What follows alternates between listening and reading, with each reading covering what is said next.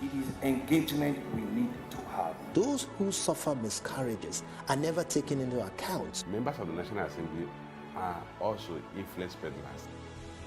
You are sitting on Nigerians' money. From the Babin, I pay my rent. From the Babin, I send my children to school. A consultative engagement. No any tangible notification before they ban us. It's one thing for people to be at your back and the heat of the moment, and another thing for them to still be with you when push comes to shove.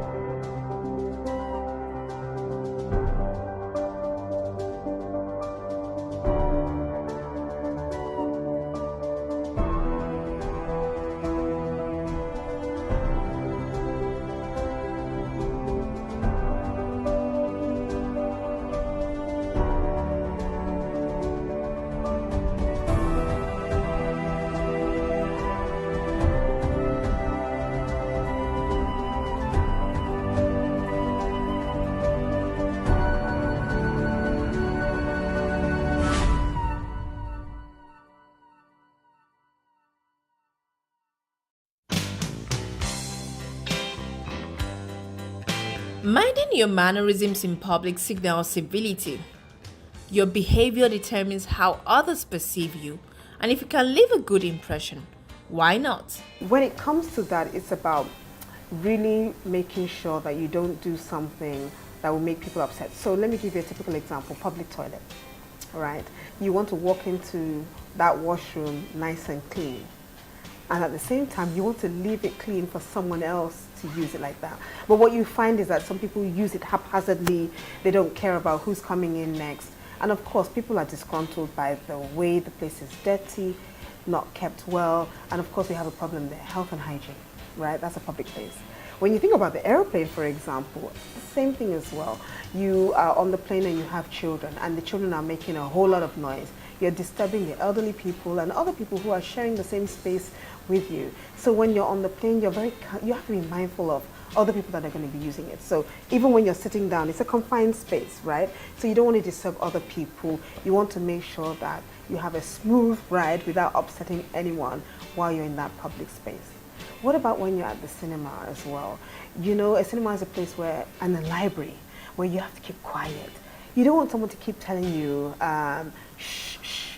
What does that mean? You're not supposed to use your phone when you're in such places, like a library, for instance. Then you're in the supermarket as well.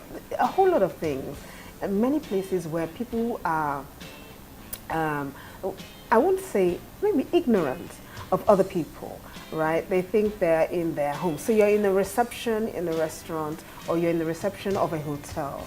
You're not going to put your feet on the desk, on the table, and you're watching the TV as if you're in your sitting room, right? So people wouldn't like that. I've seen cases where some people are in they're in the not waiting room. There's a public place where you can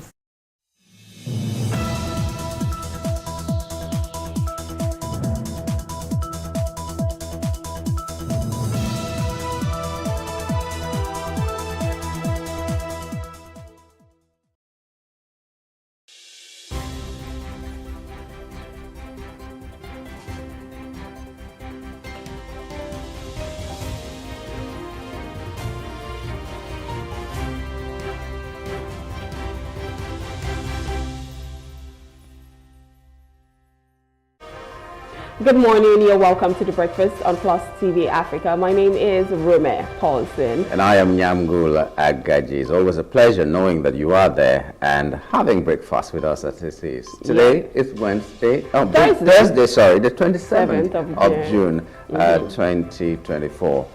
For some people who are expecting salaries on the 28th, they'll say, you're drawing us back. Blood of Jesus. That's not it. It's my mistake, you know. Welcome to the show this morning. Yes, on today's breakfast show, we'll be taking several hot topics, one of which El Rufai sues Kaduna Assembly over 432 billion Naira probe report.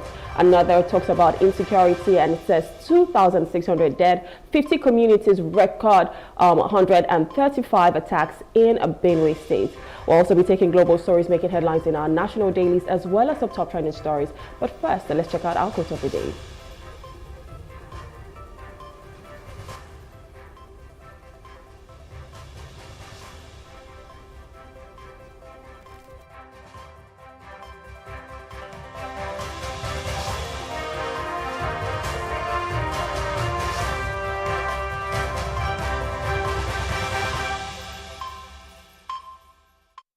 way to predict the future is to create it, and that is by Peter Drucker. He was an Austrian-American consultant and writer, and he says this morning, the best way to predict the future is to create it.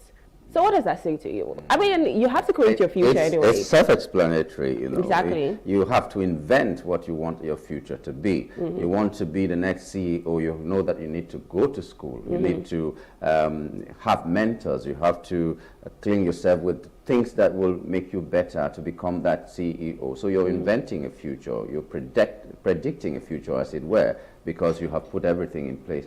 Some things could happen that you may not have planned, but it is in your hands mostly, maybe 90% of the time, to make sure your future is what you want it to be. You cannot bring back the past, but the future depends on you to shape it.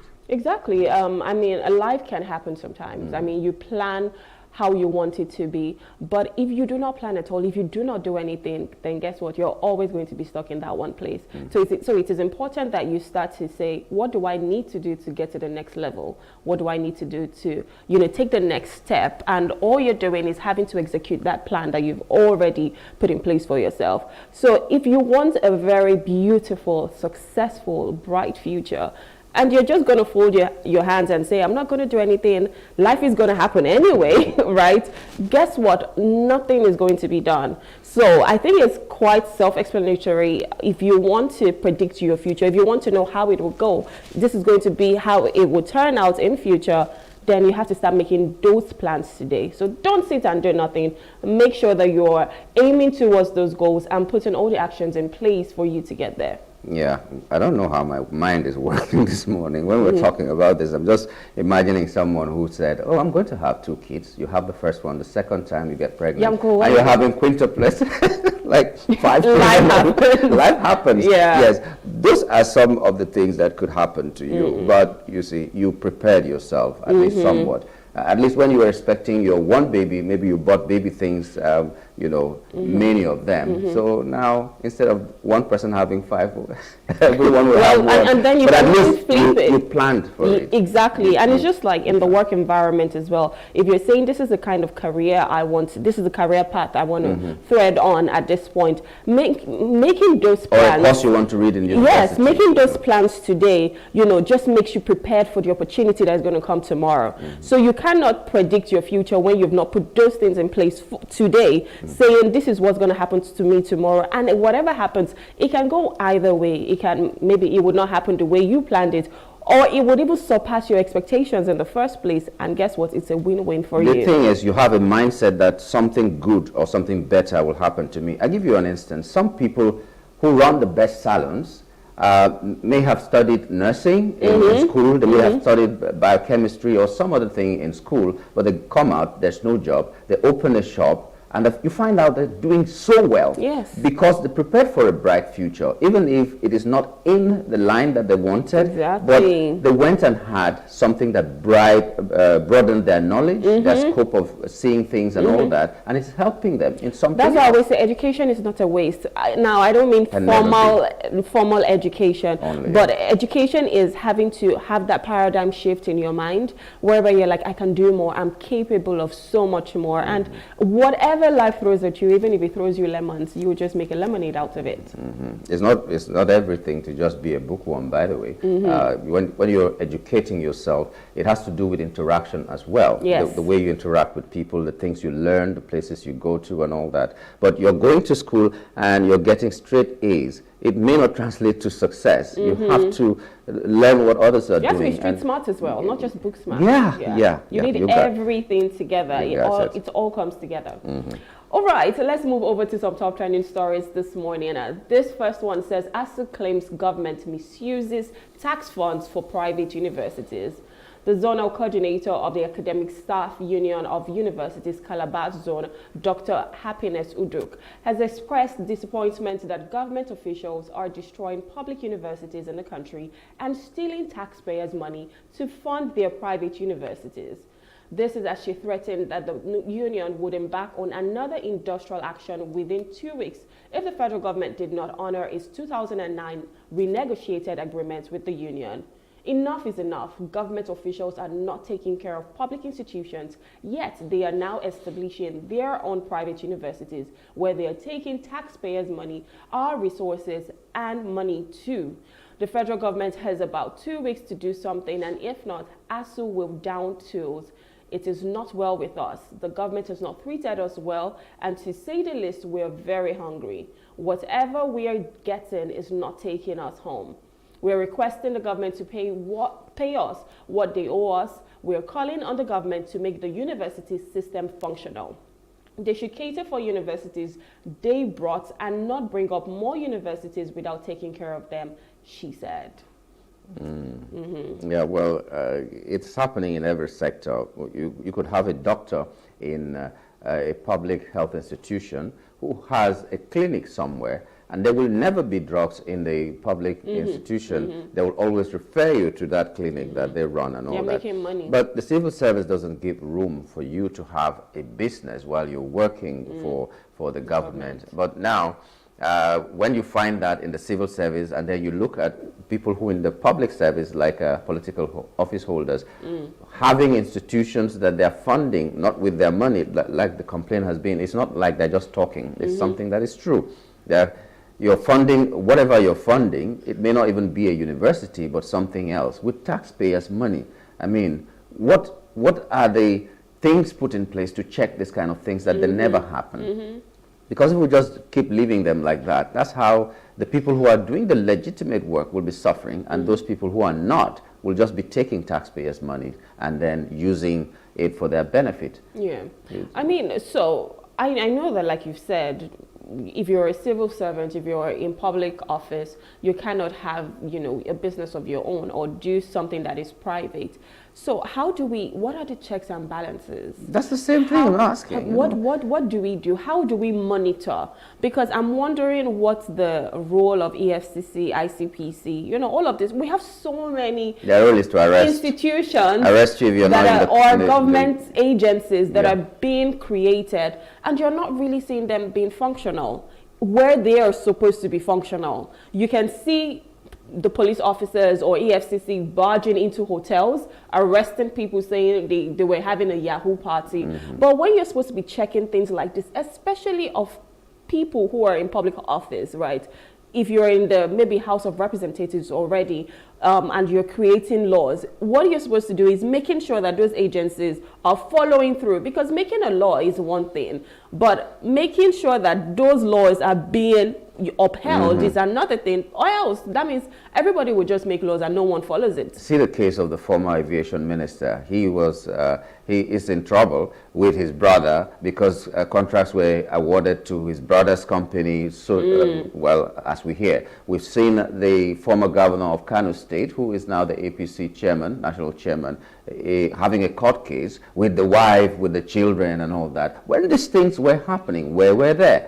Where was the EFCC and all that? Immunity is only for the governor. The immunity is not for the wife, it's not for the son, it's not for anybody who is related to him. So they could have prosecuted those people, and then we see where it will end. Even if they extract, they remove the name of the governor at that time, but we should have seen something happening.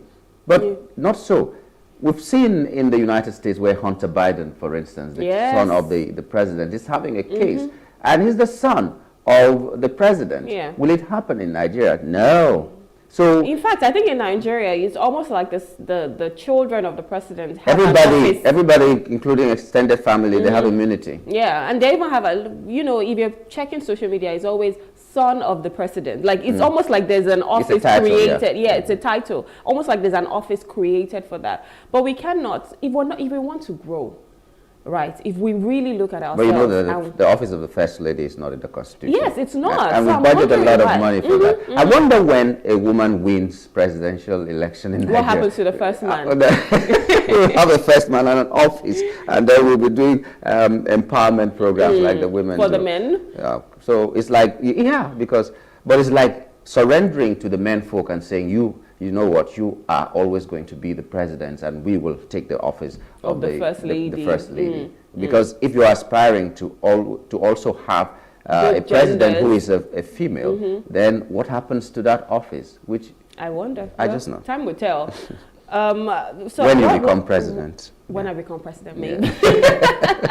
That's if I'm even looking at that. But what I'm trying to say is, if we really want to grow, we need to be honest with ourselves. Yeah. We need to say, this is where we're going to, as Nigerians, this is what we're looking at, this is our goal. You cannot tell me that you're taking taxpayers' money and using it for your own business. I don't think it's even right. Because these are people's blood and sweat. And these same people cannot afford food right now because food is one of the most expensive commodities in Nigeria. But then you, who is a politician or who holds like a public office, you don't even know what the market is saying. You don't go to the market. You don't buy diesel. You are exempted from the realities of Nigeria. I think you're being nice. You're being nice by saying that they don't know. They know, but they don't care. They don't care. Let me put it that way. They don't care. And the people who are the ones who are making so much money, creating jobs for themselves even, you are taking money away from them and using it for your own benefit. And what does that say? If that's not wickedness, I don't know what it is. It's witchcraft. And I think the government needs to start to do something about this. I think it's time to look inwards and say, look at myself, look at my heart. Is my heart clean? Is my heart good? What am I doing for Nigerians? What am I doing for Nigeria as a nation? And let us be able to use taxpayers' monies right. Don't take it for something. Don't deviate the money. Don't take the funds that was meant for something, taking it into your own pocket. That is just wrong. It is not a poverty alleviation scheme for you. No, this Nigeria is for everyone, and everyone should benefit from it. I think we should know at this point that every individual is the God and the devil at the same time, depending on where you stand. Because these people are the ones that swear by the Bible and the Quran. And some of them, like it happened not too long ago, swear by Ogun and all that. And they still leave all these things that they claim to believe in and then do what they want to do. So I don't know whether they even have a conscience. How do they sleep? That's why I said, look at your heart. Is my heart clean? How will I think as I'm sitting here if I want to do something really terrible? The first thing I'll be thinking about is when my children, for instance, hear that I am a thief. How will they feel? Yes. I can't even imagine putting them through that. And then you're hearing of people taking up to 80 billion. And they're imprisoned, or they are just on the newspapers. This man is a thief. He stole this amount of money, and your children are there, your wife is there, and everybody's comfortable. How did we even get here in the first place? It's quite sad and unfortunate. Sad, yeah. Anyways, another top trending story says fire outbreak at Dangote Refinery. There was a fire outbreak on Wednesday at the Dangote Petroleum Refinery in the Lekki Free Zone, Lagos. Though the cause of the fire could not be ascertained, workers at the refinery were evacuated out of the building amidst panic. Reacting to the incident, the Chief Corporate Communications Officer of Dangote Group, Anthony Chiejina, disclosed in a statement, "We have swiftly contained a minor fire incident at our effluent treatment plant, ETP, yesterday, Wednesday, 26th of June. There is no cause for alarm as the refinery is operating and there is no recorded injury or body harm to all our staff on duty." According to him, the cause of the fire is currently unknown and investigations are underway to determine the extent of the damage and the cause of the incidents. Well, it better be. I saw this yesterday and I was like, Dangote Refinery that we're all banking on. I hope nothing is. It better be an accident. Yes. And the investigation should be a serious one, because it's not too long ago when Dangote made a pronouncement that IOCs are sabotaging his operations, and that there was talk about adulterated fuel, aviation fuel even, being imported into the country and all that. And then a week later or something, a few days later, there's a fire in his... I think they're downplaying what really happened in that place. But I'm hoping and praying that it should be an accident, just something that... And not anyone trying to sabotage. Because if that is the case, then there's problem in this country. We know that there are people who are sabotaging even government policies so that they never work because of their selfish gains. But as far as we can trace these people out, we should start speaking out. Don't come and be telling us, if I mention names, Nigeria will burn. If I do this, start mentioning the names and let us see what can be done about them. At least name and shame them, even if you cannot prosecute them. And that's the way you can even start to deter others from doing such crimes. Because if you do not make an example of some people, then you're not ready. We need a scapegoat.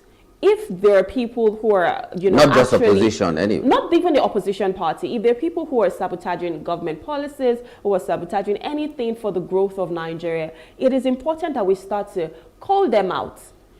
If we have to even put them in jail for a time, it's just for other people to know that this can happen to me too, and I do not want to be away from my family. I do not want to, because that whole calling them out and saying, so person did this, I think they are now immune to it.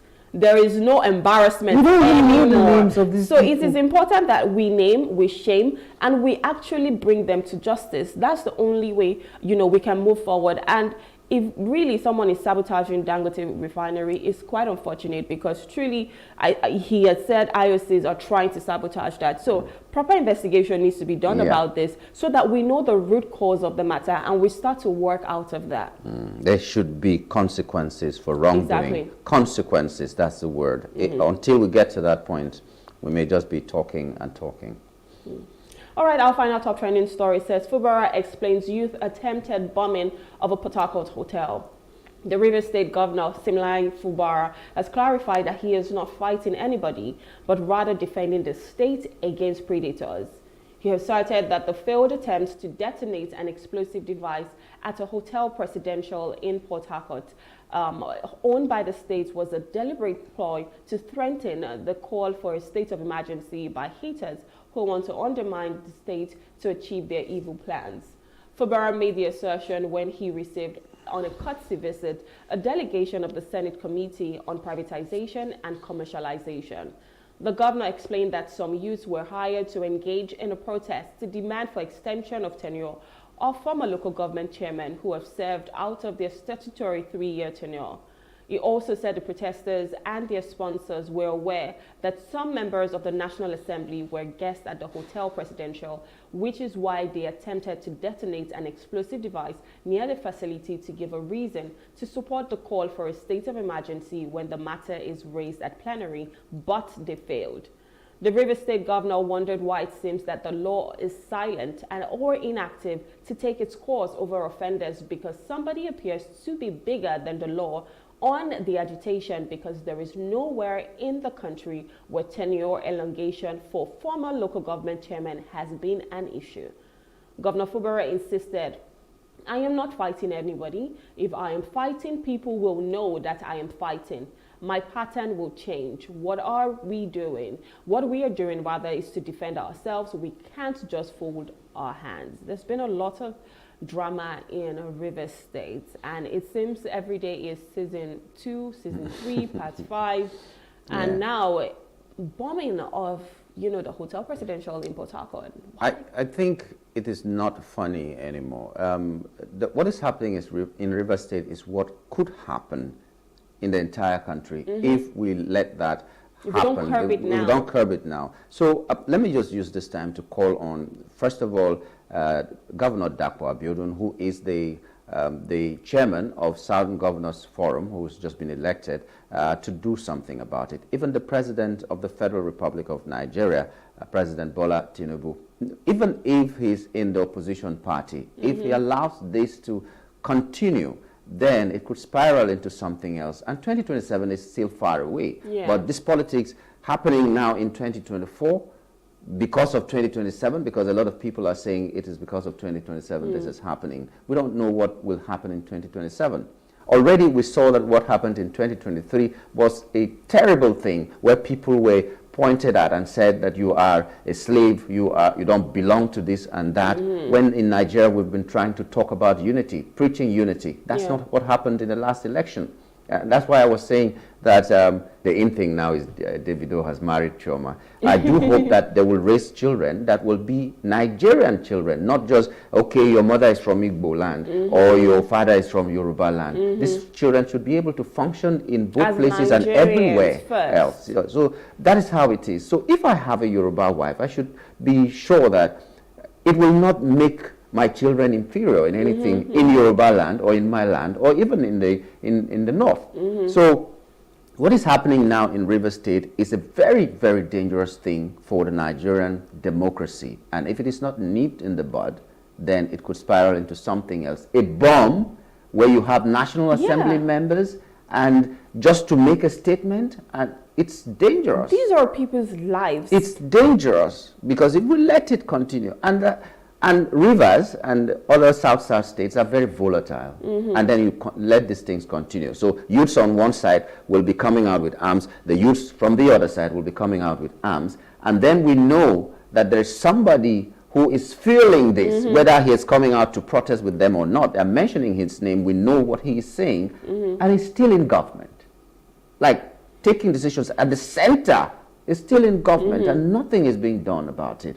It will not happen in other places. At all, and this is a real threat to our democracy. And talking about arms, you know, there was the video of some people have died, guns, of so much guns and bullets. I think I saw that. Like, I think the video was from the north, but that should tell you how we just think, you know what, it's okay. It's just ammunition. It's all right. These are people's lives at stake to the point that we're taking bombs and trying to kill people. Do you know how many, if something like that had been detonated, do you know, it's not even just maybe some National Assembly members, people and like people in the environment as well would be affected. Why? How did we get so bad with our system that we allow things like this? And why is no one saying anything about it? Well, now the governor is saying, I'm not fighting anyone. But that is on one hand. The people who are coming out to do these things or agitating, I think the federal government should they need to step in now. To put its feet down. Well, they have said they have arrested someone, or they have discovered, they found the person who detonated the bomb at that place and all that. They found someone in the hospital that was brought for accident and all. I hope they will do further investigation. What if that person is a victim? Because he was brought to the hospital unconscious. The people who brought him are the ones who said he was involved in an accident. What if he was a victim? He was just there when that bomb went off and all that. So investigations should be done. It was too hasty. That announcement that we have caught him and all that, it was too hasty. Maybe the perpetrators are somewhere else and just laughing. And he's supposed to be the fall guy. So I think our people just make pronouncements too fast. Do your investigation. If he's the one, then let him go in for it and make sure you find out who sent him. True. Because he was definitely sent. Let's not sweep this under the carpet. It is important that we look through it. Because, I mean, you don't want this to spiral into other states as well, and Nigeria as a whole. All right, that's it for our top trending stories. We'll go on a short break, we'll look at the weather, and when we return, we'll be reviewing the papers. Please stay with us.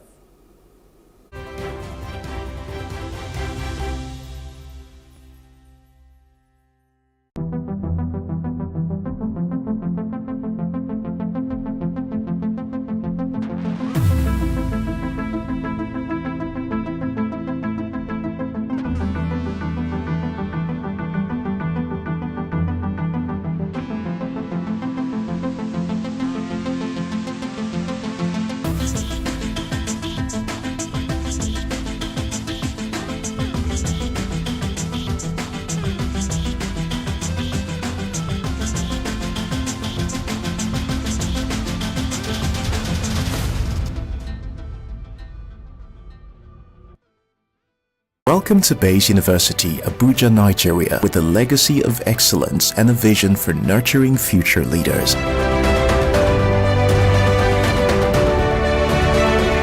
Bayes University is in a league of its own. We're all about our people, processes, and technology. Bayes is one of the highly rated universities in Nigeria in terms of product quality standards. We don't just produce graduates, but groom people into employers of labor. And it has made us understand that learning is all about three things. We learn, we unlearn, and we relearn. Bayes University Hospital offers a range of specialized services equipped with the latest technology, manned by a team of trusted professionals. And now, our vision extends beyond our walls with the Baba Ahmed University in Kano following our lead. Join us at Bayes University and invest in your future today. Bayes University is the institution that you will get the best value for money education in Nigeria. Bayes University. Learn to live. Sometimes, it's not just the distance we travel. It's the gaps we close.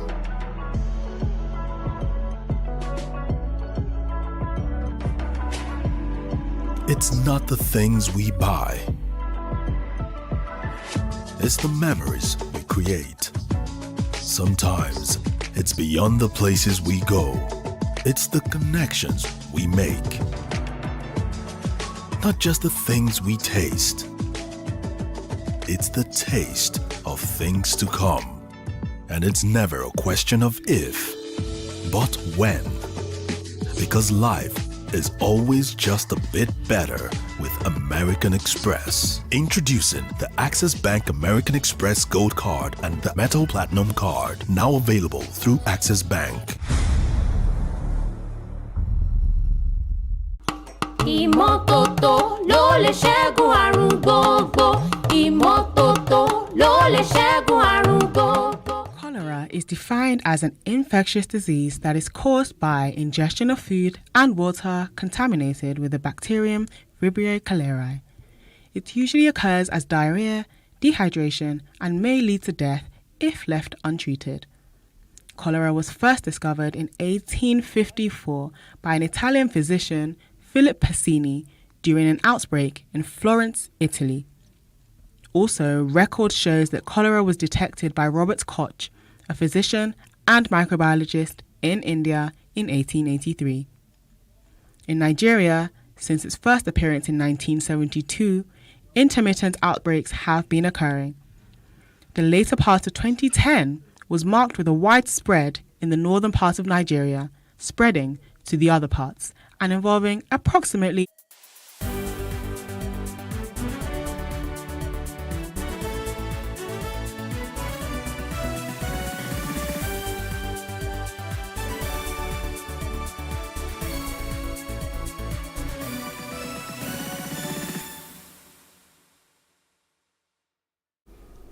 Thank you for staying with us. You're still watching The Breakfast on Plus TV Africa.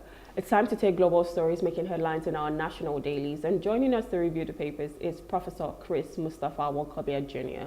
He's a convener of Country First Movement. Good morning, sir. Thank you for joining us.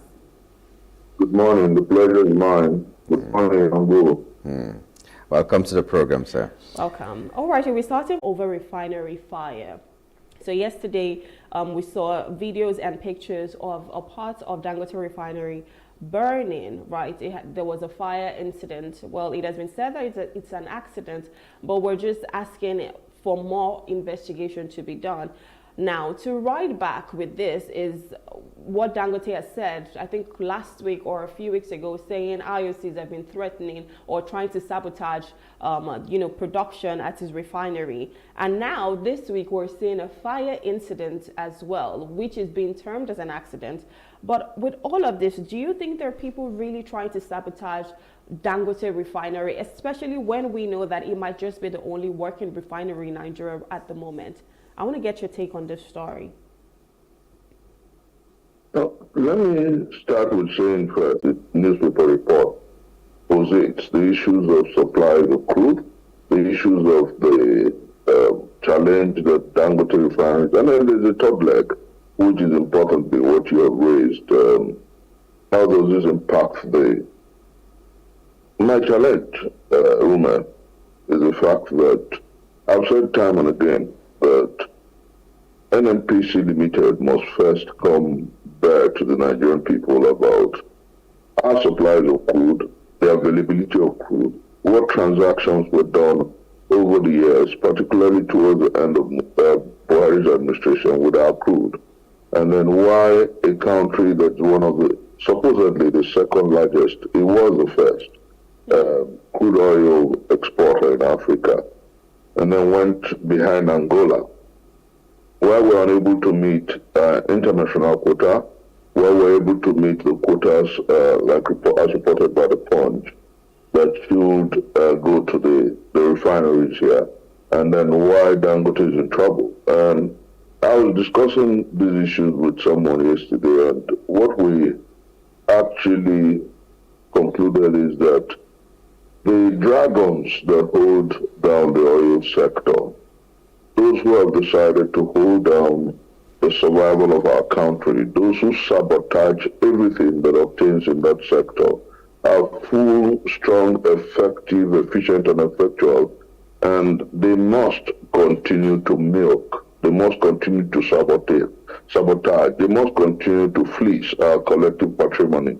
So you ask yourself, why should a nation that has well over 1.3 million barrels of crude oil allocation not have supplies for its local refineries? You ask yourself why Dangote will have to import crude oil. Then you ask yourself why, lastly, the sabotage that happened there yesterday.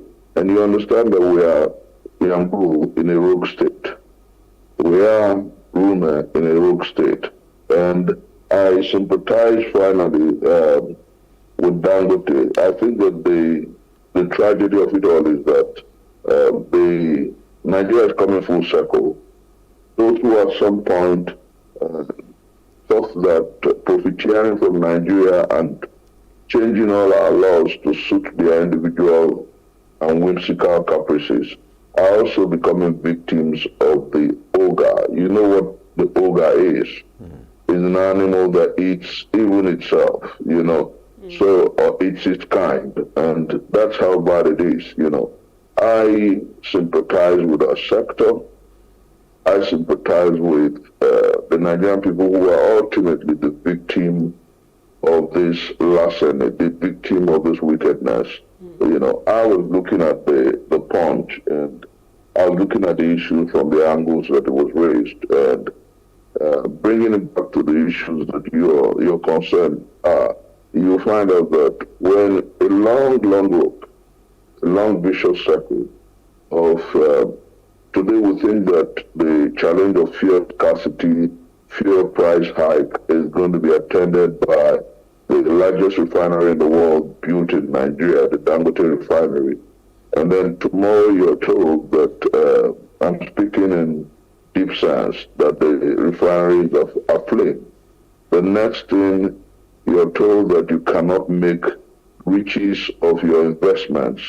The next angle, you're told that the sector and the policy guiding the sector is not efficient and effective to make you run profit. For what reason do people do business? Is it not to make profit? Now you ask yourself, okay, there are no supplies, so you have to import. At what cost are you importing crude oil? And then there's a whole lot of, I think, I mean my choice of words, because I'm trying to be as polite as I can, but I'm troubled that I may not be able to send sufficient sense or make sufficient sense in this pragmatic or polite approach. You ask yourself, your nation is a minefield, is a well of crude oil. You have refineries, you have investors who cannot get supply. It's like the proverbial instance that you're in the water and soap blinds you. Can you understand where I'm coming from?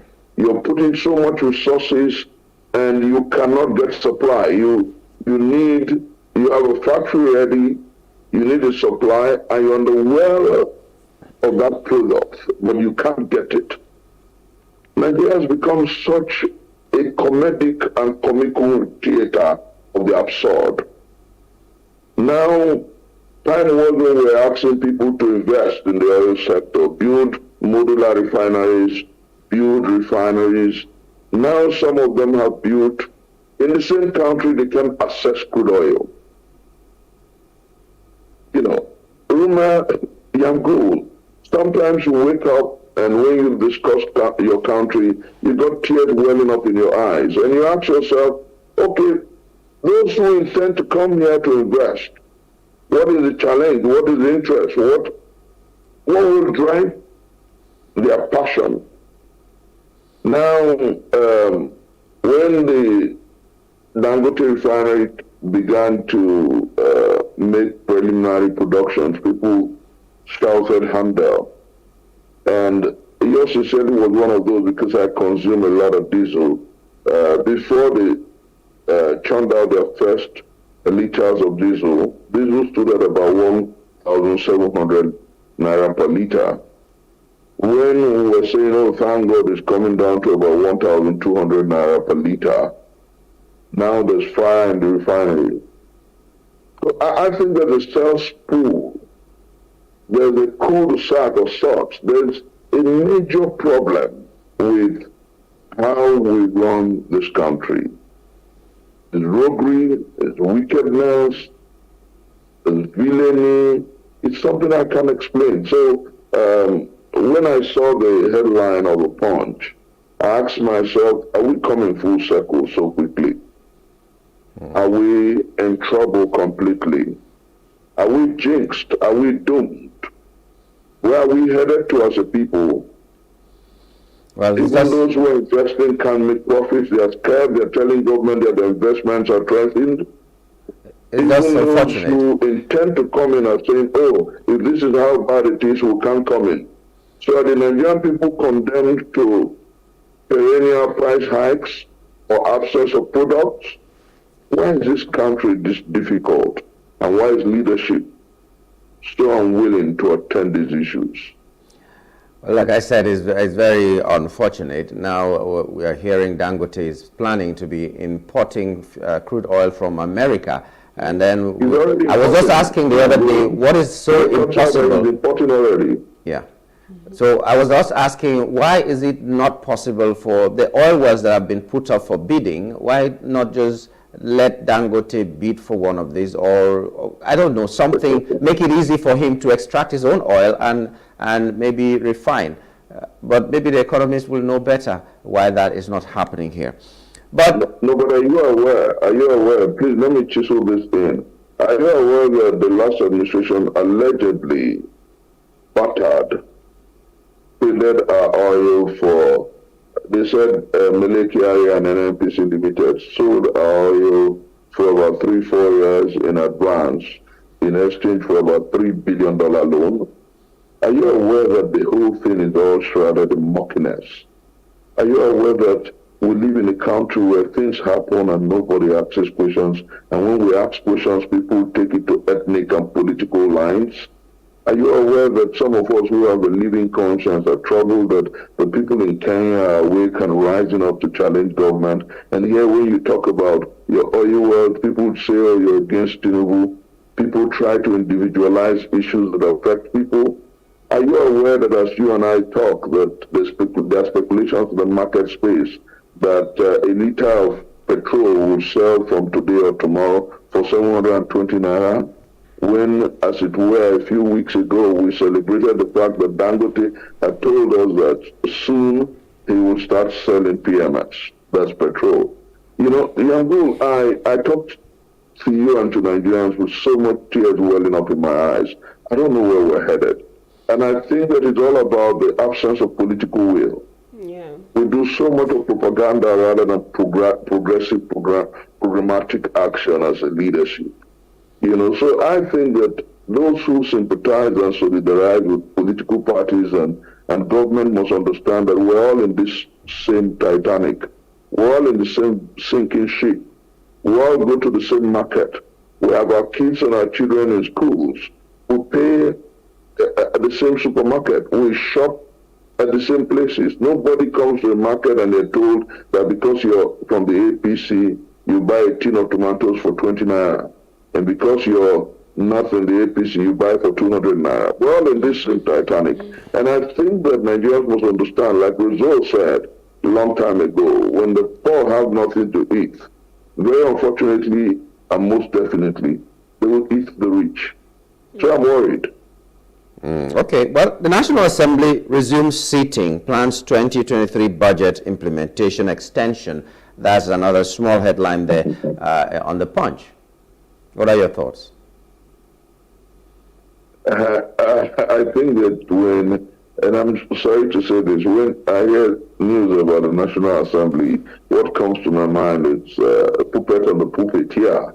All comes to my mind is the rubber stamp. You know, what have they done that is pro the masses?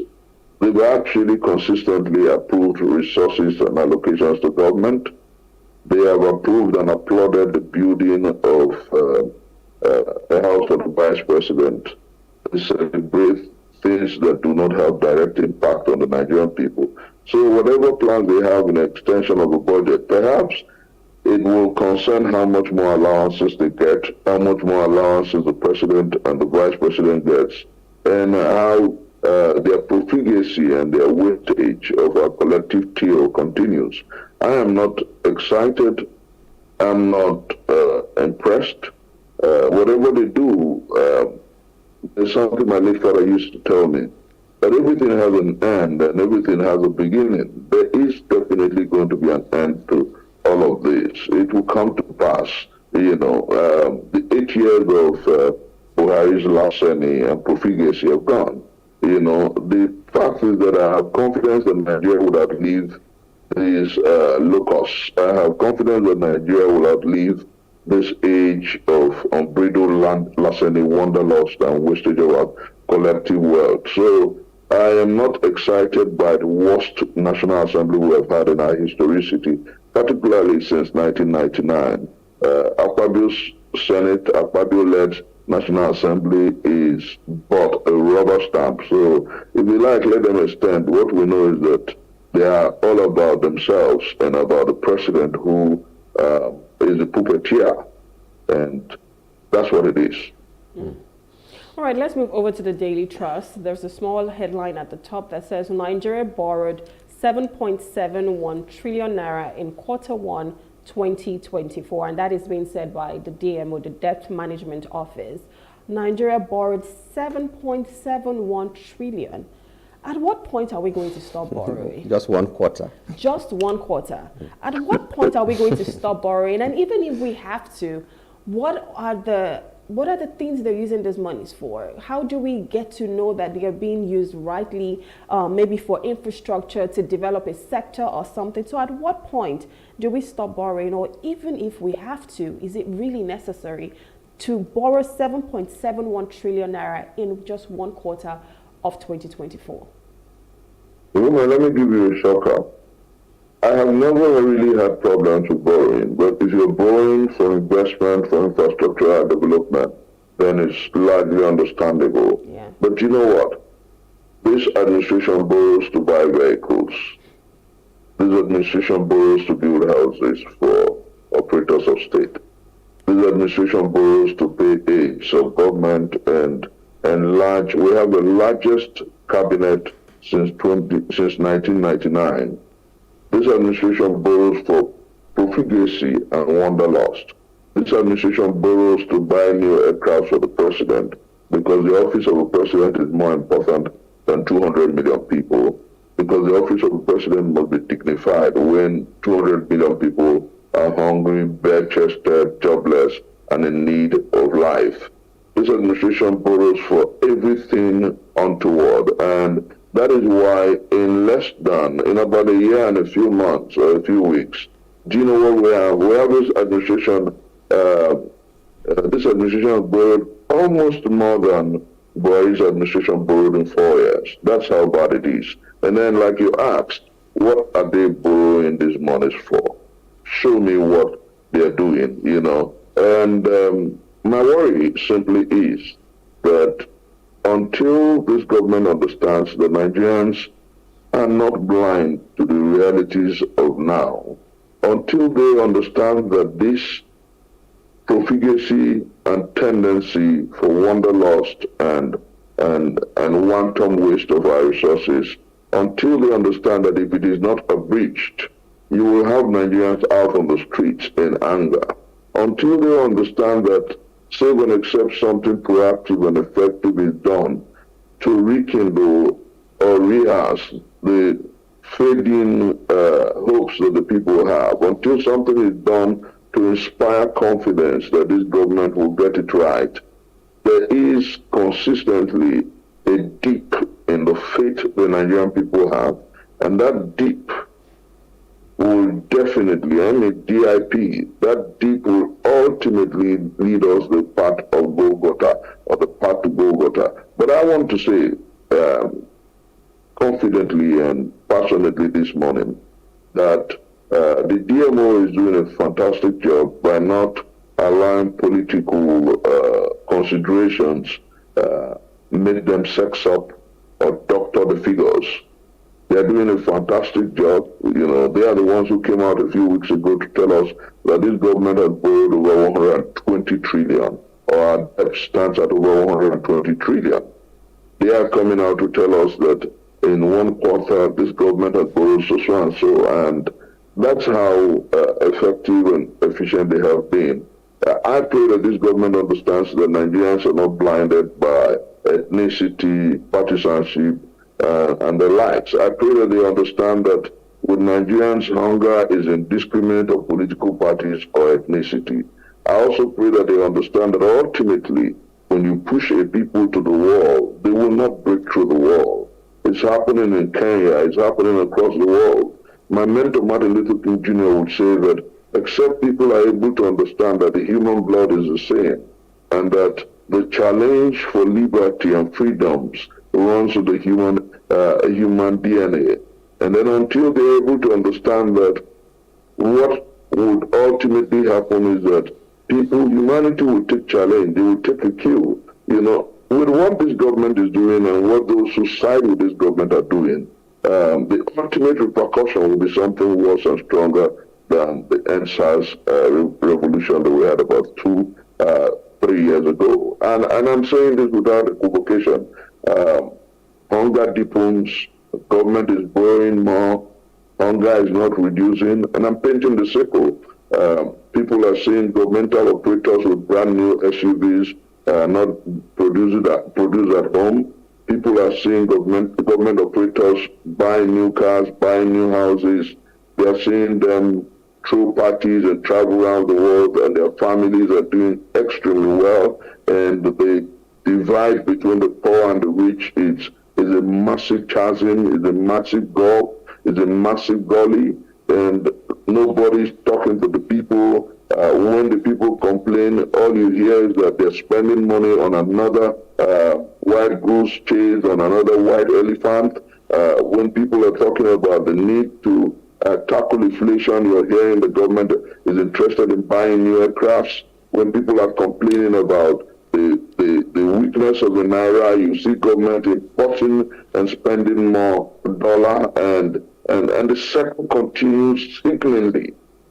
It's a sickening vicious circle, and nobody's doing anything about it, and you think that it will continue ad infinitum, ad nauseam. It is not possible. For everything in life, there's a beginning and there's an end. There's a time to reap what you sow. You know, ultimately, I pray that those who pretend government rise up to the reality of now and understand the urgency. Nigerians cannot, and Nigeria cannot continue to borrow without effective impact, positive impact on the economy and the lives of the Nigerian people. So, Rona, I understand your concern. Yambu, your concern is my concern. For how long will this borrowing continue without commensurate impact on the lives of the Nigerian people? And I think the answer will ultimately be, for how long will Nigerians continue to fold their hands and watch the collective despoliation, the collective wealth, waste of our collective wealth and patrimony? Okay, we'll move to Daily Independent now because we're running out of time. We were just concerned, we were talking about it earlier on, what is happening in Rivers State. The Daily Independent has a headline there, second largest headline, if I may. Explosion at hotel ploy to force state of emergency. That's according to Fubara on the Rivers crisis. So many other newspapers have it this morning as well. So even though the state government has said that they have caught this person who did this, but we are worried about what is happening generally in Rivers State and how it might affect Nigeria as a whole. Your comments, please. The biggest business in Nigeria has become politics. Someone superintended over the state for 8 years and has been elevated to the minister of the Federal Capital Territory. Instead of concentrating on his new brief, he wants to govern Rivers State and at the same time, by proxy, and at the same time govern Abuja. And when it has become almost impossible because the God's son has realized that what score the people living with is exactly how well he has performed and has risen up to the challenge and is saying, I must be left to do my job, And so the Godfather accord is broken, and the Godfather must destroy the levers of governance in River State. The Godson must react. That's the picture, and unfortunately the state is in trouble. Unfortunately, governance must suffer because one man must get away with his individual and egotistic interests and aspirations. That's what we have. That's the picture. And so anarchy is let loose on the land. I pray that the people of River State rise up to the challenge. I pray that they understand that the manipulations of men will ultimately lead to the trouble of many. The manipulations of a few men will lead to the trouble of many, and that's exactly what we have. But do you think it should just be left in the hands of River State? Do you think it should be left in the hands of River State? Because this is something that could spiral into something greater. Yeah, even to Nigeria. That's why I'm going to. I think that's one challenge to the people of River State. They must call the parties, the Godson and the Godfather, to order.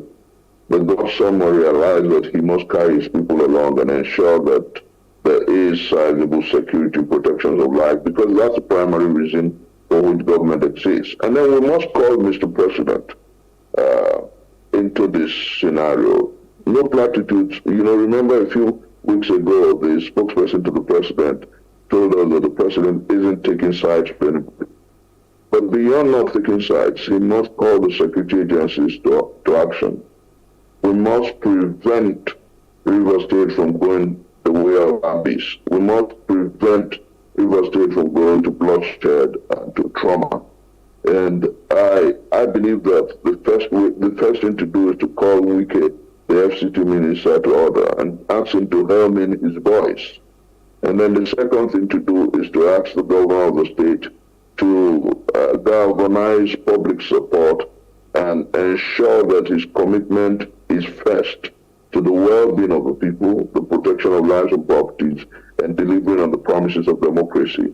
These are the fundamentals, and that's the minimum that is expected of Fubara. And I think that he's doing his best at that.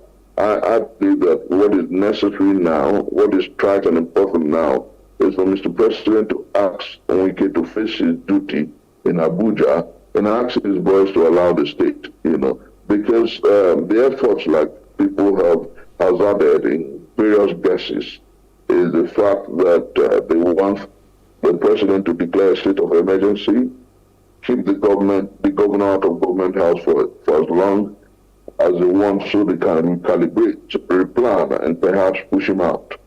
But the truth is that in the 21st century, this tendency for brutish action must be lampooned and criticized.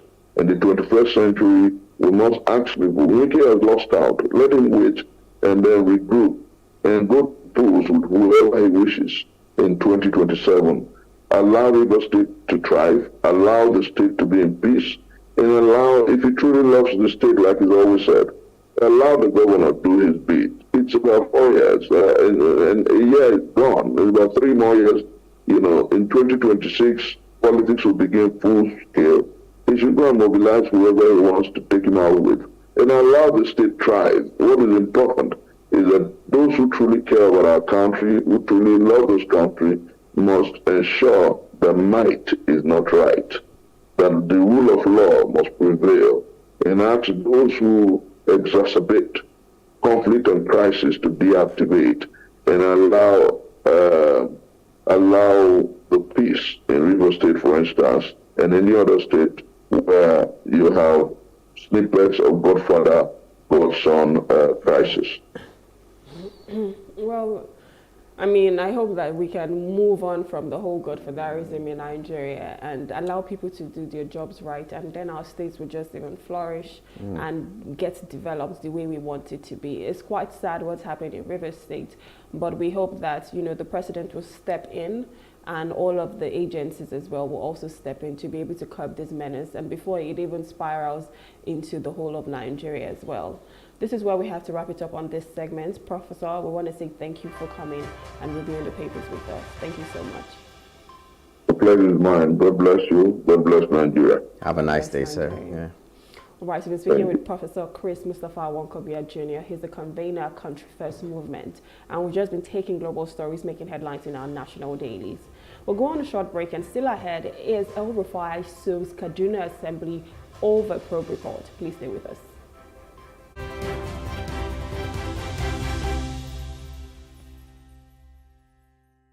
Picture this. You're sitting at a table, ready to indulge in a mouth-watering meal. Stop. For many of us, it is hard to resist the temptation, especially when it comes to enjoying a juicy beef dish. But have you ever stopped to think about the impact of your food choices on the greater good? Our food choices have a great impact on others. The beef industry is one of the leading contributors to deforestation. As trees are cleared to make way for cattle ranching, it not only disrupts the delicate balance of ecosystems, but also contributes to climate change. We can make a difference with our choices. It does not mean we all have to become vegans overnight. Imagine enjoying fish and poultry a few times a week, indulging in beef just once a month, and filling our plates with plenty of plant-based goodness. Every little bit counts, and even small reductions in our intake can make a huge impact on the climate. By making smarter food choices, we're not only taking care of ourselves, but also the planet we call home. Remember, the choices we make today lead to a better tomorrow.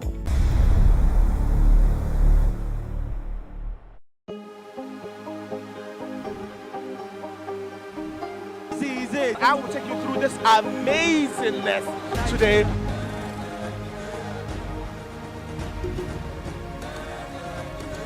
Welcome to Plus Trending. I am Buki November, your host, saying thank you for joining us on today's episode. Welcome back. It's tea time on Plus TV Africa. Practice makes perfect. I'm not perfect yet, but I'm a lot better than I used to be. He's a king. He's entitled to marry 100 if he wants to.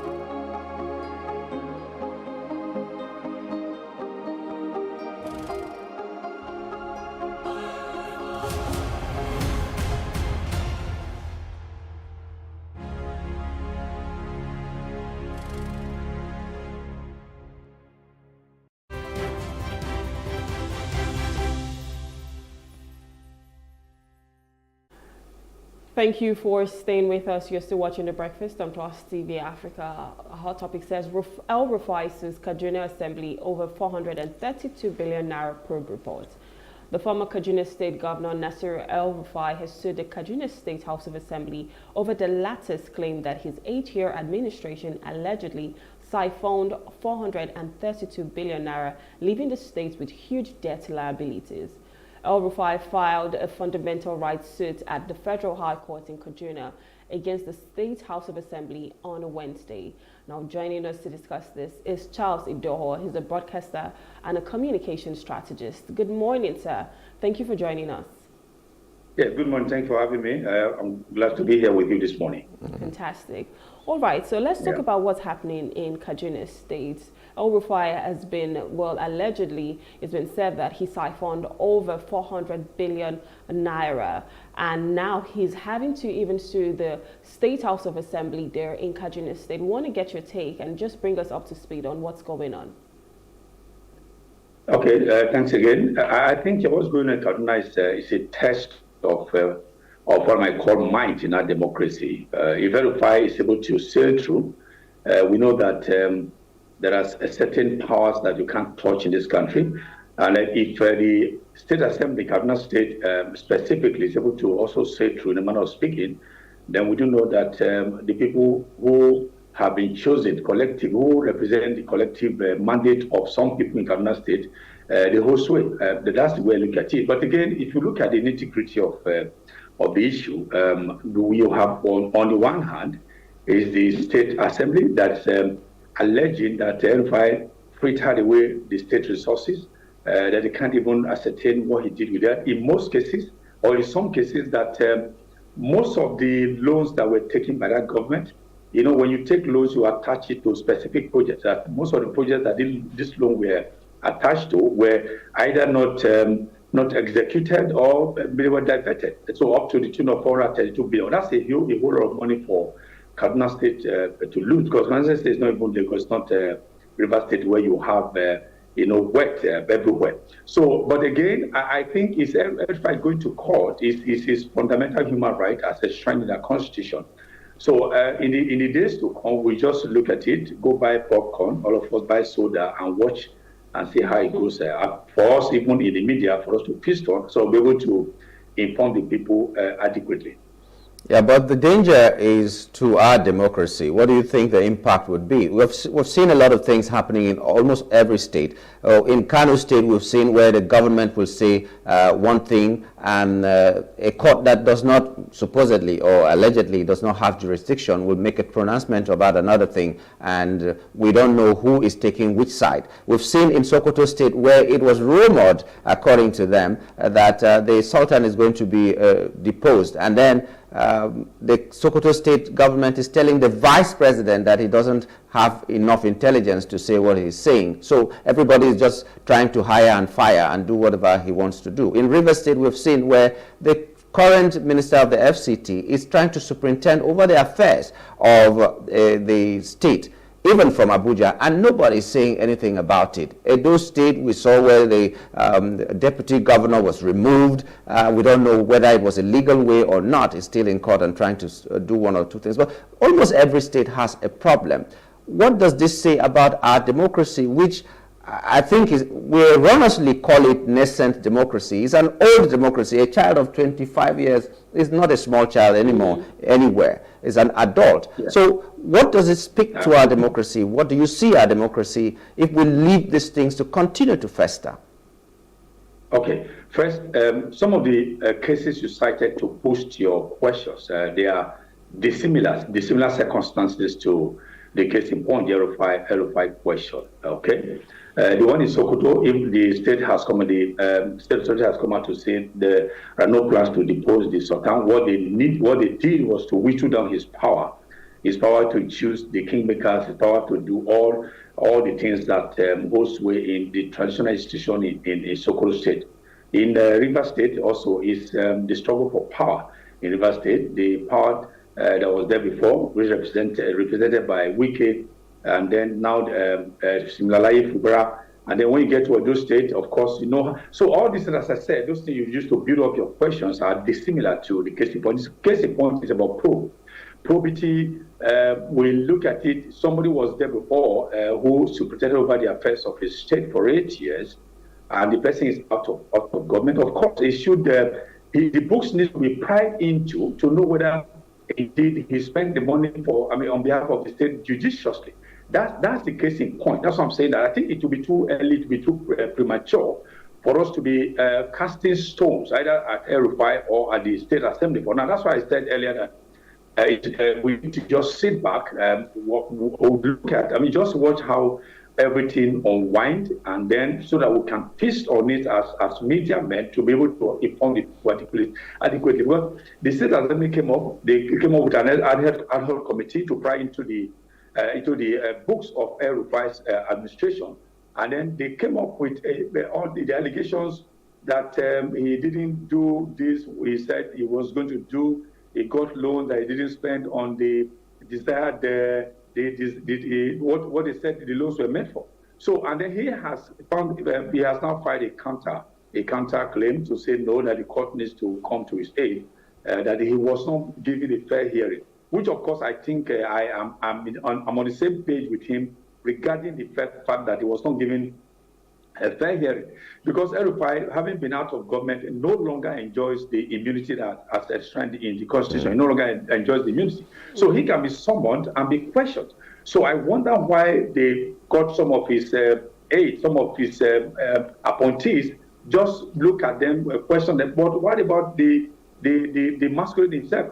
I suppose that it wasn't well done.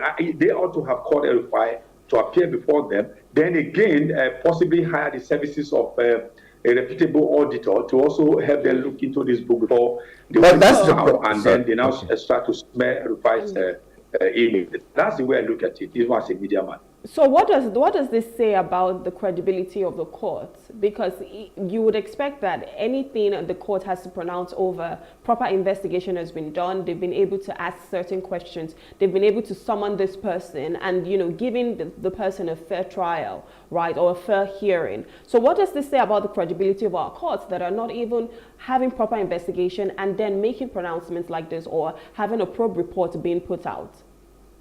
Okay, look, the thing is, I think I covered judiciary a bit even as a young journalist when I was a reporter. See, let me say this, that we are being unduly unfair, if there's any such expression in English language, to the courts and the judiciary. Look, you can't win cases that won from the investigation level. Because something has happened, you call in the police have to do investigations. But if, for instance, you are investigating a case and it's done shoddily, and then you now file the paper for the court cannot manufacture evidences at all.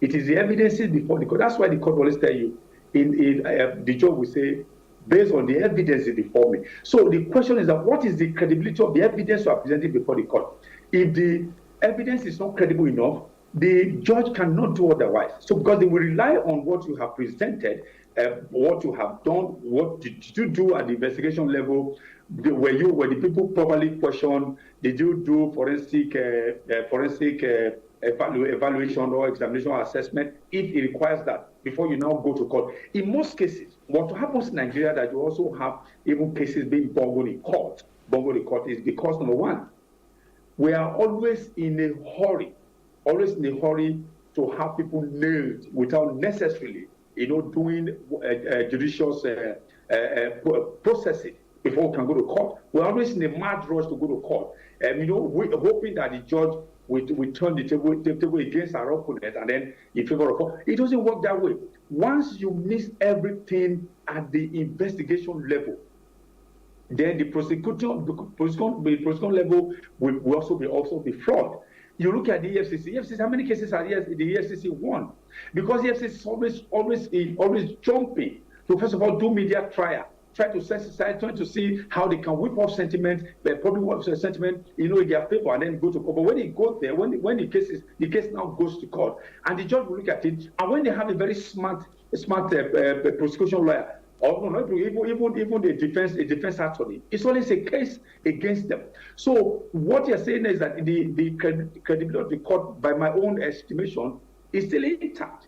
In most cases, these cases are won and lost because of the shoddy investigation level. That's the way it is. Well, I don't know if the courts you covered are the same courts that are in Nigeria now, because we've seen cases where the evidences are there, everything that they need, and then they will bring one small thing and say it's technicality. You didn't pay the sum of money that you were supposed to pay at what time, or you didn't bring the case at this moment and all that, and they just use technicalities even with all the evidences and throw out the case. So we've seen all these things, and we don't know whether it is because money exchanged hands or people have been compromised or all that.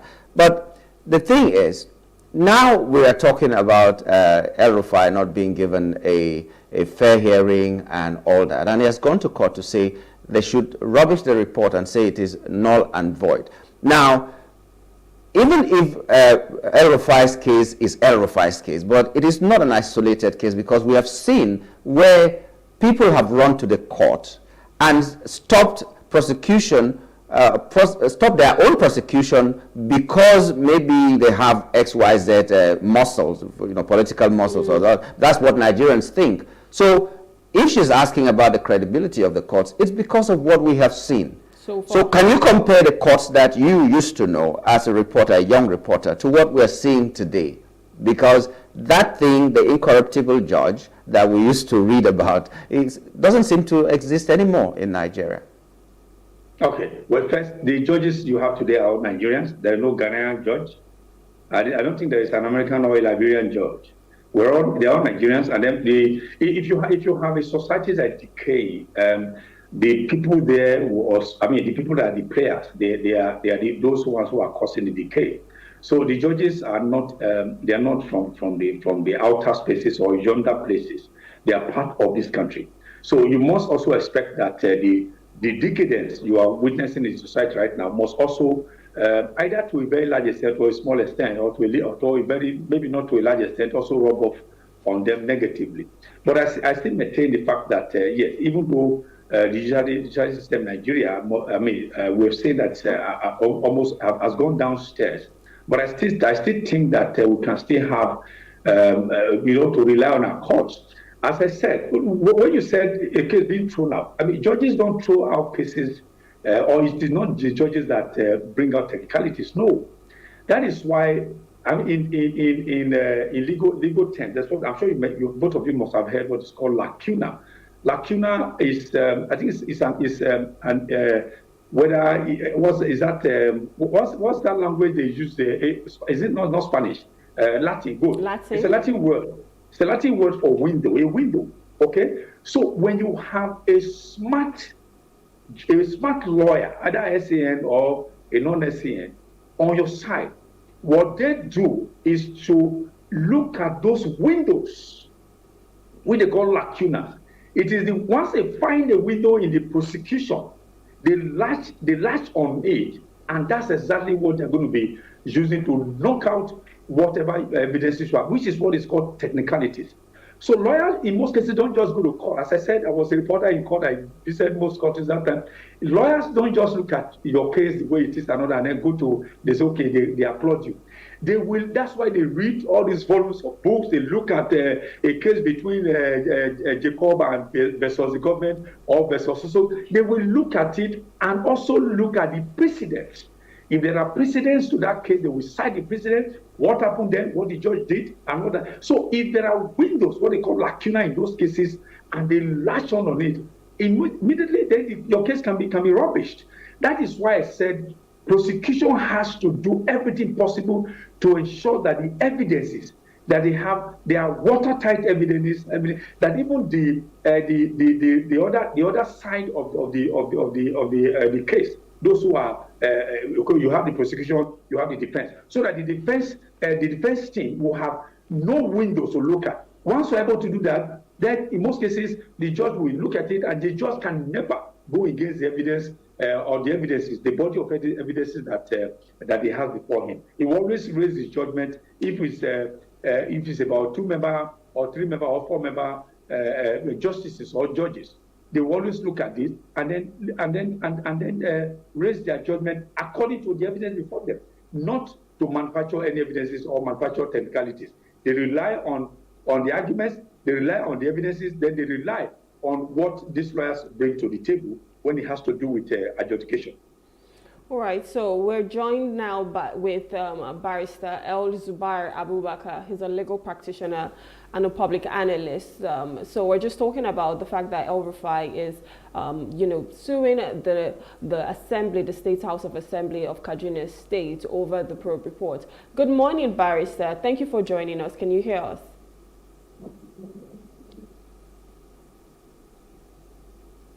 Hello, Barrister El Zubair.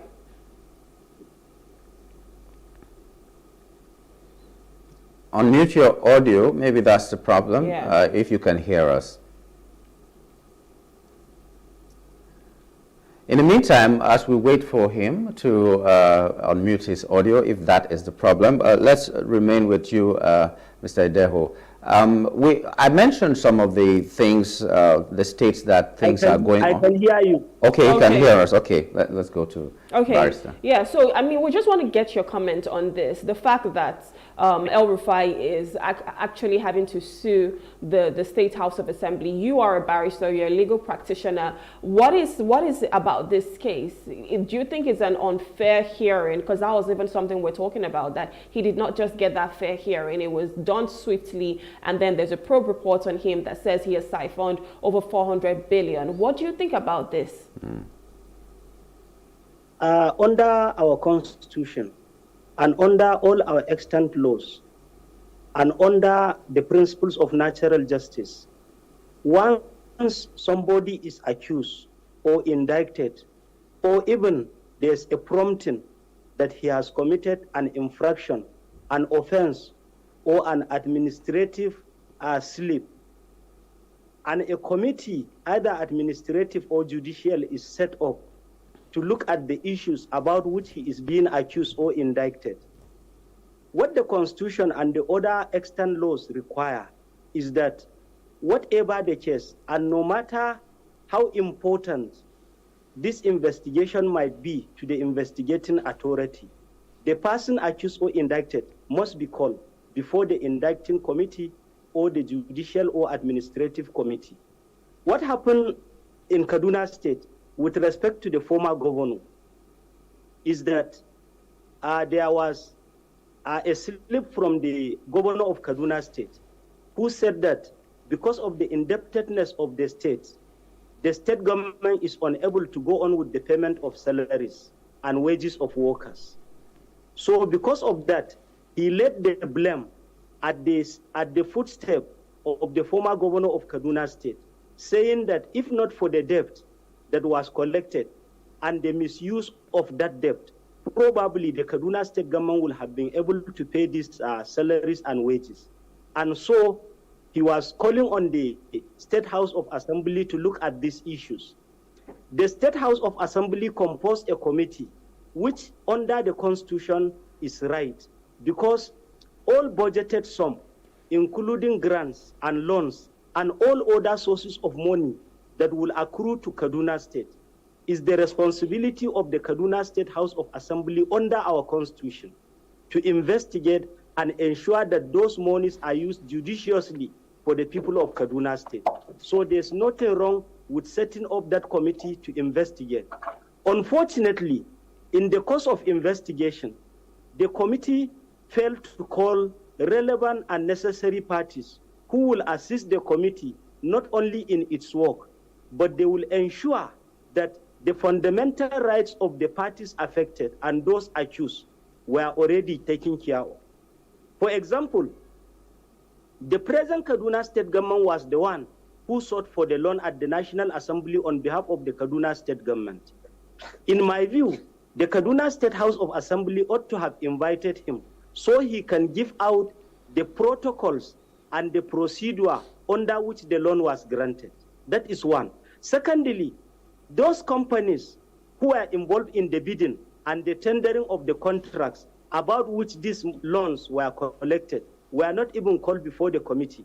So how will you know? How will you know which company? How will you know how much? How will you know whether the government paid the money that was bidded, or government did not pay the money that was bidded, or that government even shortchanged the people of Kaduna State? How will you know that? There's no basis because they didn't call any of the companies. Number three, the commissioners they called left a lot of gaps in their statements because a single commissioner cannot be able to answer for the questions which the committee required. And so what was needed was to call the helmsman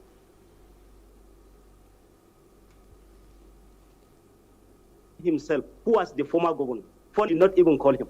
So, and the committee was able to wrap up its work without calling the former governor. These three essential elements are important. Then the work of a legislative committee is very, very fundamental that the press must be called, because all these things ought not to be in secret. It's supposed to be an open, clear, transparent investigation. Everybody that will have appeared before that committee should have been beamed so that the world will hear it. After all, the money is not for the National Assembly. The money is not for the governor. The money is for the people of Kaduna State. And you are saying that it has been misappropriated. The people of Kaduna State, under our law, are entitled to know and to see what procedure the House of Assembly adopted. More so, Kaduna State government and Nigeria as a federal government has adopted the open government partnership. So nothing should be in secret again in respect of how our rulers are taking our affairs and then ruling us. These are some of the infractions which I think prompted the Kaduna State government to go to the Federal High Court yesterday. First, to challenge the indictment. Second, to challenge the directive of the Kaduna State House of Assembly that the EFCC should take up the matter. Number 3, to clear his name that he has been defamed. I think those are the issues. And you can see the mistake clearly in the work of the House of Assembly. After indicting him, the Kaduna State government has a Ministry of Justice. The Ministry of Justice is responsible for prosecuting all issues pertaining to crimes when they arise against the government of Kaduna State. But the government is aware that if they had taken that report to the Ministry of Justice, probably the Ministry of Justice will have informed or advised them about their failure to have called the necessary and important parties whose presence will not jeopardize the basis of this investigation. I am sure that they have now realized, but it is too late. I also want to say that probably the Kaduna State House of Assembly did this deliberately. One, to give a window to Governor El-Rufai so that the political stability between him and those ruling Kaduna State will remain. And then to fulfill the request of those people who had demanded that he should be probed. There are political angles to these issues, but I think the legal angle is even more important because he was not invited. And you cannot invite somebody or ask to prosecute somebody when you have not had the person. The maxim of the law is, in Latin, audi alteram partem. Audi alteram partem means that no matter the issue, no matter how grave it is, no matter how much you feel that the person has committed an offense, you must invite him and hear his own side of the story. I think that is the failure which is fundamental from the side of the Kaduna State House of Assembly. Sorry, sir, let me add this. The present government of Kaduna State is mostly constituted by people who were in the older past government. In fact, the present deputy governor of Kaduna State was the deputy governor for El-Rufai. Most commissioners were in that government. Most members of the House of Assembly are still members of the House of Assembly. Some who were in the House of Representatives are now commissioners. These people ought to have been questioned because one way or the other, a lot of them were connected with this loan. But you see, the problem with the justice system, especially in this case, the legislative administrative system, did not take care of the right of the fundamental rights to fair hearing of all the parties that were involved.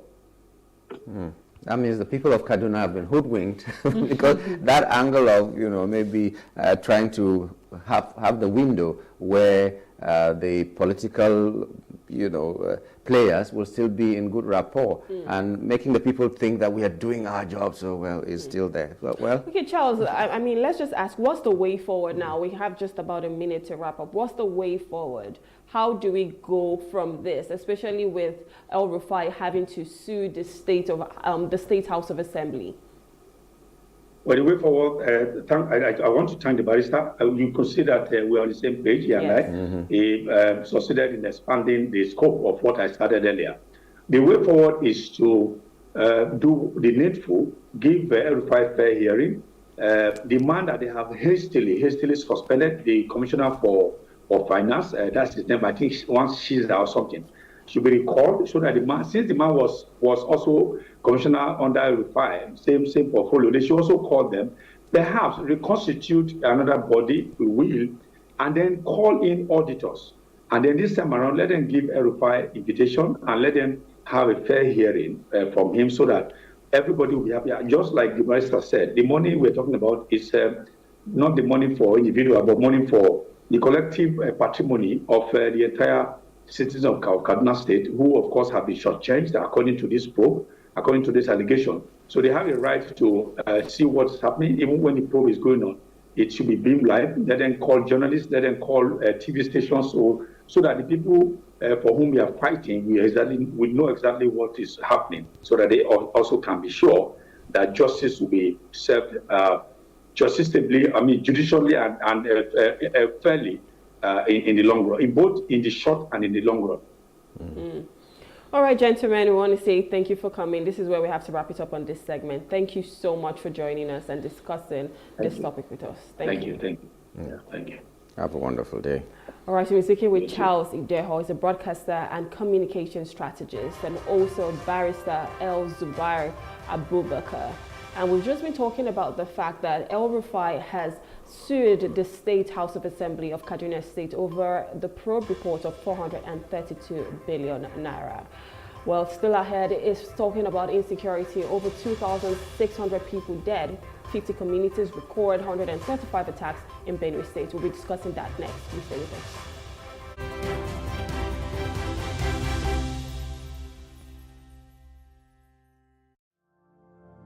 My name is Adejokela Sisi.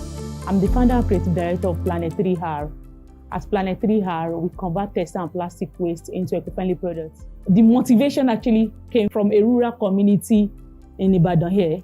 Whenever it rains, the whole place, people will not be able to go inside the community. If it rains overnight, people will not be able to go to school, they will not be able to go to work. Anytime the water now goes away, you now realize a lot of waste. And I was like, this is actually the root cause of this problem, improper waste management system. Then I look at it that, what can we do to solve this problem? And that was how I started using the weaving skill that I've acquired from my mom since I was 9 years old.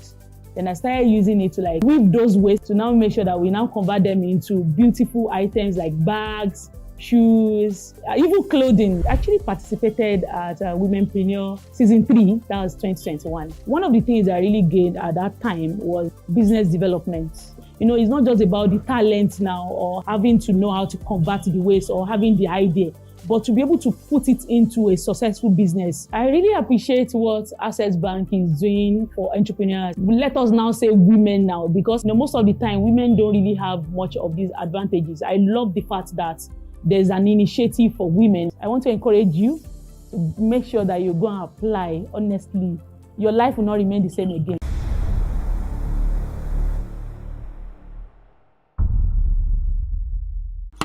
Ìmọ́tótó ló lè ṣẹ́gun àrùn gbogbo. Ìmọ́tótó ló lè ṣẹ́gun àrùn gbogbo. Cholera is defined as an infectious disease that is caused by ingestion of food and water contaminated with the bacterium Vibrio cholerae. It usually occurs as diarrhea, dehydration, and may lead to death if left untreated. Cholera was first discovered in 1854 by an Italian physician, Philip Passini, during an outbreak in Florence, Italy. Also, record shows that cholera was detected by Robert Koch, a physician and microbiologist in India in 1883. In Nigeria, since its first appearance in 1972, intermittent outbreaks have been occurring. The later part of 2010 was marked with a widespread in the northern part of Nigeria, spreading to the other parts, and involving approximately 3,000 cases and 781 deaths. Unlike many other infectious diseases, cholera persists as a huge public health problem worldwide, even where there are accessible and effective methods for its prevention and treatment. The main reasons for its persistence are socioeconomic, since cholera thrives in unhygienic conditions and environments with a reputation of already fragile sanitation, especially in overcrowded areas. The major symptoms of cholera are diarrhea, nausea and vomiting, dehydration, muscle cramps, and shock. To prevent being infected with cholera, you should provide safe water, basic sanitation, and maintain adequate hygiene practices. If infected, the first aid treatment to assist the sufferer, if medical professionals are not readily available, is to get oral rehydration solution to replace lost fluids and electrolytes. Without rehydration, approximately half of the people infected with cholera will die. Severe cases need rapid treatments with intravenous fluids and antibiotics, which are to be recommended and administered by medical experts. There is currently an increase of cholera outbreak in Nigeria, and the Lagos State government declared a cholera outbreak on the 9th of June 2024. 3 suspected cases of cholera have been reported respectively in neighbouring Oyo and Ogun states.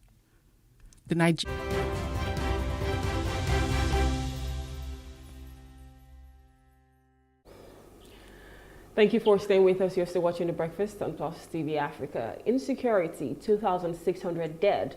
50 communities record 135 attacks in Benue.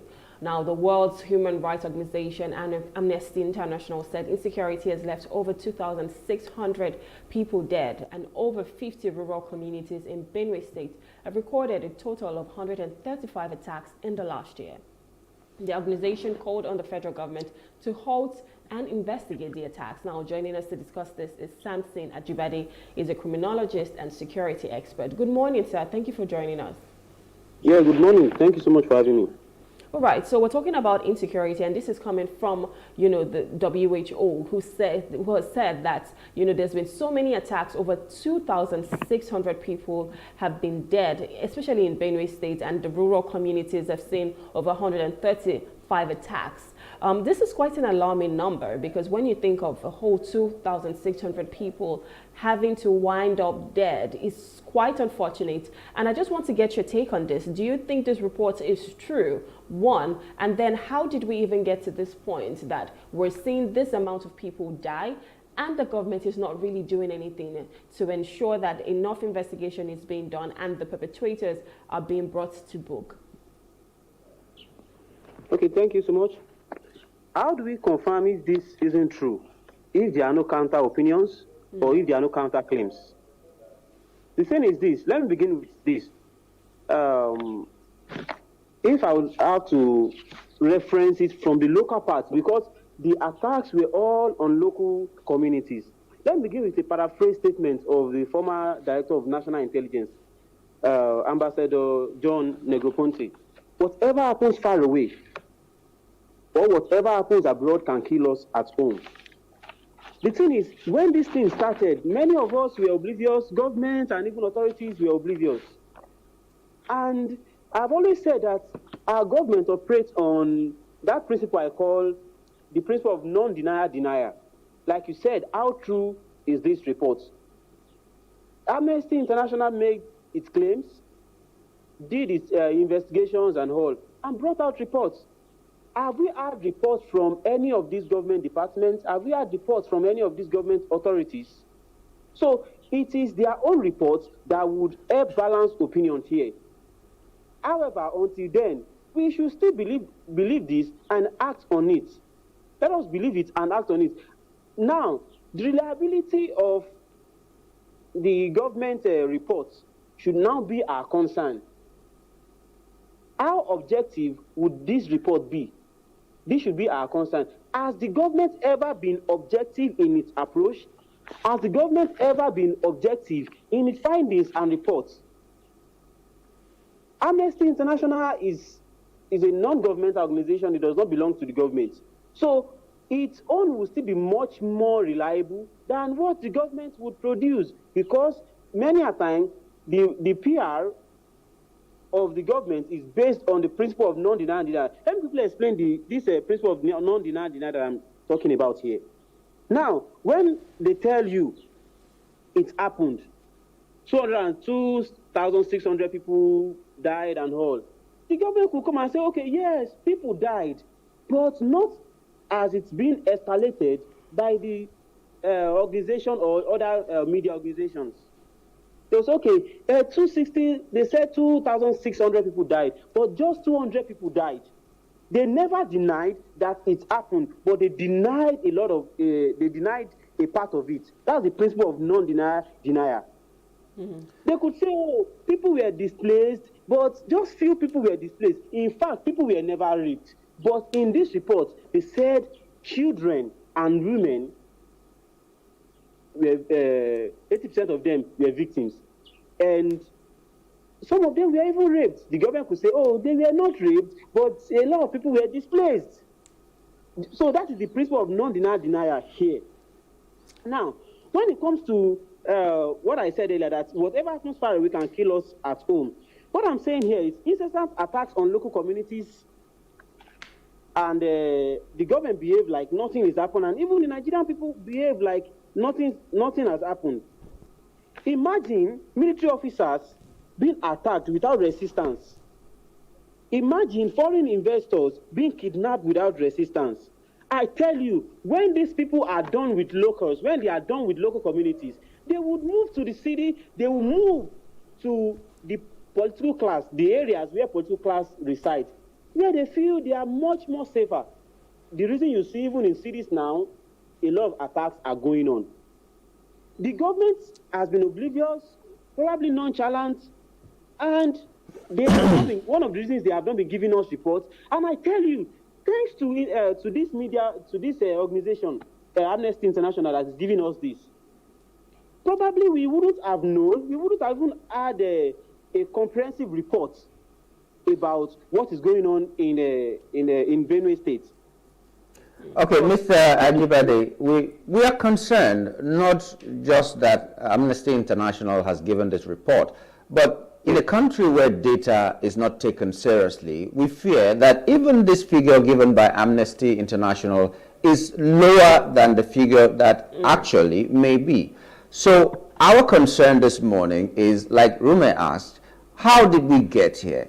And if we know how we got here, then maybe we can retrace our steps back to where we should be. What is it that is missing from all this thing the government is claiming they are doing to curb insecurity? What is it that is missing that in a year, inside one state, we can have a report of over 2,000 people losing their lives and so many people displaced? What is that missing factor that the government needs to look into and make sure that our people are safe? Okay, you asked earlier, I said, how did we get here? And I said that whatever happens far away, when it happened far away, people were oblivious. The government wasn't too concerned. They felt they were safe, they have the security architecture to protect them. One of the reasons, how did we get here? Now, let's quickly talk about banditry. And another thing we should note about this report is, this report didn't really emphasize on the cause or those perpetrating the crime. But we know that in Benue, it is Elders Clash or banditry in Benue State. We know that as the Middle Belt. Now, here is a simple answer. When the government that has the monopoly of violence, according to Max Weber, becomes docile, when it becomes docile, leaving a large expanse of land or areas ungoverned or uncultivated, I tell you, non-state actors will certainly take control of the space, of the ungoverned space, and perpetrate evil acts. How did we get here? This is one of the points here. A large expanse of land left ungoverned. Now, where are these bandits? Where are these criminal elements? Where are they hiding? They hide in these ungoverned spaces.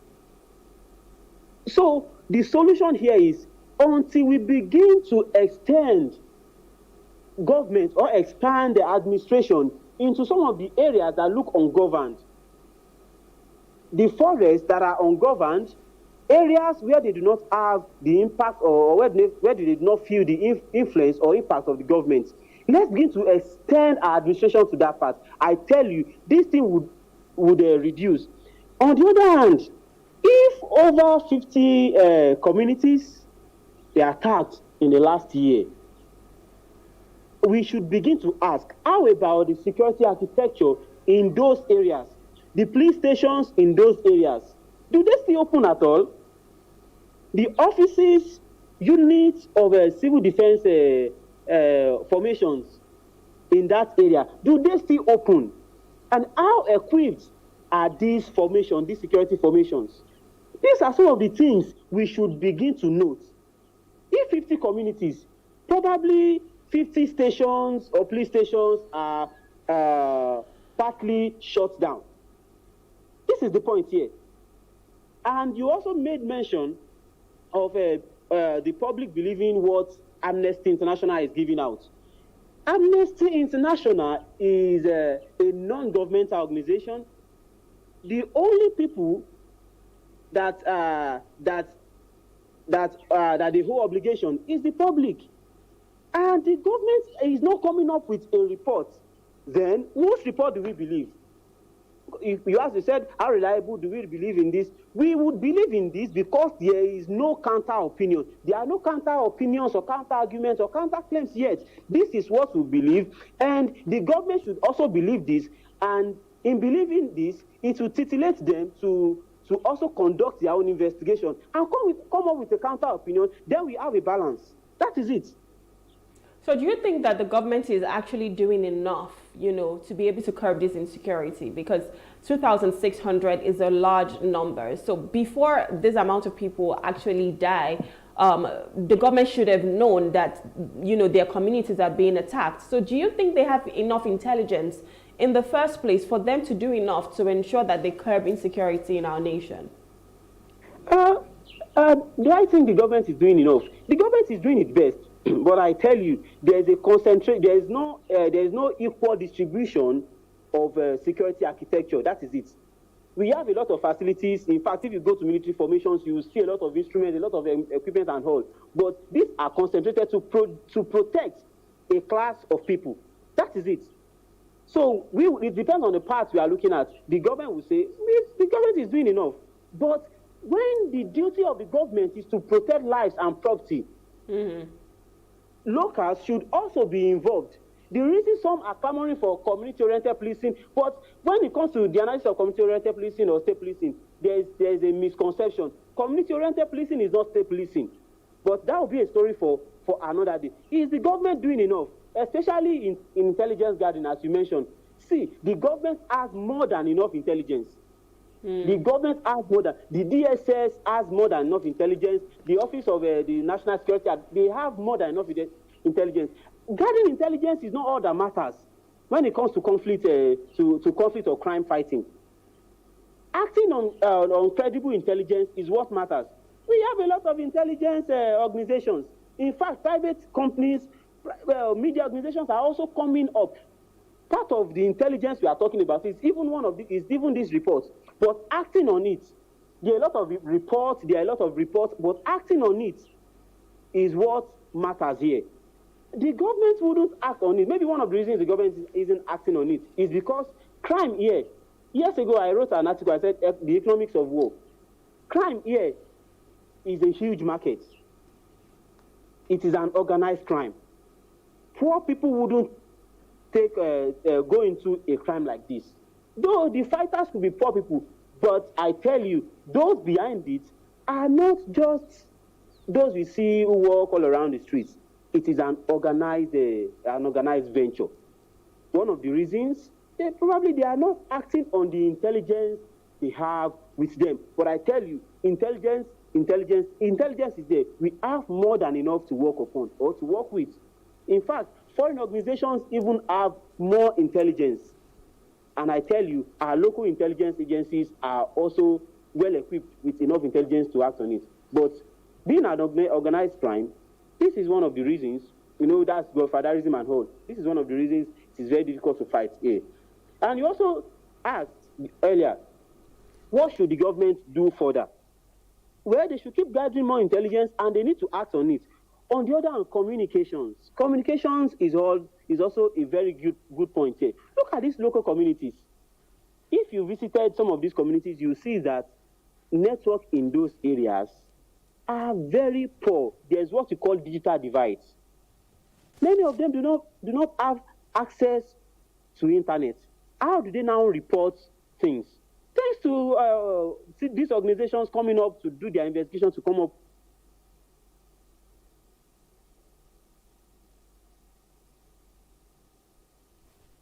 Mr. Ajibade, we seem to have lost his audio. Okay. Many of the crime. Go on, so go on. Communications here, as things are happening, how do you quickly communicate with the local police officers, police stations, police formations, or even the outside world? Well, on the other hand, people also advocated or recommended that we have a special formation, the strike force or the special forces or the commando. Now, all of these things are in the military. All of these things are there. But they would wait for someone to give them instructions. If the instructions are not given, even if you have strike forces, special forces like the Brazil and all, this will still not be functional because of interest. And we need to note that, our listeners, they need to know that for anything, for crime to continue in a society or for conflict to continue in a society, I tell you, there are three things. That is perception, interests, and needs. The major cause of banditry or elders clash attacks in Benue, what is the major cause? Perception. Some people feel they should have absolute access to the land, the resources, the land, which is the major resources there. That is a major cause of the conflict in Benue State. Interest of stakeholders, and the need of some people. Some people feel they need this land. Some people feel they need these resources. This is one of the reasons it is very much difficult. And those who feel they need it, they are not just ordinary people. They have the support of big wigs. So that is it. Well, whatever you're saying is painting a very gloomy picture. If the security agencies have enough intelligence and they are not acting on it, I don't know if this is doom, is spelling doom for the people. Do you subscribe to what maybe security experts like T.Y. Danjuma, for instance, has said that people have to defend themselves? Do you subscribe to that? If you don't, then what is the way forward? You say, okay, people have to defend themselves, but in the process of defending yourself, if that act is against the provisions of the law, then you still become a criminal. Do you understand? And you would also be asked, if you have to defend yourself, there's something called the proliferation of arms. How did you get something to defend yourself? Then you should explain before the law courts.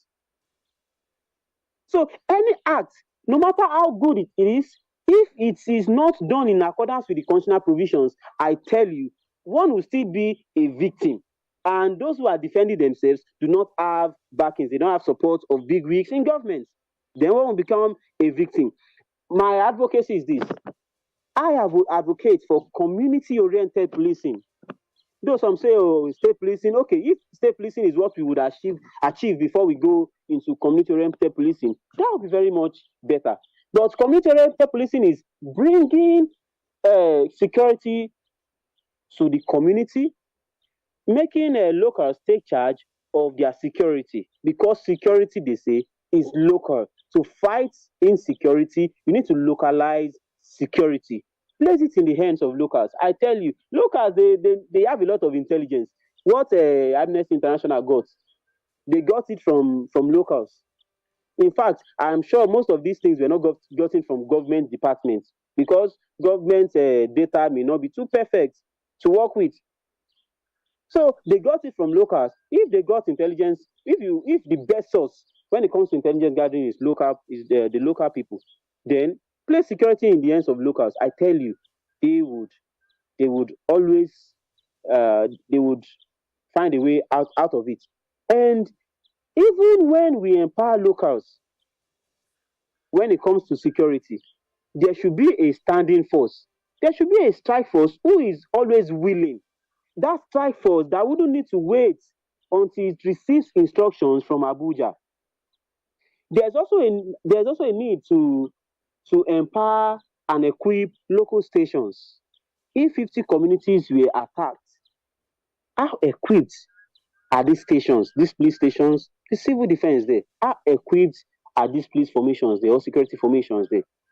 Then this tells us, I just sit back to look at how these stations would have been. So many of them would have even been attacked, and security officers or police there would be left with no option than to run for their dear lives. So we need to, while we empower locals on intelligence gathering, or while we place security in their hands, we also need to empower the state and the former security formations, like the civil defense and the police. Let them be well equipped to respond. Also, our response time is always very low, very low. So if they are well equipped, the response time, you've called a police station and they tell you the vehicle is this, the vehicle is that. How many of them have these ballistics helmets and all? How equipped are these security responders? If you need to respond to situations, then you must be well equipped to carry out your response. So that is it. Hello? the Amnesty. Hello? Can you hear me? Hello? Can you hear me, sir? Yeah, I can hear you. Yeah, I said it's quite unfortunate that we're getting reports like this from Amnesty International because, I mean, nobody should lose their lives this way. And we know that the primary responsibility, the primary purpose of the government is to ensure security and welfare for the people. So if we're seeing that, insecurity is becoming a menace in the society, we would expect that the government will try to do something about that. Now, seeing this number, we hope that it would just jumpstart something where they start to look at how they can secure the lives and properties of Nigerians. And hopefully, we will get to a place where we're safe in our country and we're not scared looking back and saying if someone is going to come for us, is going to kill us, maim us, kidnap us, or something of sorts. Anyways, this is where we have to wrap it up here today. We want to say thank you, Samson, for coming and just bringing your insights on this matter. Thank you so much. You're welcome. Have a wonderful day. Okay, we're speaking with Samson Ajibade. He's a criminologist and security expert, and we'll be talking about how 2,600 people have died with 135 community clashes in Benue State. And we hope that the government is doing something when it comes to our security infrastructure in Nigeria. This is where we have to wrap it up on the show today. Thank you for having a breakfast with us. My name is Rome Paulson. And I am Nyamgul Agaji. See you again tomorrow. See you tomorrow.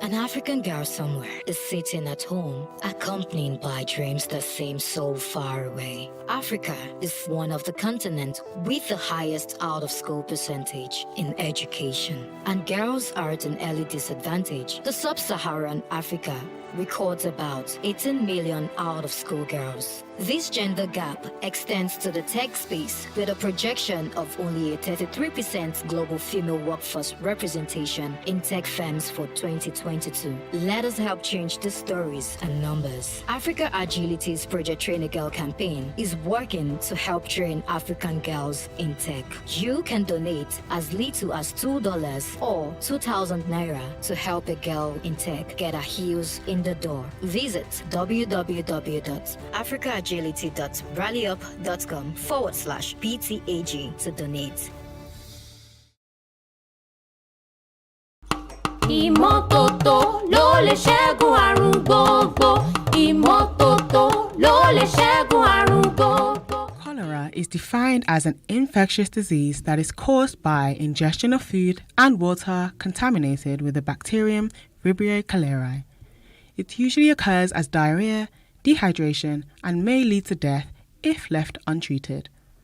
Cholera was first discovered in 1854 by an Italian physician, Philip Pacini, during an outbreak in Florence, Italy. Also, record shows that cholera was detected by Robert Koch, a physician and microbiologist in India in 1883.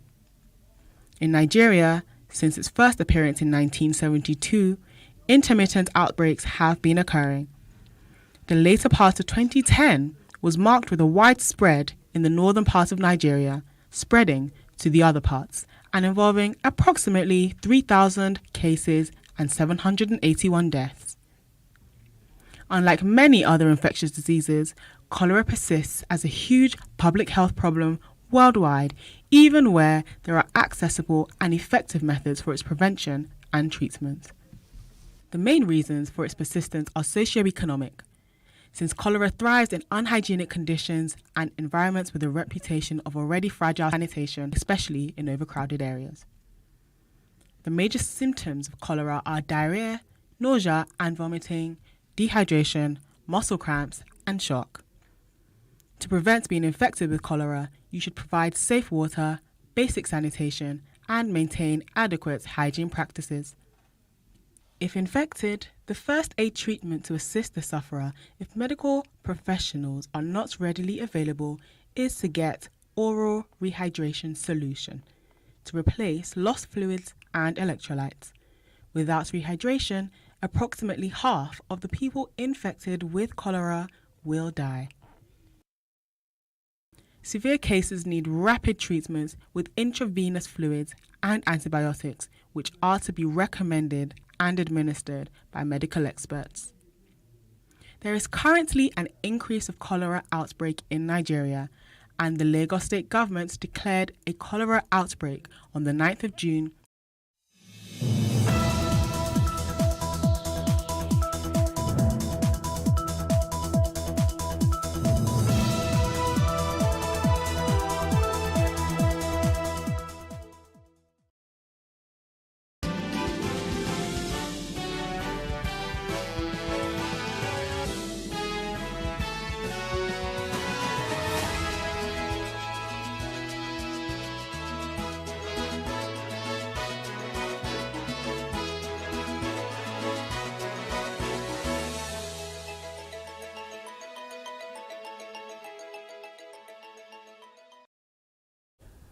Hello and welcome to the news. My name is Nyamgul Agaji. Former Kaduna State Governor, State House of Assembly over the administration allegedly siphoning money to plunge the state into debt liabilities. El-Rufai filed a fundamental rights against Kaduna State government and against the State House of Assembly. The suit filed by the ex-governor, senior advocate of Nigeria, against the Assembly Committee, which indicted him. I'm here with Malam Nasir El-Rufai to file an application to enforce his fundamental rights. As we are all aware, the Kaduna State House of Assembly set up an ad hoc committee to investigate loan and other activities of the former administration. A lot of witnesses were called, and they took they did hearing and they admitted a lot of documents. But strangely, Malam Nasir El-Rufai, who apparently was the target of the investigative committee, was never invited. The law is very clear. Everybody deserves to be given a hearing. The right to fair hearing is a natural right that inheres into every human being. Malam Nasir El-Rufai a lot of allegations were made against him. He was not given a hearing at all. As a law-abiding citizen who believes in the rule of law and who believes that when there are infractions, you need to approach the court, he's here today before the Federal Court to enforce his right that every infraction they alleged, he was not given an opportunity to sit his own side of the story. And the law is clear about it. Any proceeding, be it court or quasi-tribunal, that he didn't give the parties concerned a hearing, the whole proceeding is void ab initio, and that's why we're here. Civil rights activist and former lawmaker representing Kaduna Central in the 8th National Assembly, Senator Shehu Sani, says the last 8 years of the administration of Malam Nasir El-Rufai plunged the state into bankruptcy through the misappropriation of public funds to the tune of 423 billion naira. Senator Shehu Sani revealed this in an exclusive interview in Kaduna. He said the ongoing investigation is for the interest of Kaduna residents, noting that 11.8 billion naira was allocated for the construction of metro rail line without a single project in the state. Investigation that has gone in Kaduna State is in the interest of the people of Kaduna. 423 billion naira was misappropriated, was looted by the government that was in office from 2015 to 2023.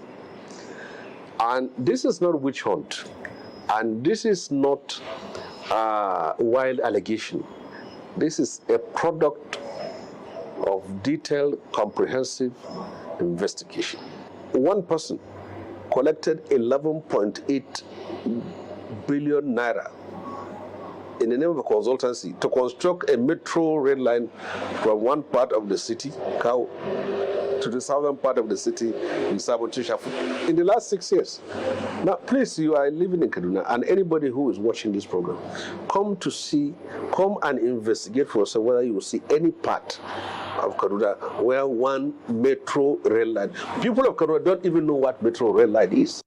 Shehu Sani maintained that the state has witnessed financial torture and is a victim of a foreign and domestic debt, while lamenting the contractual liabilities of 100 billion with 20 billion debt 3 months before exit of the last administration that cannot be accounted for. Kaduna was a victim of an opaque government.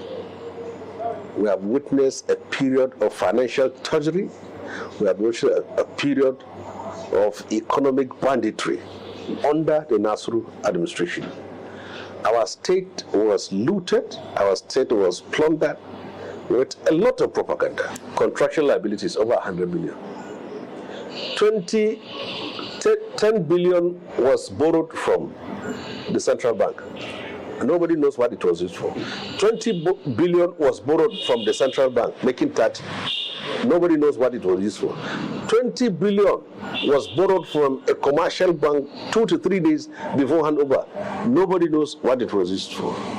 We have a domestic debt to pay and we have a foreign debt to pay. Go to the whole 23 local government. You will see abandoned projects, abandoned markets, abandoned roads, abandoned bridges. Many projects were simply left abandoned. He added that Nigeria's problem is lack of good leadership and accountability, while calling on the government to harness the nation's natural resources to compete with the developed countries of the world. Nigeria's problem is squarely the problems of leadership. Once we can have a leader that can harness our resources, human and material resources, for the benefit of our people, for the benefit of our country, we are good to go as a nation. All these countries that are today rated higher than Nigeria were able to achieve that because they had visionary leaders. The reforms that we need is the one in which that will be enduring, the one in which that will address our default and fault lines as a nation, the one in which that will set the nation on a trajectory of industrial growth and technological advancement. This is what we need. A plus that we have is that we are people who so much believe in God, but what we need is also to have fear of that God. Rivers State Governor Siminalayi Fubara has alleged that the failed attempt to detonate an explosive device at the Hotel Presidential, a five-star hotel in Port Harcourt, was a deliberate plot to strengthen the call for a state of emergency in the state. He accused the pro-Nyesom Wike supporters of carrying out the plot, describing them as haters who wanted to undermine the state to achieve their evil plans. Fubara spoke when he received a delegation of the Senate Committee on Privatization and Commercialization to Government House in Port Harcourt on Wednesday, June 26. He said youths were hired to engage in a protest to demand for extension of tenure of former local government chairmen who had served out their statutory 3-year term. I know everything that is happening. Yesterday, while they are aware that you were here, there was an attempt to create heavy problem. In fact, there was a plan to dynamite the presidential hotel because you people were there. But this God that we serve, it happened that the man who was trying to do it, it happened just a few seconds as blew his hand off. It happened in front of. The idea was when you are hearing state of emergency, is so that by the time they finish, but when people are sitting tomorrow, they will say somebody from this state who called you people to tell you not to come will now raise issue of state of emergency. After all, distinguished colleagues, when people went to Rivers, they saw what happened. But you see, when you are with God, even your own child, when you are planning evil, will go and tell somebody, look, God, look, that man, because that man is clean, this is what my father is planning. That is what is keeping us in this state.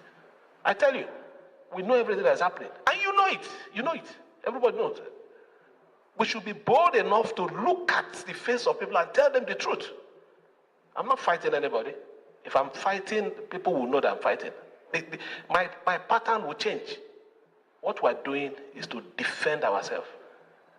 So far, it's defending ourselves. We can't just fold our hands. It's only a tree that will be standing and somebody will come out to chop him off. In his address, the chairman of the Senate Committee on Privatization and Commercialization, Senator Ojuzo Kalu, said they were in Rivers State to carry out oversight duties on some projects under their purview.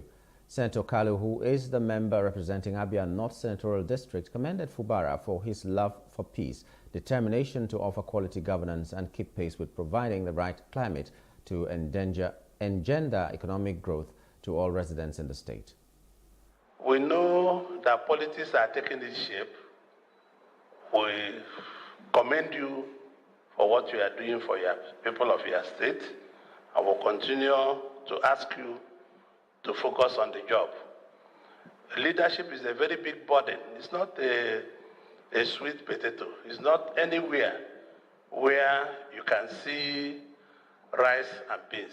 And in the Strait of Rivers, everybody is saying that the governor and the former governor are quarreling. These things happen sometimes. But I would like to plead with you and plead also with the former governor that you people should take the interest of your people utmost in your heart. We will also going to, personally, I'm going to plead with Mr. President again to see how he can intervene and bring everlasting peace. I know here looks peaceful, but people going on streets every day, like some of my colleagues when they were coming, a lot of people trying to demonstrate here and there, and the politicians should not take democratic process for granted. We should not derail democracy. We should support democracy, because democracy needs to be supported. If we don't support democracy, democracy will collapse.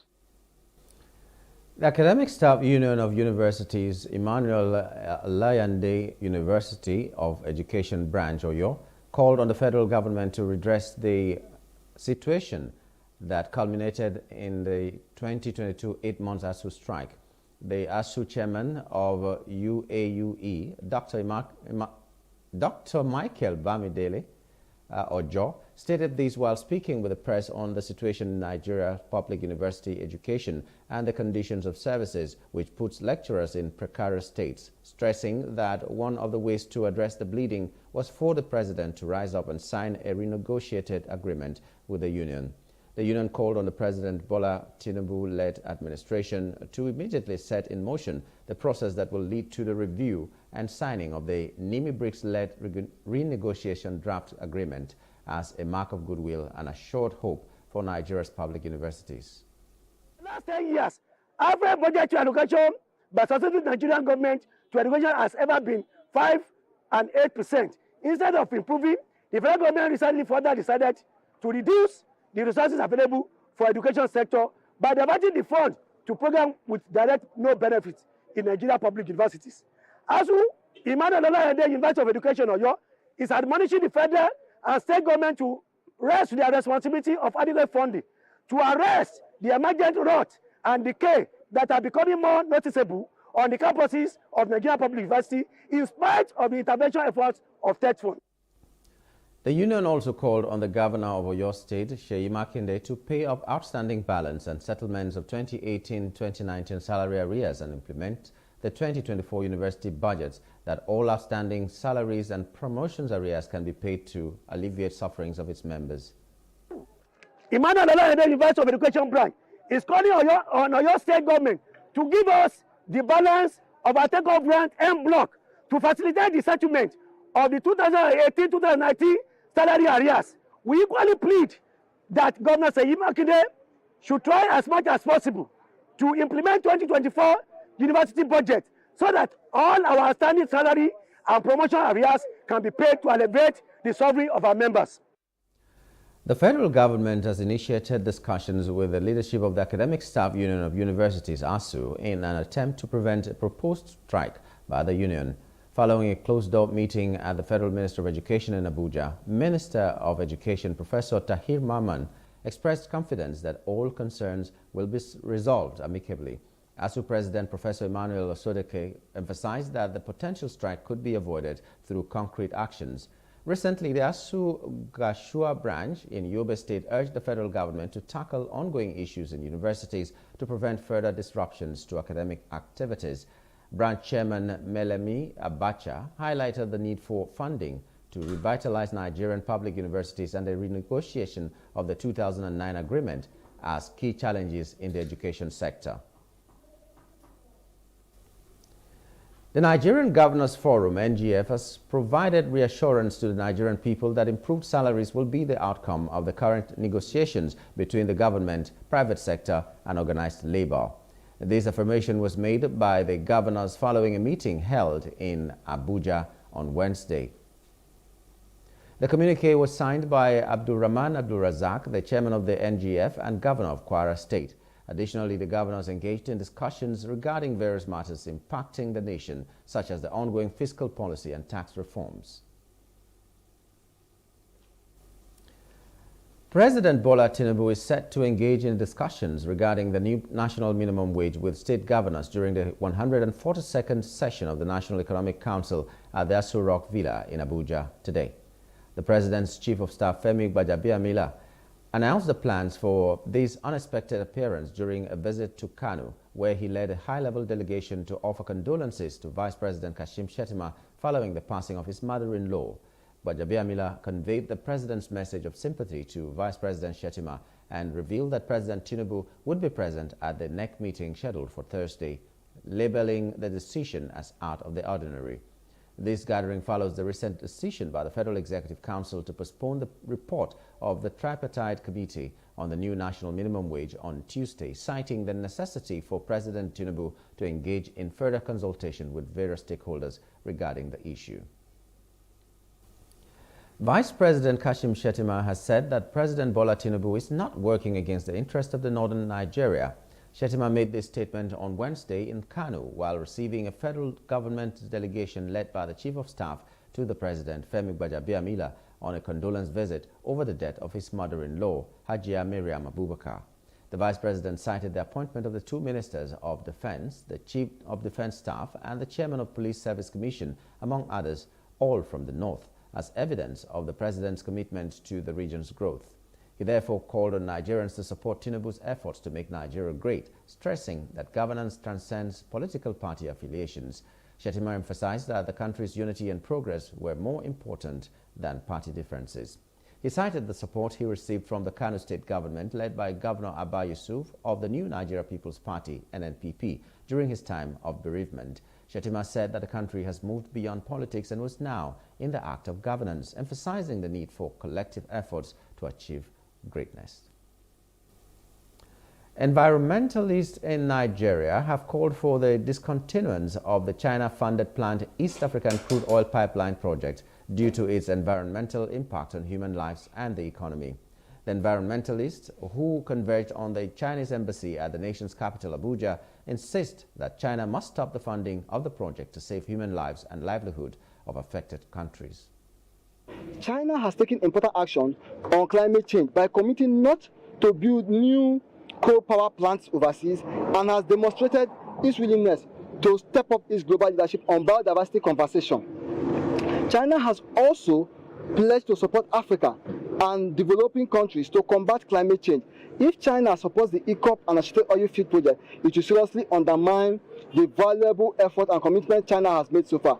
In fact, the recent reports about China's potential support for the project is already harming China's reputation globally, particularly in Africa. Funding a project that is estimated to lead to greenhouse gas emission of 379 million tons CO2 and bring serious stress to local livelihood is not the kind of climate or development partnership African people are asking for. A range of studies by various independent experts, international organizations, as well as local civil society organizations that support the project affected people have shown that the EACOP project and the associated Tilenga and Kingfisher oil field project will bring high risks to climate, biodiversity, and Ramsar wetland.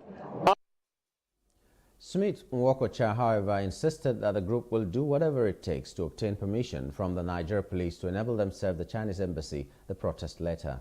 Chief Security Officer of the Chinese Embassy in Nigeria said they are not receiving the letter. So we are going to reconvey and then have some approval from the CP and then have them, before they say they will actually the letter, we are going to reconvey and have that done. If they accept it, fine. But we'll keep making impact, keep talking about this. We are not going to silence our voice because it affects other African countries and it's also coming to Nigeria. If we don't take a step now, it will come to. We know what is happening even just in our backyard in Niger Delta. Okay, how many years ago?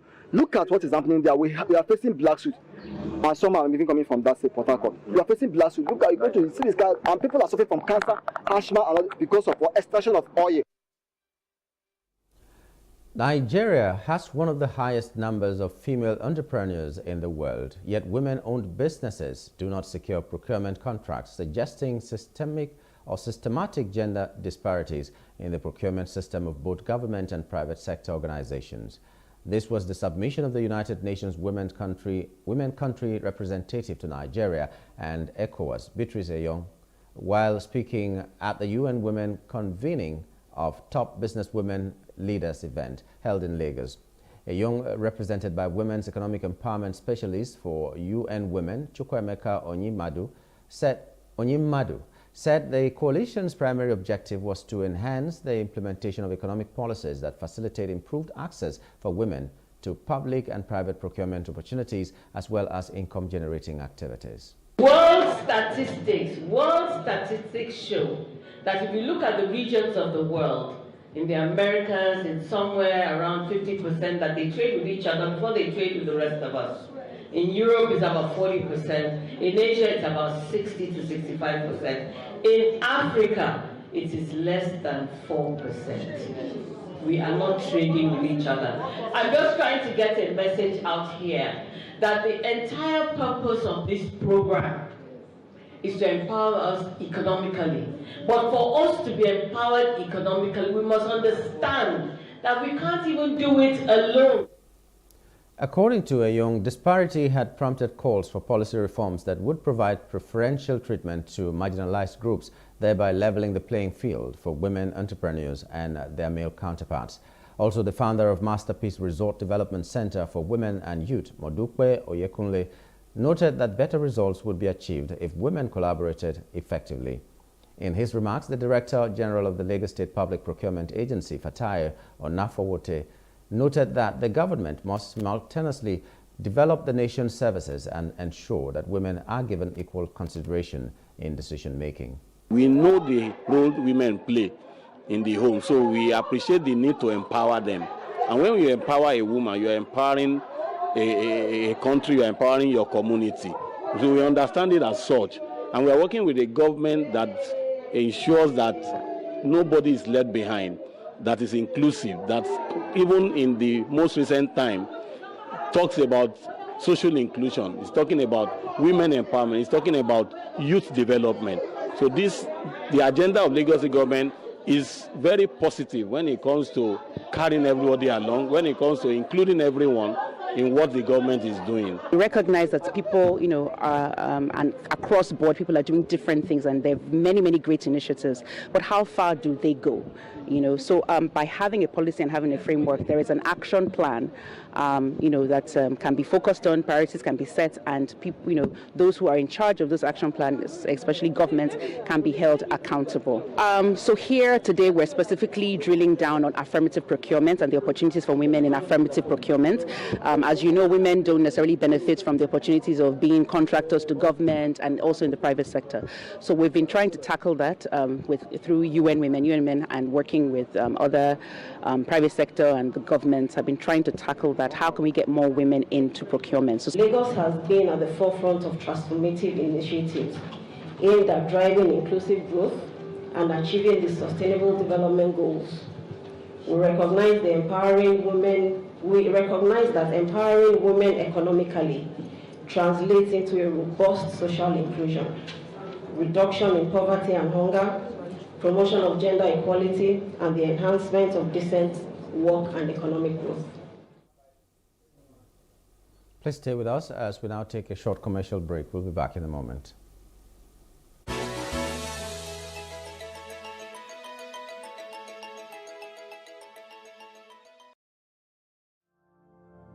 My name is Adejoke Lasisi. I'm the founder and creative director of Planet 3R. As Planet 3R, we convert textile and plastic waste into eco-friendly products. The motivation actually came from a rural community in Ibadan here. Whenever it rains, the whole place, people will not be able to go inside the community. If it rains overnight, people will not be able to go to school, they will not be able to go to work. Anytime the water now goes away, you now realize a lot of waste. And I was like, this is actually the root cause of this problem, improper waste management system. Then I look at it that, what can we do to solve this problem? And that was how I started using the weaving skill that I've acquired from my mom since I was 9 years old. Then I started using it to weave those waste to now make sure that we now convert them into beautiful items like bags, shoes, even clothing. I actually participated at Womenpreneur Season 3, that was 2021. One of the things I really gained at that time was business development. You know, it's not just about the talent now or having to know how to convert the waste or having the idea, but to be able to put it into a successful business. I really appreciate what Access Bank is doing for entrepreneurs. Let us now say women now, because most of the time women don't really have much of these advantages. I love the fact that there's an initiative for women. I want to encourage you to make sure that you go and apply honestly. Your life will not remain the same again.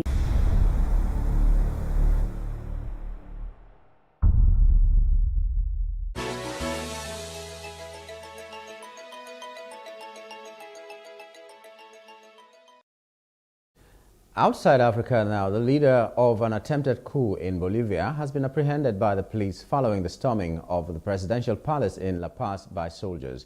Armored vehicles and troops were stationed in Murillo Square, which houses important government buildings, but they eventually withdrew. The rebel military leader, General Juan Jose Zúñiga, who was in charge, expressed his intention to restructure democracy and indicated that there would be a change in government, while currently acknowledging President Luis Arce. However, he has now been arrested. President strongly denounced the coup attempt and urged the public to organize and mobilize in support of democracy. And as the news brief, my name is Nyamgul Agaji.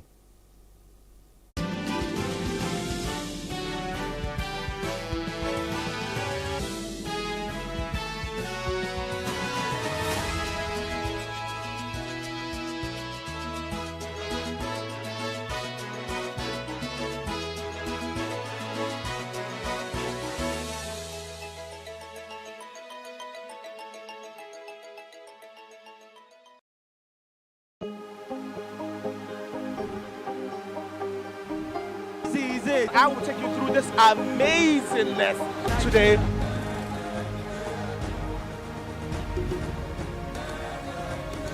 Welcome to Cross Trending. I am Bukky November, your host, saying thank you for joining us on today's episode. Welcome back. It's tea time on Plus TV Africa. Practice makes perfect. I'm not perfect yet, but I'm a lot better than I used to be. He's a king. He's entitled to marry 100 if he wants to.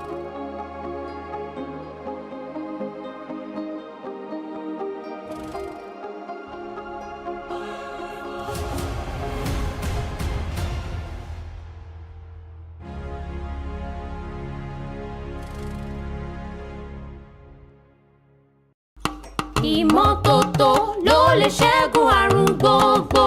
Ìmọ́tótó ló lè ṣẹ́gun àrùn gbogbo. Cholera is defined as an infectious disease that is caused by ingestion of food and water contaminated with the bacterium Vibrio cholerae. It usually occurs as diarrhea, dehydration, and may lead to death if left untreated. Cholera was first discovered in 1854 by an Italian physician, Philip Pacini, during an outbreak in Florence, Italy. Also, record shows that cholera was detected by Robert Koch, a physician and microbiologist in India in 1883. In Nigeria, since its first appearance in 1972, intermittent outbreaks have been occurring. The later part of 2010 was marked with a widespread in the northern part of Nigeria, spreading to the other parts, and involving approximately 3,000 cases and 781 deaths. Unlike many other infectious diseases, cholera persists as a huge public health problem worldwide, even where there are accessible and effective methods for its prevention and treatment. The main reasons for its persistence are socioeconomic, since cholera thrives in unhygienic conditions and environments with a reputation of already fragile sanitation, especially in overcrowded areas. The major symptoms of cholera are diarrhea, nausea and vomiting, dehydration, muscle cramps, and shock. To prevent being infected with cholera, you should provide safe water, basic sanitation, and maintain adequate hygiene practices. If infected, the first aid treatment to assist the sufferer, if medical professionals are not readily available, is to get oral rehydration solution to replace lost fluids and electrolytes. Without rehydration, a approximately half of the people infected with cholera will die. Severe cases need rapid treatments with intravenous fluids and antibiotics, which are to be recommended and administered by medical experts. There is currently an increase of cholera outbreak in Nigeria, and the Lagos State government declared a cholera outbreak on the 9th of June 2024. 3 suspected cases of cholera have been reported respectively in neighbouring Oyo and Ogun states. The Nigeria Center for Disease Control and Prevention, NCDC, reported that as of 11th of June 2024, 1,141 suspected cholera cases had been recorded across 30 states in Nigeria, including Bayelsa.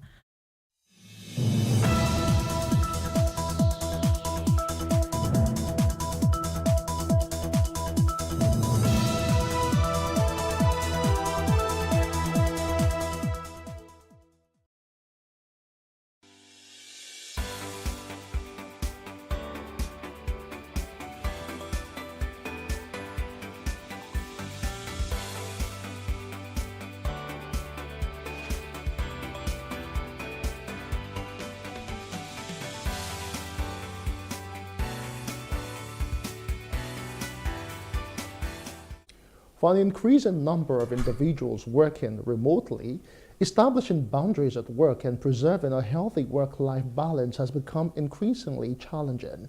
This may result in extended work hours, working on weekends, and unnecessary overtime, all of which intrude on personal time.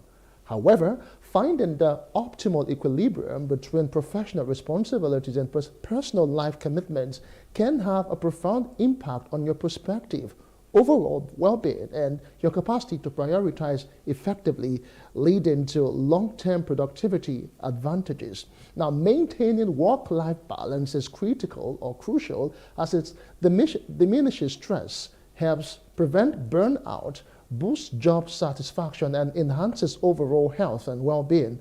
By striking a balance, you can elevate your quality of life, amplify productivity, and enjoy greater fulfillment in both your professional and personal spheres. In this discussion, we will explore the advantages of work-life balance, strategies for achieving it, and recommendations for employers to assist their staff in upholding equilibrium. Well, let's dive into it in a moment. I am Justin Akadonia. Welcome to Business Insights.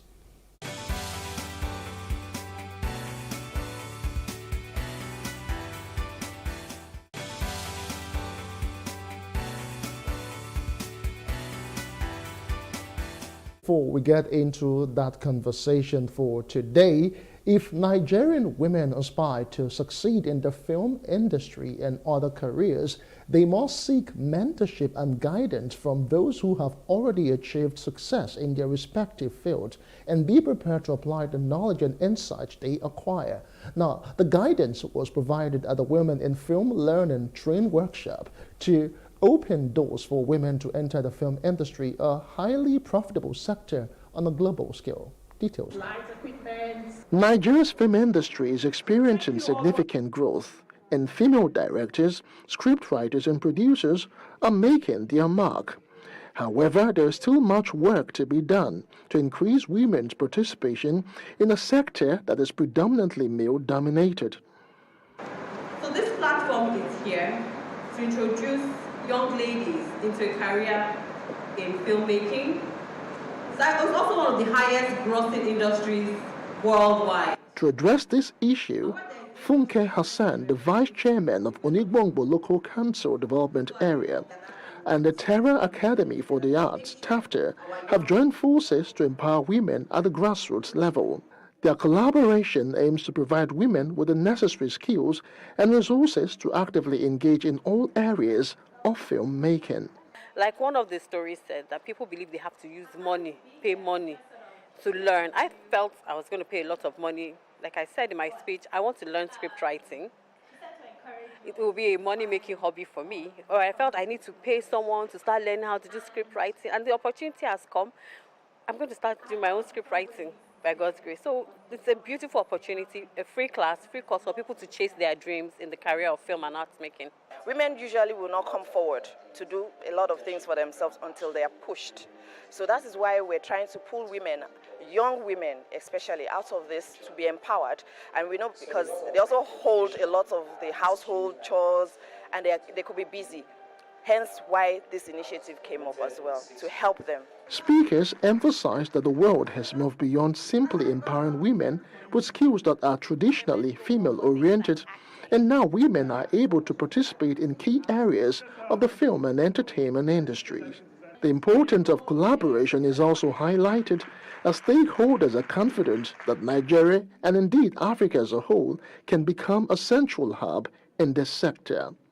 Women have come a long way in the film industry. We're seeing more women on sets now. We're seeing more women more involved. However, there's still gaps.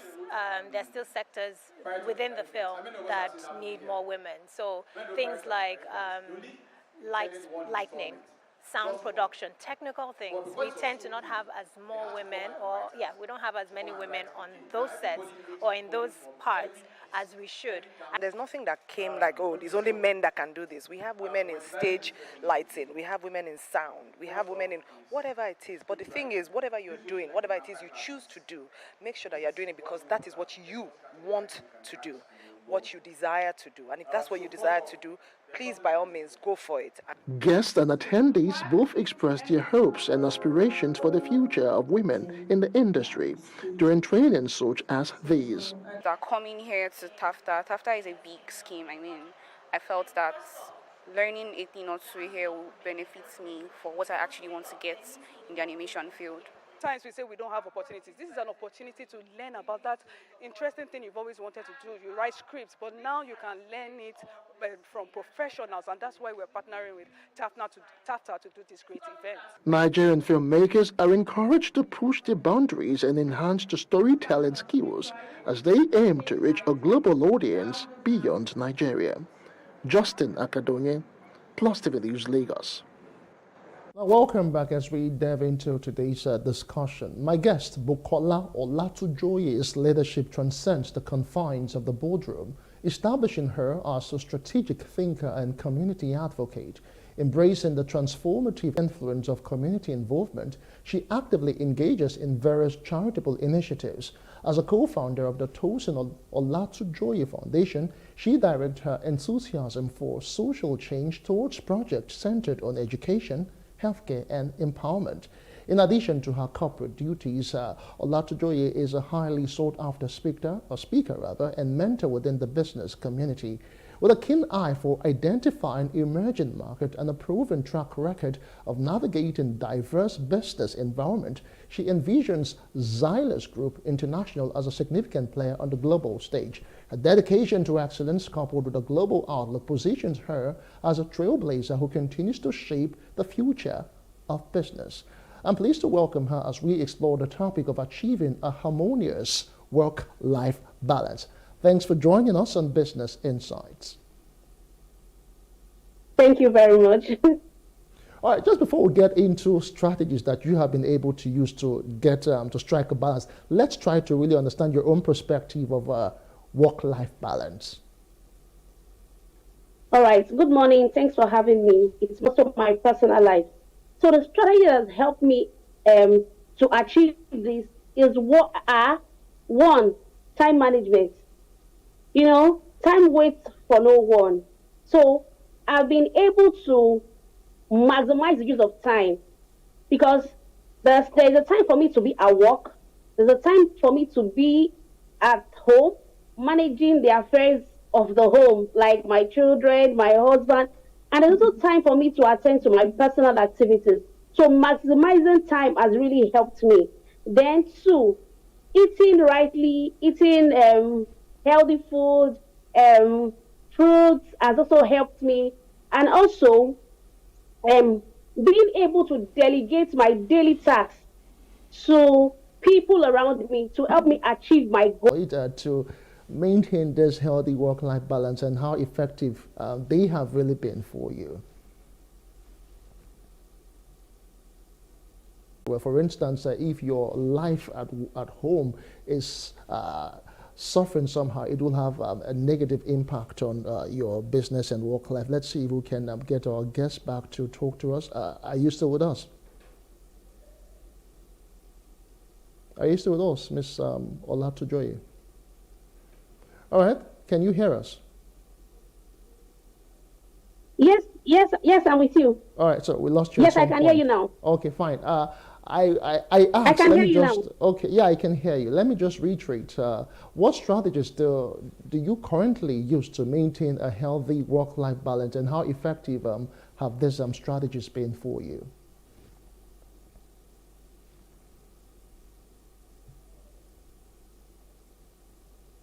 All right. Like I mentioned earlier, the strategy one of them is time management, creating time for everything I need to do, creating time for the office. Because of the position I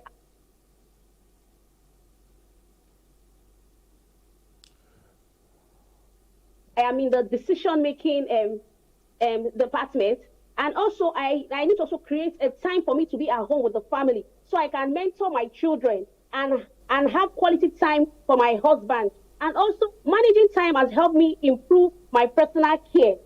Also, being able to delegate tasks to quality people around me to help me achieve my goal is one of the things that have helped me this far.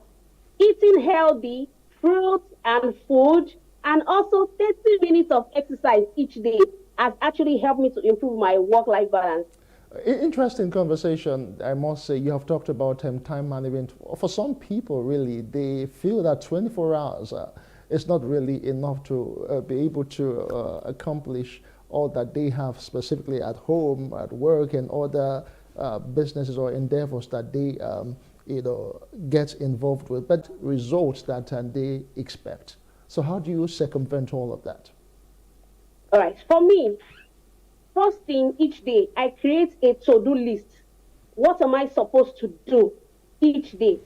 And after highlighting all I need to do, I tend to categorize all of my tasks for the day into 3 major areas. One of them is a very important task that can only be carried out by me, both in the office and at home.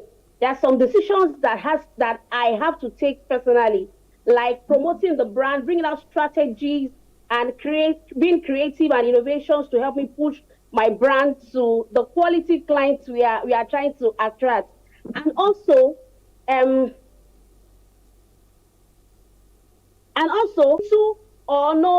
supervision, it can help me achieve that.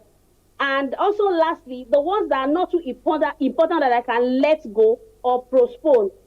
And lastly, I avoid distraction totally. Okay. Distraction can kill your goal. Okay, fine. It's a good thing you mentioned distraction, because I was going to ask you the challenges you have encountered in trying to balance work and life, and what solutions you think can be helpful. For instance, for people who do remote work, sometimes it's not so easy for them, because they could get distracted with what they are doing at home. Create a separate place that can be used for work during work hours. And you have to communicate to families, friends around you that at this time to this time, I will be using this area for work. And when you are done in your free time, you can go and take up other activities for the day. But creating a separate place, communicating time to people around you will help you achieve that. All right, it's a good thing. It's a good thing you've talked about setting boundaries between work and personal time. But for some people, they have a difficulty trying to, ensure some sort of, balance per se. For instance, people have always complained about their personal lives or their family time being, or suffering because they try to put so much at work, and because of the economic situation in the country specifically, most people tend to want to go beyond their own boundaries and even take more responsibility, more tasks, just to, eke out a livelihood, to be able to put food on the table for their family members. And as such, work is doing well, but family or personal time is not doing well, just because they just have to provide daily bread. What can you advise as regards that? Okay, that's why I said if you're able to create your to-do list, things that you need to do at each time, then after creating the to-do list, you categorize the things on you. And because, like myself now, I'm a married woman, I need time for my family to attend to their after school activities, and also to be with them, to bond with my family. So creating your to-do list, assessing, properly placing time to everything you do will help you achieve the set goal. Okay, so let's talk about self-care now, because in all of this, you have to even care for yourself. So what role does self-care play in your own approach to work-life balance, and what specific activities or practices do you incorporate into your routine to support this? Okay. For me, the role self-care plays in work-life balance is, the role it plays in work-life balance is that it helps me to refresh, relax, and keep fit. So when I mean refresh and relax, there are sometimes that you have overworked, you have had so much, and you know that you cannot assimilate any other thing. So in such instances, I decide to take a break, go for vacation, rest, refresh. So when I'm coming back with full energy. I'm coming back with strategy on how to help me promote every other thing I need to do, especially my brand and my family. I'm coming back refreshed to attend to every set goal. Then also going to the cinema, also with my family. For people that knows me, they know that my family is everything to me. So basically, I go to the cinema with my family to watch movies, to see movies. And for me, another form of, the other thing I use is at least 30 minutes of exercise. Also keeps me fit to carry on with my daily life, not leaving out the place of my mental well-being, my health. I go to the hospital to check myself, and also my skincare routine. All those put together as what has helped me this far. Okay, now, so I just want to get that candid advice that you may want to give to women specifically who are suffering some sort of burnout syndrome after being so enmeshed with so much work. At the end of the day, they are all completely burnt out and they don't even know how to or what to do next. What would your advice be? So what I would suggest for such kind of people is take a time out. You need to take a break. Everything all the burdens you put on yourself, if anything goes wrong with you, people will still manage them. So anytime you feel that you are burnt out, please take a time to rest. And if you can afford it, go for vacation. It will help a lot. I know. For some people, they might say it's much easier said than done. How can they rest in this particular economy when the price of tomato is so high, and most people cannot even get normal staples to eat, and they feel that, and they just have to double up their effort, and rest for them is so much luxury. So how can they really rest? For instance, if they have to rest like normal 6 to 7 hours a day, and they feel they cannot do that at this particular time, what should they be doing, really? What would you suggest as it is? Really, you can't compromise your health. You can't compromise your health. There are ways you can relax and rest. If you cannot afford the luxury type of traveling for vacation, you can decide to take out some hours, lock up yourself in your room, take time to rest and sleep. When you are coming back, you are coming refreshed. You are coming with new ideas to even help you promote that business you are thinking of, how you'll be able to do it. Anytime you stay back to rest and relax, you are always going to come out refreshed and relaxed. All right, thank you so much. I have been speaking with Bukola Olatujoye, the CEO of Xylus Group International, and we have been talking about how to improve work-life balance so you can avoid burnout syndromes and be able to perform optimally at even up to 100%, both at work and, of course, in your private life. Many thanks for being a part of the show, Ms. Olatujoye. Thank you very much. All right, that's as much as we can take in today's episodes of our Business Insight. We must say a very big thank you to you for watching the show today. My name is Justin Akademia. I'll leave you with the report again on how women can, make the most in the film industry. Bye for now.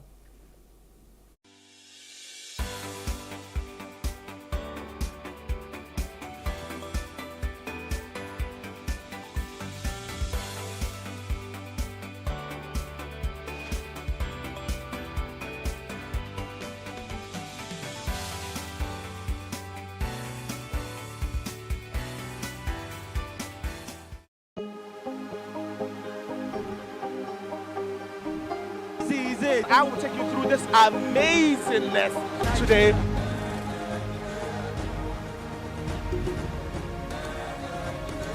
Welcome to Cross Trending.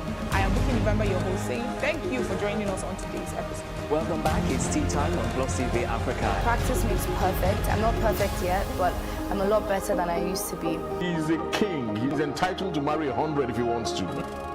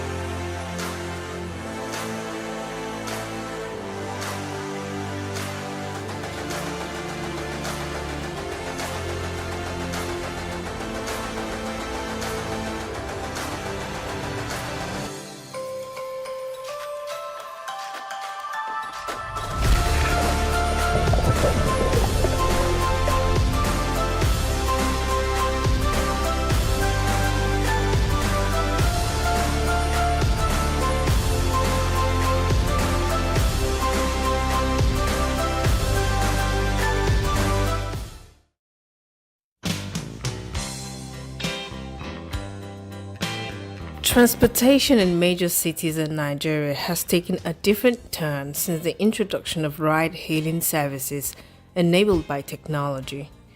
It has provided employment for many and made transportation easier and relatively cheaper. However, because of its peculiarity, the dynamic between drivers and passengers comes with its own conflicts. Drivers and passengers often complain about their interactions with one another. Many issues like courtesy on the part of passengers and drivers, being kept waiting for too long, where a passenger chooses to sit for the ride, the direction of the trip, and many more are some of the causes for conflict in this short relationship. Lawo, a hail ride driver, shares some of his experiences. At times, some of them will set location. The map or the app will automatically give them another location. So by the time you get to the location, on the address, you call them, they tell you, sorry, I'm sorry, I should have told you. The map used to do like that, used to take people to another state, go and turn and come back. That can be ridiculous. And at times, the Lagos traffic, whatever, that the route you pass now, or probably before you even got through, it was hell. Now, having to go back, it can be very irritating. How is this relationship supposed to be navigated? Mutual respect is key, and under no circumstances should riders or drivers disrespect the other. Riders should respect the vehicle they are in and should leave the vehicle in the condition in which they found it. Unruly behavior such as damaging the vehicle is not tolerated. Using bad language is also not tolerated. Being aggressive or discriminatory can also get a rider banned from using the app. Although friendly conversation doesn't do any harm during a trip, respect should be upheld at all times. Both riders and drivers should give each other space and should not make each other feel uncomfortable. Getting to a destination safely is a top priority.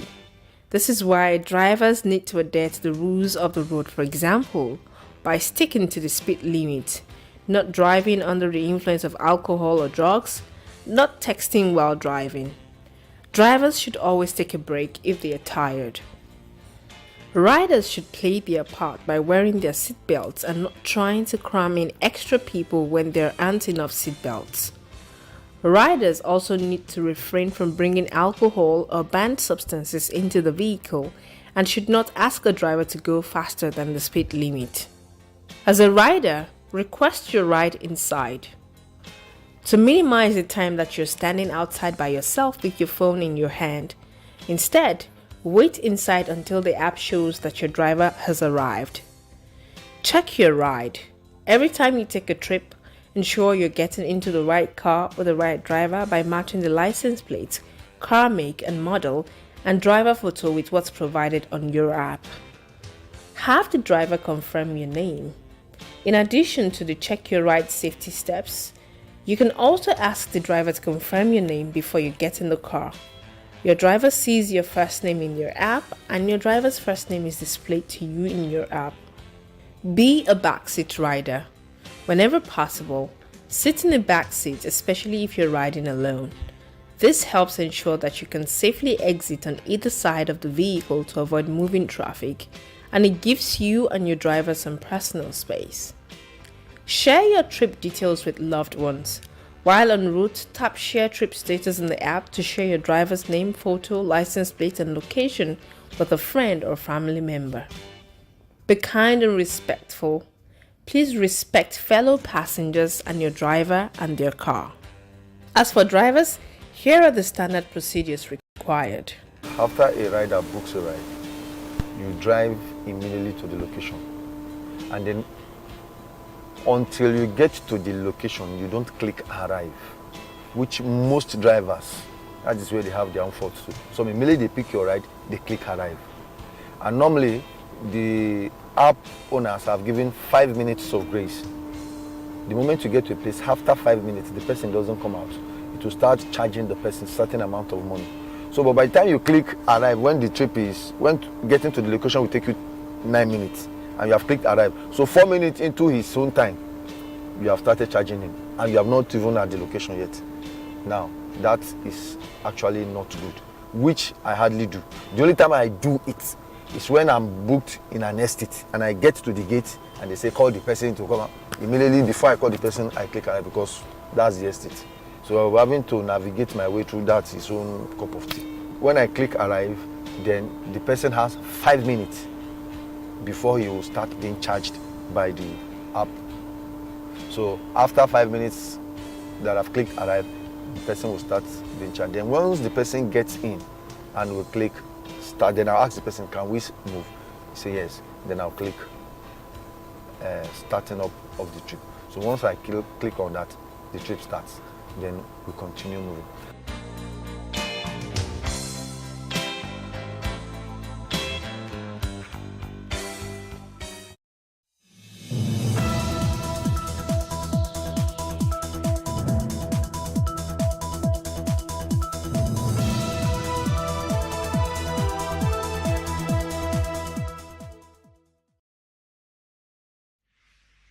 "60 Minutes with Angela" starts right now.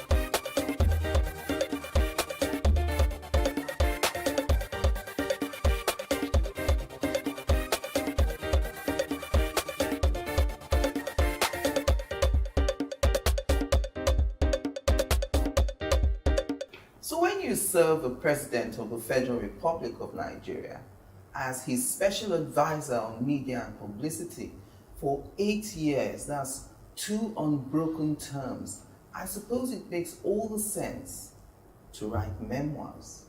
And that's where my guest today comes in. He says, without documentation, revisionism wins because human beings have short memories. He also goes on to say that the reason he's written his memoirs is to help Nigerians know the true and real Muhammadu Buhari, as opposed to the conjuration we have had over decades. His book, Working with Buhari, Reflections of a Special Advisor from 2015 to 2023, was publicly presented on the 16th day of January 2024. And it was the first time the former president, Muhammadu Buhari, would make his way back to the Federal Capital Territory, Abuja, since he left office on the 29th of May, 2023. Well, Femi Adesina, the former special advisor to former President Muhammadu Buhari on media and publicity, joins me on the program today.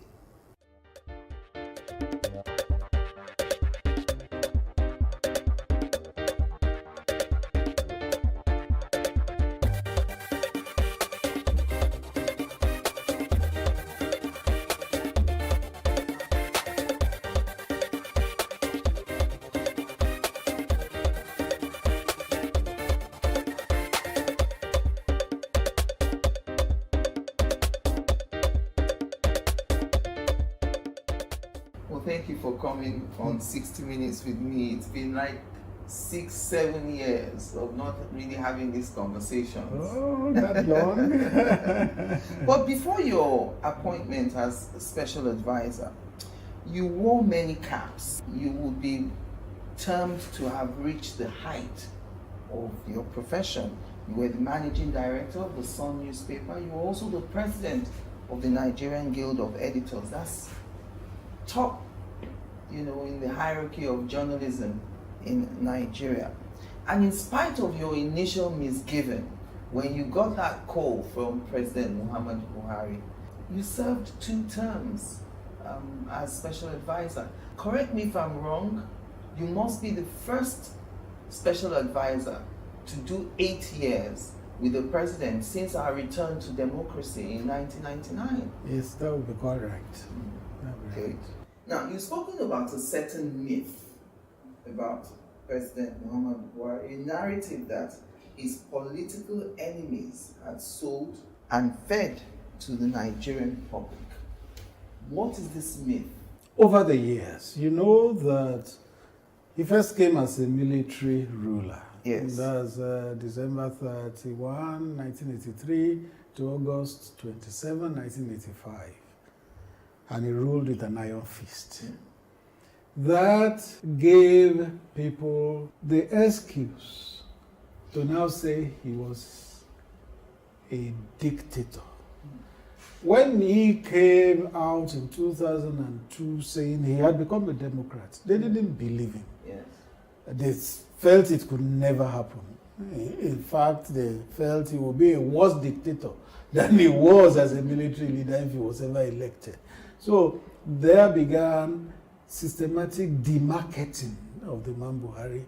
He's a dictator, he's a religious bigot, he's a Muslim zealot, he is a man who doesn't have a wide perspective of the country, he is too clannish, narrow, and all that. All sorts of perspectives which were not correct.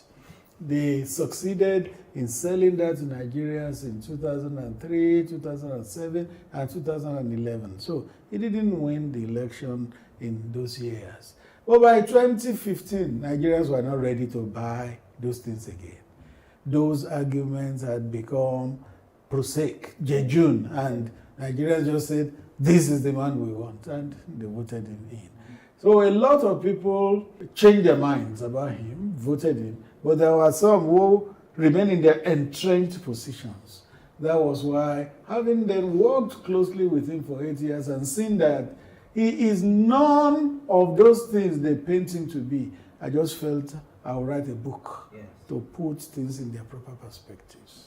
And the book was well received by him. I just wondered, when you showed him the manuscript, because I know after you left office, you disappeared for a few months to finish the book. And then you got back and you went straight to see him in Daura. What was his reaction to the book? Yeah, when I gave him the manuscript, the first thing he did was to go to the contents page. Yes. And when he looked at the titles of each chapter, some he will read and laugh, and then some he will just smile and nod. At the end of the day, he said, Nigerians will love to read this book.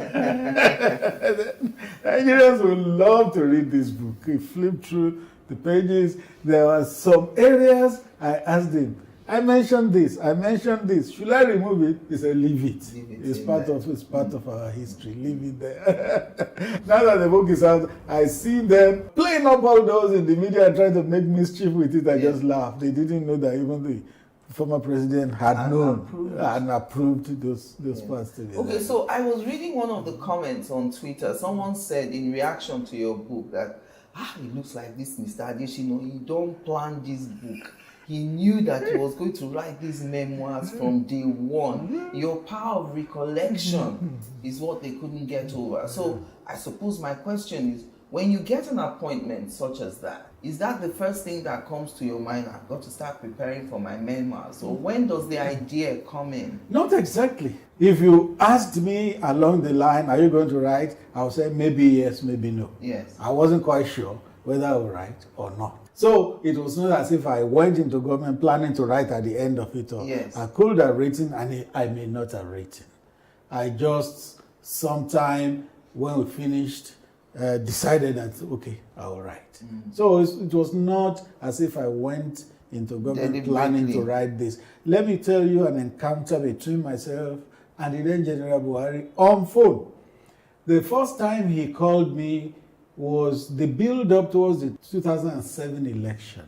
I had written an article about him in the Sun newspapers. The following day, my phone just rang. And he said, this is Muhammadu Buhari. I said, which Buhari? He started laughing, and I just started laughing. I said, General! And then we started talking. He said, I read the article.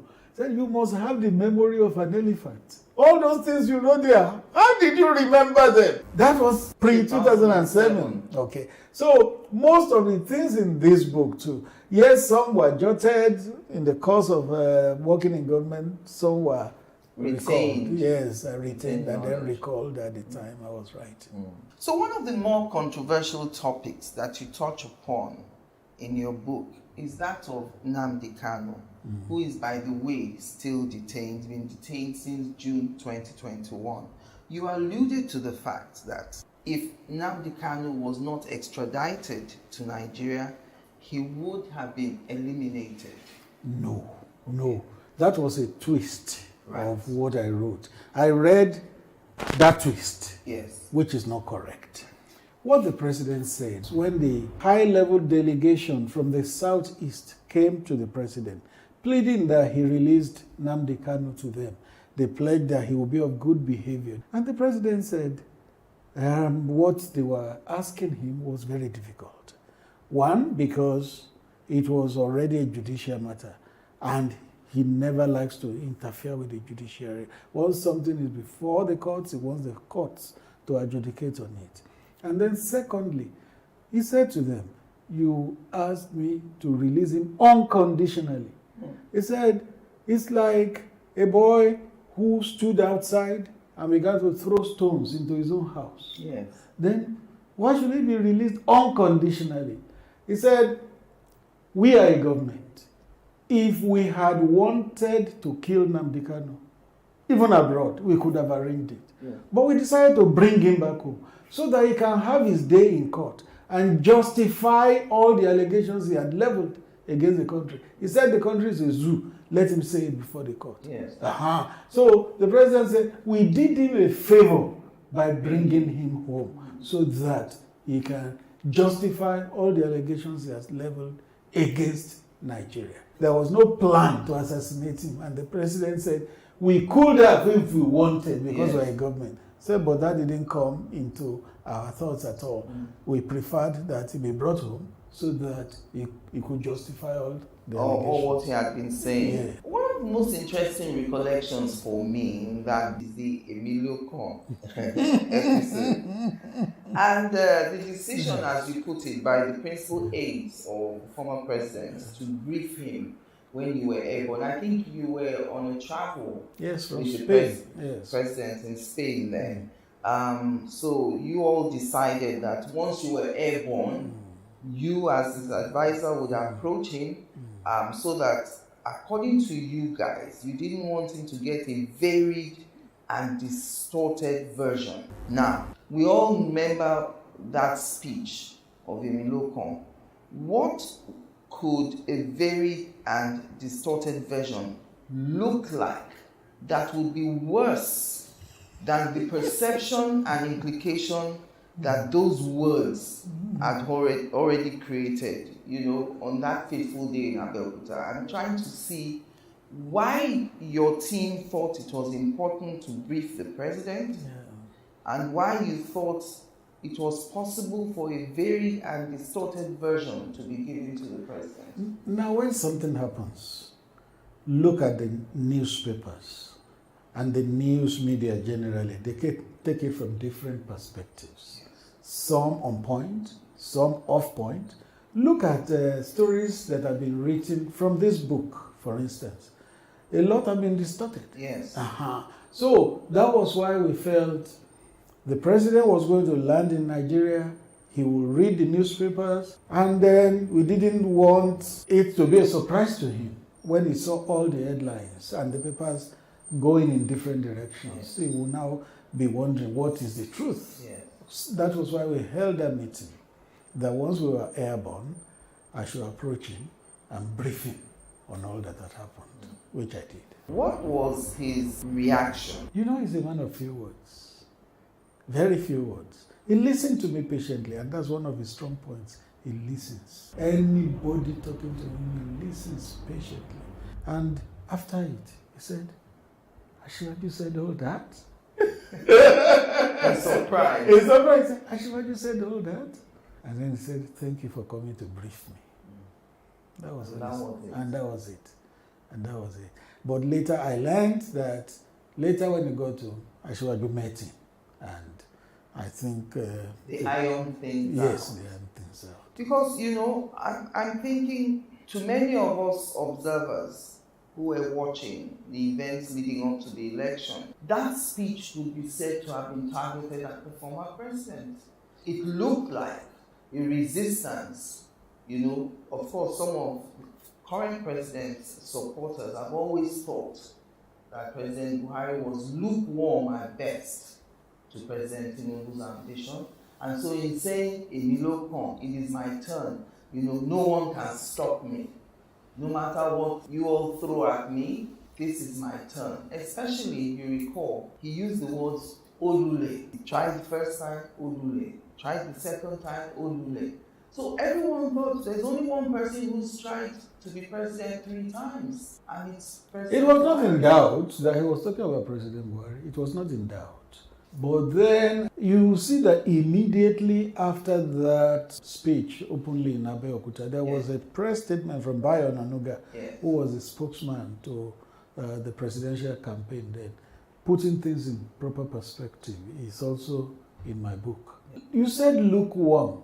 Lukewarm is not the word I'll use. Neutral is the one I prefer to use. If a sitting president is lukewarm towards you, Nothing will happen. Nothing will happen. If you know the power that resides in the presidency, you will know that if a sitting president is lukewarm towards you or doesn't want you, nothing will happen in your favor. Yes. The president was just neutral, and he allowed things to play out.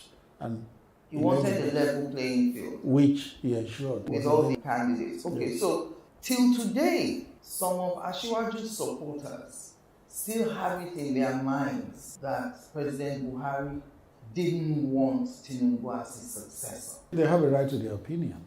But recall that even against the electoral law, when the president voted in Daura, he displayed his ballot, showing that he voted APC. So, how else will a man prove that he wanted somebody as his successor than that? Yes. Okay, but there's no doubt that the APC seems to have many blocks, and that's understandable. The four parties came together to form that party. Did you, as the head of the Buhari media team, feel at some point that the campaign of Asiwaju was distancing itself from the achievements of the administration that you served?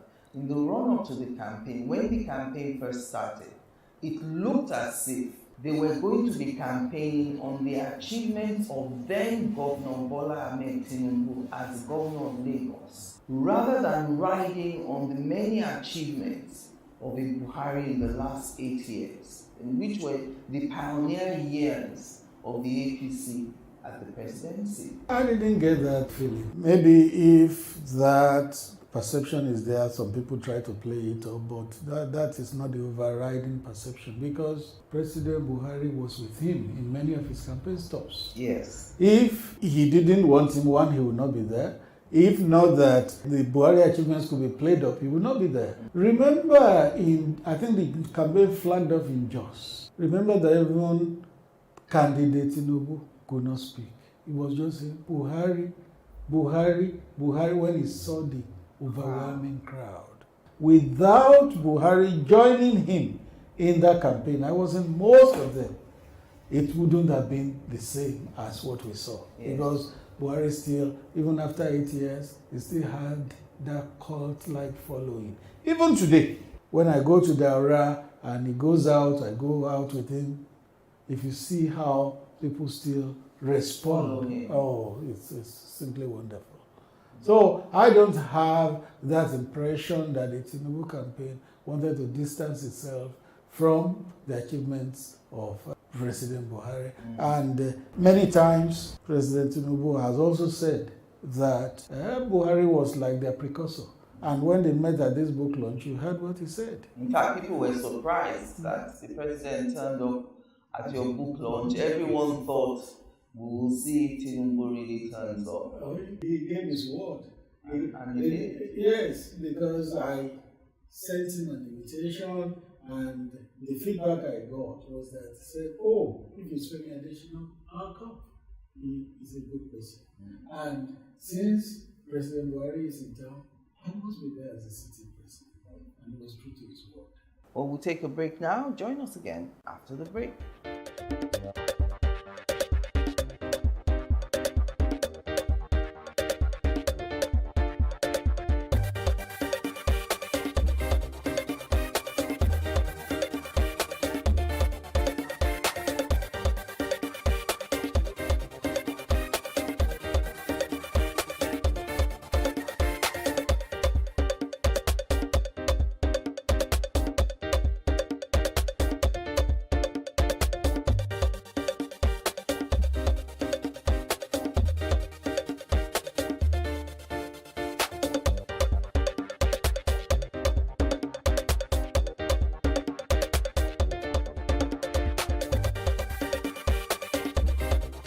All right, welcome back, and I still want to stay on this issue of the alleged friction between former president and, one of the things that the current president's supporters hold on to is that currency change, the Naira redesign.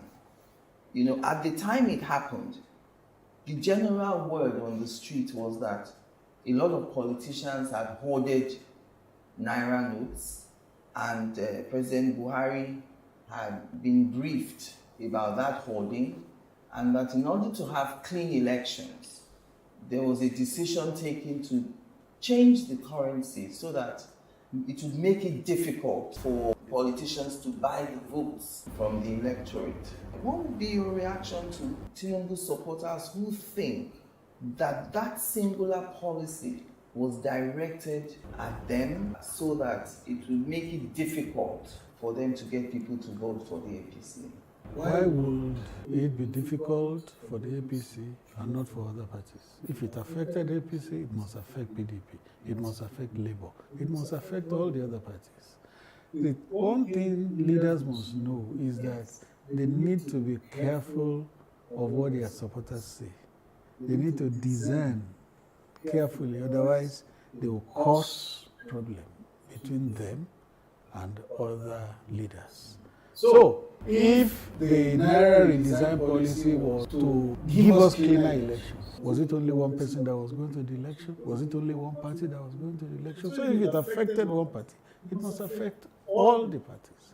And no doubt, President Buhari still keeps saying that, do you know that in that election, 9 governors who wanted to go to the Senate couldn't win their elections? Do you see governors ever failing elections? The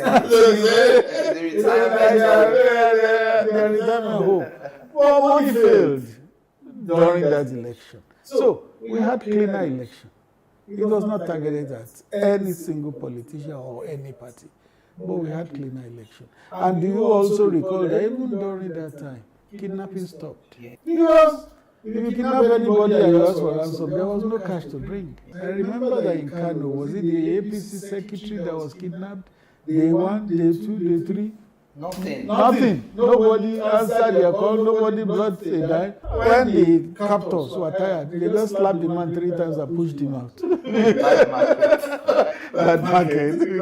Because there was nobody answering them because there was no money to bring. Was the president fully briefed? Because there's still this brouhaha in the polity about whether or not the president was properly briefed, whether or not the then CBN governor had the capacity to push forward this policy. Were we prepared for that Naira redesign? Yes, I was privy to most of the things that happened as build-up. Yes. To that redesign. How many times Godwin Emefiele came to meet with the president, meetings they held, which I sat in, and I had to issue statements and all that.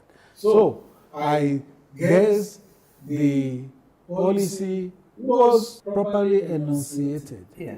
The actual implementation may not have been as seamless as it should be, but the enunciation was good, and the president was convinced that it was the way to go. Yeah. If you read this book, he spoke about it. Are any of you who are the members of the media team of Buhari surprised that sometimes when you read the papers or you listen to current members of this administration, it would seem that the government of Buhari is being vilified by members of the same party? I still remember the current National Security Advisor, Nuhu Ribadu, talking about how this administration inherited almost nothing in terms of kind of economy, and some of them saying things like, oh, the country was run aground for the last 8 years by President Muhammadu Buhari. I mean, the shocking thing for many people is that both Buhari and Tinubu are from the same party. And we're surprised that from the same party would come such harsh words about the former president. Well, I ascribe it to limited knowledge. If you have limited knowledge about something, what should you do? Try to understand it. Yes. Try to read up, try to get information. But if you begin to speak without having done that, your shallowness will come out. So it was limited knowledge that made some people say what they said. And do you know the response of President Buhari to us privately? Said, leave them. Everything is documented. That's what he said. So everything is documented. So he's not worried, he's not fearful if there's a probe? Not at all. During this launch, he was talking about the importance of documentation. That was what he meant. He said nothing was done under the veil of secrecy under his administration, and everything is on record. So those who said what they said, if they had sought to look at the records, they would have been better educated, and so would not have said what they said. Did the president have a preferred successor in that last election? He was neutral. One, if you had a preferred successor, the power that resides in the office of a president is so enormous nothing will have stopped that person. From emerging. Nothing will have stopped. So when the former Senate president was pushed forward and it was implied that it was President Buhari's choice, that wasn't true at all. There was a statement that came saying the president hadn't endorsed anybody. Okay. He didn't endorse his vice president either? Not anybody. He just said, please go to the primaries, let the best person win. Whoever emerges. And he received many visits from everyone who was aspiring. Oh yes, that's the right thing to do. He was the father of the country. So a good father should create a level playing field and bless anybody aspiring. But you know that all those who were coming to tell him were obviously coming to tell him because, they thought... They were endorsed. Yes. Well, maybe they didn't know President Buhari enough. Those of us that know him know that he's such a fair-minded person. If he does something and he thinks he has wronged another person in that process, no, he would rather not do it. He's a person who is always mindful of the last day when Allah will ask him questions and judge him. Yeah. This is what he told me. You get to see it in that book later. When there was talk about lopsided appointments in the country, particularly in the area of security, the day he called me to announce Lawal Daura as DGDSS, he had removed Ita Ekpeyong from South. So I said, Mr. President, tongues are wagging that you are appointing too many people from the north. You have removed a man from South. Why not replace him with another person from the South? He now told me that when he's going to fill positions like that, a committee is set up, a search team is set up, and they work. At the end of the day, they come with 3 recommendations. 1, 2, 3. Yeah. With number 1 being the best, number 2 second best, number 3 also appointable. Most times, 90, 95 out of 100 in 8 years, President Buhari will always approve number 1. And what he told me that day was, if somebody has come first in that exercise, and because of his religion, or because of his ethnicity, or because of language, or because of anything, and now bypassing, appoint another person, Allah will judge me on the day of judgment. So it didn't matter what part of the country you were from, you were the next in line. If you were the best in the exercise, it didn't matter where you came from. And like I said in the book, that's the bit ahead of its time in Nigeria. Because Nigeria not only would look at everything from the area of where you hail from, they will look at it from religion. So President Buhari didn't countenance all that. He just went for the best in any exercise. Let me bring you back now to your relationship with the late Chief of Staff, Abba Kyari. I was shocked to read that there was a fractured relationship between yourself and him. Did he perhaps favor someone else for your post? Fractured will not be my word. Frosty will not be my word. I'll just say not convivial. We didn't have that kind of relationship that you would think a special advisor will. His successor, Professor Ibrahim Gambari, I had a better relationship with him. Yes. Because the day he resumed, he said, Femi, just take me as a big uncle. Yeah. And anything I needed to discuss, I went straight to him. The late Abba Kyari didn't have that kind of disposition. He was a bit aloof. And you are the way you are. You can't help it. Yes. If that was the way he was made, no problem. What you probably have read about my relationship from him were the excerpts people took from that book, which was not complete. For you to get a complete picture of my relationship with him, read the entire chapter, A Tale of Two Chiefs of Staff. When you read it, everything will fall into place. The video just took what will sound good, what the readers will like, and what will reverberate, and will latch on. Will latch on to. If you read the entire story of my relationship with him, how I mourned him when he passed on. I know. I genuinely felt it when he passed on, because I would have wanted him to finish with the administration and No, but because it got me thinking that were you an outsider when Buhari brought you in? I think if not the first appointment, the first 2-3 appointments that President Buhari made. Yes. And a lot of people were shocked. I wasn't. But we all knew your relationship with the then General Buhari. Yes. You know, so I thought, okay, was it that he considered you to be an outsider brought in? I wouldn't think so, because he just needed to know what was the background between me and General Buhari, who later became President Buhari, and then he wouldn't consider me an outsider. As far back as 2013, when my mother died, President Buhari came to attend the commendation service we did for her in Lagos here, a Christian service, and he stayed all through. So I was still active in the media during the campaign, but I was giving support from the outside. And that was what I thought I would give even to the administration, support from outside. Yes. But eventually when I was invited to come, it took me a while to decide to go. You will see that the very day I had to resign my appointment as Son MD and President Guild of Editors, I began to cry because I didn't want to leave uncertainty for uncertainty. I had never worked in government before. I didn't know how it would be, and but because it was President Buhari, that was why I went. You made a point that you never worked in government before. Is it that the opportunity never came, you didn't actively seek it, or you just were not interested? I was not interested. And I remember that one of my active readers in the media, Japheth is his name, he sought me out one day, came to the Sun, he said, I want to meet the person who writes this thing week after week. So he came and we got talking. And then he asked me, would you ever serve in government? I said, no. Straight, I said, no. Then I thought about it again and I modified my position. I said, well, I can serve in the government headed by Muhammadu Buhari.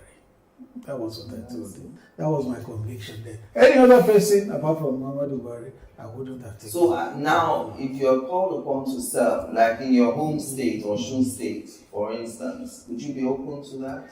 After 8 years, you get tired, don't you?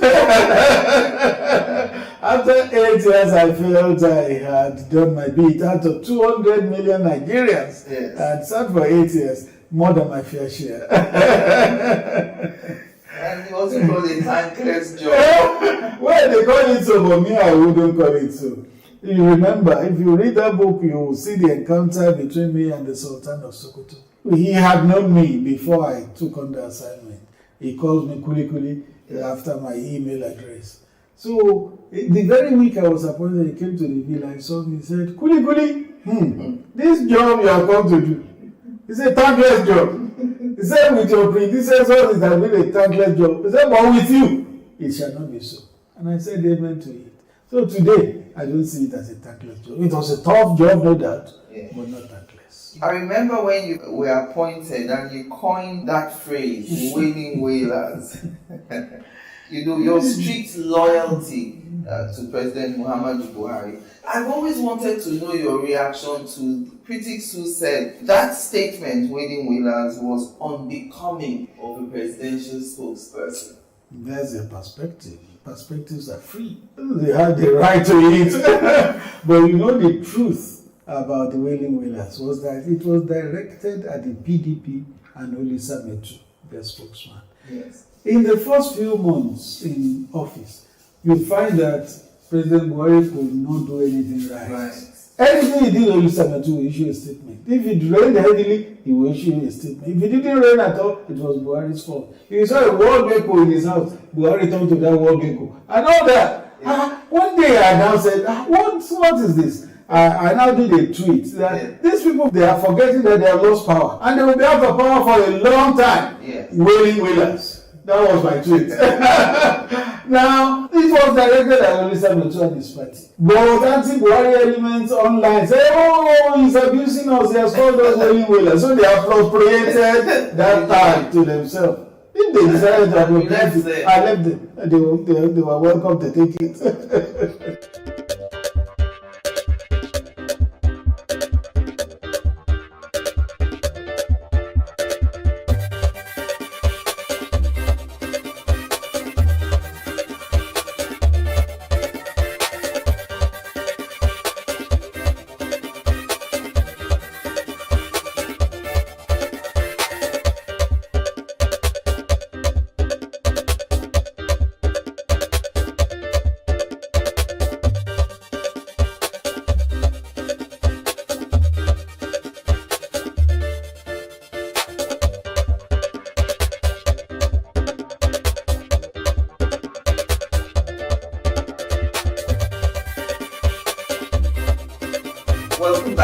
my concluding moments now with former special advisor to former President Muhammadu Buhari, Femi Adesina. All right, so two major issues that made Buhari trend.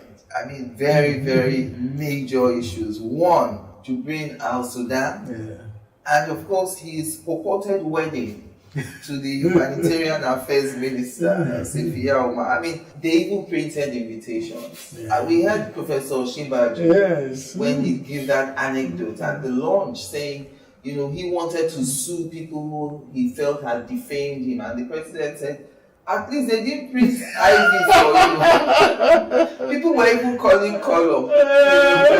Color will not move. So I want to get a feeling of what happens in the villa when issues like this come up. Give us a real look into how the president reacts to those sort of stories in conversations with you. Because I know you've told me that he reads the papers voraciously and you brief him every morning on, you know, issues that you I think tell him he wants to see. He wants to know what is going on. So what was his reaction to that Jubril Al-Sudan first? Well, the Jubril of Sudan was foolishness. It was completely obtuse. He left the country in January on a medical trip. He came back in March, went again in April, and came back finally in August. August 19 to be precise. The day he arrived, I remember that the then Chief of Defense Staff, General Gabriel Olonishaki, was giving out his daughter in wedding. So I went to attend that wedding, and naturally I was in Agbada and cap. Before I left for church, I had got a message that he would be arriving that day, that I should inform Nigerians. So I issued a statement. From the church, we went to the reception. I left the reception about 3 o'clock. Yes. The president was to land at 4. And I didn't feel I should go back home to change before going to the airport. So I went to the airport. If you still recall the tape of that day, you will see that when he shook me, we were laughing. And what did he say when he shook my hand? He said, Adesina, this is the best I've seen you dressed. So you made it complete today. Our brother will come to Mark and we laughed. Now the question is, if he was Jubril, will he even recognize me? Will he know I'm Adesina? Will he know how I normally dress? Yes. So that just knocked down the story of Jubril for me. Yes. Anybody that said it, I knew was being foolish. How do you think the man that was in the villa was another person and his wife would not know? He says that saw him every day. How did that story start and how did it get entrenched to the point that people believed? And you know it came from Nnamdi Kanu. Right. Yes, he was the one that started it. That the Reed Buhari is there. Yes, and you know that Nnamdi Kanu has a large following. Everything he says to some people is the gospel truth. So they received it, they believed it, but those of us that know. And you know, before the president himself left government, he responded to it. Yes. He said it was absolute foolishness, which I believe it is. Did he laugh about it? I mean, at some point it must have been funny to him. No, he just dismissed it. Okay. He just dismissed it. Just like one time there was this thing in the social media about his daughter getting married on a certain day at a certain venue. Yes. It was so widespread. And I went to his office and said, oh, so I see that a wedding is coming up in the family. He said, where did you get that? I said, social media. He said, don't mind those nuisance. There was no wedding? No, not at that time. Yet, they had appointed a venue, named one of his daughters, and everything was false. The other funny one was his purported wedding and people turning up at the Central Mosque on Friday for prayers. Yes. Everyone assuming that the wedding was going to hold and they all turned up. Yes. Even though they were not directly told by the president that I will be getting married. That shows you how fertile the imagination of some mischief makers can be. When the president was ill and was in London, and after he had come round and he was recovering, I remember he placed a call to me one Saturday.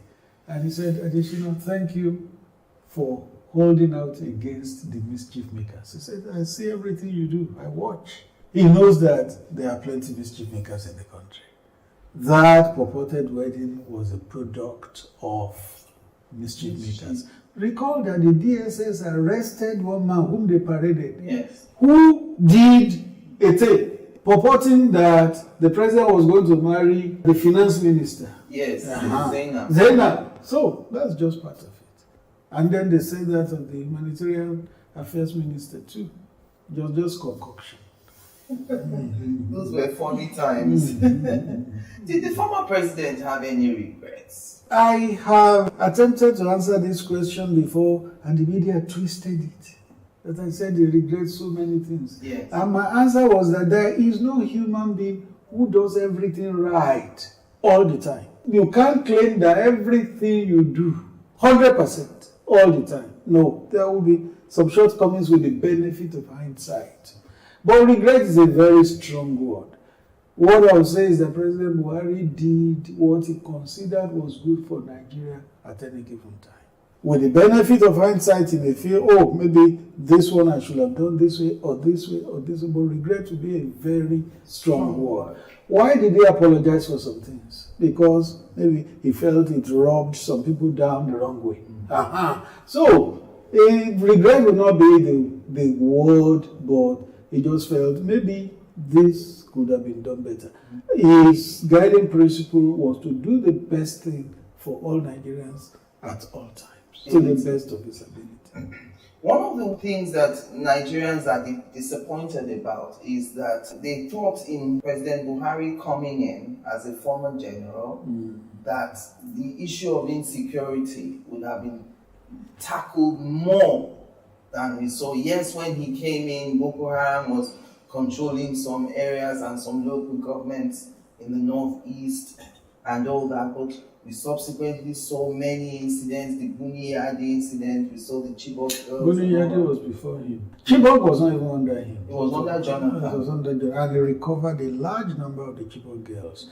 Dapchi was under him, and within that week, majority of the girls were recovered except about 3 or 5, including Leah Sharibu. In terms of that insecurity, could he have done more? He did his best. What I'd like you to recall is that before Buhari came, every day in this country, bombs went off 5, 6, 7 places.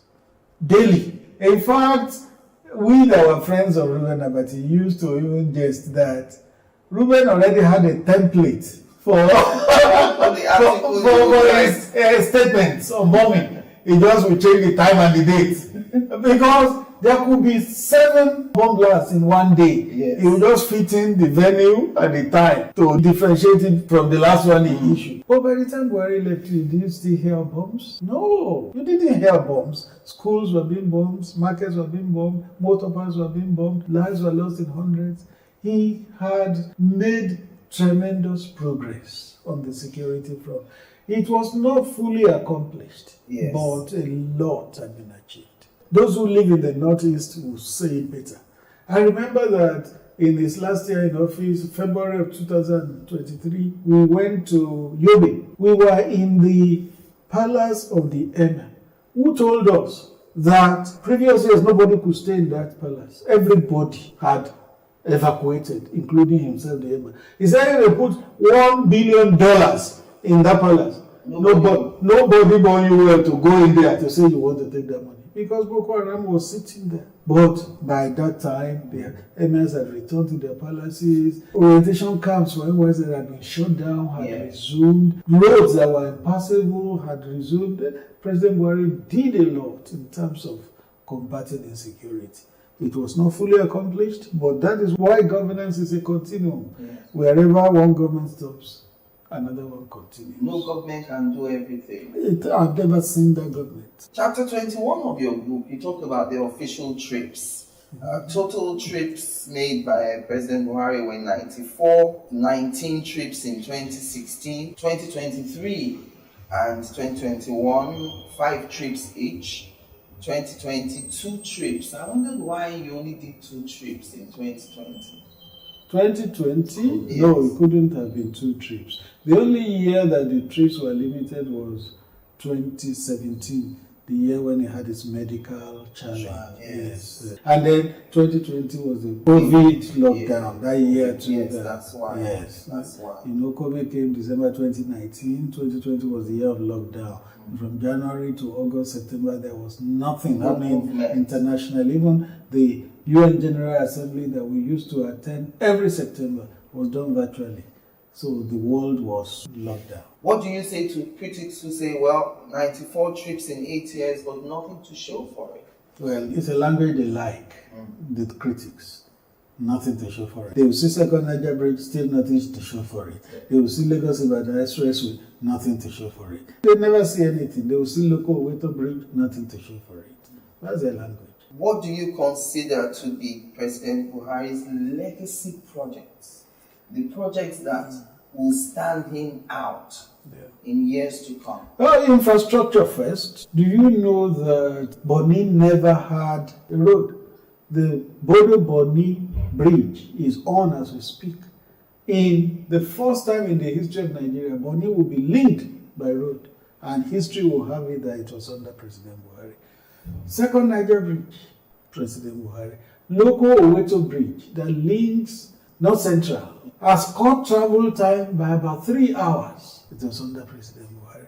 Lagos Ibadan Expressway, since it was made in 1978, had never been done all over again. Now it is there. I remember reading a tweet by Dele Momodu, who is one of the Buhari critics. Yes. He said he left Oshogbo and he was surprised to find himself in Lagos in about 2 hours. That was the same journey that would take you 6 hours before Buhari. Because Lagos Ibadan Expressway, you can do it in 1 hour. So those are things to remember President Buhari for. And then that's in the area of infrastructure. There are many others. But for me, one very important thing that Nigeria should never forget is that the economy was diversified. Our economy had been mainly monoproduct, oil. All governments before Buhari had paid lip service to diversifying the economy. They never got it done.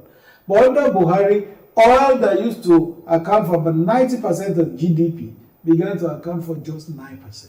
Because Agric had taken the large chunk, ICT had taken another large chunk. Oil, there was a year oil accounted for just 9% of the GDP. So, if Buhari hadn't come and placed emphasis on agriculture that way, you know what would have happened? Particularly during the lockdown, the whole world was shut down. If you wanted to import food, nobody would sell to you because they needed the food in their own countries too. And cash was not available. There was no movement. No movement. Exactly. From Thailand, how would you move it? If he hadn't placed emphasis on diversifying the economy through agriculture, how would Nigerians have survived? There would have been riots everywhere. In Venezuela, an oil-producing country like Nigeria, they were crossing the border to look for food because oil was the only thing they had. But because Nigeria had diversified the economy, we had rice, we had beans, we had maize, all the grains we were not importing again. So I think that will stand Buhari's regime in good stead, that really Nigerian economy became diversified and oil was no longer the mainstay of the economy under Buhari.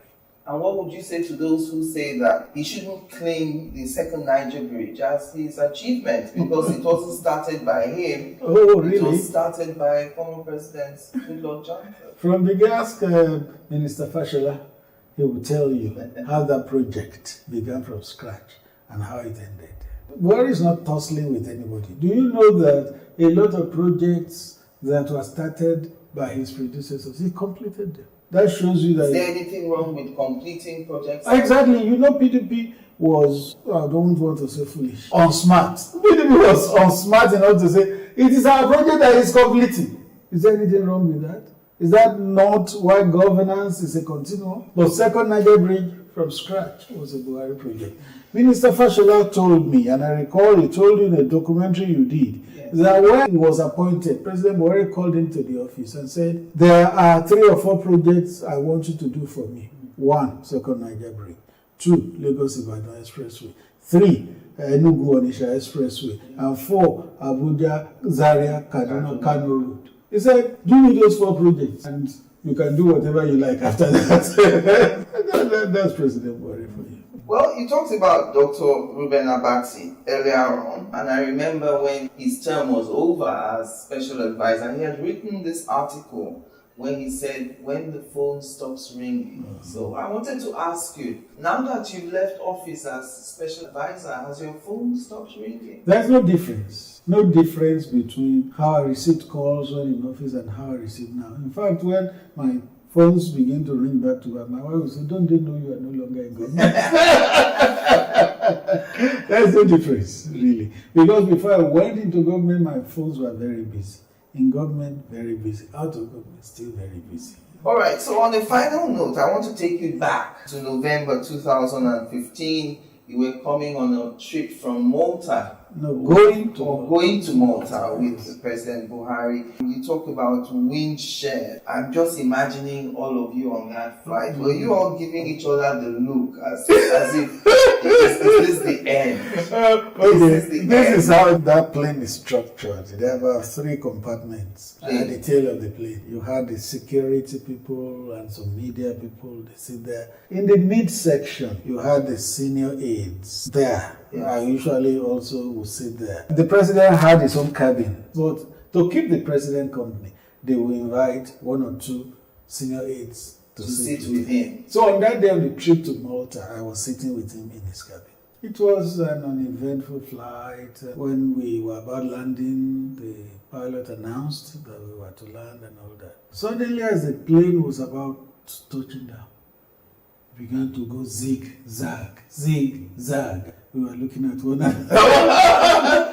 When it now touched the tarmac with force, it was going to turn around to face where it was coming from. President said, "What kind of landing is this?"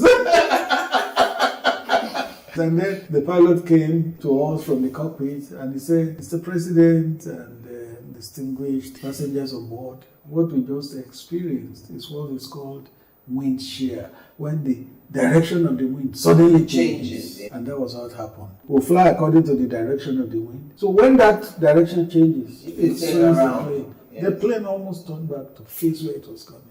It was really a tough one. But we thank God that the pilots were experienced. That was scary. It was. But President said to say, "What kind of landing is this?"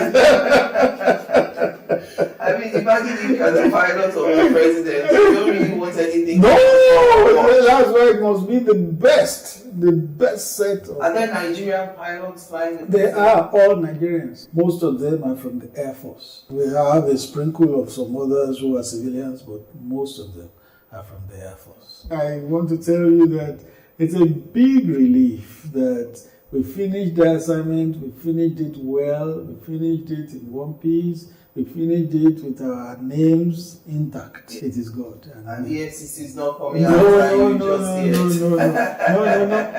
Not even. You said just yet. It will not happen because it was a media office. Like I said in my book, in the first 5 years, we didn't even have a budget. So what will EFCC come to look at? What will they come to look at? So, and the way I was brought up, my father inculcated it in us. Honesty is the best policy.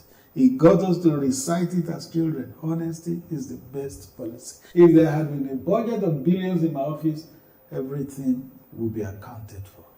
That is the way I was brought up. Thank you very much, Mr. Adesina, for speaking with me today. Thank you for watching. Thank you. I'm Angela Ajitumobi.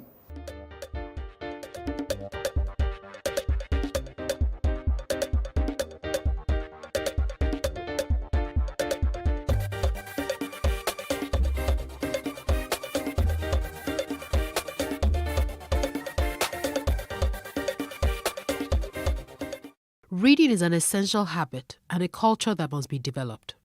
Nigerians are generally believed to have a poor reading culture.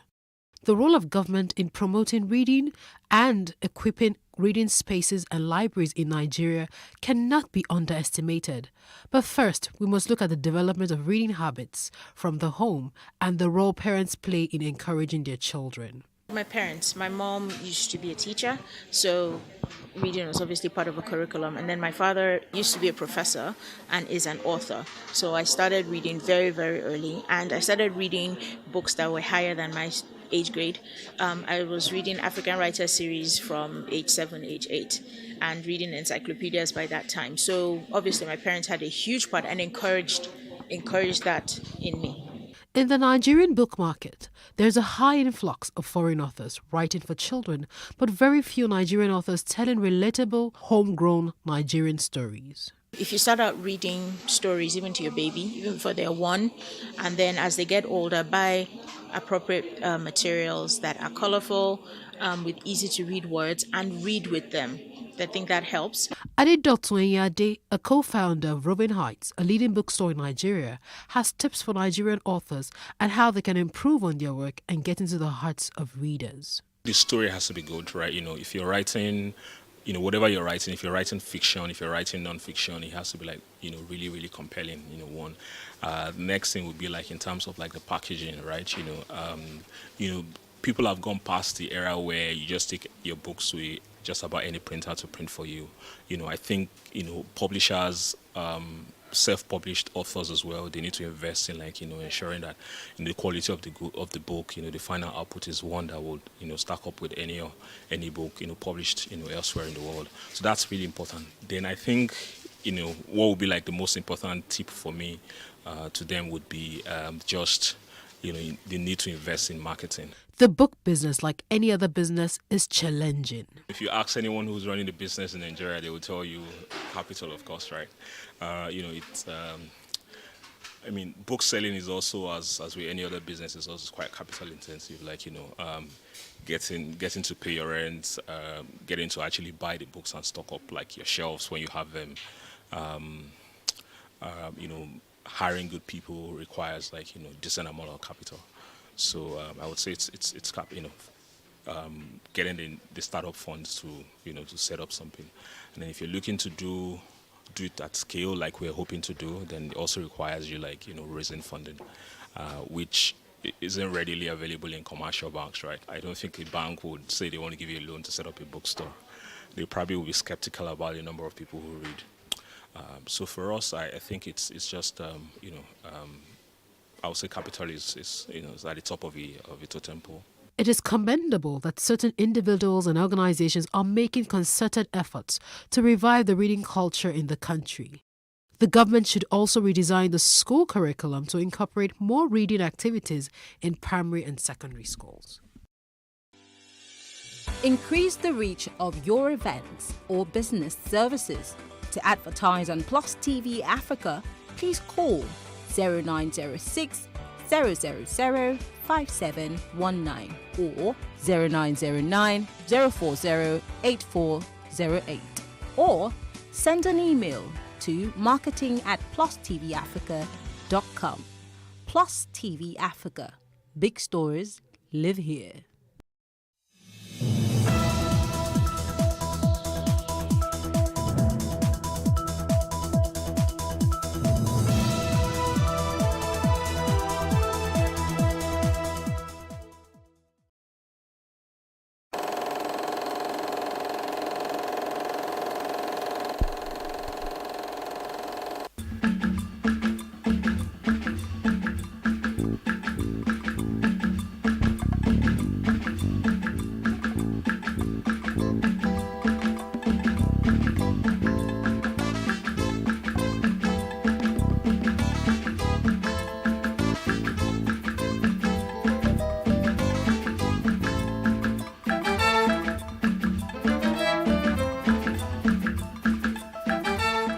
Hello, you're welcome to this edition of our program, Timeless Conversations. Today, my guest is my friend, is a brother, and he'll soon become a grandfather. This friend of mine is a chemical engineer, he's a serial entrepreneur, and he's always restless. Please welcome with me my friend and brother, Adeola Adelanwa. We call him Tori. Adeola Adelanwa is an entrepreneur with professional and business experience in several sectors. They include manufacturing, agriculture, aviation, technology, food and beverage services. He is a process analyst with proven skills in process improvement in several commercial and business operations. In 1985, he graduated with an honors degree in chemical engineering from the University of Lagos. A master's degree in the same course from the same university came in 1987. Deola had worked in several organizations before branching out on his own. In 2009, he founded Mobile Kitchens Limited, the first truck-based catering company in Nigeria, specializing in high-volume packed meals and event catering. In 2018, he set up a water bottling business called Hagnos. The idea behind the brand was to change how Nigerians accessed and purchased water. A sports enthusiast who enjoys playing football and cycling, Deola is widely traveled and constantly seeks knowledge. Thank you very much, Lekon. It's good to be here. Nice to have you. Now, let's look at something. You're a businessman, a serial entrepreneur. You've been self-employed for so long, I can't even remember the last time you took down a job that somebody was paying you. What has your experience been like? What's driving you? Long story. I think my last job was with Concorde Airlines, where I was GM, and that was 1991. You know, I think I left at the end of 1990 to go and start my own thing in 1991. And this is my thinking. If you really want to be rich, comfortable, and you don't really want to dip your hands, you know, into people's funds or whatever, you better be doing your own thing. Besides that, I'm one that loves freedom. I want to be able to get up and, you know, spend my time whichever way I deem fit. So that was it. You know, that was it, because people questioned me then. You know, I was very young. You know, when I was GM of an airline, I was doing okay.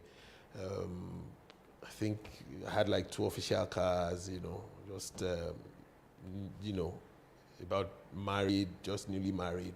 You know, and things were great. You know, and many people questioned me, why are you leaving that, you know, that comfort, you know, to go and do, you know, things on your, you know, your own, knowing that, you know, it may be difficult. And I was like, you never know, you know, let's give it a try. And then that's how, you know, that's how I left Concorde Airlines, you know, and I started up a place called Ultimate Vision. Ultimate Vision, obviously at that time, you know, there were no funds, you know, to do any massive thing, but I had a lot of skill set, and I thought that, look, if we ran a training organization, that was a good way to start, and that was what Ultimate Vision was doing. But what I did, you know, which was unusual at that time, was there were a few people who I thought were influencing Nigerians in different spheres. Okay, I didn't know them from Adam. You know, we had late Rufus Giwa. He was MD of Lever Brothers, if you remember.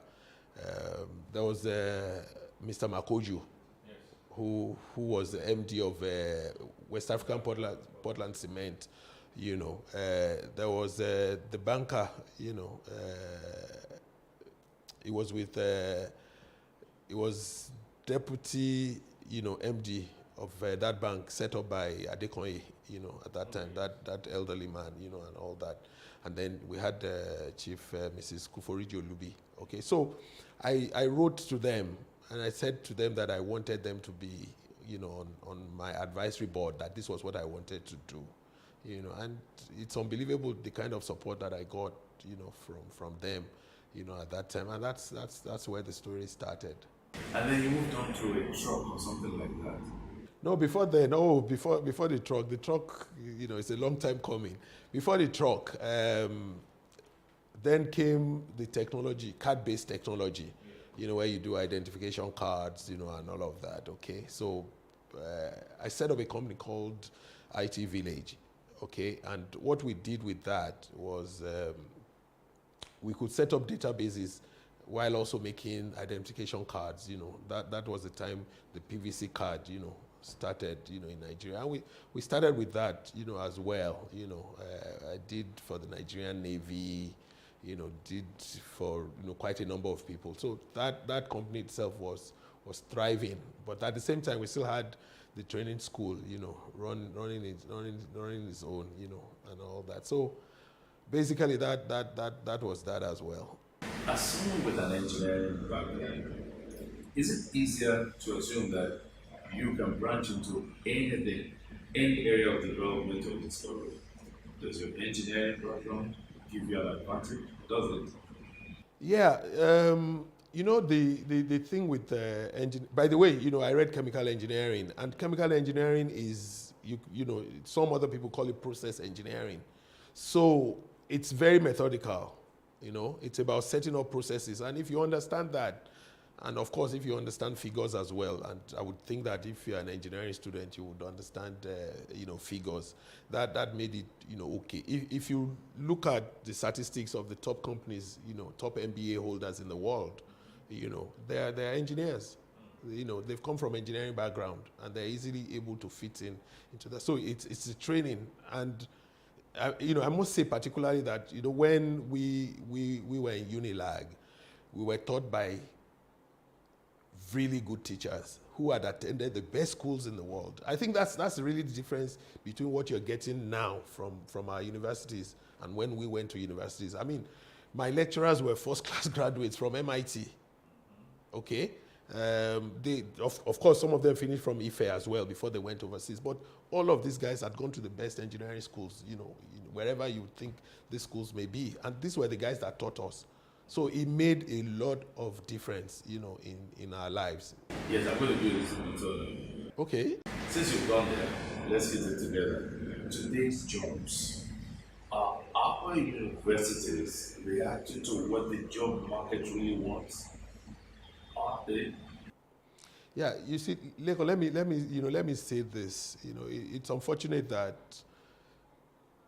there are really no bright sparks, across board in our country at the moment. Look, when I got admitted, into Imperial College in England, I didn't have to sit for an interview. I did not have to sit for an interview. It was just based on the transcripts of my results from the University of Lagos. Okay, that's how respected our unis were.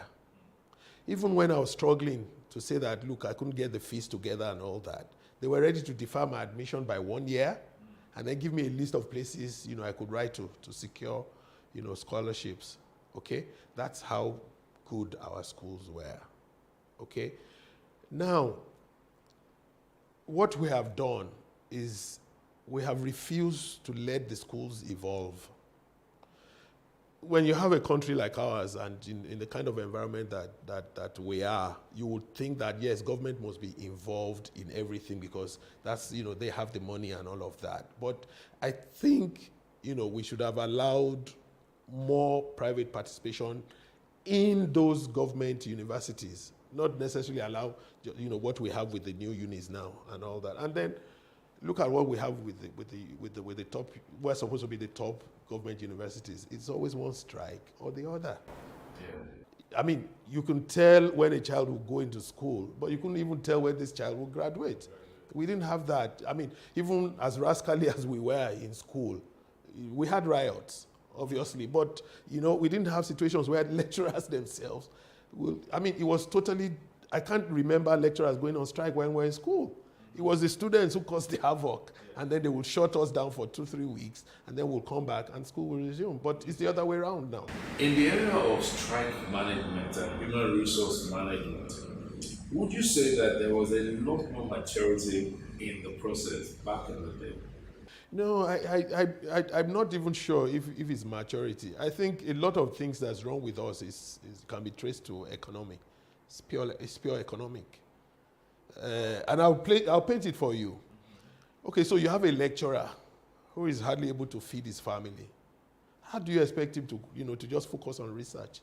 How do you expect him to just focus on? Because every day, the money he gets on a monthly basis, is reducing in terms of, how inflation has affected it. Okay, so if a man finds it difficult to live, how will he do the job that you employ him to do? Okay? And if the lecturers can't do research, if they can't, if the lecturers take out more from the system, and I'm talking, in terms of corruption now and all that, what's going to be left? What's going to be left? Okay, so there's no accountability.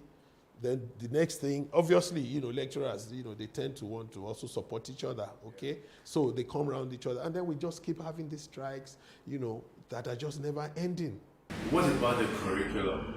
I remember a song by Lagwaja some time ago, where he says that it was the same textbooks that were used in the 60s and the 80s that we're still stuck with in our libraries, in the universities. No. That you're always going to get that. Don't forget that these teachers are not even doing any research anymore. I mean, we also suffered a bit out of that. I mean, the same lecture notes that I remember, one of my lecturers, Professor Ognaike, came one day, and, we was talking about another lecturer in the university, and he asked to see our notes. And it was basically the same notes that he had been taught with, while he was there. So you have that kind of situation. But the truth is that we have refused to grow with time. We have refused to grow with time. Is there any escape route? Oh, absolutely. The day we decide that we want to do something about this country, then we know what to do. I am one of those who believe that if we decide that we want to turn Nigeria around, and I'll give you an example, in 15, 20 years, it can happen. Okay? Let me explain to you. It's about leadership. Okay, so let's take Lagos State. We all knew what Lagos State was, before Fashola, for example. Look, Fashola came and just said, no more driving one way. And because we always saw him in traffic, he didn't take shortcuts, no sirens, nothing. We even saw him where he was harassing a military man who had used the BRT lane, I think it was. Yeah, okay, arresting, okay. And all that. Okay, so, and people knew that this was a serious guy. And people just didn't pass one way. Lekon, right now as we're talking, it's a different thing. You see, once the people sense that the leadership is not up to it, the behavior changes. It's a human thing. So it's for me, I think it's about leadership at the end of the day. We'll take a break now. And when we're back, we're going to talk about some other things that I know you have done, and I'll challenge you to go back down memory lane. Also, some of the things that we did. Okay. We'll be back shortly.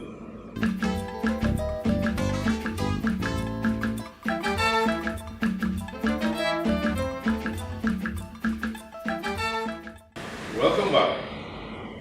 I'm still with my friend Adeola Adelawa. I remember that you went to Igbobi College. I went to CMS Grammar School. There used to be this convergence in Yaba in those days. It was called the Yaba Show.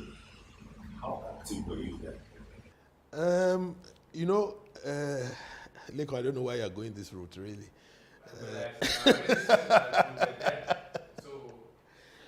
Look, as young boys, growing up, you remember, CMS boys' school, Bobi boys' school, and boys' school, and all that. Girls' school, and all that. Exactly, And no, it's okay, and and it was, and it was, it was within, the same vicinity. Remember also that, we had buses that were called, Scully. These were buses that were made for students. And you go on them, and all that. So you are in a bus, and it's got students from, various schools. Obviously you're going to end up with, friends, And as young boys, you always also played pranks, here and there. But here we are today. We thank God. Let me end it that way. That's just a good description. I went that way because I look at something that is happening in our society today. Our values, what's happening? Our values, we seem to have lost them. It's difficult to make our children who are in their 20s and 30s these days to relate with our core values. What happened to our society? You've got to understand something, Every society grows up in generations. And, what obtains in each generation is different. So you've got to understand that. But values are values, and values will remain constant irrespective of the generation. Okay, so what were the values that we were taught? We were taught the values of honesty. We were taught the values of keeping to time. We were taught the values, of respecting our elders. You won't dare go to school and take a biro or pen that belonged to somebody else and take it home. When your parents sees it, you are dead. Okay, so these were the kind of values that we were taught with, and I expect that they should be, and all that. But guess what? We live in a different world. These guys have access to all the information. I mean, those days we didn't have that info. That info resided with your parents, so you always defer to them. But these kids don't even need to defer to you because they've got everything, flying around them. All they need to do is ask Mr. Google, and they've got as much information, as they have. But what I want to point out is that as parents, and I'll tell you a story which is in a minute. As parents, we must continue to try and instill this in our kids. Now the story is about, EndSARS. That we witnessed, not too long ago. And, my son and my daughter, they were like really into this thing, like you guys have failed us. They just kept, banding this, and all that, And when I wanted to shut them up, what I told them, I gathered them together and I said to them, listen, your friends, that you all go out and shout EndSARS and all of these things. I said, some of you are beneficiaries of the corruption you're talking about. Says that, what do you mean? I said, but some of your friends whose parents really shouldn't be able to afford the kind of schools they send their kids to because you know what their parents do. Okay? I said, so I don't see the difference between you, the beneficiary of corruption, and the people who actually perpetrated corruption, and all that. And Lekon, guess what? They shut them up. Because they saw the point. I said, how many times have you told your friend that, listen, I don't want that because I don't know how you can be able to afford, what you're carrying around? How many times? I said, these were the things that we could do in our days. I remember in those days, your friends whose parents could afford to give them vehicles, they did not bring them to your house. They will have a lot of explaining to do. They can't. They can't, because if they did, your own parents will be up in arms, against it, and all that. So these are the things that, that we need to look at, But this generational development, are they not affecting society? Are they not breaking stuff down? It will. I mean, what do you think, all the different civilizations, it's always about different, it's always different. The civilizations are always different, and it's always based on what's going on, at that time. But it must never destroy our humanity. Okay? It must never destroy our humanity. I mean, these days, what do you get? Somebody gets injured and then the next thing, everybody flashes out their phones. And rather than, helping whoever is in distress, or doing something about it, they're recording, and the next thing is they want to send it, out and make it, go viral. It's a kind of generation, it's a kind of, environment we live in now. Okay, everybody has become all of a sudden, a journalist, of some sort. But really, should that define, who people are? That's the question you need to ask yourself.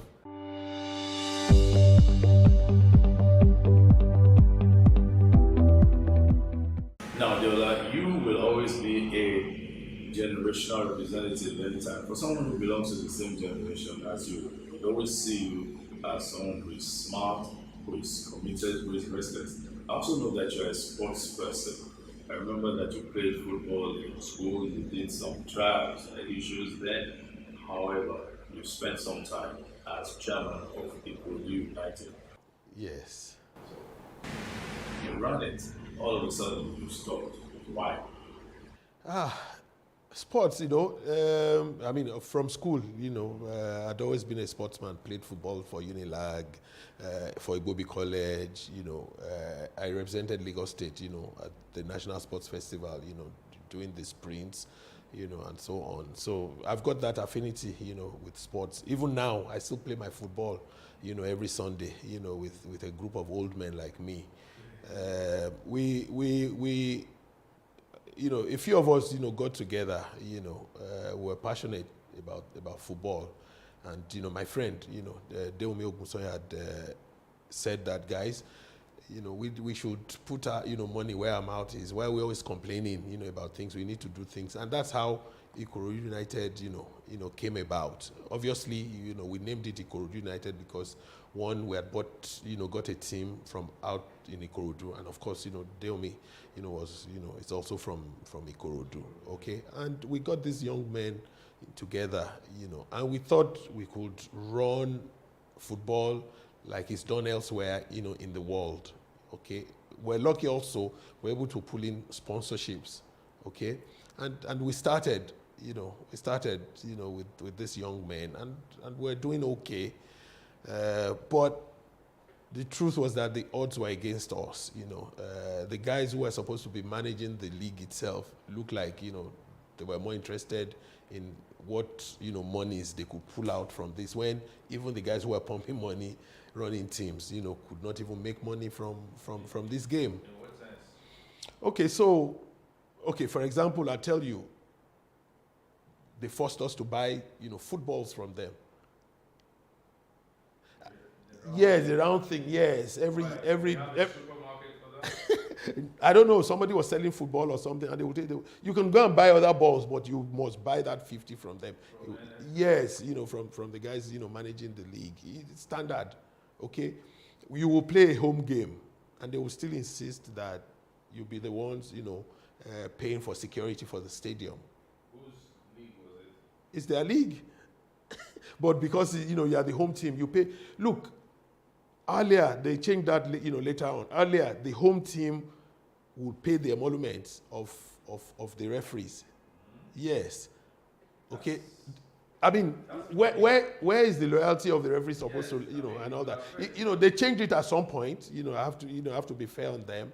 But the truth was that we had already built up a culture where even the referees expected a certain level of hospitality.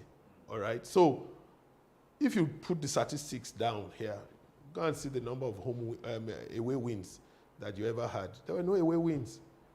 I remember one time we won away at, you know, in Benin, you know, and we were held hostage in the stadium.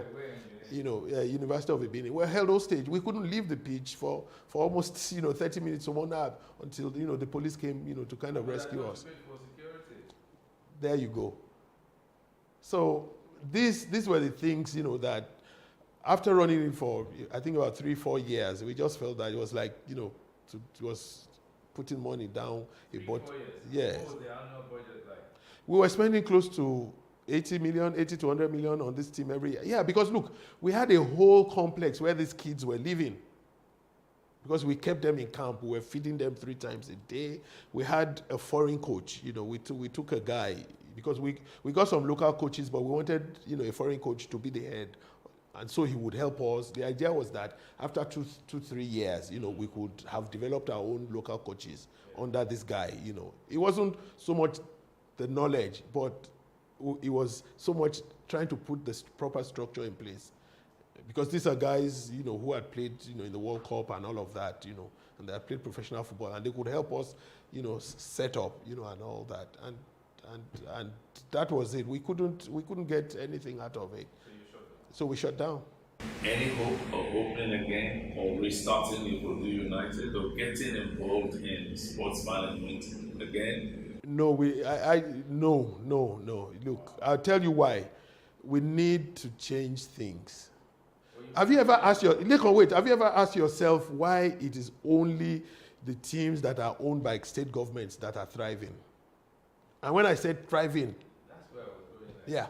Have you ever wondered? It's because they have a government budget. There's an annual budget. There's an annual budget for every team. Enugu Rangers, Shooting Stars, you know, call them, you know, Plateau United and the rest of them. They all belong to states. And that's the reason. If you look at it, I mean, we all knew what happened. What happened to the man? Eventually, he gave up. Abiola Babes, what happened to them? He gave up. You know, these are private people who came into football. But you remember that all those clubs of those days, the stationary club of those days, they were private clubs. Things were different. And I would, okay, so how were things different?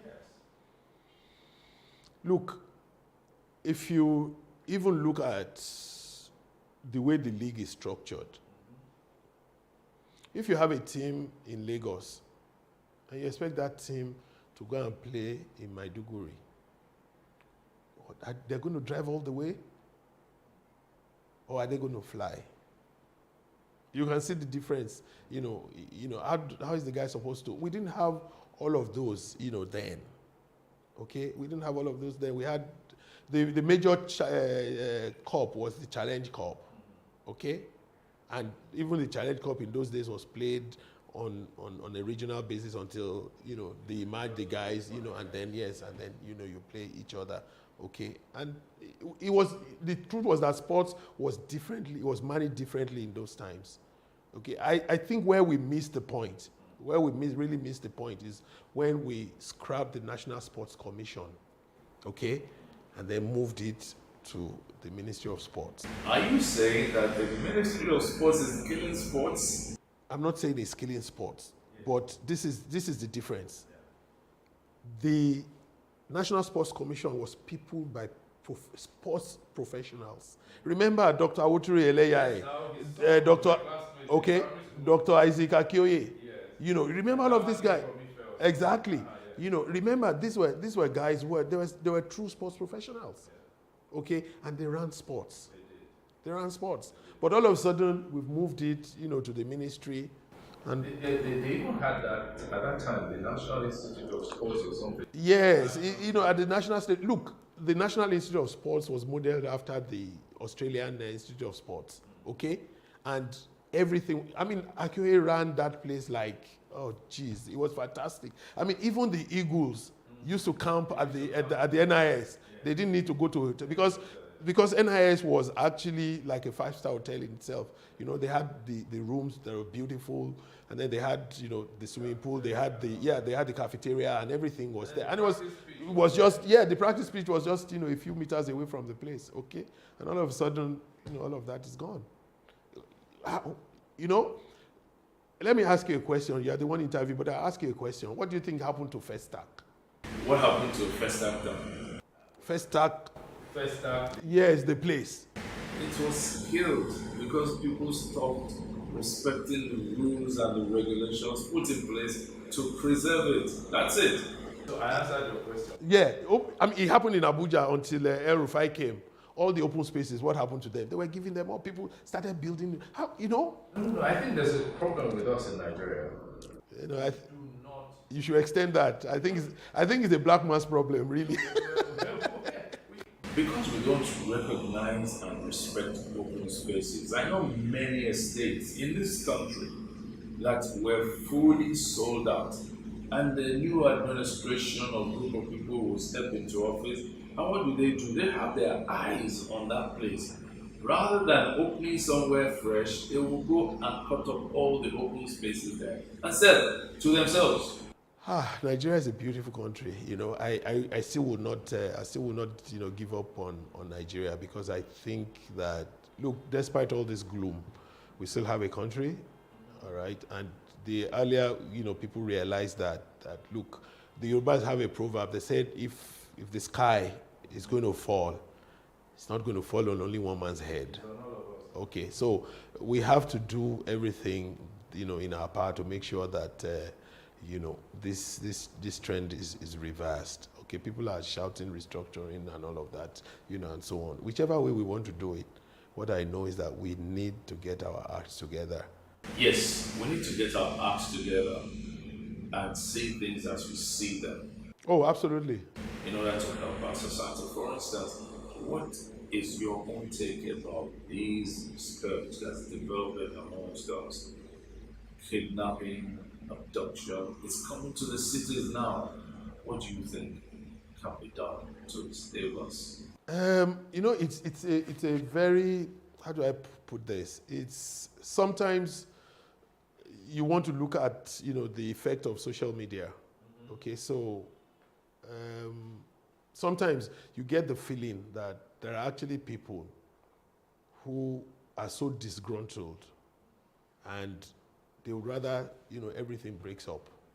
There's absolutely no doubt about that in my mind, because I've seen some things that are circulated on social media. Sometimes these are even images that comes from other countries, and they say it's happening, trying to whip up. I saw some last night. Trying to whip up, the sentiments, and all of that. Okay. I also feel that, the people at the top of this government haven't helped a lot. And why do I say so?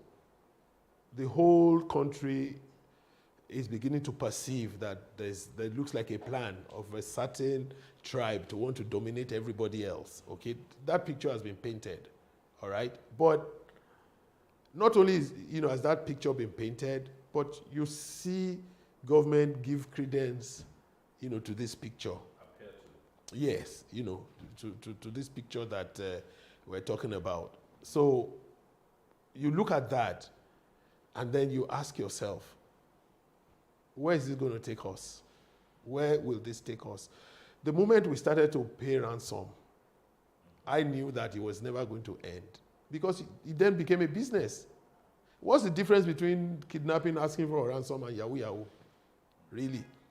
Some people do the Yahoo Yahoo, and some people find it easier, because they cannot operate computers or whatever. So they would rather, kidnap people and ask for money. And we continue to pay, ransom. Let's take a break. We'll be back shortly.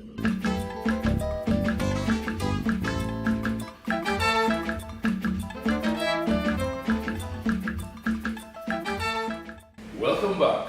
Yes, Tori. Tell me, why did you get called to Tori? No, Leko, we're not going to discuss that on this. I knew it had to do with football, and I also know the story. But tell us. It's interesting because I have a family chat group, my wife and, the 2 kids and myself. And when they want to, talk to me, they will say, Tori. So, they even call me that as well. That's a name that I picked up my first day in school at Igbobi College. Unfortunately, the guy who gave the name to me is late. Tunde Martins,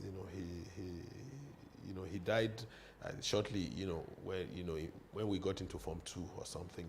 That's when he passed on. But it's got to do with football, all right? That's why he gave me the name Tori. You don't want to tell him the story? That's the story. That's the story. Okay, but the full thing, people just shorten it to Tori. It's basically Omo Tori Bowaye, because I just love to play football. I absolutely, I still do. And I wish it was now. Maybe I won't be making the kind of money Messi made, but I would have made, substantial money, because I can play football a little. Now let's look at you. You're a businessman. You've done capacity building. You've done training. You've done IT. And then you went into catering. And I saw that and said in my head, what's it doing with catering? How did that start?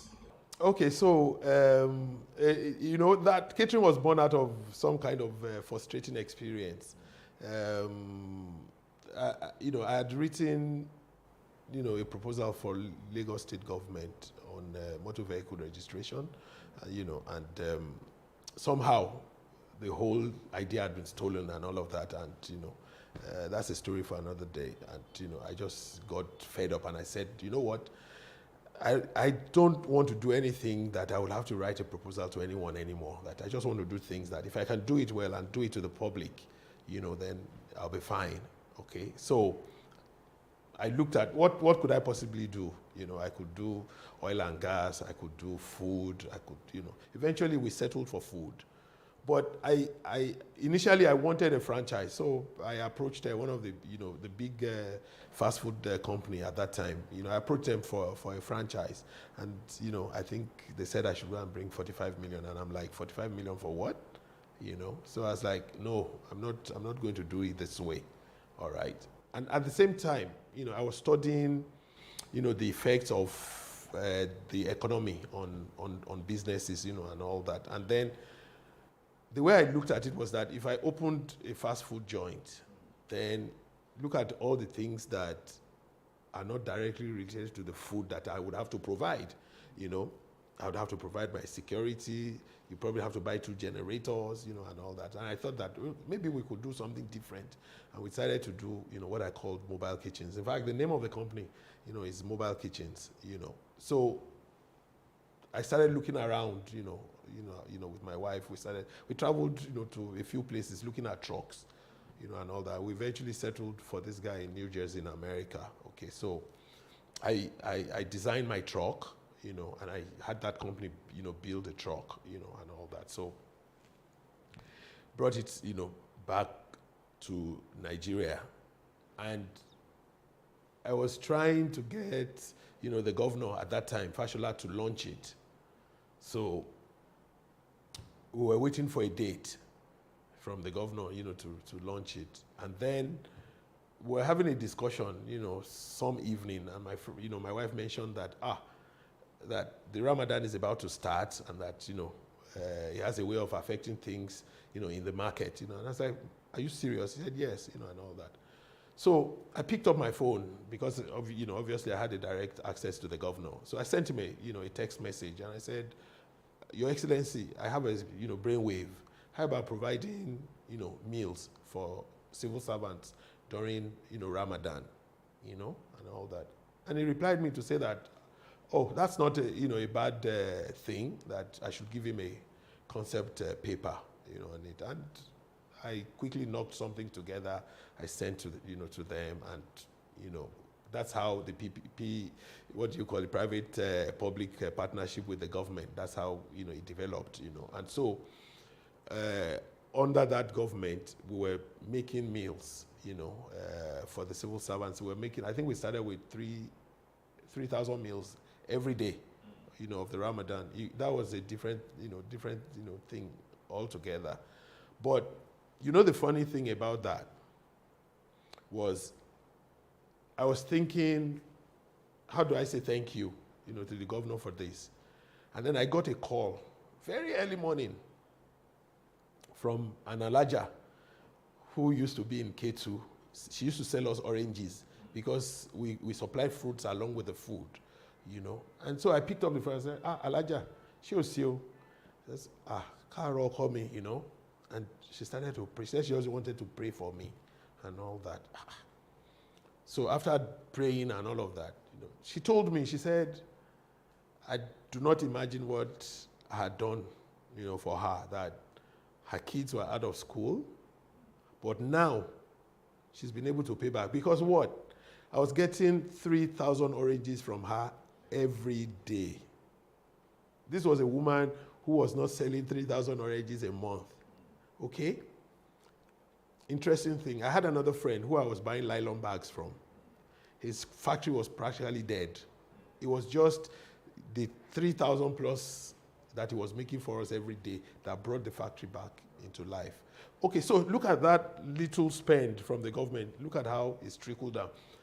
At the same time, when we ran the first program, LASU students were on strike. I had 15 of them who were working with us. What were they doing? They were helping us. They could try and make 3,000 packs of food and try to serve it. And that's what they were doing with, you know, for us, and, you know, we were paying them, you know. So we had a whole load of influence, you know, the whole thing trickling down. Yes, you know, and all that and all that. And so when I brought that to, you know, to the governor's, you know, attention, it was like, we're just going to continue this, you know, and all that. Okay, so that was a food thing. But at the same time, you know, we were catering for the outside public, you know, as well. I then started something very interesting at the stadium. Yeah, we called it Eat As Much As You Can. Okay, so with 1,000 naira, you could eat 8 different meals. And it used to be crazy, you know, like we used to have about 300, 400 people, you know. Yeah, we had that last Sunday we first started last Sunday of the month. Then we moved it to first Sunday because we realized that last Sunday, most people probably spent their salaries. So we moved it to the first weekend. But it ran really well. And we had people come to even have, there are bad days there, and it was great. For 1,000 naira, you could eat anything. Why did you stop? Okay, so we became really busy as a catering outfit, and we couldn't, because we were getting jobs practically every Sunday. And so we had to, put an end. Yeah, we had to put an end to that, because that in itself was actually designed to make us popular as a catering outfit. Okay, so, and once we became popular, it had served its purpose and we stopped. But the catering business is still on. Okay, so while doing the catering thing, we will do what you call school meals. We were in Magodo, in that estate, and I noticed one day that there was many schools. So I sent one of the guys to go and count the number of schools inside Magodo, GRA. Like, you won't believe it, we counted 22 schools inside Magodo. And for me, that was a business opportunity, that if we could provide lunch for these kids, that's a large number to do, and all that. And that's how we started, providing, but that also meant we needed to give them water. Okay, so the smallest amount of water, smallest size that was available was the 60 cl. And the 60 cl was a pain for the kids. I mean, for the guys who would pack after the kids, it was a pain, because kids, some would drink the water, some won't even drink, and you had, so I started thinking to myself that, listen, there's got to be a smaller size of water, and all that. And then, I did a little bit of research and then saw that there were one or two, Aquadana or something were doing, so, but they were, basically not out there. And I then thought that, there's a gap in this market, okay? And that's how Hagnos, Premium Still Water was born. And we started with the 33 CL, which is really iconic. The only thing I've done is that I've made the packaging look really, really attractive. And so when people see it, they just want the water. It's different, it's the only water in the market that's got the black cap, and the bottle is beautiful, But before even deciding the shape of the bottle, you need to get to my house, I have a whole cabinet full of bottled water from different parts of the world. So everywhere I traveled, I always brought back a bottle of water. My friends, when they want to put a smile on my face, when they travel, they bring me a bottle of water, because they know I would appreciate it, better than the perfume, and all that. So I had all sorts, So by the time I came out with my bottle, people just love the packaging, and every time, people call me up to say how beautiful, Sometimes I even wonder myself that is it not just water, but apparently, the packaging is done a lot, to put us out there. So that's water. That you also force your friends that they shouldn't drink any other water. Okay, so this is something about me. I'm a fiercely loyal person, to my friends. So I demand that same loyalty from them. That's why we're doing this interview. Okay, so I demand that kind of loyalty from them. I mean, if you're my friend, you drink water anyway. So if I have water that is good, that is not poisonous, why shouldn't you be drinking my water? So the truth is that almost all of my friends, drink my water. The interesting thing is that 3 years now, I haven't drank any other brand of water unless I'm outside Nigeria. Okay, even when I go to Ghana, I usually go with my water. Okay, so because it's my brand. Yes. Okay, it's my brand. When I go to parties, I carry a whole cooler load of water, and my friend, yes, my friends even know. They know it. So when I'm coming to the same party that they're not using my water for that, they know. They wait for me because they're going to drink, the water. Look, we're all talking about brands. How would you feel if you saw the MD of Coca-Cola drinking Pepsi? What's the message?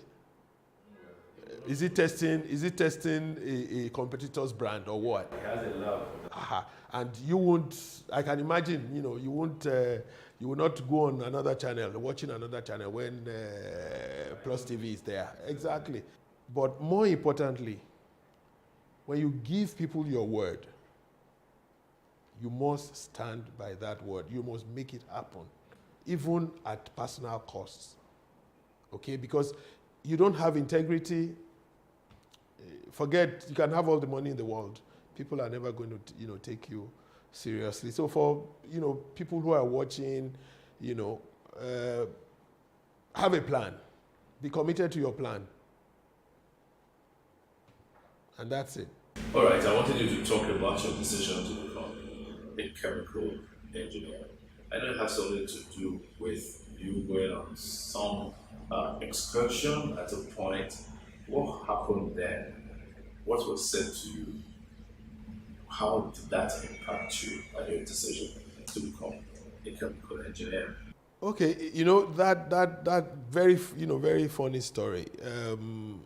While at Igbobi, I think we were in Form 4, and then there was this excursion that we had to Liver Brothers, and then we went in there to see the products that they have. At that time, we used to have High Time, Planter, Omo, and all of those things. Yes, and they conducted us from one section to the other, detergents, and so on, So after the whole thing, I was really impressed, as a young man. Like, this was a massive factory, and all that. So I went up to the production manager, and I just, I said to him, excuse me, sir, if you wanted to be in charge of, a plant like this, a factory like this, what do you have to study?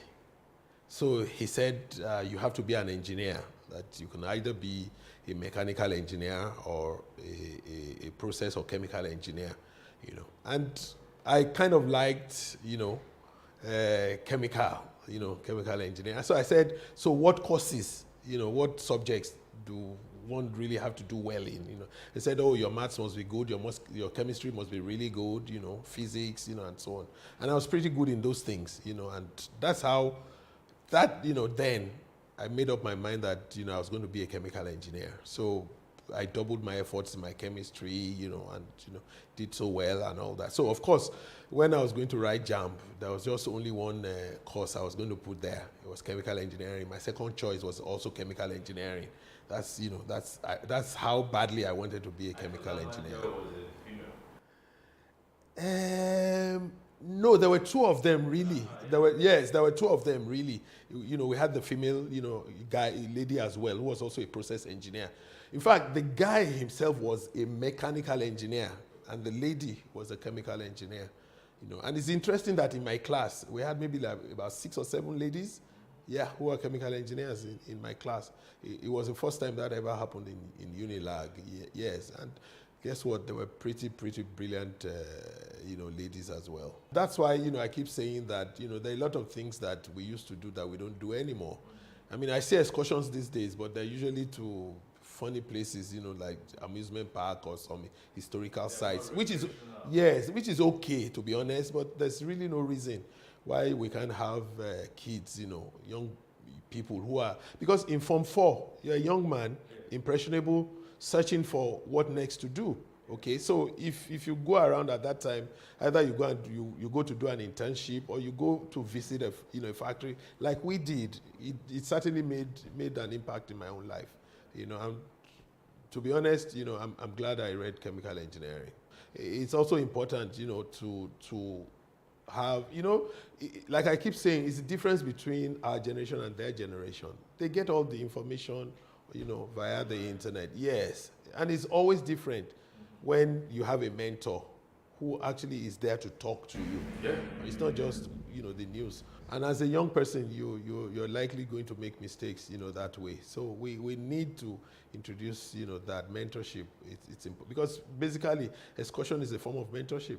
Yes, you meet people in the course of it, and it will influence you. Absolutely. But switching it a little bit, this internship that you're advocating, what kind of internship do you have in mind? Even the guys who brought this education to us, they do these things. Sometimes, you hear, kids saying that they want to take a gap year. Basically it means that they want to be out of school and just go and pursue something, completely, different, and all that. So we need to look at that. If you have kids who are already showing interest in a particular area, it should be born out of talking to them and all of that. If they're showing interest in a particular area, then you begin to want to expose them, to things in that area, which may further, or if you spot a talent. Because sometimes, a kid may just have a talent and they take it for granted because, it occurs to them so naturally. Okay, so what do you do? I mean, I remember one of my friends, he was such a good, artist in school. In fact, while in school, in the art class, you will go and give him to help us draw, and all that. And this guy is an architect today, I can imagine if he didn't become an architect, and guess what? His father was actually an architect as well. Okay, so that's how you pass, stuffs on to younger people, and all that. So we must do something about it. We must give people a chance, even if they're not, they're not earning money and all of that. And that's why I like what Lagos State, just introduced, recently, where Lagos State is going to be paying those kids, but they'll be able to put them in different places, which is great. 20 years down the line, one of them is probably going to be sitting, across another person, and they're going to be talking about how their life was shaped by that internship. That's very true. I recall when they started the Jakonde school in those days. Those Jakonde schools, everybody thought, what is it doing? Why are they trying to do this? But last year, students who went through that system turned 40. They were celebrating 40 years after. Many of them were doctors, lawyers, professors, engineers, name it. They are part of society and they are really impacting on society. So their contribution is totally indescribable. That's why some people still maintain that Jakonde, it's probably tops of the list of the people who have been governors of the state. Look at what Lekki became today.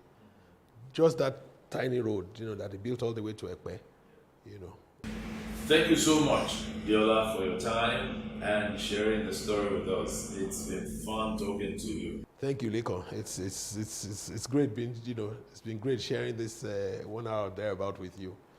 To you at home, thank you for watching and thank you for being part of the program. We look forward to being with you sometime soon.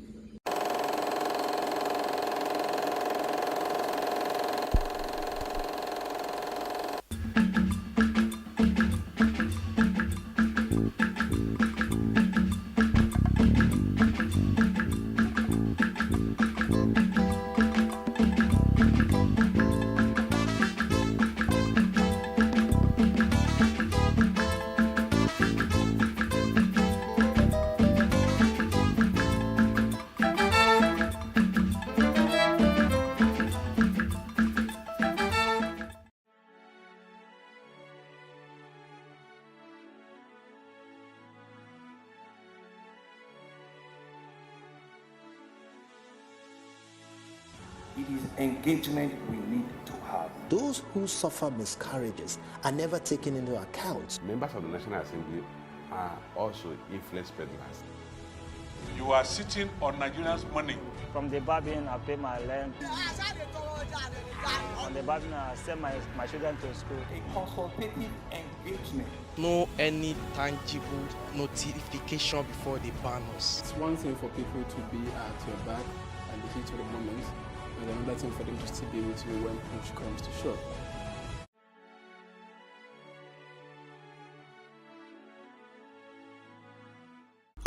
Ìmọ́tótó ló lè ṣẹ́gun àrùn gbogbo. Ìmọ́tótó ló lè ṣẹ́gun àrùn gbogbo. Cholera is defined as an infectious disease that is caused by ingestion of food and water contaminated with the bacterium Vibrio cholerae. It usually occurs as diarrhea, dehydration, and may lead to death if left untreated. Cholera was first discovered in 1854 by an Italian physician, Philip Pacini, during an outbreak in Florence, Italy. Also, record shows that cholera was detected by Robert Koch, a physician and microbiologist in India in 1883. In Nigeria, Since its first appearance in 1972, intermittent outbreaks have been occurring. The later part of 2010 was marked with a widespread in the northern part of Nigeria, spreading to the other parts, and involving approximately 3,000 cases and 781 deaths. Unlike many other infectious diseases, cholera persists as a huge public health problem worldwide, even where there are accessible and effective methods for its prevention and treatment. The main reasons for its persistence are socio-economic, since cholera thrives in unhygienic conditions and environments with a reputation of already fragile sanitation, especially in overcrowded areas. The major symptoms of cholera are diarrhea, nausea and vomiting, dehydration, muscle cramps, and shock. To prevent being infected with cholera, you should provide safe water, basic sanitation, and maintain adequate hygiene practices. If infected, the first aid treatment to assist the sufferer, if medical professionals are not readily available, is to get oral rehydration solution to replace lost fluids and electrolytes. Without rehydration, approximately half of the people infected with cholera will die. Severe cases need rapid treatments with intravenous fluids and antibiotics, which are to be recommended and administered by medical experts. There is currently an increase of cholera outbreak in Nigeria, and the Lagos State government declared a cholera outbreak on the 9th of June 2024. 3 suspected cases of cholera have been reported respectively in neighbouring Oyo and Ogun states. The Nigeria Center for Disease Control and Prevention, NCDC, reported that as of 11th of June 2024, 1,141 suspected cholera cases had been recorded across 30 states in Nigeria, including Bayelsa, Lagos, Abia, Cross River, Delta, and Imo, with some situated further north, Katsina, Nasarawa, and Zamfara states. United Nations International Children's Emergency Fund, UNICEF, says Nigeria must prevent spread in schools. With the intervention of all relevant bodies, individuals also have a relevant role to play. Prevention is better and cheaper than cure. Here are a few prevention tips. Drink and use safe water. Flush or bury poop. Wash and peel raw fruits with clean hands. Also, cook food thoroughly. Thoroughly clean toilets and surfaces contaminated with poop. Remember, health is wealth. Stay safe.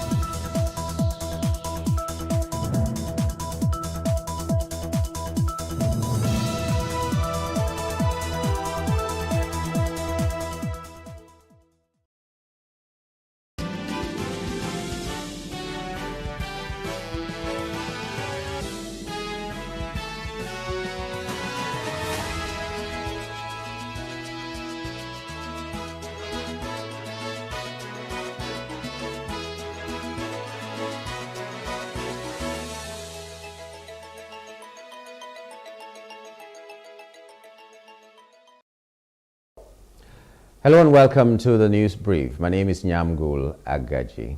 Former Kaduna State Governor Nasir El-Rufai has sued the Kaduna State House of Assembly over the latter's claim that his 8-year administration allegedly siphoned 432 billion naira, leaving the state with huge debt liabilities. El-Rufai filed a fundamental rights suit at the Federal High Court in Kaduna State against the State House of Assembly on Wednesday. The suit filed by the ex-governor's lawyer, Abdul Hakim Mustafa, a senior advocate of Nigeria, challenged the report of the Kaduna Assembly Committee, which indicted El-Rufai for alleged corruption. In the suit, El-Rufai asked the court to declare the report of the Assembly probe as null and void, having not been given the opportunity of fair hearing over the allegations leveled against him and his administration by the committee. Joined in the suit as respondents are the Kaduna State House of Assembly and the State Attorney General and Commissioner of Justice. With Malam Nasir El-Rufai to file an application to enforce his fundamental rights. As we are all aware, the Kaduna State House of Assembly set up an ad hoc committee to investigate loan and other activities of the former administration. A lot of witnesses were called, and they did hearing and they admitted a lot of documents. But strangely, Malam Nasir El-Rufai, who apparently was the target of the investigative committee, was never invited. The law is very clear. Everybody deserves to be given a hearing. The right to fair hearing is a natural right that inheres into every human being. Malam Nasir El-Rufai a lot of allegations were made against him. He was not given a hearing at all. As a law-abiding citizen who believes in the rule of law and who believes that when there are infractions, you need to approach the court, he's here today before the Federal Court to enforce his right that every infraction they alleged, he was not given an opportunity to sit his own side of the story. And the law is clear about it. Any proceeding, be it court or quasi-tribunal, that he didn't give the parties concerned a hearing, the whole proceeding is void ab initio, and that's why we are here. Civil rights activist and former lawmaker representing Kaduna Central in the 8th National Assembly, Senator Shehu Sani, says the last 8 years of the administration of Malam Nasir El-Rufai plunged the state into bankruptcy through the misappropriation of public funds to the tune of 423 billion naira. Senator Shehu Sani revealed this in an exclusive interview in Kaduna. He said the ongoing investigation is for the interest of Kaduna residents, noting that 11.8 billion naira was allocated for the construction of metro rail line without a single project in the state. Investigation that has gone in Kaduna State is in the interest of the people of Kaduna. 423 billion naira was misappropriated, was looted by the government that was in office from 2015 to 2023. And this is not witch hunt, and this is not wild allegation. This is a product of detailed, comprehensive investigation. One person collected 11.8 billion naira in the name of a consultancy to construct a metro rail line from one part of the city, Kau, to the southern part of the city in Sabotishafu in the last 6 years. Now, please, you are living in Kaduna, and anybody who is watching this program, come and investigate for yourself whether you will see any part of Kaduna where one metro rail line. People of Kaduna don't even know what metro rail line is. Shehu Sani maintained that the state has witnessed financial torture and is a victim of a foreign and domestic debt, while lamenting the contractual liabilities of 100 billion with 20 billion debt 3 months before exit of the last administration that cannot be accounted for. Kaduna was a victim of an opaque government. We have witnessed a period of financial treasury. We have witnessed a period of economic banditry under the Nasru administration. Our state was looted, our state was plundered with a lot of propaganda. Contractual liabilities over 100 billion. 10 billion was borrowed from the central bank. Nobody knows what it was used for. 20 billion was borrowed from the central bank, making 30. Nobody knows what it was used for. 20 billion was borrowed from a commercial bank 2 to 3 days before handover. Nobody knows what it was used for. We have a domestic debt to pay and we have a foreign debt to pay. Go to the whole 23 local government. You will see abandoned projects, abandoned markets, abandoned roads, abandoned bridges. Many projects were simply left abandoned. He added that Nigeria's problem is lack of good leadership and accountability, while calling on the government to harness the nation's natural resources to compete with the developed countries of the world. Nigeria's problem is squarely the problems of leadership. Once we can have a leader that can harness our resources, human and material resources, for the benefit of our people, for the benefit of our country, we are good to go as a nation. All these countries that are today rated higher than Nigeria were able to achieve that because they had visionary leaders. The reforms that we need is the one in which that will be enduring, the one in which that will address our default and fault lines as a nation, the one in which that will set the nation on a trajectory of industrial growth and technological advancement. This is what we need. A plus that we have is that we are people who so much believe in God, but what we need is also to have fear of that God. Rivers State Governor Siminalayi Fubara has alleged that the failed attempt to detonate an explosive device at the Hotel Presidential, a five-star hotel in Port Harcourt, was a deliberate plot to strengthen the call for a state of emergency in the state. He accused the pro-Nyesom Wike supporters of carrying out the plot, describing them as haters who wanted to undermine the state to achieve their evil plans. Fubara spoke when he received a delegation of the Senate Committee on Privatization and Commercialization to Government House in Port Harcourt on Wednesday, June 26. He said youths were hired to engage in a protest to demand for extension of tenure of former local government chairmen who had served out their statutory 3-year term. I know everything that is happening. Yesterday, while they are aware that you were here, there was an attempt to create heavy problem. In fact, there was a plan to dynamite the presidential hotel because you people were there. But this God that we serve, it happened that the man who was trying to do it, it happened just a few seconds as blew his hand off.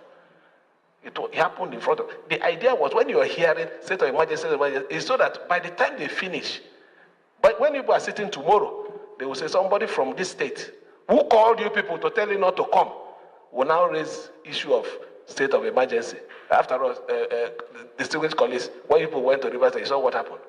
But you see, when you are with God, even your own child, when you are planning evil, will go and tell somebody, look, God, look, that man, because that man is clean. This is what my father is planning. That is what is keeping us in this state. I tell you, we know everything that is happening. And you know it. You know it. Everybody knows it. We should be bold enough to look at the face of people and tell them the truth. I'm not fighting anybody. If I'm fighting, people will know that I'm fighting. My pattern will change. What we're doing is to defend ourselves. So far, it's defending ourselves. We can't just fold our hands. It's only a tree that will be standing and somebody will come out to chop him off. In his address, the chairman of the Senate Committee on Privatization and Commercialization, Senator Ojuzo Kalu, said they were in Rivers State to carry out oversight duties on some projects under their purview. Senator Kalu, who is the member representing Abia North Senatorial District, commended Fubara for his love for peace, determination to offer quality governance and keep pace with providing the right climate to engender economic growth to all residents in the state. We know that politics are taking this shape. We commend you for what you are doing for your people of your state. I will continue to ask you to focus on the job. Leadership is a very big burden. It's not a sweet potato. It's not anywhere where you can see rice and beans. And in the street of Rivers, everybody is saying that the governor and the former governor are quarreling. These things happen sometimes.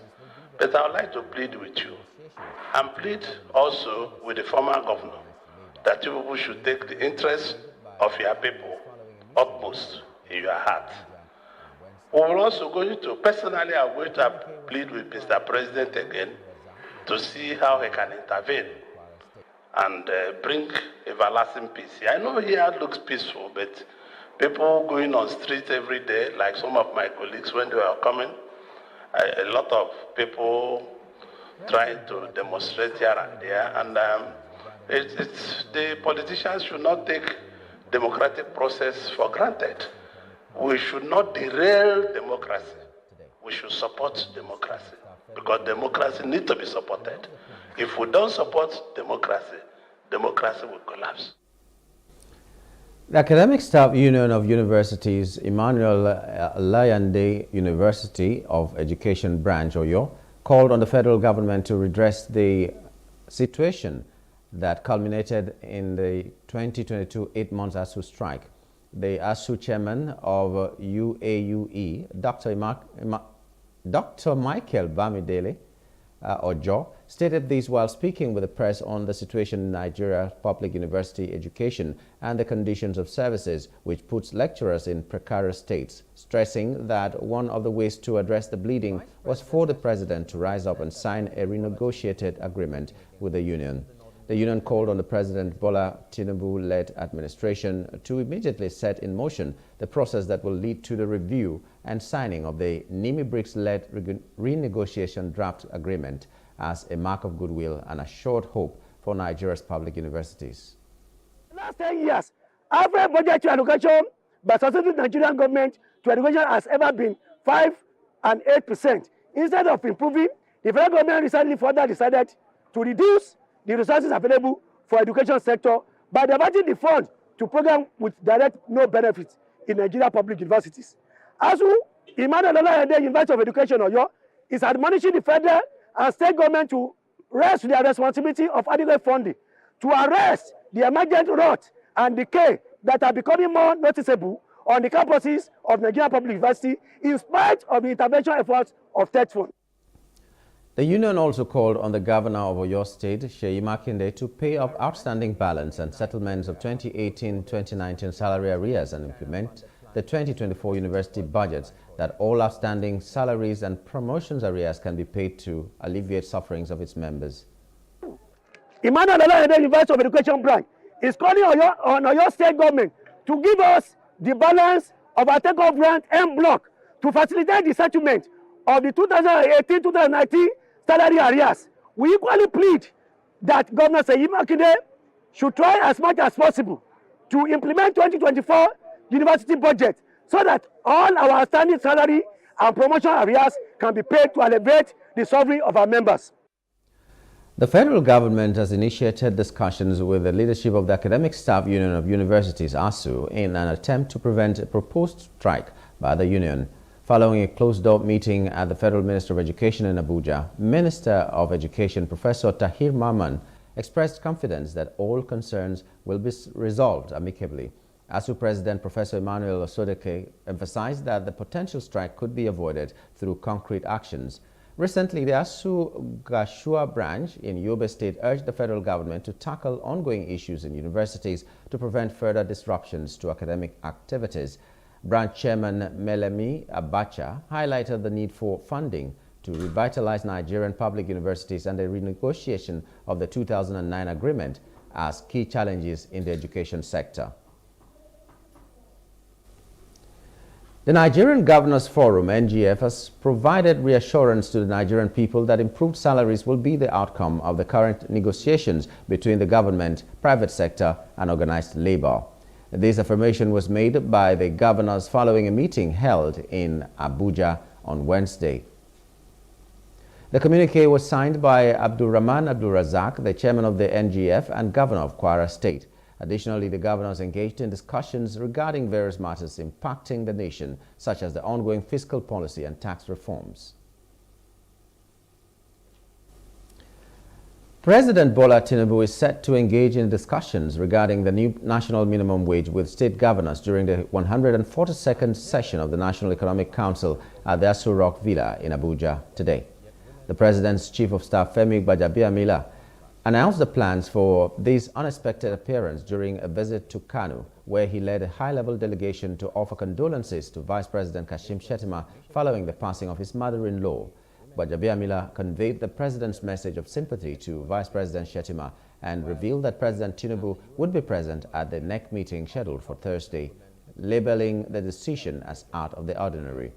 This gathering follows the recent decision by the Federal Executive Council to postpone the report of the Tripartite Committee on the new national minimum wage on Tuesday, citing the necessity for President Tinubu to engage in further consultation with various stakeholders regarding the issue. Vice President Kashim Shettima has said that President Bola Tinubu is not working against the interest of the northern Nigeria.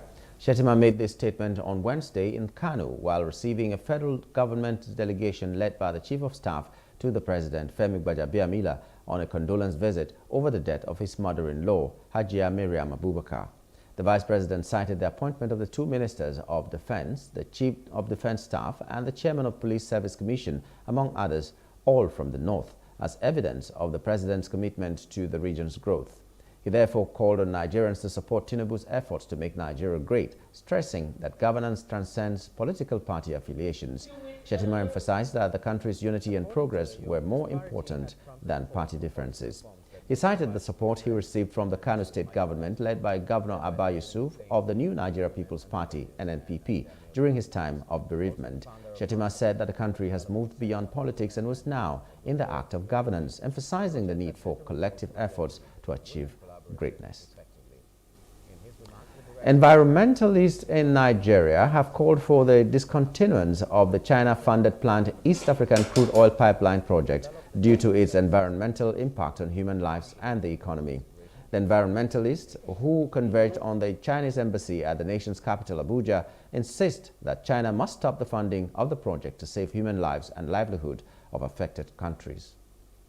China has taken important action on climate change by committing not to build new coal power plants overseas and has demonstrated its willingness to step up its global leadership on biodiversity conservation. China has also pledged to support Africa and developing countries to combat climate change. If China supports the EACOP and Associated Oil Field project, it will seriously undermine the valuable effort and commitment China has made so far. In fact, the recent reports about China's potential support for the project is already harming China's reputation globally, particularly in Africa. Funding a project that is estimated to lead to greenhouse gas emission of 379 million tons CO2 and bring serious stress to local livelihood is not the kind of climate or government partnership African people are asking for. A range of studies by various independent experts, international organizations, as well as local civil society organizations that support the project affected people have shown that the EACOP project and the associated Tilenga and Kingfisher oil field project will bring high risks to climate, biodiversity, and Ramsar wetland. Smith Nwokocha, however, insisted that the group will do whatever it takes to obtain permission from the Niger police to enable them serve the Chinese embassy the protest letter. Chief Security Officer of the Chinese Embassy in Nigeria said they are not receiving the letter. So we are going to reconvey and then have some approval from the CP and then have them before they say they will actually the letter. We are going to reconvey and have that done. If they accept it, fine. But we'll keep making impact, keep talking about this. We are not going to silence our voice because it affects other African countries and it's also coming to Nigeria. If we don't take a step now, it will come to. We know what is happening even just in our backyard in Niger Delta. Okay, how many years ago? Look at what is happening there. We are facing black suit. And some are even coming from that state, Port Harcourt. We are facing black suit. Look at, you go to see this guy, and people are suffering from cancer, asthma, and because of extraction of oil. Nigeria has one of the highest numbers of female entrepreneurs in the world, yet women-owned businesses do not secure procurement contracts, suggesting systematic gender disparities in the procurement system of both government and private sector organizations.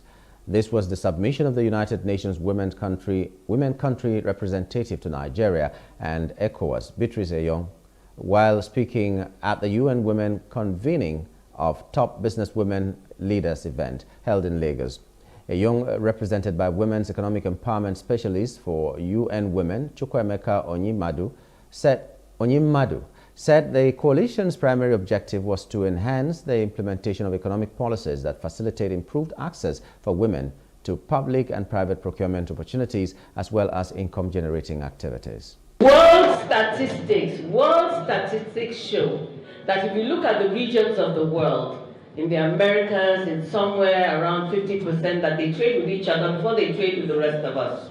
In Europe, it's about 40%. In Asia, it's about 60 to 65%. In Africa, it is less than 4%. We are not trading with each other. I'm just trying to get a message out here that the entire purpose of this program is to empower us economically. But for us to be empowered economically, we must understand that we can't even do it alone. According to Ayong, disparity had prompted calls for policy reforms that would provide preferential treatment to marginalized groups, thereby leveling the playing field for women entrepreneurs and their male counterparts. Also, the founder of Masterpiece Resort Development Center for Women and Youth, Modukwe Oyekunle, noted that better results would be achieved if women collaborated effectively. In his remarks, the Director General of the Lagos State Public Procurement Agency, Fatai Onafowote, noted that the government must simultaneously develop the nation's services and ensure that women are given equal consideration in decision-making. We know the role women play in the home, so we appreciate the need to empower them. And when you empower a woman, you're empowering a country, you're empowering your community. So we understand it as such. And we are working with a government that ensures that nobody is left behind, that is inclusive, that even in the most recent time talks about social inclusion, it's talking about women empowerment, it's talking about youth development. So the agenda of Lagos government is very positive when it comes to carrying everybody along, when it comes to including everyone in what the government is doing. We recognize that people, and across board, people are doing different things, and there are many, many great initiatives. But how far do they go? So by having a policy and having a framework, there is an action plan, that can be focused on, priorities can be set, and people, those who are in charge of those action plans, especially government, can be held accountable. So here today, we're specifically drilling down on affirmative procurement and the opportunities for women in affirmative procurement. As you know, women don't necessarily benefit from the opportunities of being contractors to government and also in the private sector. So we've been trying to tackle that through UN Women, and working with other private sector and the governments have been trying to tackle that. How can we get more women into procurement? So Lagos has been at the forefront of transformative initiatives aimed at driving inclusive growth and achieving the Sustainable Development Goals. We recognize that empowering women economically translates into a robust social inclusion, reduction in poverty and hunger, promotion of gender equality, and the enhancement of decent work and economic growth. Please stay with us as we now take a short commercial break. We'll be back in a moment.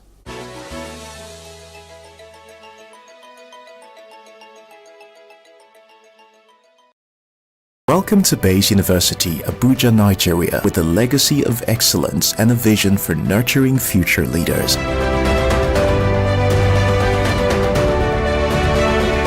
Bayes University is in a league of its own. We're all about our people, processes, and technology. Bayes is one of the highly rated universities in Nigeria in terms of product quality standards. We don't just produce graduates, but groom people into employers of labor. And it has made us understand that learning is all about three things. We learn, we unlearn, and we relearn. Bayes University Hospital offers a range of specialized services equipped with the latest technology, manned by a team of trusted professionals. And now, our vision extends beyond our walls with the Baba Ahmed University in Kano following our lead. Join us at Bayes University and invest in your future today. Bayes University is the institution that you will get the best value for money education in Nigeria. Bayes University. Learn to live.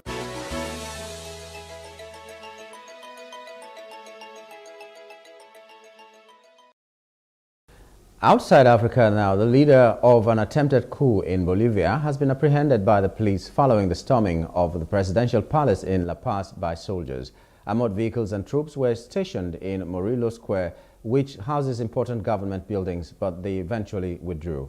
The rebel military leader, General Juan Jose Zúñiga, who was in charge, expressed his intention to restructure democracy and indicated that there would be a change in government, while currently acknowledging President Luis Arce. However, he has now been arrested. The president strongly denounced the coup attempt and urged the public to organize and mobilize in support of democracy. And as the news brief, my name is Nyamgul Agaji.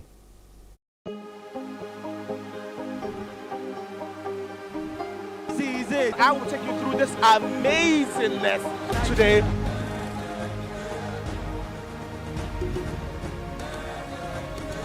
Welcome to Plus Trending. I am Bukky November, your host, saying thank you for joining us on today's episode. Welcome back. It's tea time on Plus TV Africa. Practice makes perfect. I'm not perfect yet, but I'm a lot better than I used to be. He's a king. He's entitled to marry 100 if he wants to.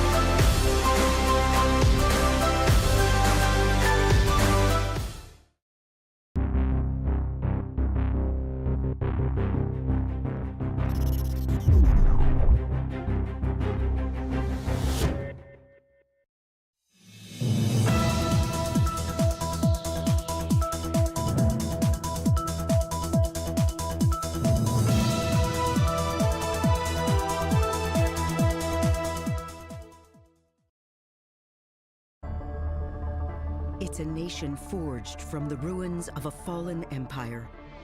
A once poor country that in the early 2000s rose to become an economic success story. And whose leader, Recep Tayyip Erdogan, inspired hope. He came to power saying he respected democracy. Yet during his nearly two-decade rule, Erdogan has repeatedly attacked one of democracy's bedrock principles, freedom of the press. So we started to see a crackdown on media. It's resulted in fines, arrests, trials, and imprisonment for journalists who question the government. There's no space for freedom of expression and free media in Turkey. Many of Turkey's citizens have seen their lives changed during Erdogan's years in power. Their views reveal a highly polarized nation, divided by belief, by politics, and ethnicity.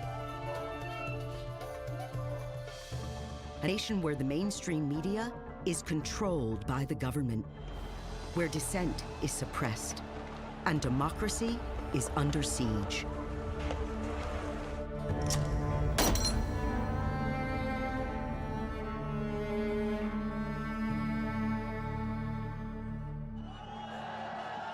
November 3rd, 2002, Ankara, Turkey.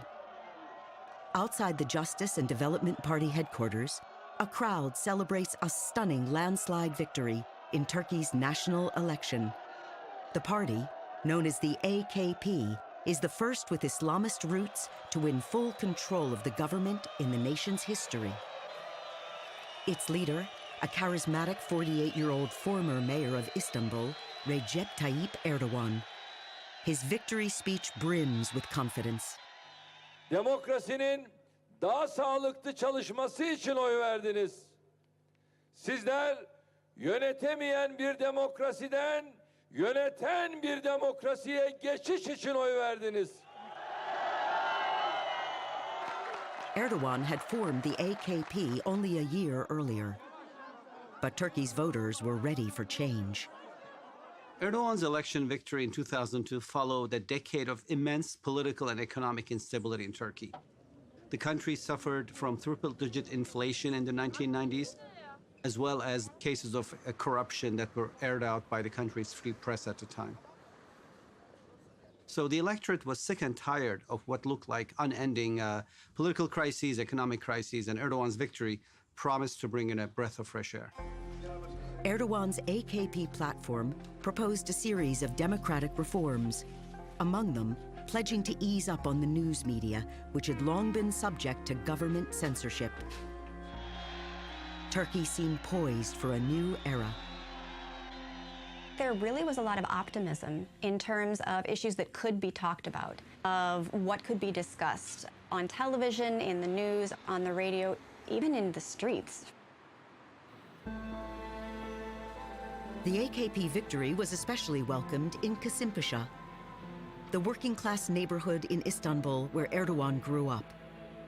It was then, and still is, an enclave where immigrants and conservative Turks from poor rural areas settle, hoping to find work and build a better life. For many here, that life centers around their Muslim faith. Among them, 90-year-old hotel owner Ismail Demircan, on his way to the local mosque where he worships, as he's done 5 times a day for over 30 years.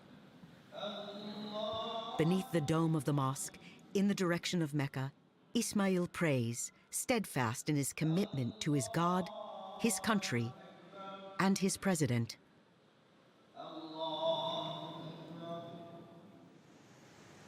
Kasimpasa is also home to Ismail's daughter, Mehtap, who's 50 years old, married, with 3 grown daughters of her own.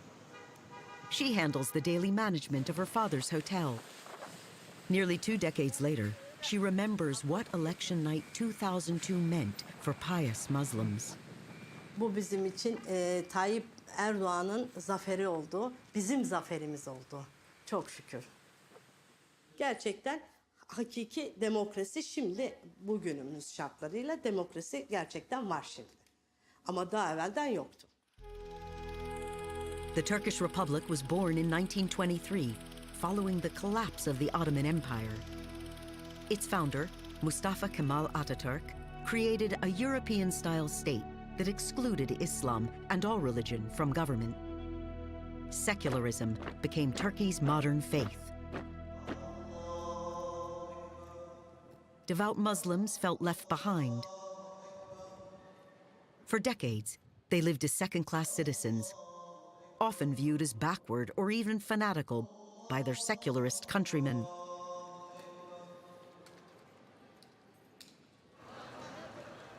During the 1980s, women wearing the hijab, a headscarf expressing their faith, were banned from schools, government buildings, and college campuses.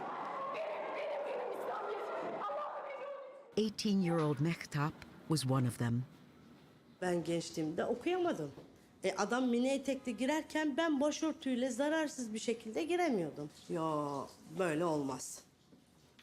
Keşke diyorum mücahit olup savaşsaydım başörtü hakkında, okusaydım. Without a college degree, Mehtap had few career options. She went to work at her father's hotel. Mütasip mesela bir aileyiz. Çok güzel, alkolsüz, insanlara hizmet veren, dini yapıdan mütasip bir otel olarak gayet güzel, şimdiye kadar hiçbir sorun olmadı. Kararlılıkla hayata geçireceğiz. To Mehtap and her father, Erdogan is more than a boy from Kasimpasa who made good. He's an old family friend. Tayyip abi babam küçüklüğünden beri tanır. O zaman da bir farklılık vardı diyor. Babamın işte sürekli Tayyip Bey'in gerçek bir lider.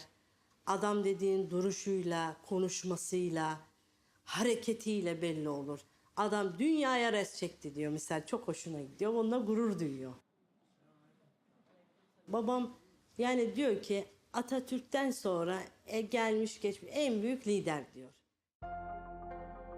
In rising to the country's highest office, the unapologetically religious Erdogan placed Islam at the heart of public life, solidifying his stature among the faithful.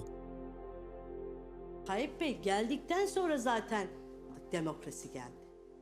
Allah yer gök razı olsun. Gerçekten memnunuz. Her şeyinden memnunuz. Erdogan's appeal wasn't based solely on religion.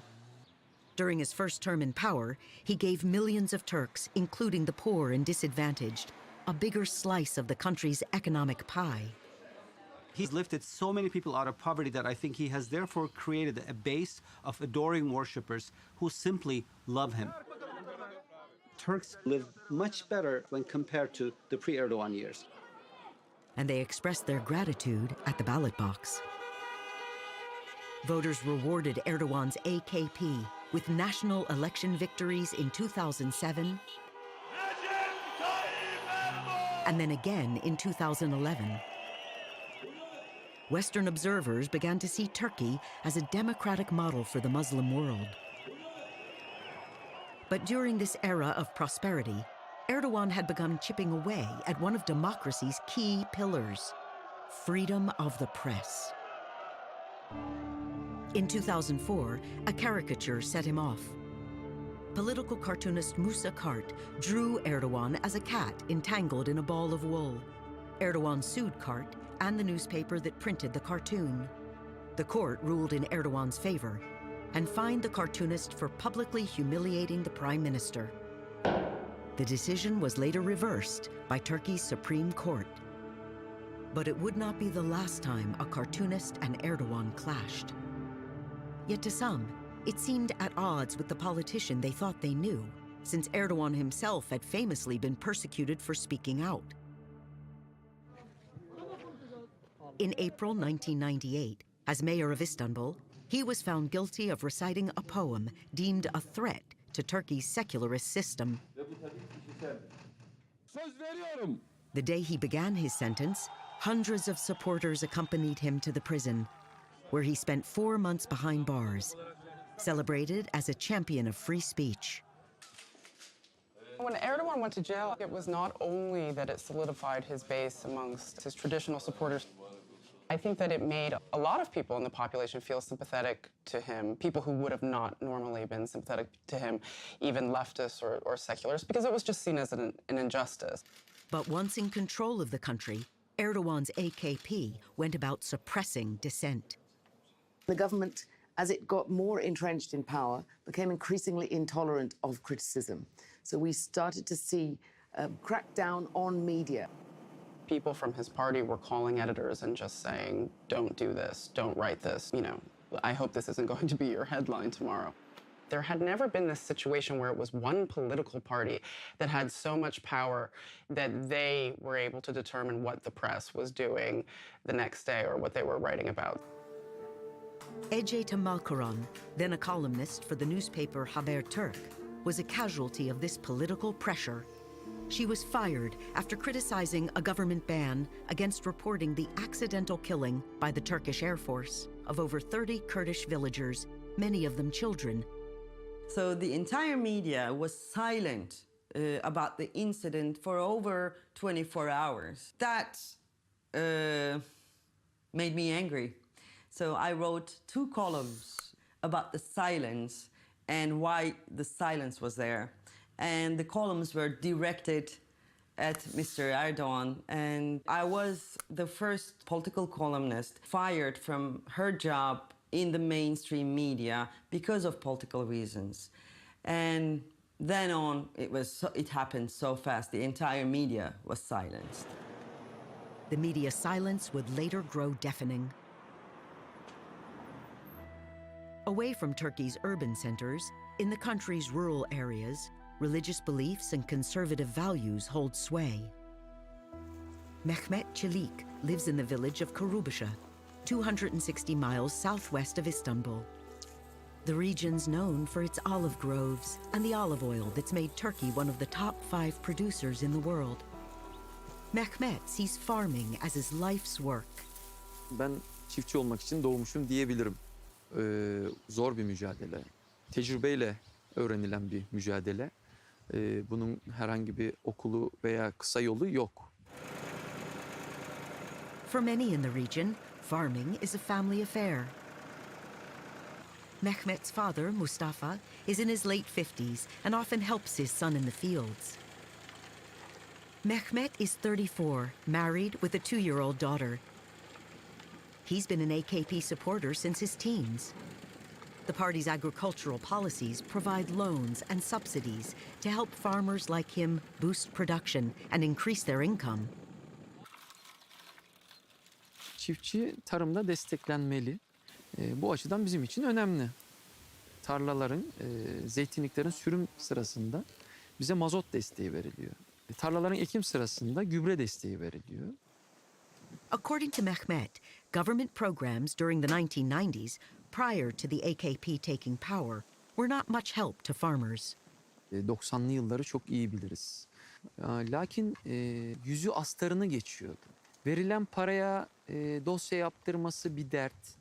Onun prosedürünü yerine getirmesi çok zordu. Çok fazla yerden onayla alman gerekiyordu. Ve verilen para bu uğraşmaya değer miydi?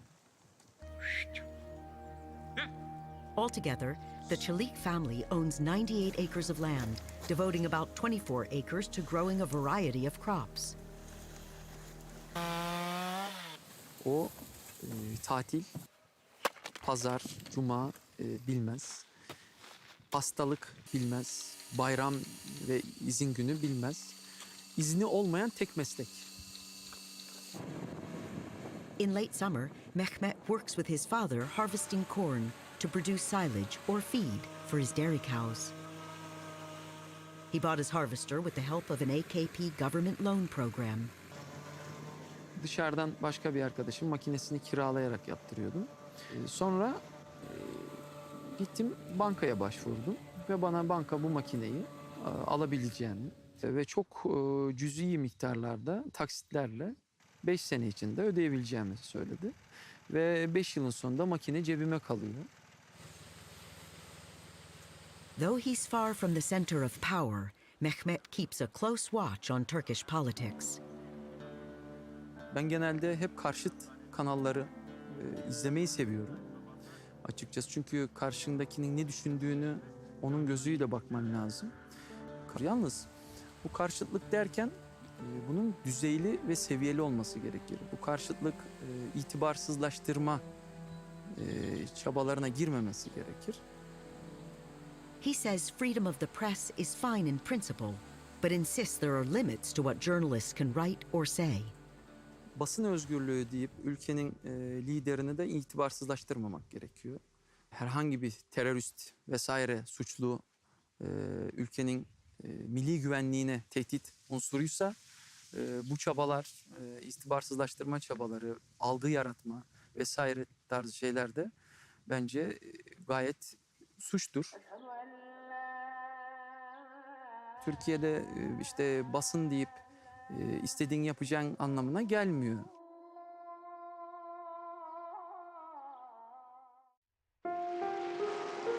Since its first term in power, the AKP government has aimed to stifle reporting it sees as negative or critical. But it doesn't just target individual journalists.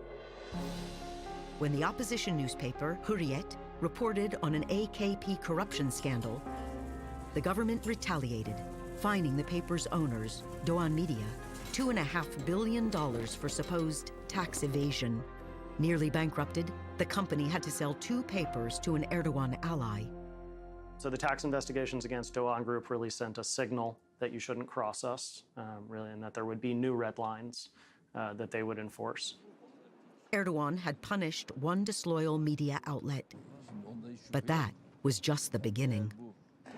Later, he would prove his domination of the entire mainstream press.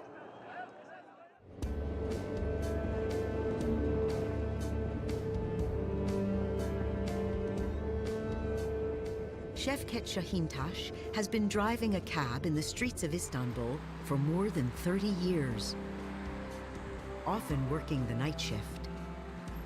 But no matter the hour, he finds his passengers are eager to talk politics. Genelde hangi partili ve ekonominin durumunu nasıl buluyorsun? Eğer AK Parti seçmeni ise ülkenin iyi olduğunu anlatmaya çalışıyor bana. CHP seçmeni ise aslında eskiden her şeyin daha iyi olduğunu, işte ülkenin iyiye gitmediğini anlatmaya çalışır. Şevket has long had doubts about Erdogan and the AKP. Erdoğan'ı hiçbir zaman desteklemedim. 2002'de geldiklerinde gerçekten üzülmüştüm. Çünkü din söylemiyle gelen bir partinin bir ülkeyi daha iyi hale getirebileceğine asla inanmadım. Hala da inanmıyorum. His skepticism peaked in May 2013. That's when a government plan to build a shopping mall in Istanbul's popular Gezi Park drew a small group of protesters that grew and grew. They were, people from opposite factions of politics. The most colorful, carnivalesque protest you could ever see. And they wanted to tell the political power that they are not going to be enemies to each other, saying that we want to keep our solidarity. We don't want to give in to the polarization that is forced upon us by this political power. An amateur photographer, Şevket was drawn to what was unfolding at Gezi Park. He took a week off work to document it. Sesinin çıkmadığını düşünen bir kitle, kendisini vatandaş gibi görmediğini düşündüğü bir insana ben de varım eylemiydi belki de.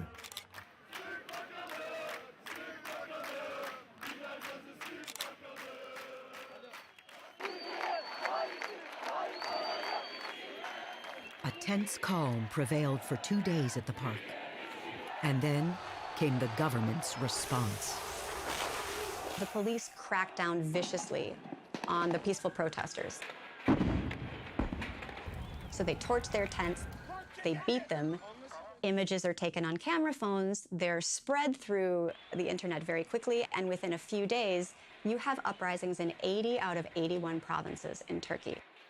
What Erdogan sees this as, rightly so, is the first real challenge against his power. Fearing government reprisals, many television news outlets continued with their regular daily programming instead of covering the protests live. It was a striking experience. In some cases, be able to look out your window and see people protesting, maybe in some cases to see police firing tear gas canisters down the street, and your biggest news channel was showing a nature documentary. Gezi olayları gösterilmemesini isteyen haliyle hükümetti ve göstermeyen basında onların her dediğini yaptığını böyle ispat etmiş oldu bence. Biz de galiba o olaylardan sonra o ana akım medyayı görmemeye başladık. During the unrest, protesters turned to social media to share news. Şevket kept his camera focused on the turmoil. Gezi eylemleri ilk başladığında o kadar ciddi, büyüyecek bir eylem olduğunu ben düşünmemiştim. Ama bu çok ciddi bir halk hareketine dönüştü. The Gezi Park protests marked the birth of a grassroots anti-AKP movement, defending the right to free expression. Gezi Parkı benim için gerçekten çok önemliydi. Benim gibi düşünen bir sürü insan olduğunu görmek, hayata benim gibi bakan bir sürü insan olduğunu görmek beni çok mutlu etmişti. Artık daha fazla dinleneceğimizi, bundan sonra her şeyin eskisi gibi olmayacağını düşündüm ve çok da umut ettiğim kadar da iyi gitmedik. Since the Gezi Park protest, there has been a very sharp polarization of society under the AKP. There's a sense that you're either with the AKP or you're not.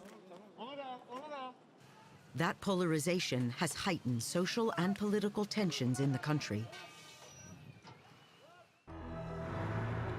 Since the mid-1980s, the Turkish army has fought the militant Kurdish group PKK, which seeks to establish an independent state in a region that includes southeast Turkey. The conflict has killed over 40,000 civilians and wounded untold numbers more. One opposition newspaper, Özgür Gündem, had for years reported on Kurdish issues, and because of it, was a target of the Erdogan government. Terör propagandası, işte örgüt gazetesi, işte bölücü gazete, hain gazete, bu tarz argümanlarla çok taşlandı bu gazete. Ama aslında zaten yani yapması gereken şey yapmıştı gazete. Zozan Butun is a 26-year-old Kurd who grew up reading Özgür Gündem in southeastern Turkey. She now works in an Istanbul bookstore.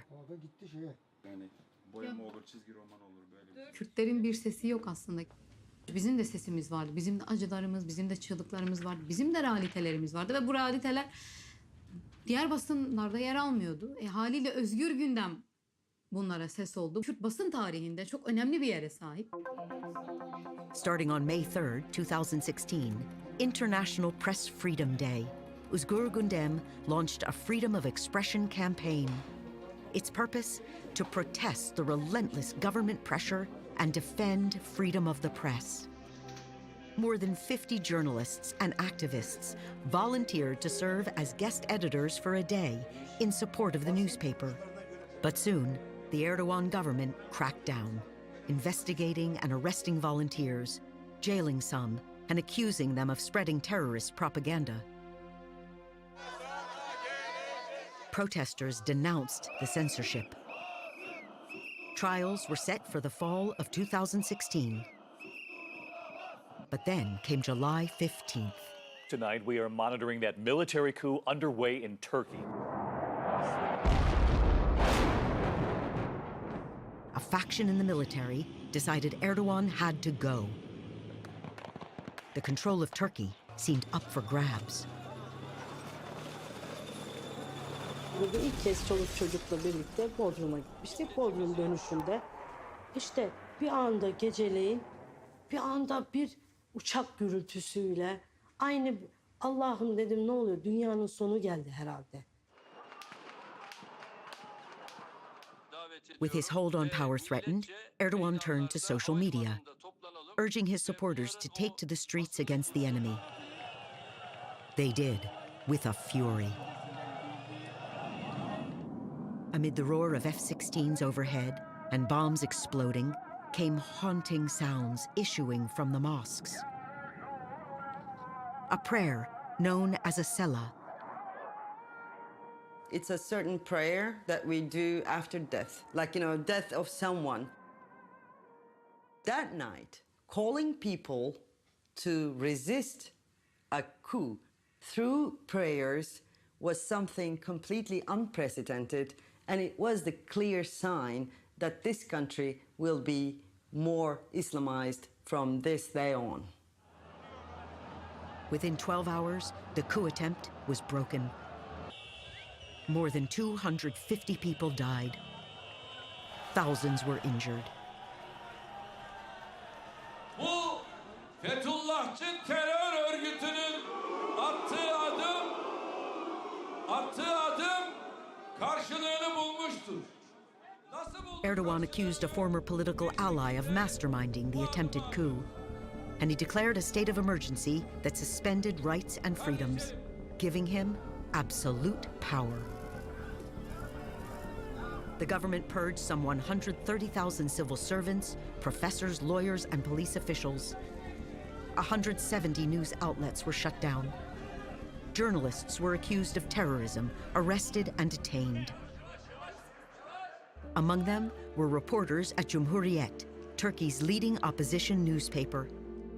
Charged with aiding a terrorist organization, many spent months in jail awaiting trial. Sketch artists captured the drama in court. The Cumhuriyet trial as a whole is an entirely bogus and outrageous trial where journalists for this liberal secularist newspaper were basically described as terrorists. And the sentences they got were all about aiding terrorist organizations, but no evidence to support this outrageous charge. 4 years later, the failed coup is history. Yet the Erdogan government continues to police what citizens see, hear, or read. In today's Turkey, online media have become more dominant and influential. And that's why the last battlegrounds for the government is the internet. And that's why they're keen to control information flow on social media platforms and on the internet. Türkiye'de ve Türkiye'den daha kötü olan demokrasi olarak ülkelerde internetin çok büyük bir kurtarıcı olduğunu inanıyorum. Gazeteler satın alındı, televizyonlar satın alındı ama internetin sayesinde halk gerçekleri ve kendi okumak istedikleri, takip etmek istedikleri insanları takip edebilme imkanına kavuştular. The Turkish government has been brazen in restricting digital media, blocking access to sites like Facebook, YouTube, and Twitter, and arresting users, including journalists, for posting comments it alleges are critical or in support of terrorism. No one has been beyond the government's reach, including some well-known figures like Attila Taş. Every day I'm coming here, I'm giving my fingerprint, and now I'm free for one day. Yeah, that's the free Turkey, man. That's the free Turkey. A former singer turned popular online personality, Taş has a history of tweeting criticism of the government. After the failed coup, he was arrested and faced over 3 years in prison, charged with aiding a terrorist organization. He spent nearly a year behind bars, awaiting trial. Hücreye koydular beni tek başıma ve ben 10 gün boyunca o hücrede tek başıma vakit geçirmek zorunda kaldım. Bir ara çıldıracağımı hissettim. Kendi kendimle konuşmaya başladım. Gerçekten çok zor. Yani hapishanede çıldırmak, dellenmek, kafanızı, aklınızı kaybetmek çok kolay. Bu kadar kolay. Turkey consistently ranks at or near the top among nations that imprison journalists for their reporting. Even some of Erdogan's supporters think the government goes too far. Neden atısı ya? Günahtır. Neden? O zaman demokrasi olmuyor ki. Tabii ki de eleştirecekler. Eleştirirseler bir şeyler kazanırız. Ama öteki türlü tabii ki de bir gazeteci bir insanın şahsına, özeline giriyorsa tamam. Ama yine de hapis cezasına gerek yok. Günah. Onların da çoluk çocuğu var. Onların da bir yaşamı var. In Turkey's polarized political climate, threats of any kind are not to be ignored. İyi akşamlar. Ben Fatih Portakal. Türkiye'nin en farklı ana haber bültenine hoş geldiniz sevgili izleyenler. Bugün Fatih Portakal knows this all too well. For years, he's anchored a highly rated daily news show on Fox Haber TV. His commentaries draw viewers from across the political spectrum. Gerçekleri söylediğine inandığım için takip ediyorum. Parti karşıtı, AK Parti işte düşmanı falan olduğunu düşünmüyorum. Gerçekleri söylüyor ve ben onun gerçekleri söylediğine büyük bir yüreklilikle söylediğine inanıyorum. Benim yaptığım burada diğer ana haber bültenlerinden farklı olarak ben konuşuyorum. Benim yaptığım bu. İnsanlar belki de bu hoşlarına gidiyor. Yani çok fazla konuşan bir insanın olmadığı, çok fazla yazan insan olmadığı bir ülkede ben bu insanların belki de duygularına tercümanlık yapıyorum. Portakal's opinions have put him in the crosshairs of Turkey's most powerful man. At a 2018 rally, Erdogan aimed a thinly disguised threat at Portakal, whose last name means orange in Turkish. Birileri çıkmış. Portakal mıdır, mandalina mıdır, narenciye midir, nedir? Sokağa çağırıyor. Sokağa çağırıyor. Haddini bil, haddini. Bilmezsen haddini, bu millet patlatır enseni. Erdogan's threat worked. Onu izleyen 1,5-2 aylık süreç içerisinde tamamen bir fanus hayatı yaşadı. İş, ev, ev, iş. Çünkü toplumun veya bireyin nasıl refleks vereceğini bilemiyorsunuz, kestiremiyorsunuz artık. Yani çılgınca bir hareket yapabilir, belki hiçbir şey yapmayabilir. Sadece kendinizi biraz daha koruma altına alıyorsunuz. Yapması gereken aslında oydu ve onu yaptı. But not all journalists have a large audience like Portakal's to protect them. Before she worked in a bookstore, Zozan Butun reported on politics for an internet news company. In 2017, she was arrested in a government raid and jailed for a week without being told of the charges against her. Zor bir süreçti aslında. Alan küçücük bir alan var, rahatsız yataklar var. Zaten yaz ayı olduğu için çok sıcaktı.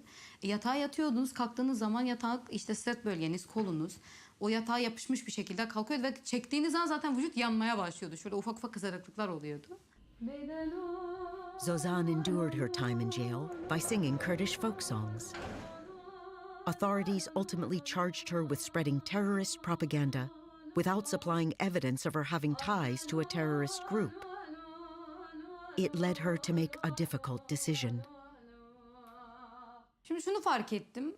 Hiçbir şey yapmamama rağmen gözaltına alınıp 7 gün kaldıysam, eğer ben bir şey yaparsam bayağı cezaevi yatacağımın farkındaydım. Bu ülkede gazeteciliğin yapılamayacağını anladım. Yapılsa bile belli başlı noktalarda taraf tutmam gerektiğini de farkındaydım. Bu tarafı da ben kabul etmek istemedim ve gazetecilik yapmamaya karar verdim. Today, Zozan's building a career as a singer of traditional Kurdish songs. Her way of keeping the culture alive. She performs in local clubs and has a large social media following, including many outside Turkey. Çünkü ben müziğin her zaman birleştirici ve iyileştirici olma yönüne inandım. Kendimi çok rahat bir şekilde, en net ve dokunaklı bir şekilde anlattığım tek alan aslında müzik.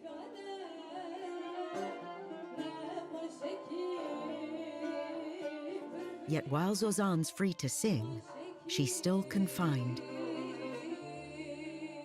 3 years after her arrest, the court has not decided her case. She's banned from leaving the country, keeping her from accepting offers to perform in Europe. Bu benim çok zoruma gitmişti zaten. Bir şey oluyor, gidemiyorsun. Sadece ülke sınırları içerisinde dolaştırılan bir açık cezaevi gibi düşünüyorum.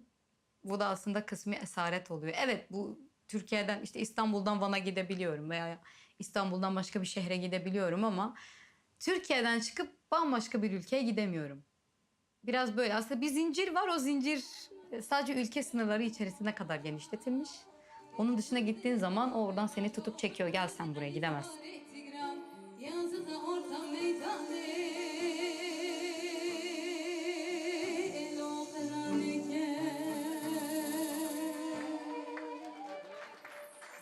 Zozan's future is in limbo, just like Ece Temalkoran's. After being fired from her job at Haberturk for criticizing Erdogan, Ece remained in Turkey. But during the 2016 post-coup purges, she left, choosing self-exile in Croatia to the constant fear of living in Istanbul. When I came to Zagreb, I made a decision to freeze my emotions because losing a home is like nothing else. It disorients you in a way. Away from family and friends, locked outside of Turkey, Ece's life is a mirror image of Zozan's. Oppressive regimes imprison you in several ways. They imprison some people and they cannot, go out of the actual prison. But then they create another bigger prison in the country that you cannot leave the country. And I am kind of imprisoned outside Turkey and I cannot go back to my home country.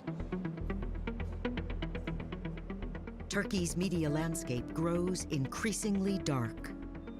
Some journalists have fled to the internet and social media, the last open spaces for public debate and free speech.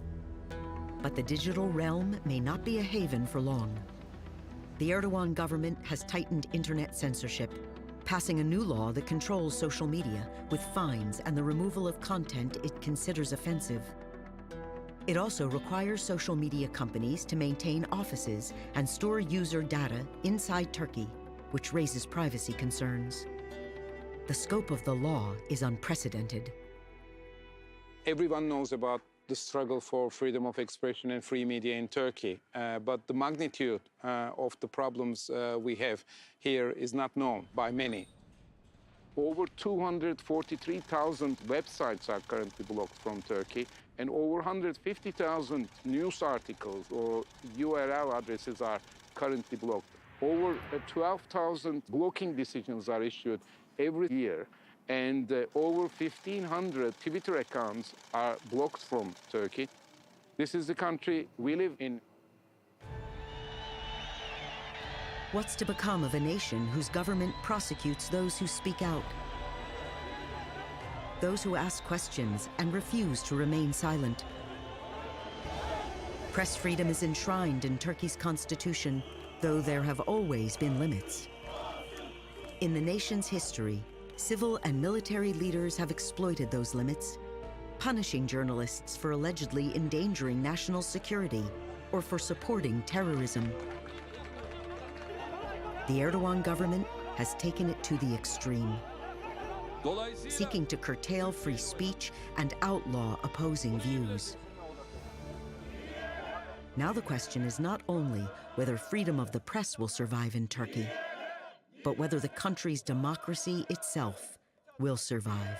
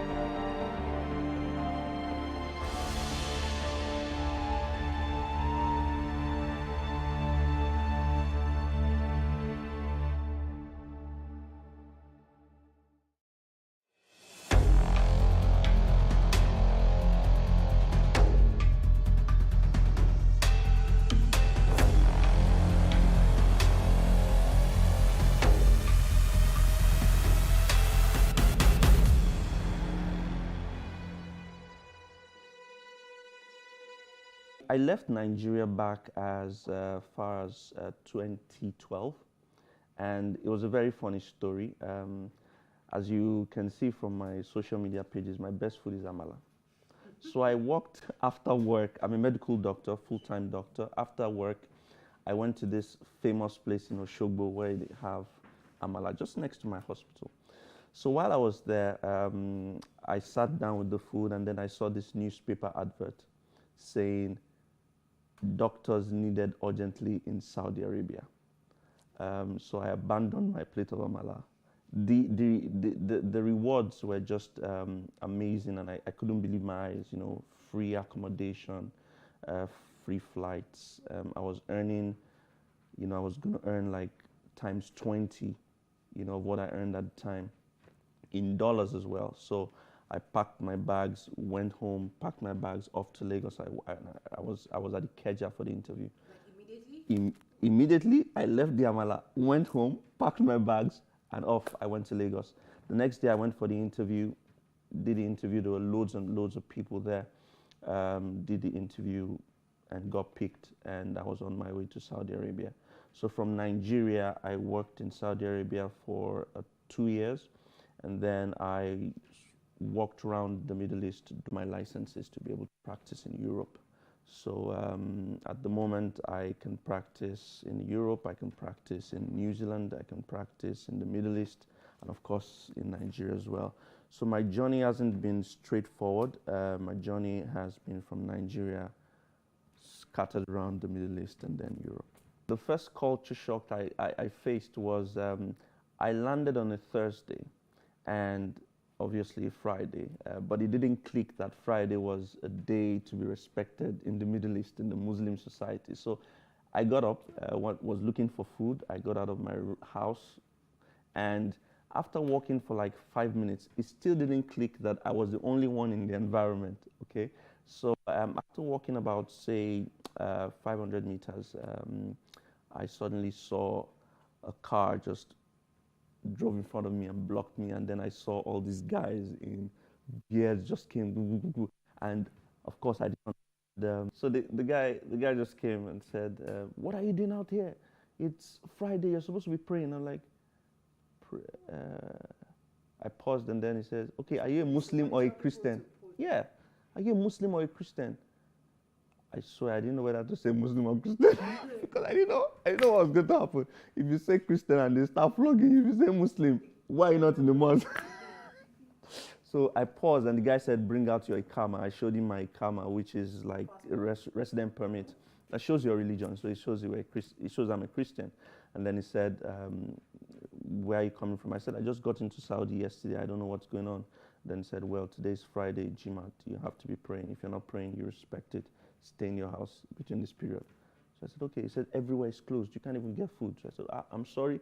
I will walk back right now."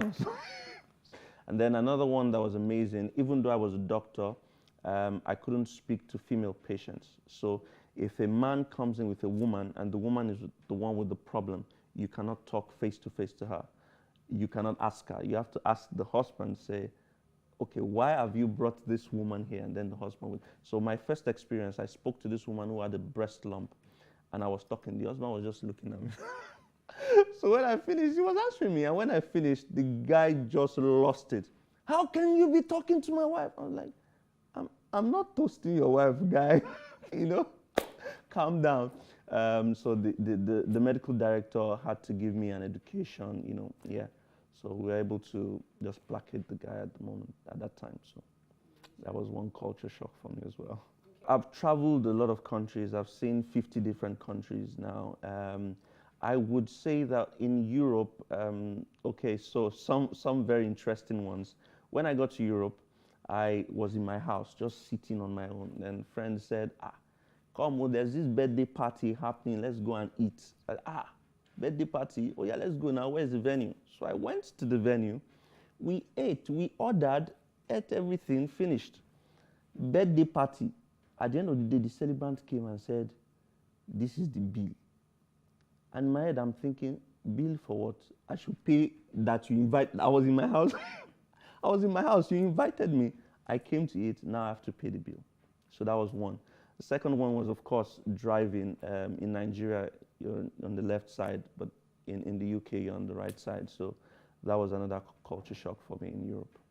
it's important to state that I always talk about the way to live legally within the legal bounds without violating any international laws, which is opposed to what people do. Most who leave their countries illegally, generally speaking now, are not the poorest of the poorest when you put the standard of their country into context. They're not the poorest of the poorest. But because they're looking for better opportunities, they're looking for a place where they will get, you know, larger finances, a better standard of living, education, good access to health. That's why they're leaving. So they don't care how they do it. So long as the promises, you know, they've been given good promises, then they just take that pathway. I always use my social media handles on Instagram, on YouTube, Waka Waka Doctor, to tell people of the legal ways. And the reason why people most times don't want to follow this pathway is because I would say it's inherent laziness, because you have to do the work. You know, this illegal pathway, they're possible to make applications, open to working. I give tips, I point you towards the right direction, but if you're not open to working, then it becomes a difficult task for you.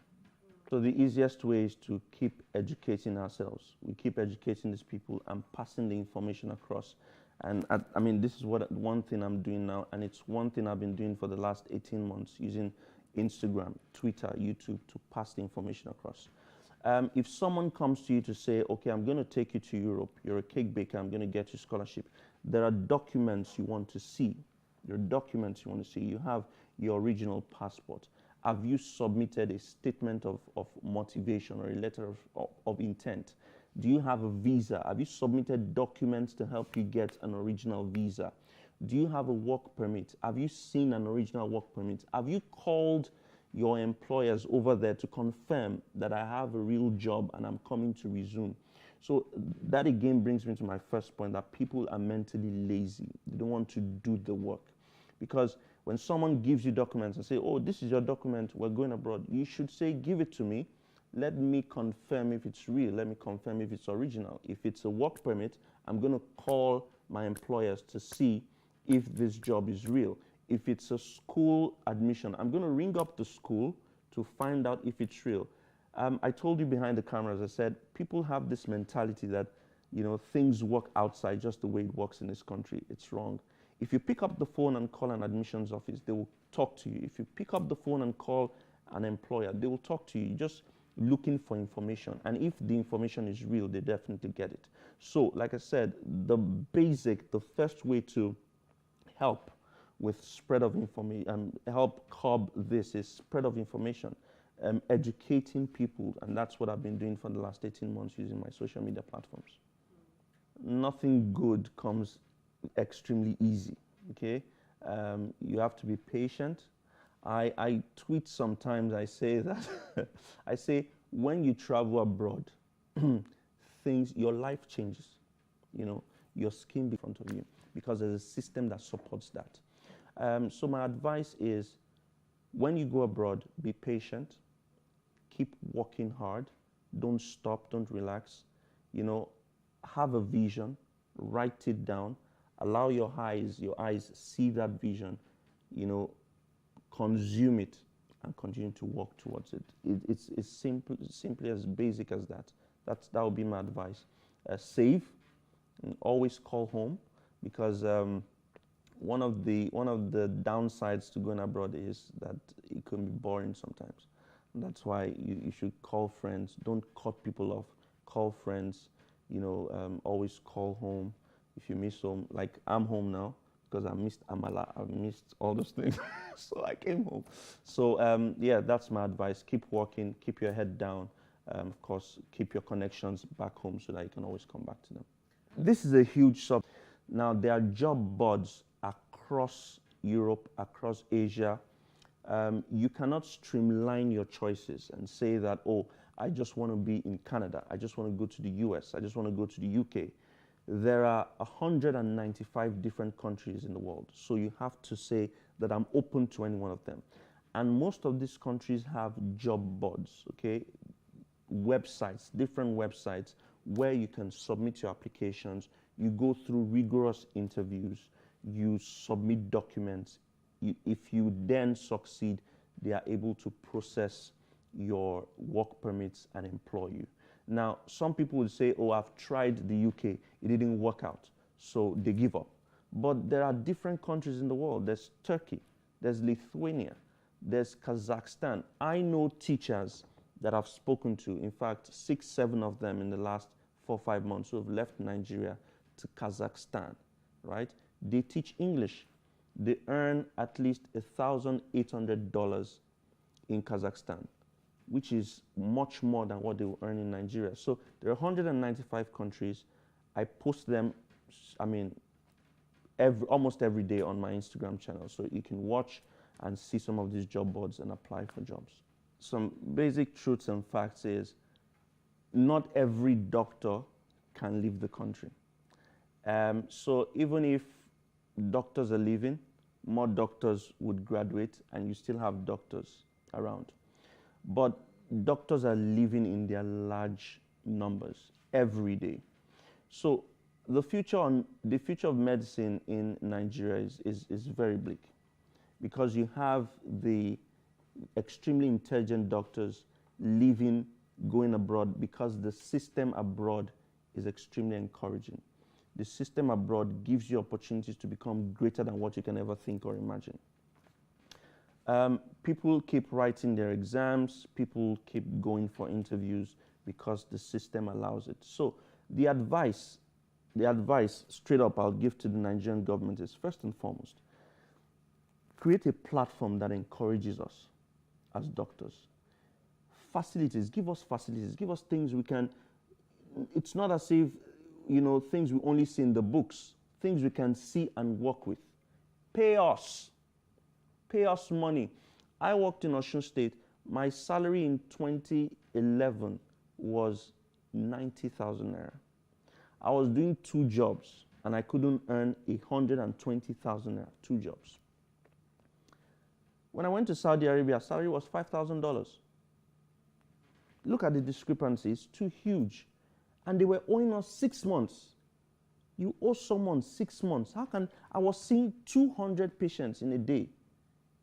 200 patients. How, I mean, the first 10 patients I see would get the best out of me. The other ones, the truth, it's just the truth. The other ones would be people, that's it. It doesn't work that way. Create a good culture, a good environment for doctors to work. Pay them properly. You know, give them, you know, standard remuneration that they can compare with their friends and colleagues abroad and say, okay, yes, we you know, it's commensurate to the work we do. Nigerian government really has to improve. The future of Nigerian doctors, sadly enough, is abroad, and countries are asking for them. Like the PLAB exam is an incredibly easy exam to just write and pass. So people are writing it and moving. You know, so if Nigeria cannot improve these parts, payments, facilities, you know, then it's a poor tale. I would end on this note to say that this is a popular theme that I've always passed across, to say that travel is not necessary of money, but of courage. And the reason is because it takes courage to decide to leave a place you've been for many years and go to a place that's brand new. You're going to be leaving your friends, you're going to be leaving your family, you're going to be leaving your job, you're going to be in search of ways to make money, search of better career. So it's often very difficult. The first step is the most difficult one, the most daunting one, saying, I want to move. It's very difficult. But I would always encourage you to take that step. When you start, you will get to the end. Don't wait, start now. It's another year, it's 2022. My aim is to get at least 2,000 people abroad. So if we can do that, we've succeeded. Okay? There are better opportunities out there. If you're attaining this level right now in Nigeria, if you go abroad, you'll be times 20. That's it. So start now, make the move. If you're in town, if you catch me in any of the cities abroad, you can holler at me and I'll be there. Traveling abroad, migrating abroad is not age specific. You know, age is not a limitation. Even if you're in your 50s, you're in late 50s, you can still go abroad. I always talk about academics because academics seems to be the easiest path. But even if it's true career, like I've said earlier, you can go search for these job boards that will give you employment. Again, experience counts. I'll give you an example. Places like Australia are in need of people with huge experiences in different fields. Whether you're a cameraman, you're a technician, you're a chef, if you have 5-10 years, electrician, 5-10 years of experience, and you apply for jobs in Australia, they'll take you. Estonia, Lithuania, these are places that are in need of vocational, you can do vocational studies. If you're not a skilled worker, so to say, these are places that are in need of you. So age is not a factor. So even if you're 50 and you have 15 years of experience to back this, they're looking for you.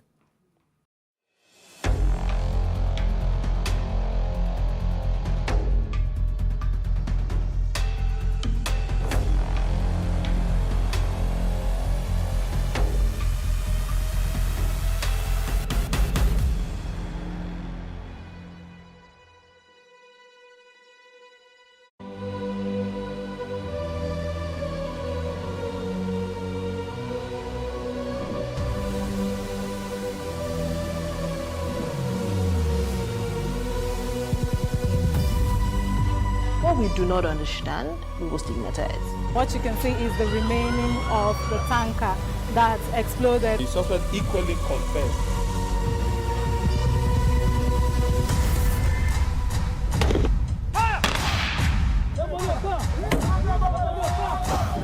A 500 naira they collect am. If you no talk, dem go beat you. Na 2,500 they pay.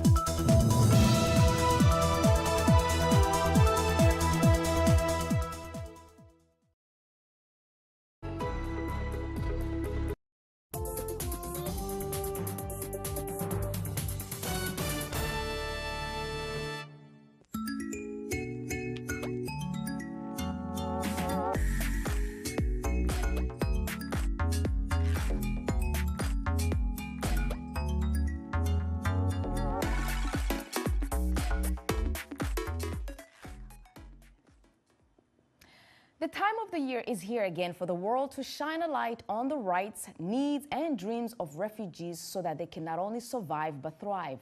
This week on Our Voices, we will focus on the resources available for refugees by refugees, especially for women and girls.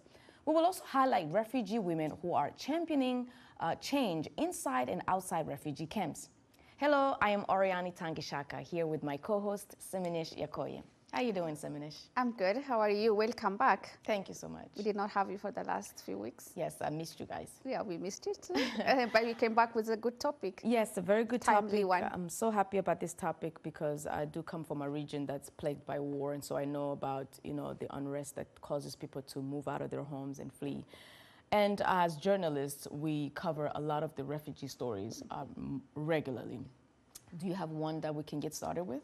Oh, I mean, you are right. We report on refugee-related issues all the time here at VOA, and I've had a chance to talk to different refugees on different occasions. But I want to start by saying that, refugees who live in a camp, especially supporting children, young children, and being able to sustain in a camp, it makes all of them a hero. Yes.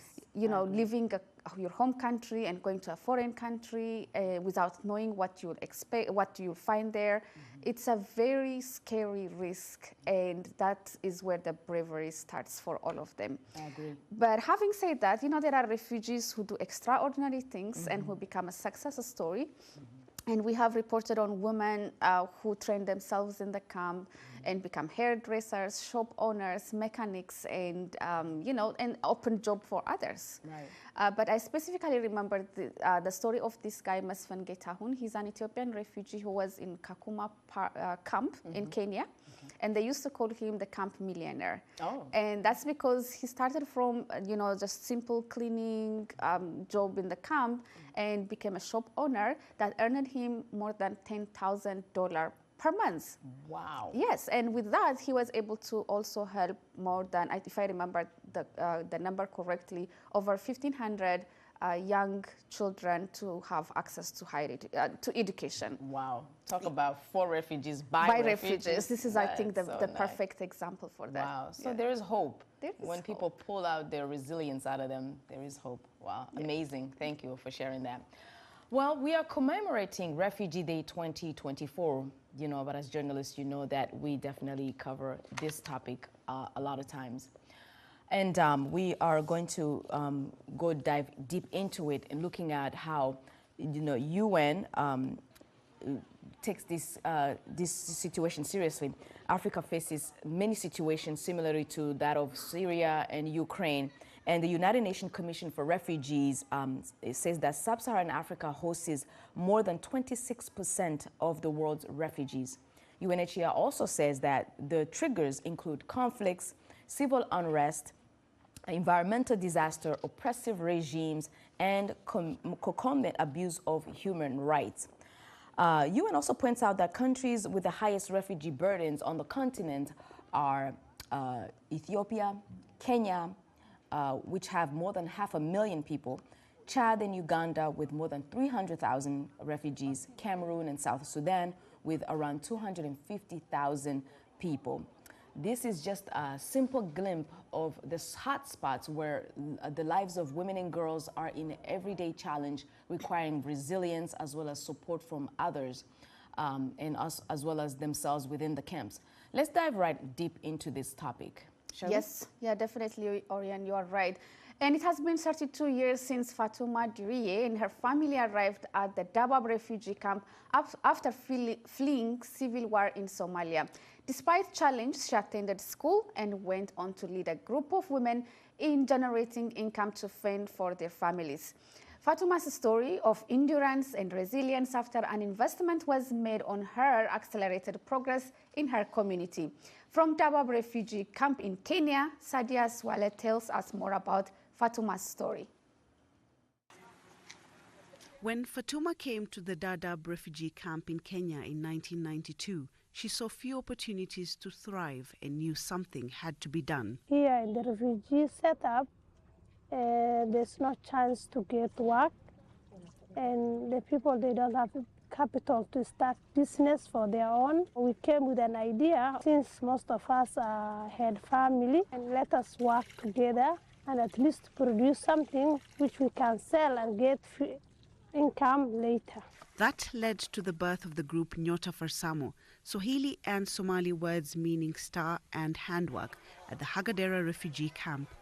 Fatuma is one of the founders and now serves as the chairperson of this collective of about 50 women from the refugee and host community who come together daily. It's part of doing both weaving and tie. Here they learnt basket weaving and how to make tie and dye prints for dresses and headscarves. Their products sell for about $15 to $20. Although they were helping to take care of their families and community, some of the women faced the sting of cultural norms. Some of our women here, their husbands are not comfortable of doing this work because he's saying, you go every morning and you come evening, I don't know what you are doing. It is such situations that lay foundation of spaces such as this one, a women's center where they can learn new skills such as tailoring, baking, tie and dye, soap making and even farming of drought-resistant crops. IRC together with our partners construct to create a safe space for women and girls. Despite all the challenges that they may be going through, all the traumas that they may have experienced, they have a space where they can come and call their own. Halima Mahmood came to this space after she completed primary school and her family couldn't afford to send her to high school. She is now a mentor in a program called Girls Shine, spending her free time speaking to other young women about safety and making informed life choices. We normally inform the younger girls, like anyone who is willing, like to go back to school, they can go back to the school. The Dadaab refugee complex is made of 3 camps, Hagadera, Dagahale and Ifo. War in Somalia and a regional drought have pushed the number of residents higher in the recent years, causing an influx in the camps. Kenya's Department of Refugees Services manages the camps, supported by the United Nations High Commissioner for Refugees. UNHCR says more than half of the refugees under the age of 59 are women. We engage, first of all, to understand both the national, county and sub-county legal regime that facilitates the empowerment of women. We work together to ensure that those practices that inevitably lead to the discrimination of the girl child or the women are not carried on. As the world commemorates the International Women's Day, for the women here at Dadaab, the work of women's spaces and groups such as Nyota Farsamo helps them become more resilient and able to look to the future. I have to show the other women, at least you have to be strong women to overcome the problem in life. Saida Swale, VOA News, Dadaab, Kenya. Wonderful story of refugees supporting one another. Well, to learn more about resilience and how female refugees support one another, we've invited Mary Maker, UNHCR Goodwill Ambassador and co-founder of Elimisha Kakuma, a program that provides access to higher education opportunities for high school graduates in Kakuma refugee camp in Kenya. Mary, it's a pleasure to have you on Our Voices. Hello, everybody. I'm so excited to be here today. Thank you so much. Mary, it's such a great pleasure to have you. We've tried to have you on the show before, but it didn't work out, so we're so happy to have you. I'm going to go right into your experience as a refugee. I mean, you know, just tell us a little bit about your experience, especially that which really brought forth in you the desire and the dream to start Elimisha with your friends. Well, I arrived in Kakuma refugee camp probably at the age of 2. 3, and I arrived in this camp that currently has a population close to 300,000 refugees. And as a young kid that is going through war and trauma, education becomes like this safe space where I could go to and feel like, okay, things can be normal here, I could be okay. But the problem is, as much as education was being preached to me, it was a false promise. I see kids graduating high school and there is a dead end. Less than 1%. Literally in Kenya have access to tertiary education as refugees. You cannot access loans, you cannot access anything. So for me, education, as much as I was fighting for it, I knew there was a dead end. And so many refugees know about it, right? So we graduate and we stay in the camps and there's no way out. And the camp walls are disintegrated. I wanted to leave the camp so badly. So I did everything that I could in school.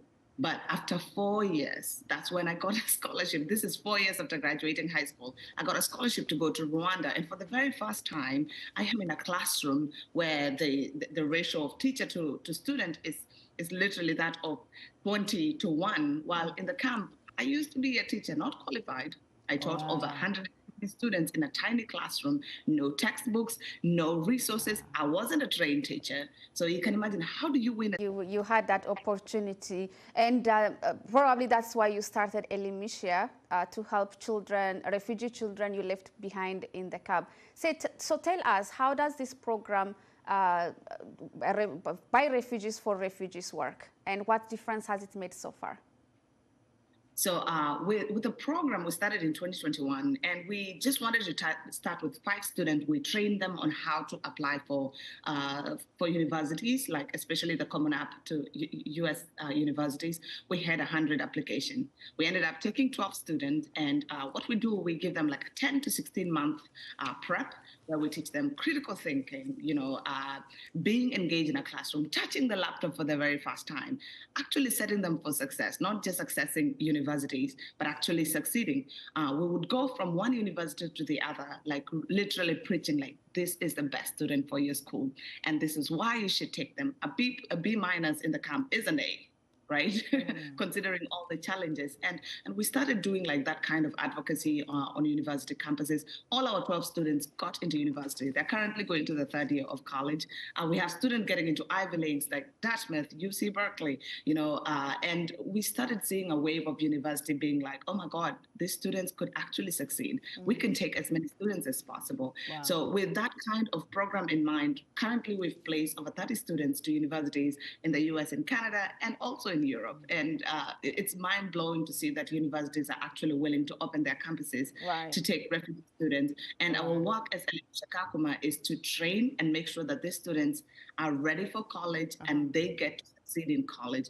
But apart from that, the ripple effect that the students can create. So with our 30 students that are currently on campuses, we have students that have started their own nonprofits to actually mentor kids within the camp. One of our students goes to Calgary in Canada and has a program called Kakuma Empowerment Program that currently mentors over 500 girls within the camp.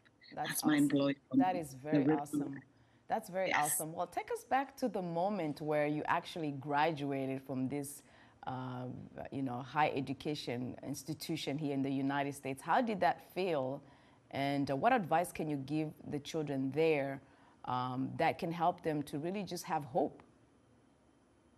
I think that moment was groundbreaking. That's how I see it, because for a girl like me that was scared in a refugee camp, knowing that there's no one that is going to ever invest in me, and if they do, it's very few people that ever think of refugees. For me to graduate, that was a big hope, not just for my family, for the entire camp, for people that look up on me, and for the refugee kids to know that it's not a dead end. I know it is a dead end, but it's possible. For universities to know that it is possible to actually give a glimpse of hope. For me to even start the nonprofit, it's me giving back. That if you open this pocket of hopes, they don't just die. They go ahead and spark more light within refugee camps. And I feel like I was able to reignite hope, because hope in refugee camps diminishes, right? Indeed. You imagine you come to this refugee camp for 1 month, turns into 10 months, into 20 years, and you realize that you're going to die in the camp without anyone ever seeing you. Indeed, your success, and we just saw your beautiful pictures from your graduation.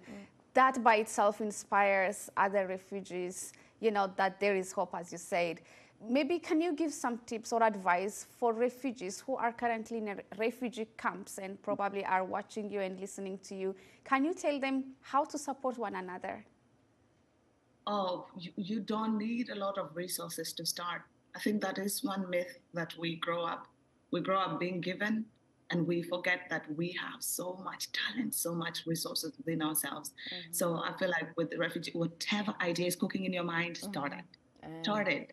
Let them catch you moving. I'm always like, let anyone catch you moving. So you got this, let's break those camp walls. Let's break those camp mentalities. And we know that we are also part of the society. We do belong. Well, Mary, can you tell us a little bit about your experience as a UNHCR Goodwill Ambassador? It is a big thing to shoulder, because there's Mary and Mary's story, and I got out.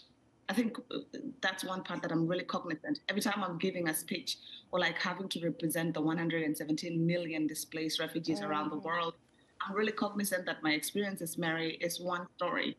There's different stories of Mary, of Naja, of Bahome. It's a lot of refugees around the world, and I will never be able to exhaust every single person's story. So I'm always challenging the community to go up beyond the political, propaganda or whatever people feel about refugees, the dangers of the single story, to go past that and to really see refugees as a mother, as a father, as a doctor, as a teacher that wants to bring something to the community.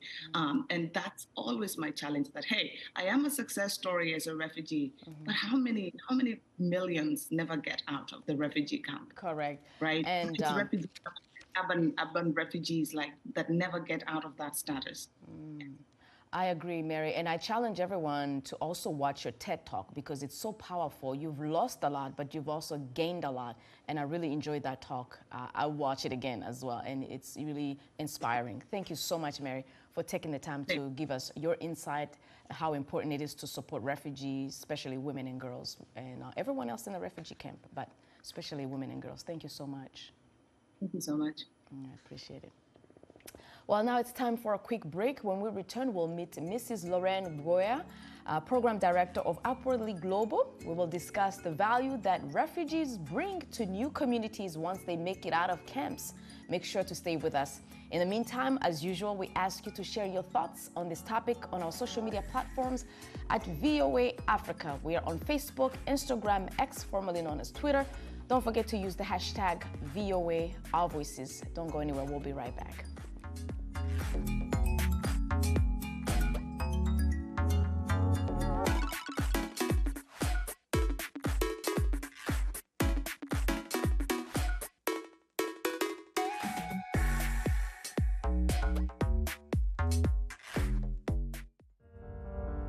In times of change, when the world seems uncertain and what we hear doesn't reflect what we see,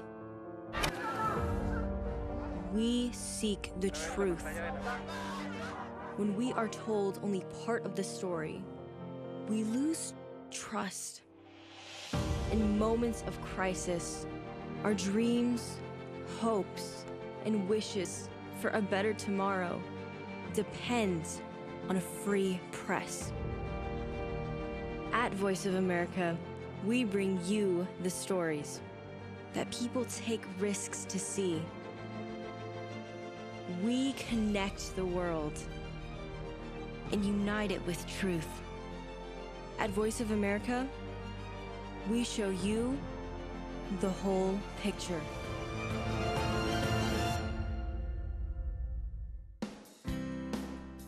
Health, wellness, sport, beauty, medical breakthroughs.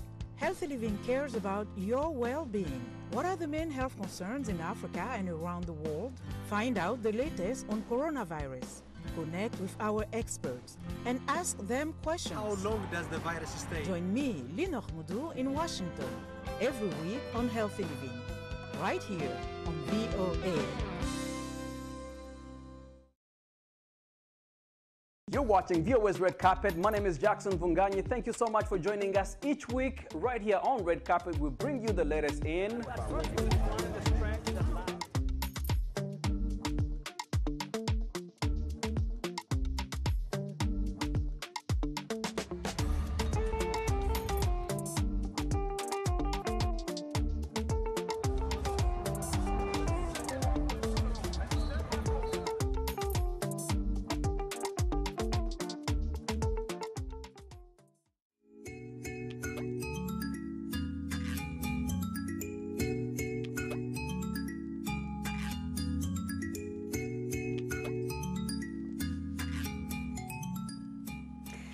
Welcome back. You are watching Our Voices. We are commemorating World Refugee Day 2024 by looking at what some refugees are doing not only to survive but also to thrive this year. Let's now hear from Ms. Lorena Boy, Program Director with Upwardly Global, which helps refugees who have made it out of camps gain valuable employment. Ms. Boy, thank you so much for being with us today. It's a pleasure having you. Thank you. So tell us, you were once a refugee yourself, right? Yes, I am a former refugee from Liberia, West Africa. And I like to, whenever I share my story, I like to share it through the lens of my mom because I was so young. And for those who don't know, Liberia went through 14 years of civil war. And we lost over 100,000 people, and over half of the country were displaced, you know. And, you know, my dad is a pastor, so he had traveled to the U.S. right before the war started. So he left my mom and my siblings and I behind. And as you know, women and children bear the brunt of displacement when it comes to civil unrest. So after constant harassment from government soldiers, we were able to flee to the neighboring Ivory Coast. And then, so we stayed there for, I want to say about 2 years, and then we were later able to be resettled and reunited with my father, who was still in the U.S. Yeah, so I was pretty young when I came to the U.S. So what was that like, integrating into a new community here in the U.S.? How, what was that experience like, and did it contribute to what you are doing now? Awesome. So like I said, you know, it was in the early 90s when we got resettled. So I will say that during that time, there was really a lack of cultural competency in terms of like people didn't know why people were being resettled, the trauma that refugees faced. And although English is a first language in Liberia, we speak English with a heavy accent. So we were, you know, constantly teased and things like that. But I will say, with the help of ESL classes and also Hooked on Phonics. I took those too. Those resources really helped me, and also the support from guidance counselors in elementary school and high school. It really helped to shape my family's, you know, value of education, which also led me to being a first-generation college student. Oh wow! Congratulations! And thank you. And then, you know, yeah, with a master's degree later, and this is, you know, now I'm giving back with the work that I do through Upperly Global, and also externally with another organization called Refugee Congress. That's awesome. I mean, I agree when you say about how being teased and all of those integration challenges really can affect the child. I went through that as well, and I understand exactly what you mean. And my question is about really what can be done to eliminate discrimination against refugees once they're in these communities, because I think sometimes they don't realize that this is discrimination. A child can go through trauma just because of being harassed for their accents and things like that. So maybe on a policy level or on any level, what can be done to eliminate discrimination? Absolutely. First and foremost, I will say on the line of, you know, the teasing and whatnot, you know, I think we have come far away, right? There's more education. And for refugee leaders like myself, you know, we're able to really, you know, educate the communities in which people are being resettled, specifically, you know, Upperly Global. We work with internationally educated refugees who come into the U.S., and we kind of like help break that myth of refugees are coming to take jobs, right? Okay. These are people who are educated, who are professionals in their country, but they're oftentimes under or unemployed due to a lack of language, a lack of a professional network. So we help those individuals who are, you know, of course, work authorized to gain skill-aligned roles that will really help them to thrive and also contribute back to their communities. That's so amazing. That helps to, you know, break some of that discrimination and those myths that, you know, refugees are asking for a hand up. So you're like a bridge. Exactly. That's awesome. You know, they're asking for handouts, but they're actually want a hand up. Yeah. Right, I agree. Sometimes we see conflicts like between refugees and host communities, like for example in South Africa, the xenophoria, or like in Ethiopia, Uganda, there is a competition for resources, and you know other issues bring conflicts between those two communities. So how does a program like yours help avoid such communities and, you know, facilitate better integration? Well, so we like to look at integration in a more holistic way, and we tend to use the term inclusion, right? You know, we're helping refugees to be able to thrive in the communities in which they are being resettled and to also give back to those communities. So that kind of like, you know, is overall helping the community as a whole.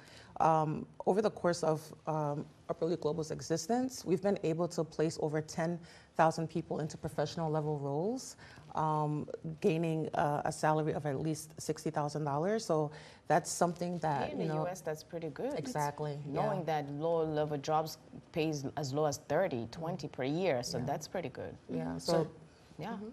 But do you have challenges while you are, you know, while giving these trainings for job? Do you have challenges, and how do you address them, especially here in the US? Yeah, I would say some of those main challenges really do exist around, you know, those language barriers, right? Because you have people who come with so many skills, but then sometimes, you know, they lack the strong command of the English language. So if you don't communicate them, then... Exactly, yeah. And sometimes we might have to refer them out to English classes, or we also offer skilling programs that helps them to, you know, strengthen their English, to also help them to communicate the technicalities of the work that they, you know, are often looking for. And also the culture, because I know that, you know, the culture in many countries are very conservative. They don't speak to people face to face. They're very, you know, a lot of humility. So I think a lot of training is also required for refugees that come from some of the countries that have a bit more conservative view on the world, I guess. That is true, and that's what our coaching program offers. We provide one-on-one coaching to all of our job seekers.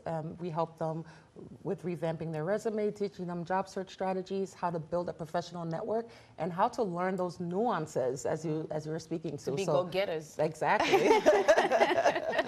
Yes. Well, thank you so much. Yeah, thank you so much. Well, we have to come to an end for the show today. The time is very short, but we appreciate your insight and your work in the community. It was a pleasure. Thank you. For sure. Well, we want to thank our guests in New York, Mrs. Mary Maker, UNHCR Goodwill Ambassador and co-founder of Elimisha Kakuma, and Mrs. Lorraine Boy, Program Director with Upwardly Global. It was such a pleasure. Now be sure to catch up on the latest episode of Our Voices on the VOA website at voaafrica.com and on our YouTube channel, where you can keep up with the latest news story around the world. Last but not least, on behalf of our editorial and production team on Our Voices, thanks and for tuning in. Until next time, cheers.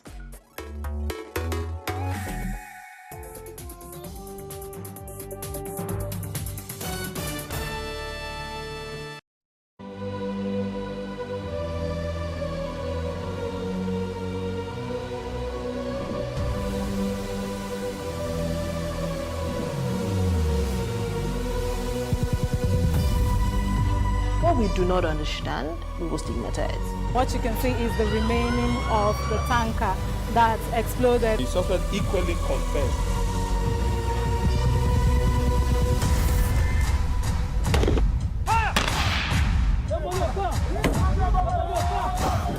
Now 500 naira they collect them. If you no talk, then go beat you. Now 2,500 they pay.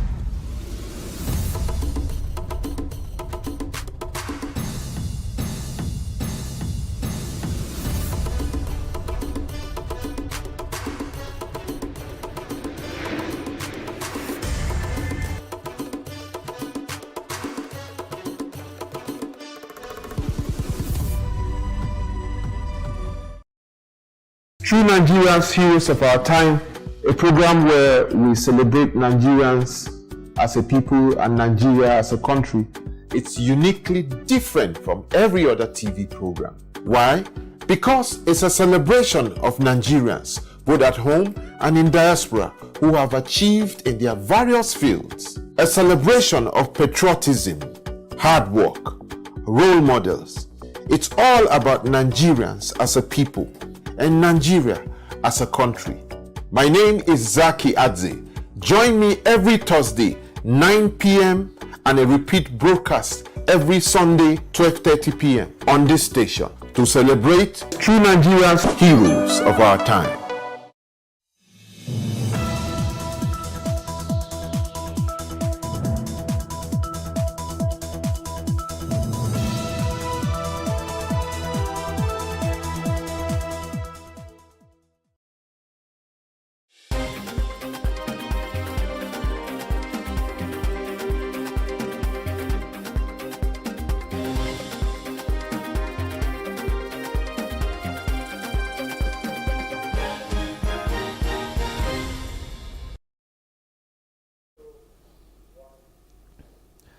Hello and welcome to the news update. My name is Nyamgul Agaji.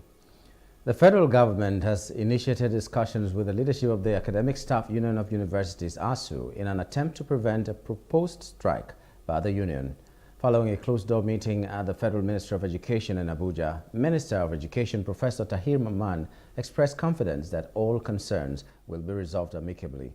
ASU President Professor Emmanuel Osodeke emphasized that the potential strike could be avoided through concrete actions. Recently, the ASU Gashua branch in Yobe State urged the federal government to tackle ongoing issues in universities to prevent further disruptions to academic activities. Branch Chairman Melemi Abacha highlighted the need for funding to revitalize Nigerian public universities and the renegotiation of the 2009 agreement as key challenges in the education sector. Meanwhile, the Academic Union of Universities, ASU, has once again appealed to the federal government to implement its various agreements, as it does not like going on strike except when pushed to the wall. At separate press conferences, the University of Ilorin and the Kwara State University called for funding for existing universities instead of establishing new ones that cannot be catered for. To call the attention of the public and stakeholders to their predicament, the University of Ilorin branch of ASU, while addressing journalists, listed several requests yet to be met. Similarly, the Kwara State University branch appealed to education stakeholders to prevail on the federal government to serve reason not to ground the education system, wondering why new universities are being approved when old ones are being neglected. The two branches moved around their campuses with various inscriptions saying they do not love or enjoy going on strike except as a last resort. While speaking with journalists, Chairman ASU Unilorin, Dr. Alex Akammu, brought to the fore some of the unmet agreements. He listed one of the unmet agreements to include the federal government's ASU renegotiation of 2019 agreement. On his part, Chairman ASU Kwasu, Dr. Shehu Salau, said about 3.5 months of salaries were still being owed by the federal government. The Nigeria Governors Forum, NGF, has provided reassurance to the Nigerian people that improved salaries will be the outcome of the current negotiations between the government, private sector, and organized labor. This affirmation was made by the governors following a meeting held in Abuja on Wednesday. The communique was signed by Abdurrahman Abdurazak, the chairman of the NGF and governor of Kwara State. Additionally, the governors engaged in discussions regarding various matters impacting the nation, such as the ongoing fiscal policy and tax reform. President Bola Ahmed Tinubu is set to engage in discussions regarding the new national minimum wage with state governors during the 142nd session of the National Economic Council at the Aso Rock Villa in Abuja today. The president's chief of staff, Femi Gbajabiamila, announced the plans for this unexpected appearance during a visit to Kano, where he led a high-level delegation to offer condolences to Vice President Kashim Shettima following the passing of his mother-in-law. Gbajabiamila conveyed the president's message of sympathy to Vice President Shettima and revealed that President Tinubu would be present at the NEC meeting scheduled for Thursday, labeling the decision as out of the ordinary. This gathering follows the recent decision by the Federal Executive Council to postpone the report of the Tripartite Committee on the new national minimum wage on Tuesday, citing the necessity for President Tinubu to engage in further consultations with various stakeholders regarding the issue. A former governor of Kogi State, Yahaya Bello, on Thursday urged the Federal High Court in Abuja to transfer his case with the Economic and Financial Crimes Commission, EFCC, to Kogi. Speaking through his lawyer, Adeola Adedipe, Bello told the court on Thursday that since he was alleged to have committed the offense when he was the governor of Kogi State, it is proper for the case to be held in the state. EFCC had arraigned the former governor on alleged 82 billion naira fraud before the Justice Nwite-led court. It will be recalled that the former governor had on 4 occasions refused to appear in court, citing various reasons like bias against him by the anti-graft agency. The whereabouts of the former governor have remained unknown since operatives of the anti-graft agency attempted to arrest him from his Abuja residence. The former governor was not present in court. Contrary to the undertakings of his lawyers that they will be present, that they will ensure his attendance and appearance in court for arraignment. The court has on its record undertakings made by the different 2 senior advocates promising to produce him in court. It was as a result of that promise that the state stepped down the issue of his arrest. Now, today in court, we have not produced him, he is not in court. We have now invoked the disciplinary powers of the court because a promise, an undertaking to the court, is akin, a breach of the promise or undertaking to the court is akin to a breach of an injunction. We have now asked the court to proceed against the 2 senior advocates and have them docked for contemptuous conduct. When we invited the court to the different provisions of the rules. As a result of that, one of the senior advocates, in order to avoid it, has asked to withdraw from the case. But we've addressed the court on that, and the court has now directed that ruling will be delivered on the 17th of July, and that the 2 senior advocates must be physically present in court. On that day, the court will deliver a ruling one way or the other. A former Kaduna State Governor, Nasir El-Rufai, has sued the Kaduna State House of Assembly over the latter's claim that his 8-year administration allegedly siphoned 432 billion naira, leaving the state with huge debt liabilities. El-Rufai filed fundamental rights suit at the Federal High Court in Kaduna against the State House of Assembly on Wednesday. The suit filed by the ex-governor's lawyer Abdul Hakim Mustafa, a senior advocate of Nigeria, challenged the report of the Kaduna State Assembly Committee, which indicted El-Rufai for alleged corruption.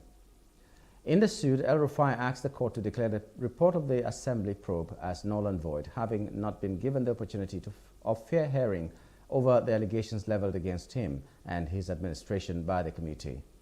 Joined in the suit as respondents are the Kaduna State House of Assembly and the State Attorney General and Commissioner of Justice. I'm here with Malam Nasir El-Rufai to file an application to enforce his fundamental rights.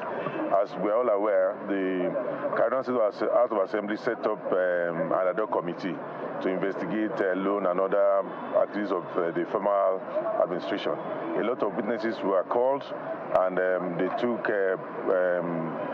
did hearing and they admitted a lot of documents.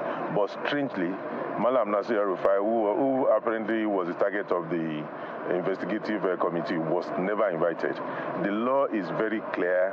Everybody deserves to be given a hearing. The right to fair hearing is a natural right that inures into every human being. Malam Nasir El-Rufai was a lot of cases were made against him. He was not given a hearing at all. As a law-abiding citizen who believes in the rule of law and who believes that when there are infractions, you need to approach the court, he's here today before the Federal Court to enforce his right that every infraction they alleged, he was not given an opportunity to state his own side of the story. And the law is clear about it. Any proceeding, be it court or quasi-tribunal, that he didn't give the parties concerned a hearing, the whole proceeding is void ab initio. The police and other security agencies on Wednesday night reportedly killed about 5 gunmen who allegedly attacked a police station in Ebonyi State. Sources in the area said the gunmen attacked the Isheke police station in Isheke, a suburb of Abakaliki, capital of the state. On arrival, the gunmen reportedly engaged policemen on duty in a shootout which lasted for some hours. The incident, according to sources, started around 9 p.m. with heavy shooting scaring residents into hiding. The situation later drew the attention of more security operatives, including soldiers, who came in their numbers to apprehend the hoodlums. The gunmen retreated while shooting sporadically in the air through Odomoke Isheke Market along Nwiboko Obodo Road, but the security agents gave them a hot chase and neutralized them. Meanwhile, the Katsina Incidents Manager and Director of Epidemiology at the State Primary Healthcare Development Agency, Dr. Kabir Suleiman, at the press conference held on Wednesday, revealed that the state has recorded 118 suspected cases of cholera. He also said it is fully prepared to prevent its spread and other vaccine-preventable outbreaks in the state. According to the agency, it has also activated its incident management system as part of the measures taken by the state government to ensure that the cholera outbreak is being managed. He announced that the state government has embarked on building about 102 health facilities across the local government areas and already looking at other interventions such as improvement in wash facilities, solarization and rehabilitation of boreholes in many local government areas. According to him, the state government has also designated 34 comprehensive health centers with cholera treatment units and centers for admission of cholera cases. Global Task Force for Cholera Control shows that Katsina has 10 of its local government termed as high risk, with Funtua, Jibia and Batsari local government areas topping the list. A former chief executive officer of Konga, one of Nigeria's e-commerce giants, Nick Imudia, has reportedly died by suicide. Imudia was said to have committed the act by jumping from the balcony of his apartment in the Lekki area of Lagos State on the evening of Tuesday, June 25, 2024. Before his death, the businessman reportedly made a call to his United States-based brother to give him instructions on how to distribute his wealth, and also called his young daughter to inform her that he would always be there for her. An indigene of Ika South local government area of Delta State, Imudia was previously married to the mother of his young daughter. The marriage ended due to irreconcilable differences. The State Police Public Relations Officer Benjamin Hundeyin confirmed the case on Thursday. We'll take a short commercial break now. We'll be back in a moment.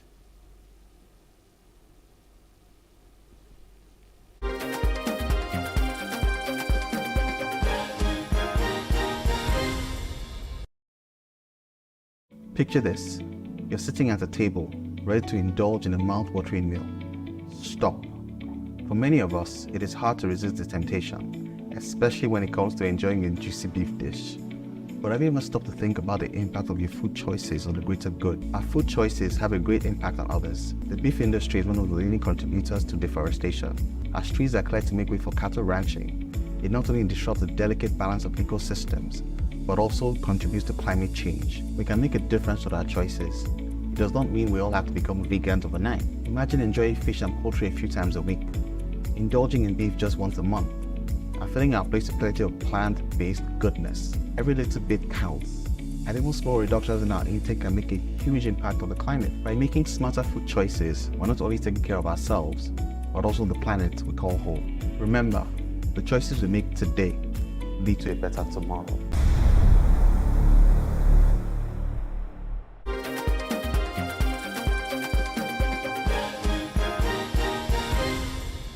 With us, we move now to other parts of Africa. Kenya braced for fresh demonstrations on Thursday under heavy security after major concessions from the government, which agreed to scrap contentious tax hikes following deadly protests that saw parliaments ransacked.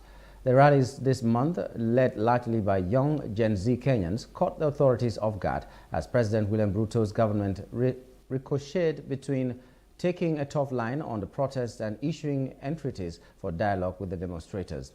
A day after the protests sharply escalated, Ruto on Wednesday made a surprise U-turn as he declined to sign the tax hike into law and withdrew the bill. Outside Africa, 2 people were shot dead and 2 others gravely wounded on Thursday in an area known for drug trafficking near the Gare de Midi train station in Brussels. The incident occurred between 1 a.m. and 2 a.m. near a cafe in the St. Gilles district of the Belgian capital, and the suspects fled, a police spokesman said.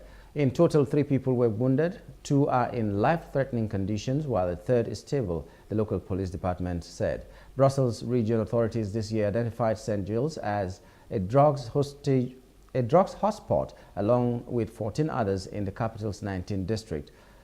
Police have not thus far established a link between the shooting and the city's illegal drug trade. Judicial officials were due to make a statement later on Thursday. 3 people were killed in an Israeli airstrike that targeted the southern outskirts of the Syrian capital Damascus. A war monitor reported on Thursday that 11 others were wounded as a result of shrapnel that fell on houses from a Syrian air defense missile that was launched to confront the Wednesday night attack. The Syrian Observatory for Human Rights, which has a network of sources across the country, said the strike targeted the Jihad al-Bina Foundation, which is affiliated with the Lebanese Shiite militia Hezbollah and Iranian groups. The target was about 700 meters from the Sayyida Shrine, an important Shiite religious site frequently visited by Iranians and Lebanese loyal to Hezbollah. It also said explosions were heard at the Tal Shan radar site east of the town of Malah in the eastern countryside of Suwaida. It is not known whether it was the result of Israeli targeting or from Syrian rockets, which were launched from the site to confront Israeli missiles.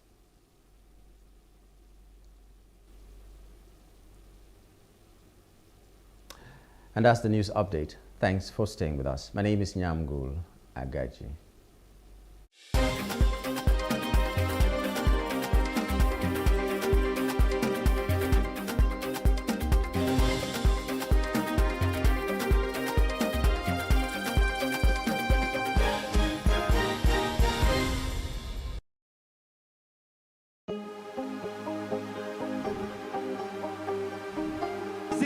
I will take you through this amazingness today.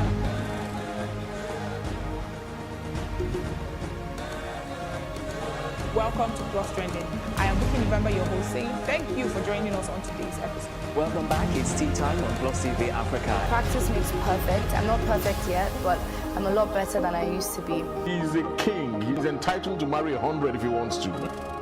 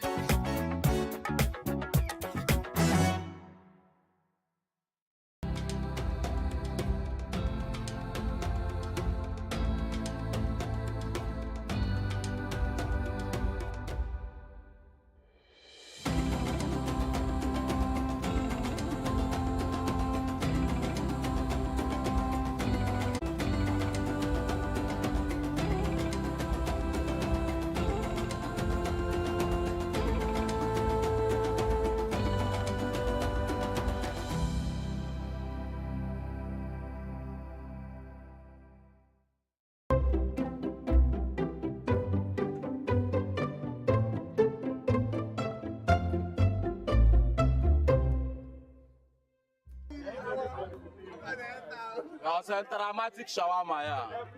Lagos Island has imposing architectural structures dotted on each side of the road, filled with people who are not sure if they will be locked out from their homes next year due to rental fee hikes. The buildings on the other side of the road wear an empty, forlorn look. Beggars are always on the streets. A thin, middle-aged man in an oversized jacket comes towards my window. In impeccable English, he explains that he is not a beggar, but a medical doctor who worked in the hospital about 3 blocks from the right side of the street we were on. He has an accent that must be from Cross River State, unmistakably lyrical. He says his daughter is in terrible shape. She has a ruptured appendix and was admitted in the same hospital where he worked. I'm trying to raise money for my daughter, but we haven't been paid for about 6 months now. It was difficult to tell truth from falsehood in Lagos. Poverty taught most people the art of deceit as a means of livelihood.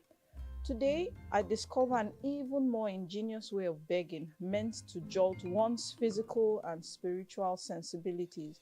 At the junction just before the traffic lights, a man who looks like he was a few seconds away from being called to be with the Lord is being pushed around in a wheelchair by a dreary-looking assistant. After a few minutes, the assistant stops pushing the wheelchair and takes up his bullhorn to tell the story of how the man has an orange-sized tumor on his face. He makes a feverish pitch for funds that will be for treatment. God bless you as you give. God shall water your garden as you donate to this cause, he bellowed. Motorists avoid them as if they just escaped a leper colony. The two men are indifferent and remain resolute in their quest. My name is Eriye Onogoroa. I work in an energy company, so apart from being an author, that's what else I do.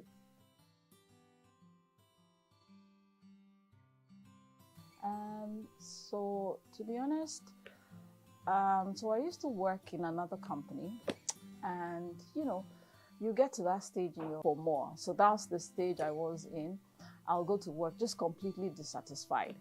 And, we had friends, how it is in the office. We'll talk about, all the things happening and not happening to us.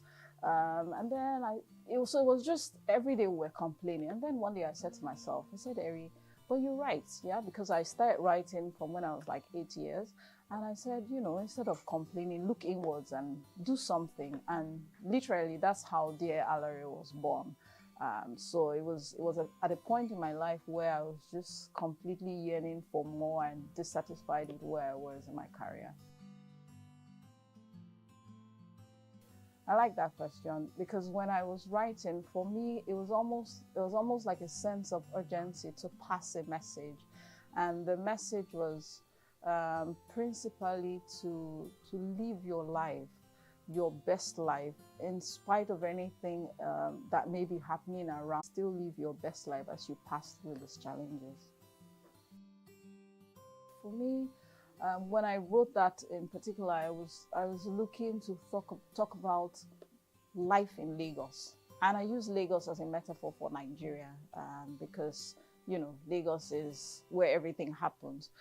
So for me, it was important to bring out all the kind of things that we see in society that should not be, poverty that really shouldn't be because of the abundance of resources, and the fact that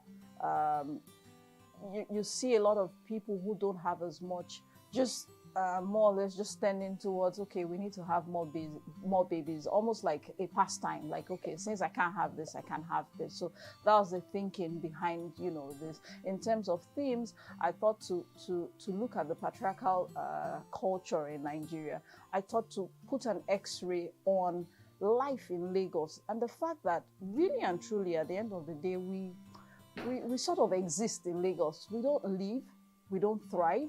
You wake up every day, you spend roughly, depending on where you are, roughly 4 to 5 hours in traffic. You get back home and you sleep, and it's like an endless rot. Yeah, so those are the kind of things I was trying to look at, the challenges women face in the office. Not just in the office, what they're going through internally for Alarie was Alarie didn't have a child, so she was facing all that, and yet she needed to be in the office to be her best. So things like that, those were the kind of things I was looking to talk about: the patriarchal culture, infertility challenges, just the whole chaos, what it really takes to live in a place like Lagos.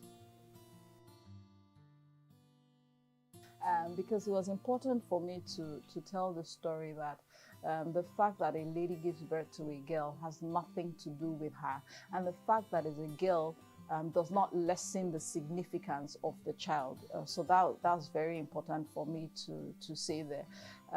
We find it, like you said, in Nigeria, and it hasn't changed. Well, maybe, our voices are being more amplified, so people are getting more aware, but it's still there. When a child is born, depending on the sex, the blame game, shifts. And another thing I wanted to point out so strongly was, what if it's the man at fault? Because what tends to happen in marriages is the lady takes the blame, because society has been trained to see the woman to blame where there are challenges with childbearing. But what if it's the man's fault? So those were the kind of questions I was trying to throw light on in the book. Not very well, to be honest, because growing up, it was almost like a taboo. My dad didn't want to hear anybody speaking Pidgin, so it was like, well, I say by force, we had to learn. But, a story like that, I had to use Pidgin to reflect the characters. So someone like Alhaji Wasiu, typical characters that would necessarily speak Pidgin English, it was important for me to reflect that in the story so that the reader understands that, just the different strata in society and the levels of people that we have. I would say, tell your story unapologetically, because somebody also asked me, and I said, but you can't live life just expecting to be validated or not validated. Yeah, so for me it was important to pass a message. For me it was important to tell my story. The validation, secondary, because I will do it the same way, whether or not whatever anybody thought or thinks about Dear Alarie, I will tell my story, because it's important at the end of the day, when you go to bed, be satisfied that you have done what truly makes you happy as a writer. And some people just have a lot of stories in there just waiting to come out. But it's that fear of acceptance. And really and truly, you can't live life waiting to be accepted by everybody. It's just not the way to do things.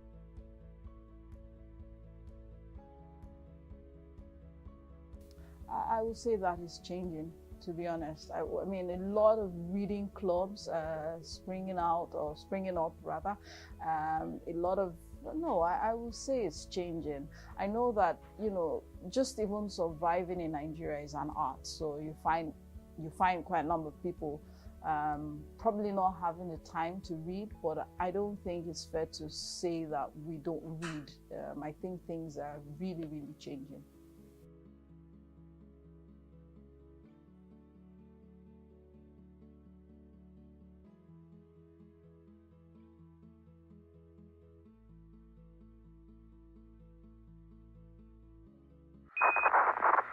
Star Police switch to on light on.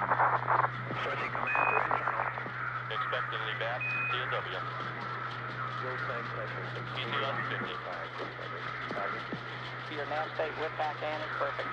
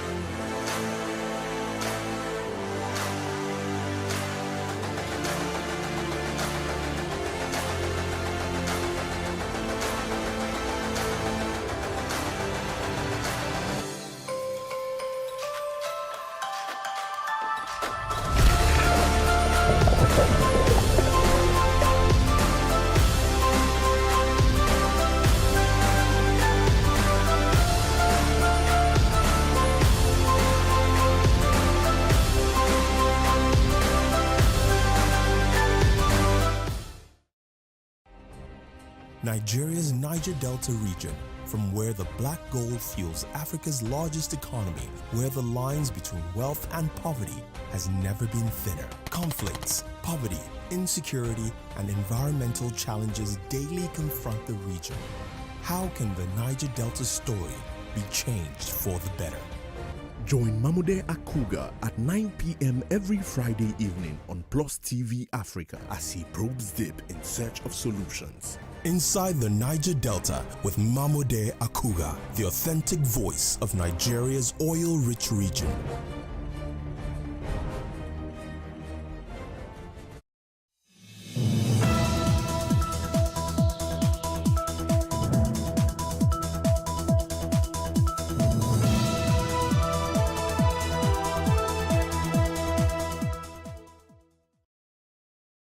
Research has it that working with your spouse has an impact on your personal relationship, as some couples believe that working and building a business together has made their personal relationship much stronger, deepening their trust, appreciation, and making both the business and marriage more successful.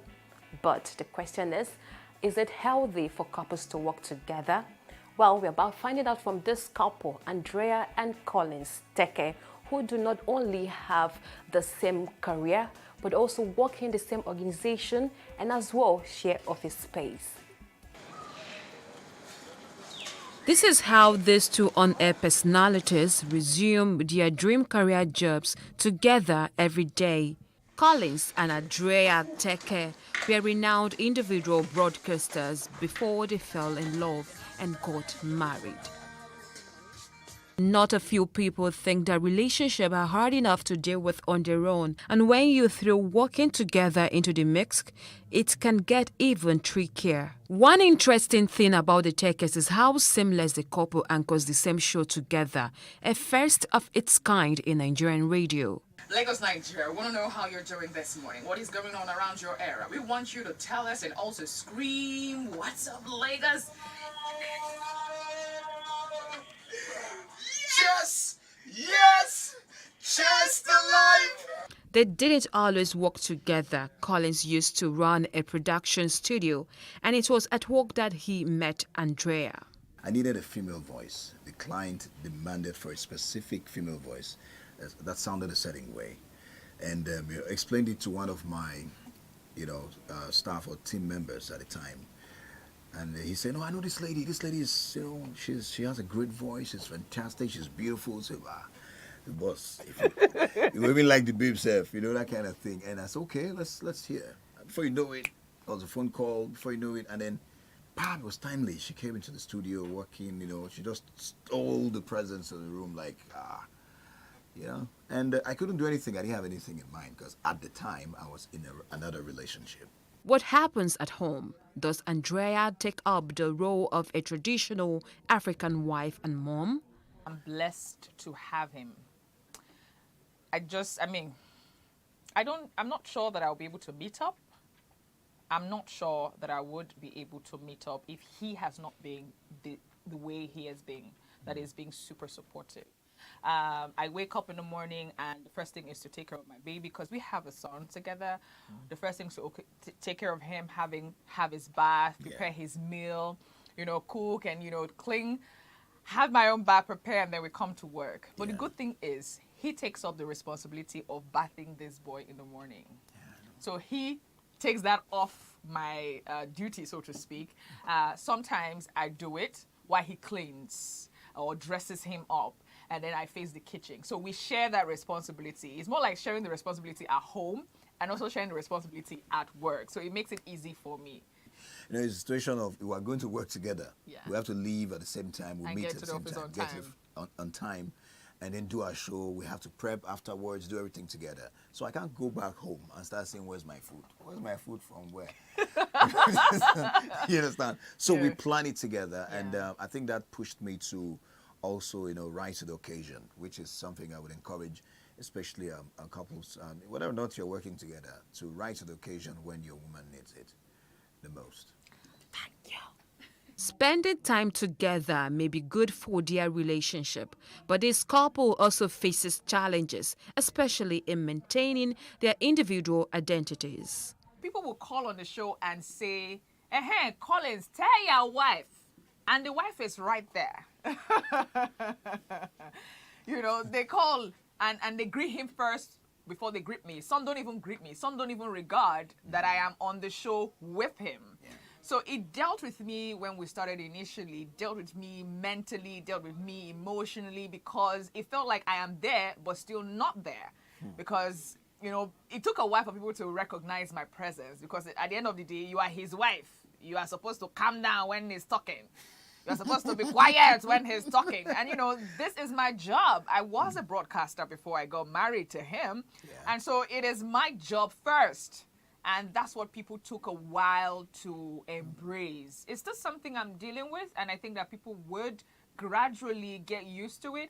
There are no days that we don't have, times where we quarrel, times where he's on a different cloud, I'm on a different cloud, and we have to come on the radio and talk and make Lagos happy. And do it. Kick a show. And make Lagos happy. So it's actually challenging where you have to not let the world know that you're dealing with something and come on the air and be beautiful and be excited.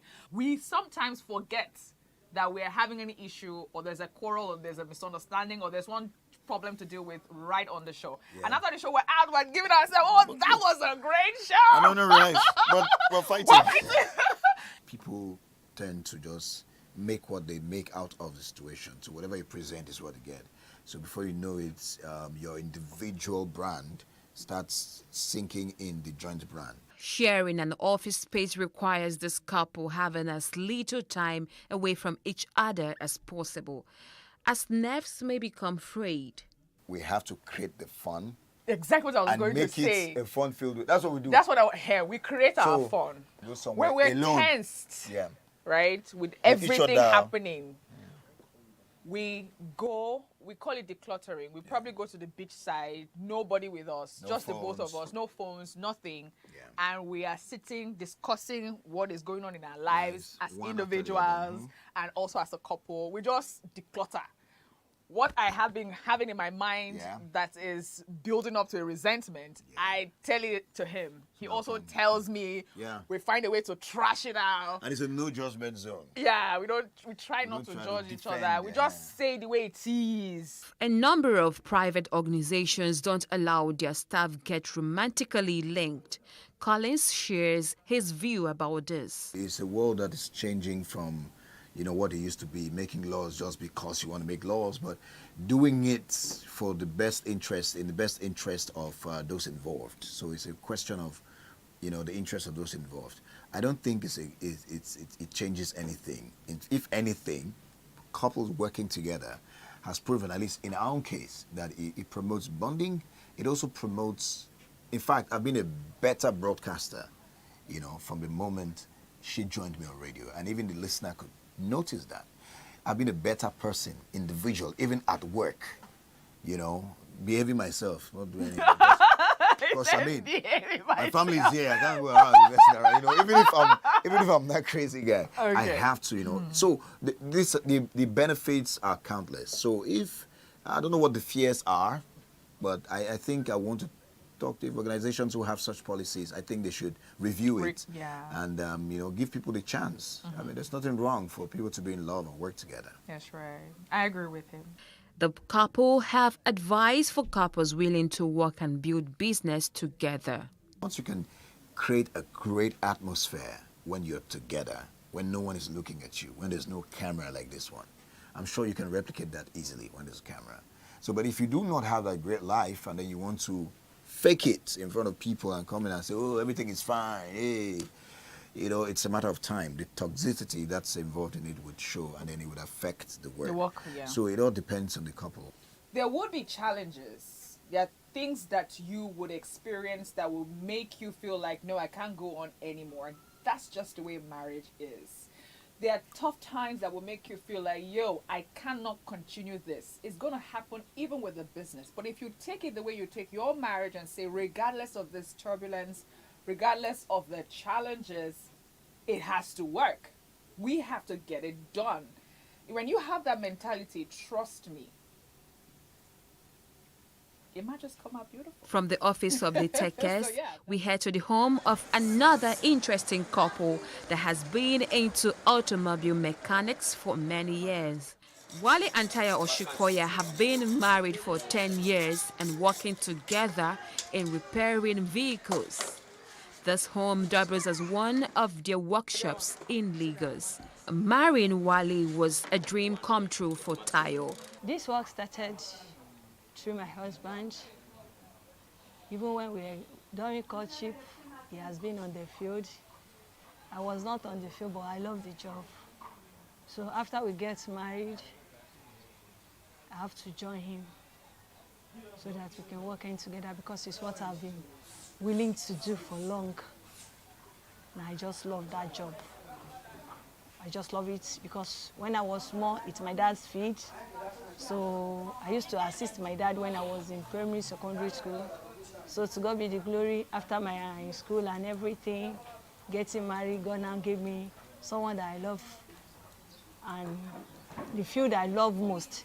Meet my wife, we married together, and I have to tell my wife that this is kind of work that I'm doing. And I somebody that I love so much, and she loved the work. So when I say, well, I have to tell him to go and quit where he's working before.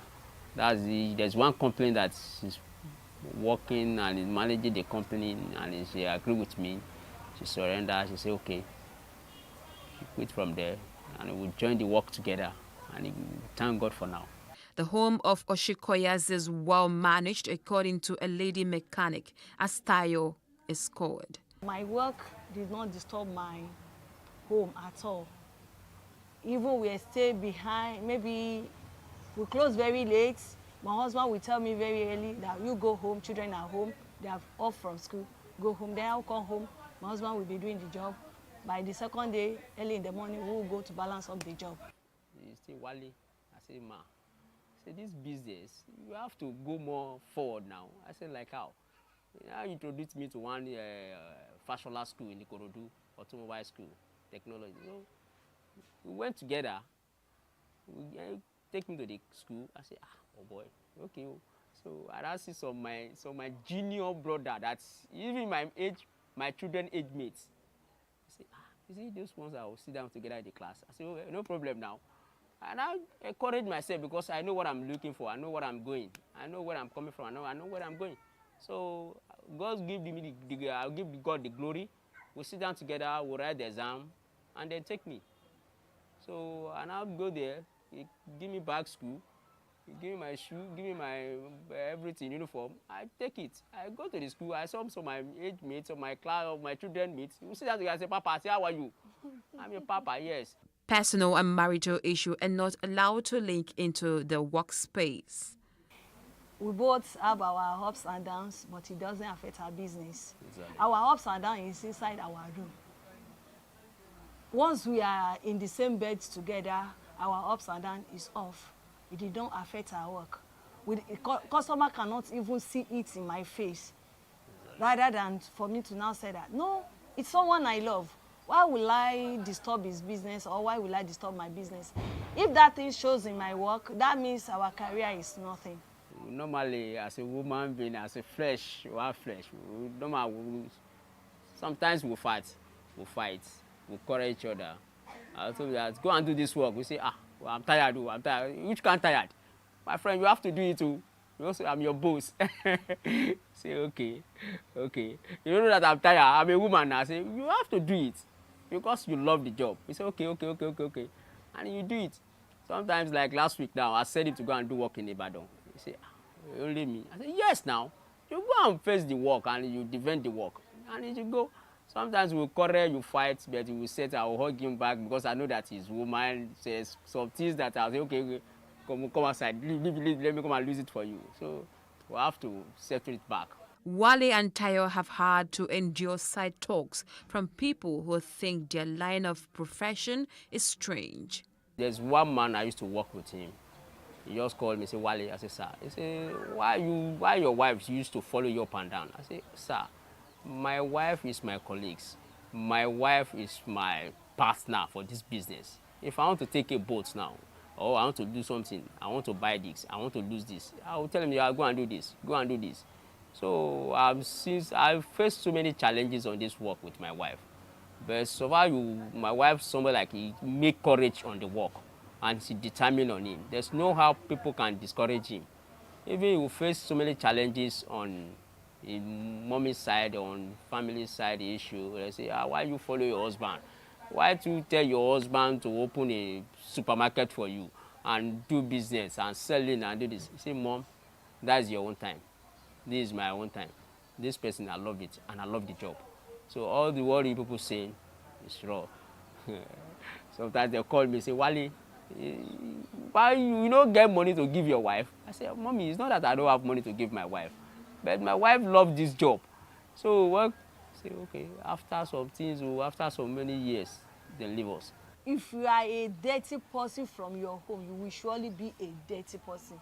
But if I'm going out now, wash my body, clean my hands, you won't believe that this person is a mechanic. I fix fingers as well. I do makeup if I'm going out. You won't even believe that I am a mechanic. That is why at times if we go to customers' house, before putting on my overall, they will say, you come with your wife. If they not say that, no, she's a mechanic, they will say, the women, they love to see me doing the job. They will say, Oga, go and sit down first. Let me see her, the way she's performing the whole things. Even if after everything, if the woman will not say, wow, woman does this one. If my workmanship is 2,000 naira, we say, oh, my dear, let me give her 5,000 naira because she encouraged me. Sometimes I will tell them that, okay, today we want to go out, we don't do any work, we don't have any customers place today. We are going to dress, wear your dress, do your nails, do everything. I will take him out to go and enjoy ourselves. As a woman, there is nothing hard. If you have the determination, this thing, I want to lose it. It's almost the same thing, the way we handle our husband and children at home. Any children that's very difficult, you know how to handle those children. That's why the work is. See people that start before us, that is doing this business, that there is no more again. But we just give the God the glory because we achieved so many things on this work. And we thank God the kind of wife that is given to me. So we achieved so many things. A work that you are doing, you can be able to train your children's school, and you can be able to cater for your home. Yeah, you can even have a shelter on your head, having your own car. What else someone needs on this earth? Nothing more. They have also faced challenges working together as a mechanic couple. If you have a space outside there, people see couples working together, we have more customers. But immediately you go outside there to make your own workshop, government will come and demolish it. It's a big challenge on us, even all mechanics. They see the work as a dirty work and they are going out on their daily basis with their cars. And of which, if the car eventually stopped on the road, they're still going to call we mechanics. Wale and Tayo believe mono-career couples can emerge strong and fulfilled as long as their values align. I encourage the people that want to do the business, want to do the work. They should focus on the thing that they want to do. Don't look down on yourself. Maybe you are too big, you are too do this. Just focus on it. And the couples that want to do the business, they have to have trust. Trust your wife. Let wife trust your husband. If you make money today, it's not that the money that you make today, you make sure that you finish all the money. You have to put half for savings or anything. Because like this job that we're doing now, we use some our money to run the business. If you have passion, you have zeal for your husband's work, and you doesn't have anything doing, it's very advisable to join your husband once you don't have any skeleton in quotes in your cupboard. So you have every right to join your husband just to make the business boom. Our findings point that some couple craft a way to thrive in love and work by understanding each transition and knowing what questions to ask and what traps to avoid. Yes! Cheers to life!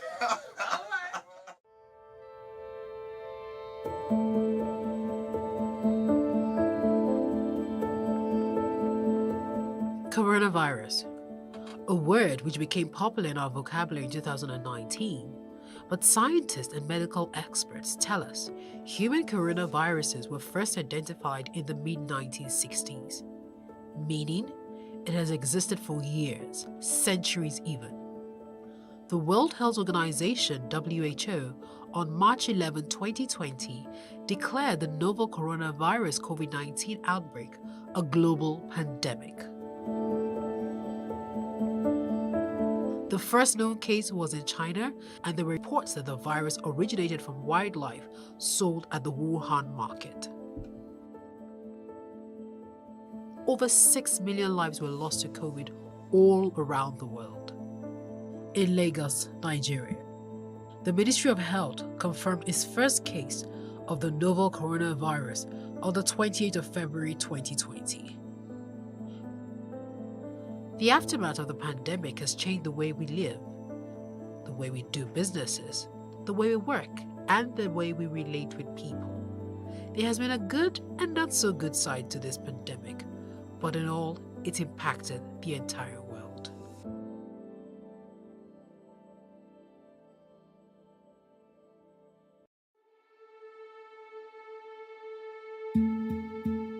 I think for me, and I guess for many other people, it was the hugest shock of the decade, because suddenly what you call normalcy disappears.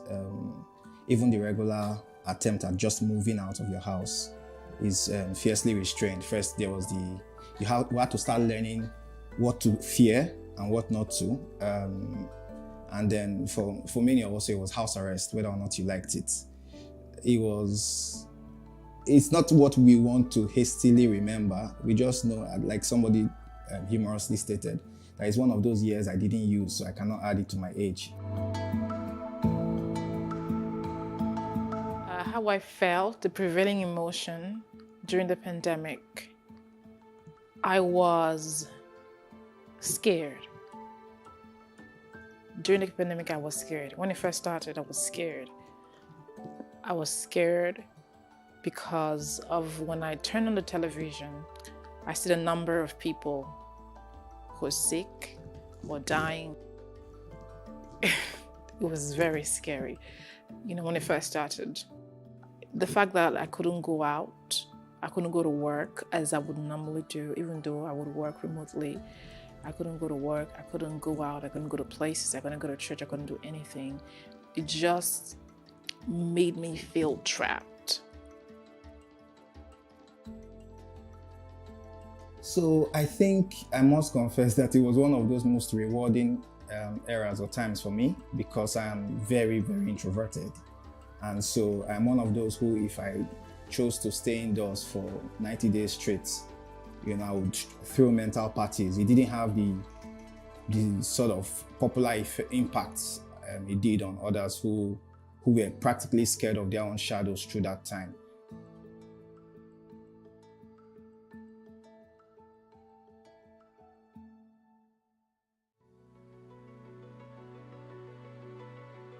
COVID-19 was a global pandemic. Everybody was affected directly or indirectly. I'm not an exception.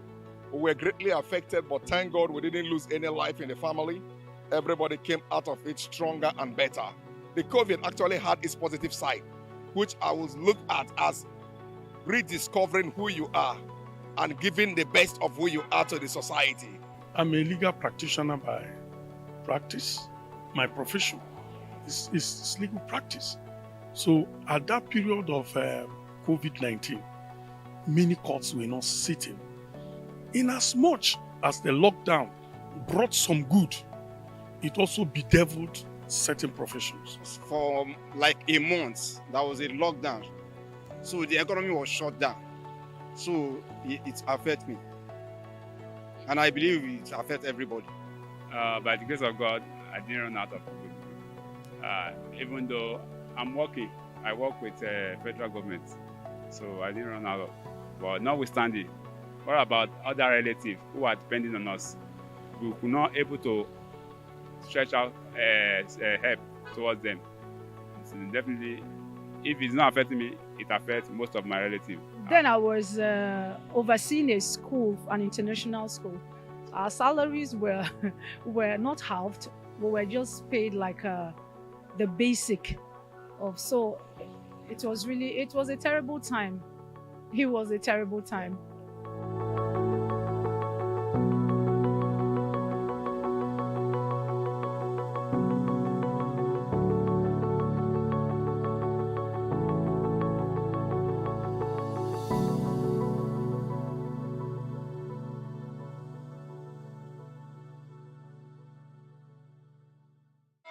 Another minister of state.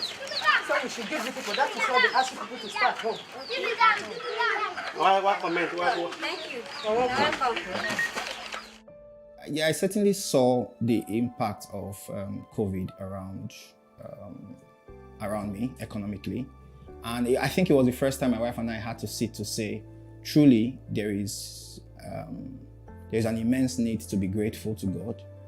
And it was largely because we started getting calls from those who had to live from hand to mouth, whose income was strictly daily, and if they didn't do anything daily, then lunch was, threatened, dinner was, had to go on leave and the likes. I remember this particular woman, very distinct. She stood out among the other people. She came in and she said that she has like 3 kids or 4 kids, so I can't actually remember the number, and they haven't eaten in days. I think one of the things I learned, or a number of things I learned during COVID, I would just list them in no particular sequence, is that I think one of the first thing is to understand your fears. There was just a cloud of fear that queried logic, even when you knew to God that this doesn't make sense, but you just have to do it. I remember standing in the queue in the pharmacy, and this guy went paranoid. You're standing too close to my child. You're standing too close to my child. And I'm a medical personnel, and I was wondering, Oga, calm down. You don't even understand what this is. And you're already paranoid over 6 feet and the likes of those kind of instructions that we were given. All of us had to learn and relearn health habits. I just recently, I remember being amused because I attempted sneezing and I quickly reached for my elbow and I said, how this hasn't disappeared, after almost 18 months, 20 months after that episode. So a good number of us had to learn some of the things that are very helpful today. We had to grow some degree of intimate familiarity with masks. A number of people who would never have used masks in their lives now, cling to them very fiercely. I believe people would do what they are supposed to do when pushed, when pressed, even though it's the right thing. During COVID, usually you're supposed to cover your mouth, your nose when sneezing with your elbow. You're supposed to wash your hands regularly. It's something it's basic hygiene. But a lot of us didn't imbibe that. Now, post-COVID, whether or not establishments decide to maintain the culture of using a mask or continue to put a wash bowl and detergent or, liquid soap for you to wash your hand or not, your hygiene should be your priority. It just goes back to what I said earlier on, that that's what COVID has taught. Your health is very important, and hygiene is also something that you should take very seriously. I think to expect a cure for a COVID would be to demand of nature too much. And I say that because it arrived and it met on the stage illnesses like HIV, malaria, and these, to the best of our knowledge, only have palliative options, not cure, not outright cure. So I think with every phase of humanity would come an epidemic like this that helps us reshape our perspectives.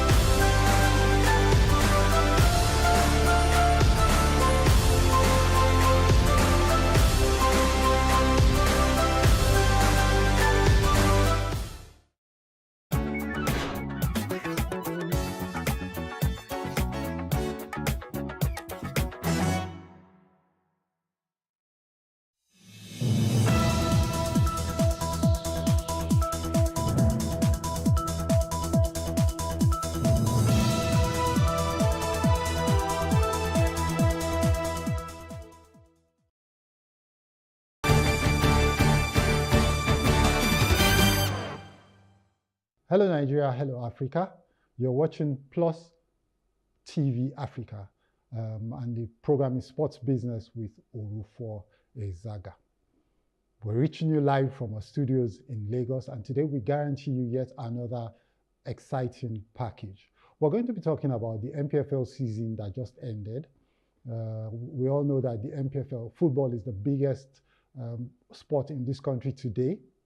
In the absence of data, we'll go with the flow. And few can argue that football is the biggest sport in Nigeria today.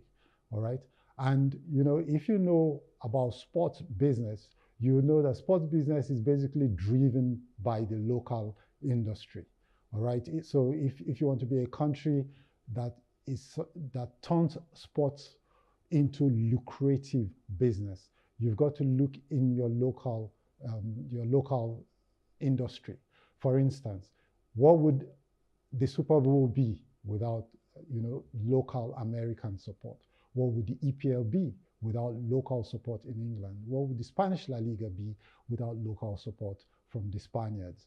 So we as Nigerians have to focus on our own and try and build the MPFL into a world-class product. And the way to start is to ensure that we have quality local support. A lot of stuff is going to go into that, in ensuring that we ultimately get the kind of support that then makes our product attractive to the rest of the world. All right. And from what has happened in the most current season of the MPFL, we can see that it feels like things are beginning to pick up in our league. The MPFL, as you know, is unarguably the biggest sports property or sports asset that this country has. So you can see that from what happened last season, it feels like things are beginning to pick up. The fans are coming back to the stadium. For the first time ever, the league has a television partner as well as a streaming partner. So now Nigerians around the world can watch the MPFL on a weekly basis. So we're reconnecting with our clubs. People like me, for instance, we're reconnecting with clubs like Bendel Insurance that we have supported all our lives. And so what is left now is about longevity, the management of it. Can we sustain the interest? Can we manage the property in such a way that it can achieve its potential? All right. So what we have seen last season, we have seen before. But are we in a position now to manage the success that's beginning to creep into the league? Joining me on the program today would be a guy who already knows. He's been there, he's done that as far as football in Nigeria is concerned. And his name is Mr. Edafe Eseogene. He's the co-founder and CEO of Elegbete TV and Radio. After we talk about the league and the prospects of the league, we're going to move on to something new that's going to happen in Surulere. It's a great example of participation sports, and it's history and heritage meeting sports and entertainment. And joining us for that will be Mr. Olushola Lawson, and he's the chairman of the local organizing committee of the Lere Funathon, right? And so we're going to be speaking with him and asking, how this idea is going to be, how he intends, he and his team intend to make a success of this. One thing is going to be sure, they're going to be celebrating the legends of Surulere. They're going to be celebrating the culture, the history, and the pride of the Surulere community in Lagos and what you have produced. Join us in 30 minutes or so when we're done with Mr. Eseogene, and then we'll talk about the Lere Funathon. But for now, I'd like to give you guys like a minute or two to just stretch your legs, maybe invite a friend or two to join you in watching this program, and then maybe get a drink or so. When we return, I'm going to be talking to Edafe Eseogene. Don't go away.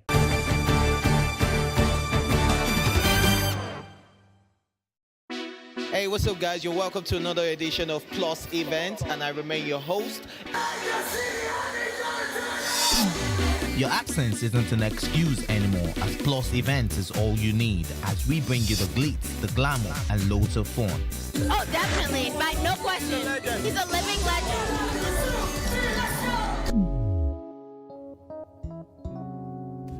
Oh, God forbid, Holy Ghost fire, no. I just want to be blown away. I want to be wild. This is 11 years of doing it.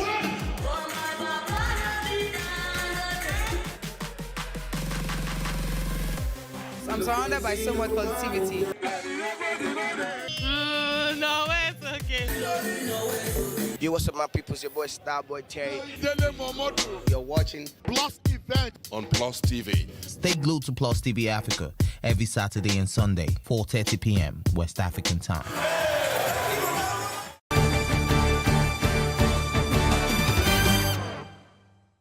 You're watching Plus TV Africa, and welcome back to Sports Business with Orufuo Ezaga.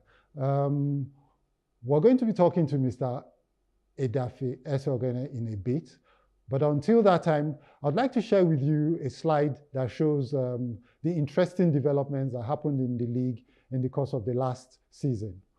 Like I said earlier, for the first time, we had a TV deal with Star Times that paid 1.06 billion naira, that should read billion, 1.06 billion naira to the league. And that deal is on for 5 years. This year, it's going to be 1.11 billion naira, because they're going to be adding 15 million naira progressively every season. All right. We also had an OTT deal with Propel Sports Africa. Propel Sports is a British company, by the way. They're the streaming partners of the league. And the arrangement they have with the league is a profit-sharing agreement. So we really don't have the exact details of what they have made from that deal so far. Now, another interesting development in the league last season was the fact that we had 3 private clubs in the MPFL. Unfortunately, 2 of those clubs have been relegated, and I'm talking about Sporting Lagos and Doma United. But the good news is that at least 1 more private club is joining. Lagos is still going to have a club in the MPFL, as joining from the NNL will be Ikorodu City FC. All right?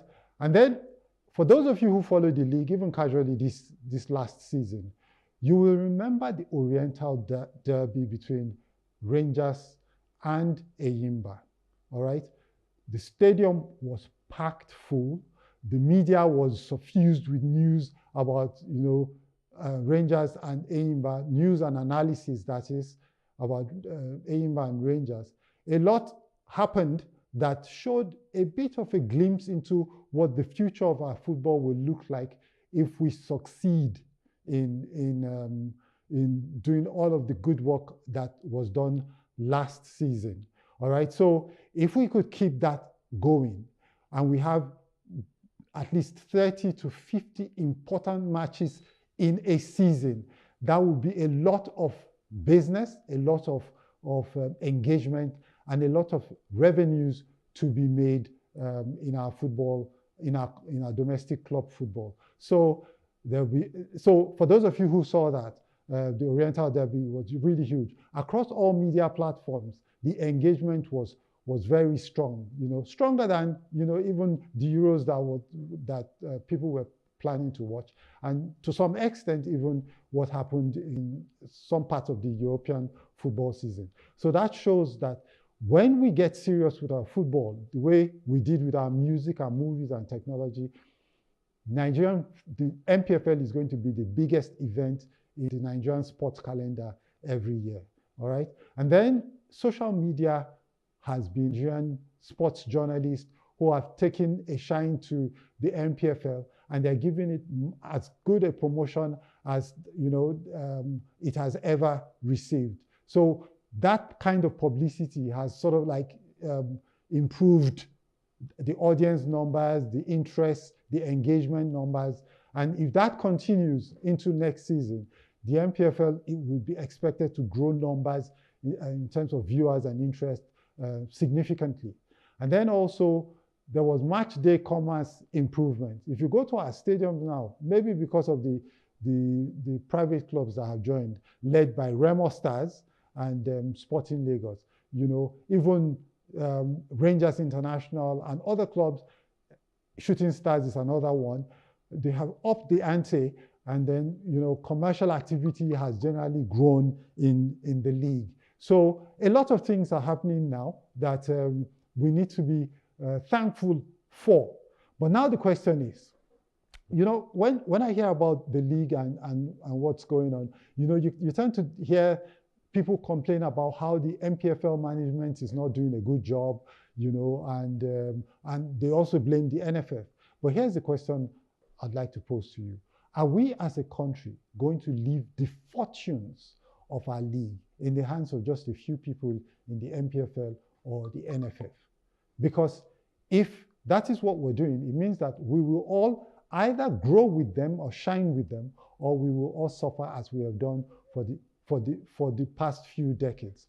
Now would be Edafe, you know, to put some light on this topic. All right. Hello, Edafe. All right, so let's go. Edafe, our season has ended, and I've told the viewers that you are the man who can talk about the developments that happened in the league this season. You know, why we should all have a cause to look forward to next season. What do you think? What do you think we should be feeling about what happened in the league last year? Are we making progress?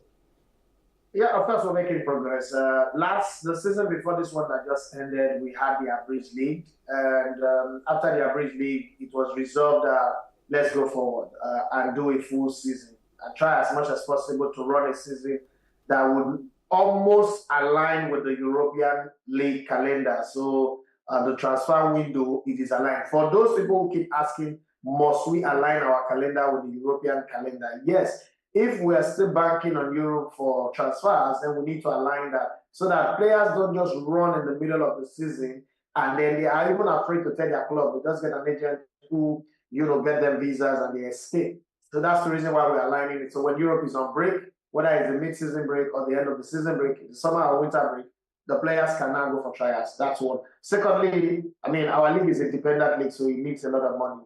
And from the Abridged League, where it was GTI that funded the league 100% without any external funding, we had, you know, the TV right deal. It's a deal that I would consider half bread is better than food chinchin, or in the absence of none, whatever is available can be managed while building the brand. Again, let's not forget that because of all of the drama transition from Sheudiko to Elegbele, who I think, in my own opinion, I might be wrong, it's not the best person to run the league, but hey, let's manage the table with one stool and then see how we can eat on it until we get a proper table. Having said that, I think that we've made giant leaps and progresses. At least GTI brought a bit of credibility to the league. There's corporate governance, there's structure, referees are paid ahead of games now. We don't have all the money yet, but comparing what we had previously to what we have now, I think this is better. It's a step in the right direction, and we'll find a path to follow. Okay. Do you get a sense that the clubs are beginning to wake up to their responsibility? When you look at the sort of like match day experience, the promotion of these clubs, if I'm not mistaken, virtually based on my own study, virtually every club in the MPFL, in fact, all clubs in the MPFL maintained some sort of social media activity across different platforms, and they promoted and they tried to do even live updating in some cases. Do you think they still need to do more? And where is the media in Nigeria what is the media in Nigeria supposed to do to help in promoting the league as well? This question is hydra-headed, but let's tackle it one after the other. In terms of what the clubs have done, I think it is 1% of the 100% that they've done in terms of, you know, putting out content. We're in the era now where a couple of seasons ago, Amazon paid Amazon Prime paid Manchester City some good money to do a content called All or Nothing. And that content became the lifeblood of how fans connect to the inside of their club beyond match day and journalistic attributes. And when Man City saw how much Amazon Prime made, they created the Manchester City studio that ended up creating that Together Treble Together video that they also put out on Netflix, if I'm not mistaken, and they made more money. Even though the quality of the production was way below what what Amazon Prime produced for the All or Nothing, but the money they made was more. Why am I referencing that? Man City have seen where there is opportunity to make money via media, and you see that majority of the interviews with Man City players, with Pep Guardiola, were all done via their own internal media channels, long before anybody brings in anything extra. So in the right sense, I think our medias are just on Twitter, our clubs are just on Twitter, Facebook, TikTok, very, very minute. So if they can step it up a bit and do more content, you have about 35 players. We should be able to run through club in-house interviews that club have produced for 35 players at least twice in an entire season. We should be able to know their coaches, what they do, so many things off the ball interviews that we can do, why they dress the way they dress, why they talk the way they talk, why they behave the way they behave, anything, their wives, their girlfriend, their relationship. We need to know that this is football, this is what sells. And some clubs are supposed to at this stage have their own podcast. Why they don't have it, I don't know. But hey, they are trying. I'm not going to knock them completely like, okay, I'm ungrateful for what they've done. But it's not like they're doing it for me. It's also for their business, because once they grow their numbers, the sponsorship, the money, everything that we're looking for will just be there. So I think that as much as I am happy that we're making a little bit of progress, we could accelerate it. The real people that have made massive progress for the league, I think, in my opinion, are the journalists, the young and upcoming journalists who have decided to be creative on social media space, the NPFL to read, the Toby Adekbaju, the Puja, all of these guys, the Kadesh and Emily Truth and all of that have really made it. I mean, we hope that we would double or quadruple it in the coming seasons. Sorry, Edafe, I'm really having a bit of a problem hearing you, right? So I don't know where the challenge is, but yeah, I get the sense of what you have just... Can you hear me now? Yeah, I can hear you. Now, okay, the thing is, like you have said, I think most of the clubs in Nigeria are struggling with finances, right? Yes, absolutely. So, and to do this thing, to do quality media work, to do quality, the sort of thing that you're talking about, like maybe to do like some documentaries from time to time and to consistently deliver good content, we need more staff than maybe a lot of them can afford. That's on the one hand. And on the other hand, we have to deal with the reality that in our league, we still have, as of last season, we had 17 teams. There were government-run clubs. So yeah, maybe there are challenges, but is there a way the media in Nigeria can assist, can step up their own game to cover for the clubs, to help the clubs, not cover for them, to help the clubs? Traditional media in Nigeria, if you can hear me, practice diabolical media. Diabolical, yes. We practice diabolical media in Nigeria. And what I mean by that is we have this thing in us that says, I cannot be part of people who help Nigeria to be better. So if you look at the EPL that everybody is excited about, the EPL is powered by the money that comes from the Sky Sports, ITV, BT Sports, Bein, and the BBC. About 6 billion every 3 years, which is 2 billion every season, right? In Nigeria, for instance, people are not willing to put money in the league. And the excuse is, the league is not commercially viable. Yes, it is. If you produce a Nigerian league-based content and you tell the media in Nigeria to share it or they should put it out there on their platform, they will tell you who will pay. But you will see them talk about Messi, Cristiano Ronaldo for free. Who's paying them for those? And they tell you, oh, the fans, no. He who controls information controls the balance of power. Yeah. If all the media in Nigeria decide today that, oh, we want to talk about 80% of the NPFL, then Nigerians will conform. They will automatically start following the NPFL. It is what the media tells the people that the people follow. Yeah. Media is the leader of the masses, right? Yeah. But in Nigeria, we feel this thing that, no, if Nigerian league is not good, it's very commercially viable, our business will drop. I don't know who tell anybody that, and so we don't commit. And on the other side, you said that it takes money to do some of this work that they are doing. So because they don't have all the money, they don't want to do it.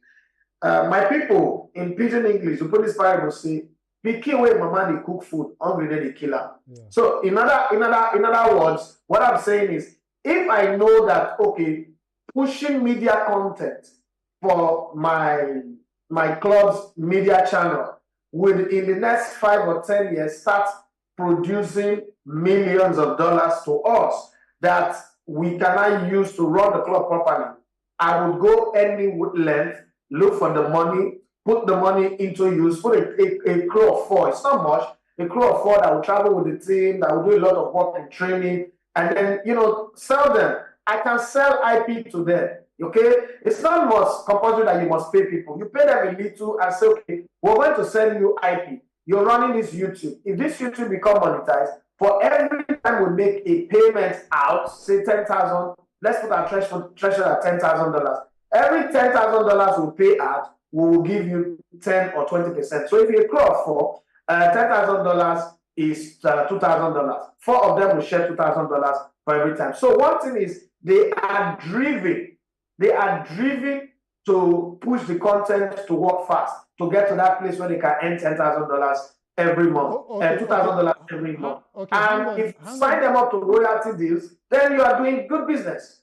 Okay, hang on, Edafe. Yeah. I tuned into your conference on Twitter. Yes, sir. And then the media, it was basically media guys in that space. And most of them, I suspect, were new media journalists. Sure. Yeah, and people were talking about how they had lost deals because, the league doesn't have the sort of numbers that they could have used to secure those deals. You were one of the people who said you lost a big deal because the numbers weren't good. So in a sense, you are like the clubs as well. You know that you're going to make money from this thing, right?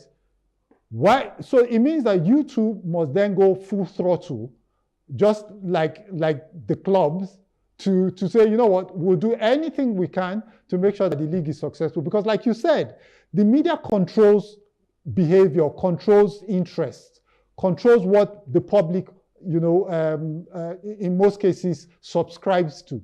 So I imagine that, look, you cannot afford to leave it to just the clubs to do, or even the mainstream media that you call the diabolical, do you understand, in their ways. You guys might have to seize the initiative and run with it so that you can get the deals that you want to get. What do you think? In the last 3 years, I've invested my personal on the last count because I try to do calculations as I go so that I don't lose count of it, so that I can pass the information to my children. In the last 3 seasons, I've invested 31.2 million naira of my personal money in trying to create content and promote the league. I've not gotten any return on that investment. It doesn't mean I will not get it. I will, but it's going to take some time. When you look at the guy that runs the AFTV, Arsenal Fan TV, Robbie Hart, he had failed in almost everything, running a nightclub, being a DJ, trying to be a musician, trying to be a producer. But guess what? He's made his biggest money from running a YouTube channel that talks about Arsenal, whether for good or for bad, just banter. They are not officially the club's mouthpiece, but for that. And the success of that channel became so good that he created the DRM, another YouTube channel. The United Stands have grown up to 1.8 million subscribers just because of that. And off the back of that, those guys are sure of between 300 to 500,000 pounds per annum. How many jobs in the UK today provide you that type of money annually? But just by sitting in the house or in the studio with a microphone and a camera talking about a club that you don't have a share in, that you can afford not to even go to the match day and buy ticket and watch, they make that type of money. So building an ecosystem takes time. The reason why these guys are benefiting from it now is because people like David Dean, my father's friend, and a host of others built a league that have run for 30 years. And in the 25th or so year, young people saw the opportunity on the internet. A certain Steve Jobs out of nowhere created podcasts. The Internet of Things arrived. Some people created Google, that also created YouTube, and then they are making money from it. We're all going to be there. I'm talking to you today because when COVID hit, somebody created Zoom, and we're benefiting from it. So we're going to get there eventually.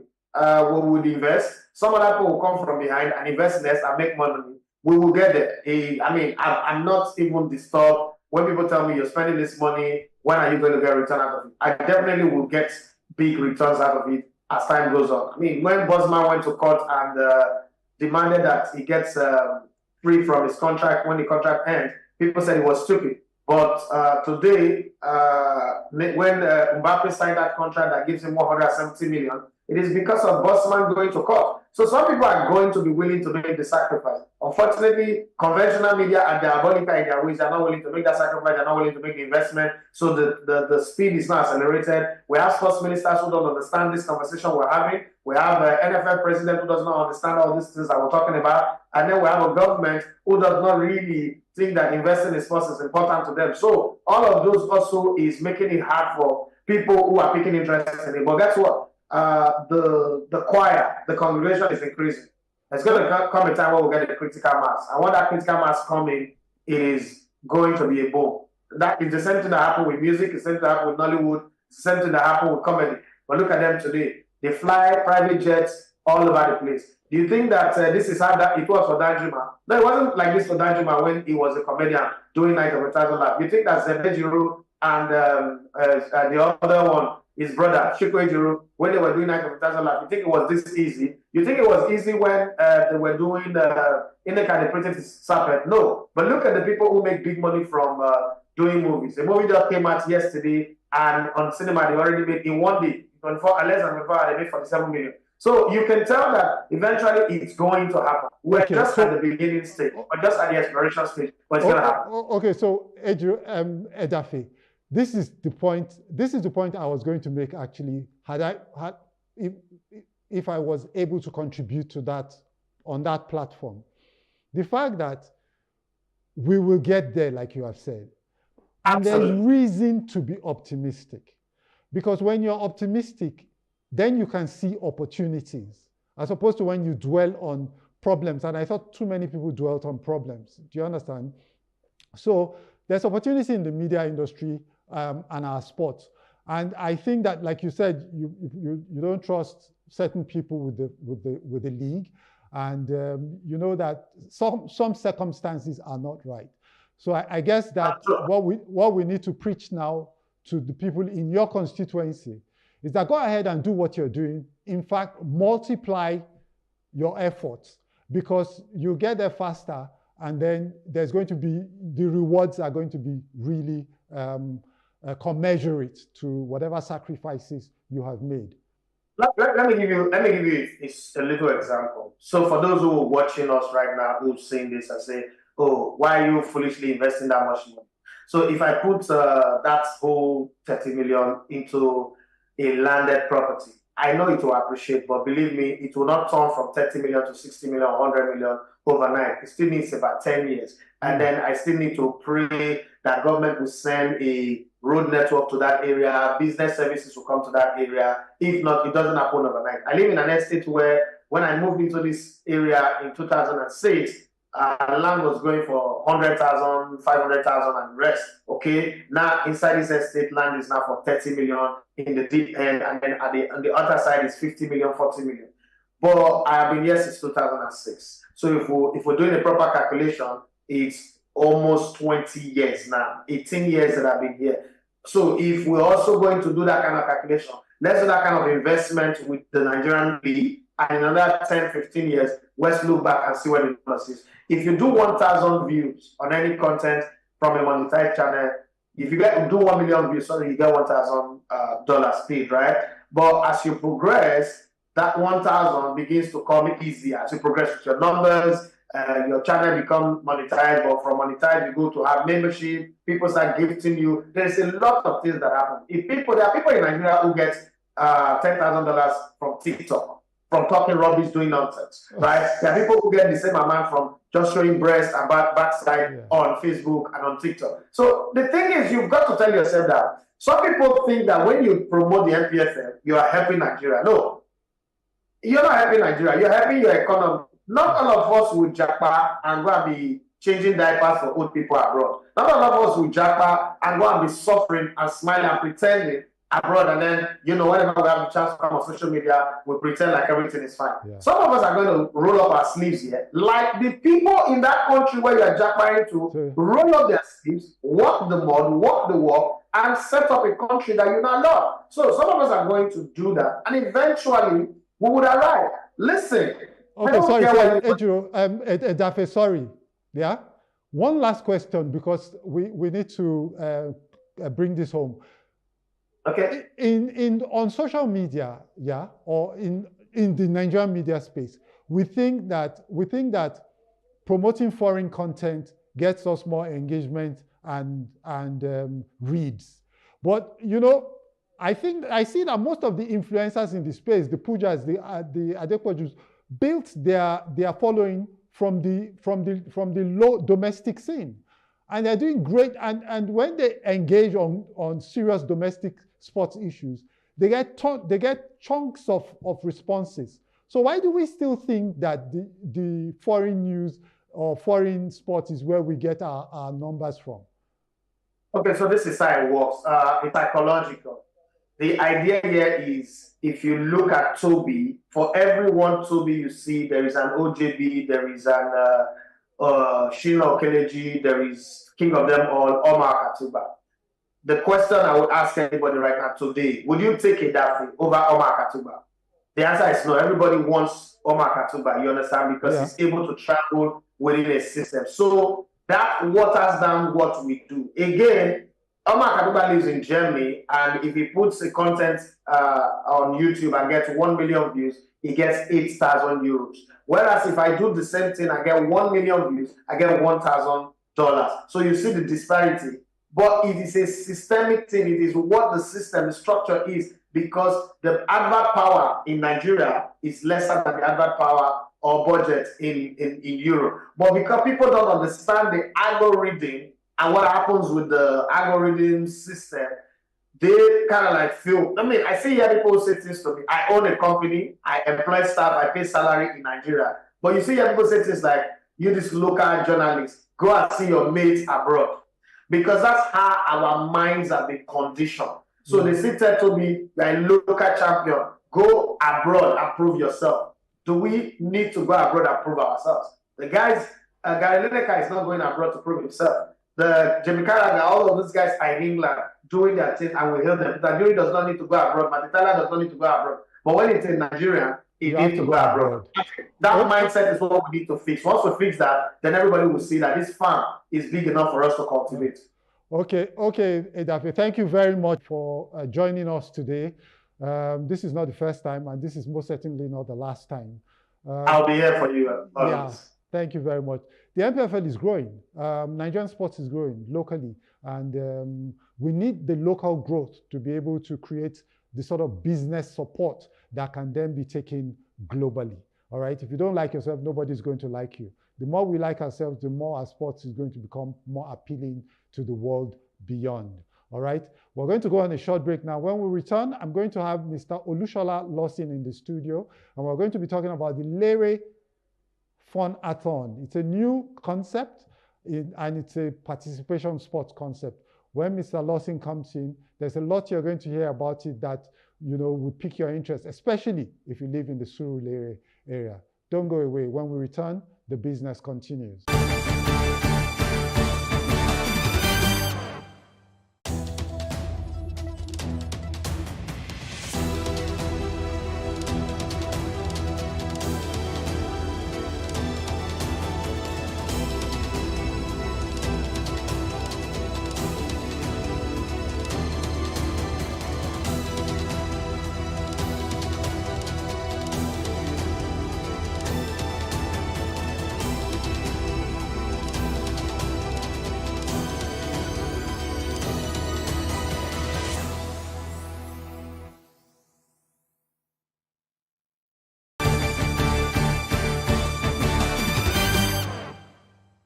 Welcome back to Sports Business with Orufo Ezaga. Joining me in the studio to talk about the Lere Phonathon is Mr. Olushola Lawson, Shola Lawson.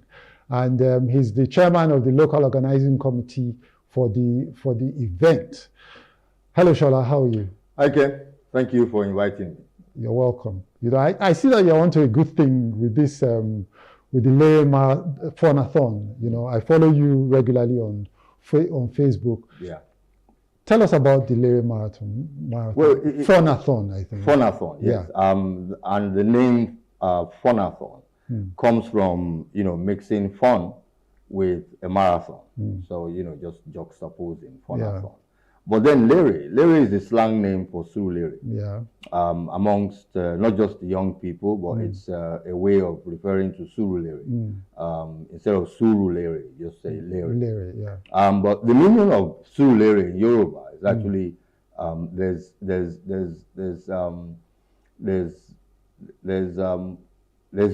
reward. Yes, there's a reward. I was looking for the appropriate word in English. There's a reward in patience. Patience. In being patient. Oh, that's what Surulere. Yeah, Surulere. Yeah, okay. You know, Surulere. There's reward in being patient. You've become a master of the heritage. I'm a Lere boy myself. Yes, yeah. My family moved to Surulere in 1975. 1975, I was 13 years old, just growing up. And that's where I spent my teenage years, university. And 2 years ago, I moved back to Surulere. So I can say I'm an original Lere boy. You have Jakpada. Yes, Jakpada. Yeah. Okay, so see, Surulere, you know, but in following your post, I found that so many remarkable Nigerians have passed through Surulere. Many of them, you know, were brought up in Surulere. Yeah. You know, have you reached out to anybody? Are they interested in what you're doing? You know, there's this thing about Surulere. Surulere, as you may know or you may not know, was actually established in the 19th century. Oh, wow. Back in the colonial days. Okay. And the initial settlers were indigenous Nigerians. A lot of them were middle-class people, but it was a mixture of lower class, middle class, and even in those days, upper class Nigerians. And over the years, somehow, there are two things that Surulere has excelled in, and that's sports and entertainment. Okay. But in between sports and entertainment, there's a very high spirit of community in Surulere. Okay. And you find that in some of the names. You know, if you go to a place called Aguda, Aguda in Yoruba refers to the Catholic community.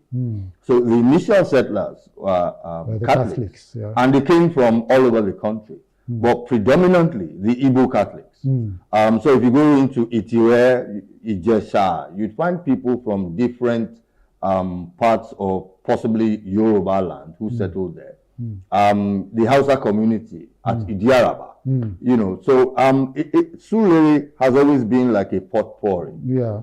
And when it comes to sports and entertainment, and in recent times, public service, Surulere stands out. In Lagos State, I would say it's probably the most cosmopolitan local government area in Lagos State. Yeah. And if you look at the rest of Nigeria, and you look at some of these people who emerged from Lagos, from Surulere, you'd be really surprised. Even up till now, after possibly a year of doing a lot of research. I saw a picture. In fact, we actually have that picture. The picture of you and the president's chief of staff. Yes. Mr. Femi Gbajabiamila grew up in Surulere. His mother still lives on Meseneli Street. He went to Gobi College, but you know, had primary education in Surulere. He's a Lere boy as well. Yeah. And so I felt it was necessary to make a presentation to him to get his buy-in, and he was very excited. Yeah. About it. I can see that. So this is a bit like an, for want of something to say, let's just say maybe this is an Ojude Oba, or I don't know how you people, but people. I don't know how the Yoruba say, but Ojude Oba. But this is when I mean Ojude. I'm not saying that they're culturally the same. I'm just saying that this is a gathering that of time. A gathering you have to remember the good things about people. you. Yeah, because the Lere Marathon is on 2 legs. The sports leg is actually a 10-kilometer road race. Oh, okay. It's a 10-kilometer road race. When we were planning this, we felt sports like football, very popular, amongst everyone. But when we looked at the core essence of what we were doing, we realized that what we were really celebrating was heritage and culture. And the current culture that is predominant in Surulere right now, that cuts across all age categories, sexes, is fitness. Because if you come to Surulere on a Monday morning, throughout the week, you find people on the road, they're jogging, they're running, they're walking, the gyms are full, the aerobics instructors are very occupied. And then it culminates and it peaks on Saturday at the National Stadium. At the National Stadium every Saturday, you've got possibly about 5,000 or more people, from kids to teenagers to youth and adults. And they're engaged in different forms of sports as a way of keeping fit. So we felt, let's look at a 10K marathon. And specifically because the 10K marathon all over the world is one form of the sport that can easily be used to also promote entertainment and community participation. So we have that as the first leg. And immediately after the race, then we have the fun fair. And that's what we call the family and friends fun fair. Okay. When people talk about sports business, the sports industry, they usually focus on spectator sports, and elite competitive sports. But then there's also the participation end of to sports, and it's just as big, if not even bigger, than spectator sports. So this is a bit like participation sports. Surulere has a population of about 900,000 to 1 million people. So if that is my stadium, then I don't know which stadium anywhere in the world is as big as that in terms of the human capacity. Now, so when these guys are running, and don't forget, you have the competitive race. There are people who are professional athletes in the so it's not like anybody can just participate? No, everybody. But at different levels of participation. So you got elite Nigerian athletes. A lot of them have just come back from Okwekwe.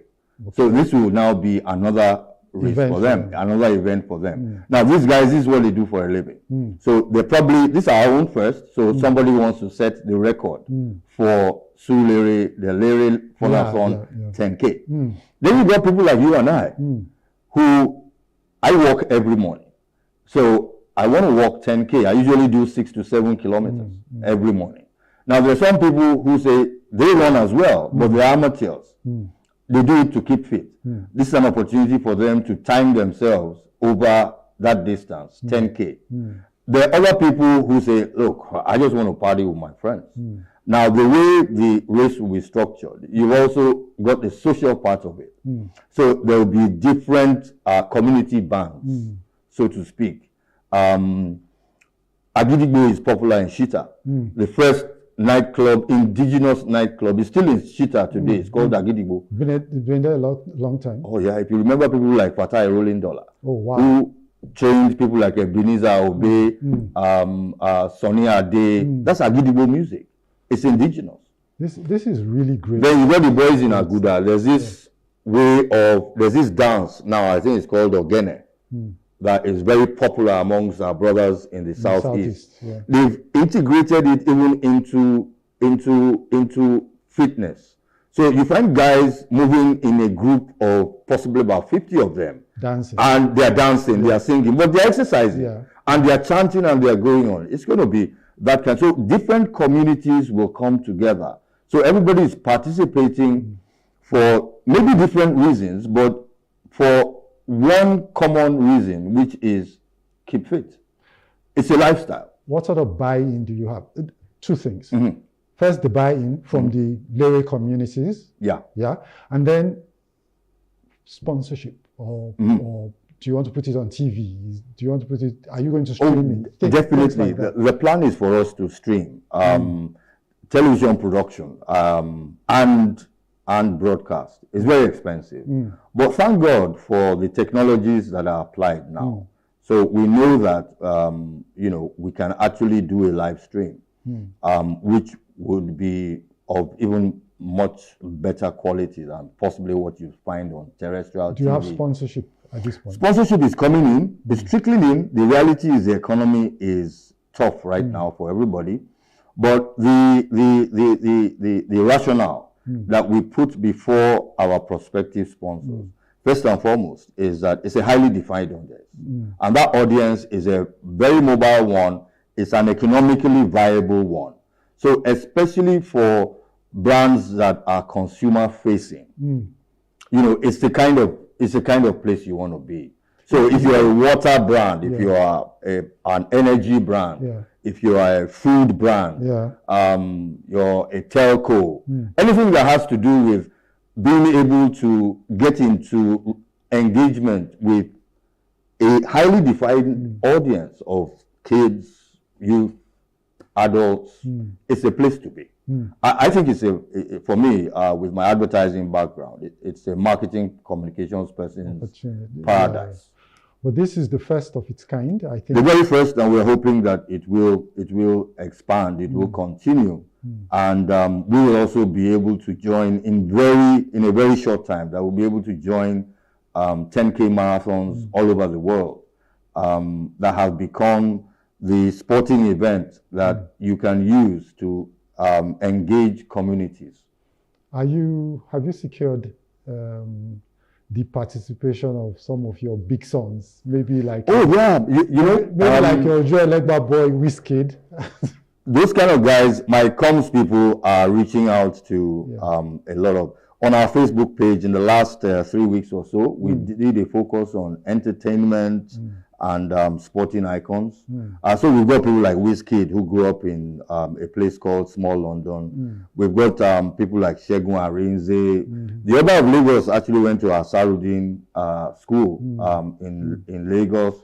I don't want to be dropping names of people because it's television. No, but the richest man in Africa actually grew up in Surulere. Aliko, not grew up, but started out in Surulere when he came to Lagos from the north. Then we got people like Femi Otedola. I could read off the names, and we're reaching out to everyone. Please remember me when it's well with you, my brother. When it's well with me even right now. It's well with me right now. But you know what I'm talking about. Yeah. Maybe an Otedola drops 100 million. Oh, fantastic. Somebody drops another 100. You pay the runners well. See, look, money is important. Yeah. And that's where the business of sports, as you are promoting, that's where it comes in. Yeah. I mean, for professional athletes, we've got to be able to give them not a minimum wage, a living wage. Yeah. This is what they do for a living. Yeah. So with the support of sponsors, we intend to be able to provide a winning purse that will encourage them, that will also encourage younger potential runners. Yeah. So that apart from other sports that have become professional in Nigeria, running can actually join that. And I look forward to the day when we can present, runners from the Lere Funathon to, say, the Athletics Federation of Nigeria, such that anytime we have road races in Nigeria, you actually have Nigerians coming in first to 10. Right now, that's not happening. It will take time. It will take time. It will take time. And it's through and it will take events like yours to inspire support of sponsors as well. It's a total package. Yeah. But it starts first with some guys coming together to say, look, we can do this. Let's do this. For us, which is what you have done. It's heritage. Yeah. It's culture. And so it seems like a no-brainer. But then there's more to it than just being able to come up with a good concept. I'm working with a fantastic team of young people, very bright people who, in the different committees that we have set up, are working very assiduously to transform what may be termed a vision into reality. Yeah. Anyway, thank you very much, Shola, for coming to the program. Thanks so much, It's a good idea.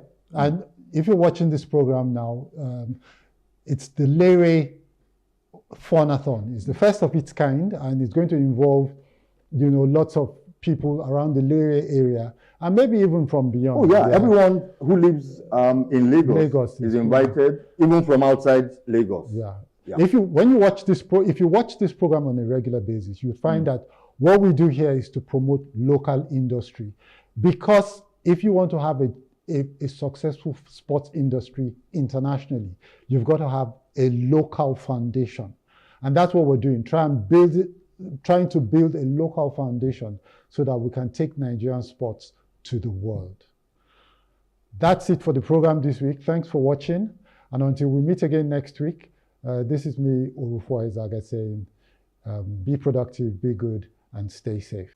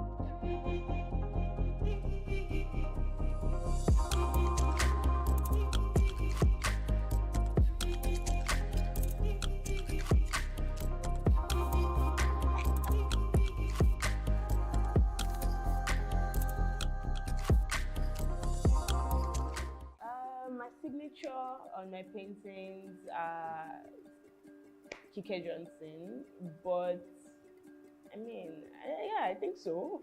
Thinking about it now, I'm not even sure, but yeah, I think so. Most of them have my name on it, apart from my fashion brand though. My name is Kike Lomo Johnson. I am a visual artist and a fashion designer. My art is inspired by a lot of things, by Black women, by colors, animations, different things. A lot of things that inspire me, but I naturally enjoy drawing Black women. I think it's amazing. Yeah, sometimes I have artist block where I want to draw something but I can't. I just get okay, I don't know what to do, or there's just a block, so sometimes I have to get out of that phase by either drawing something else or creating something different, or maybe getting inspiration from something else totally different from what I am doing at the moment.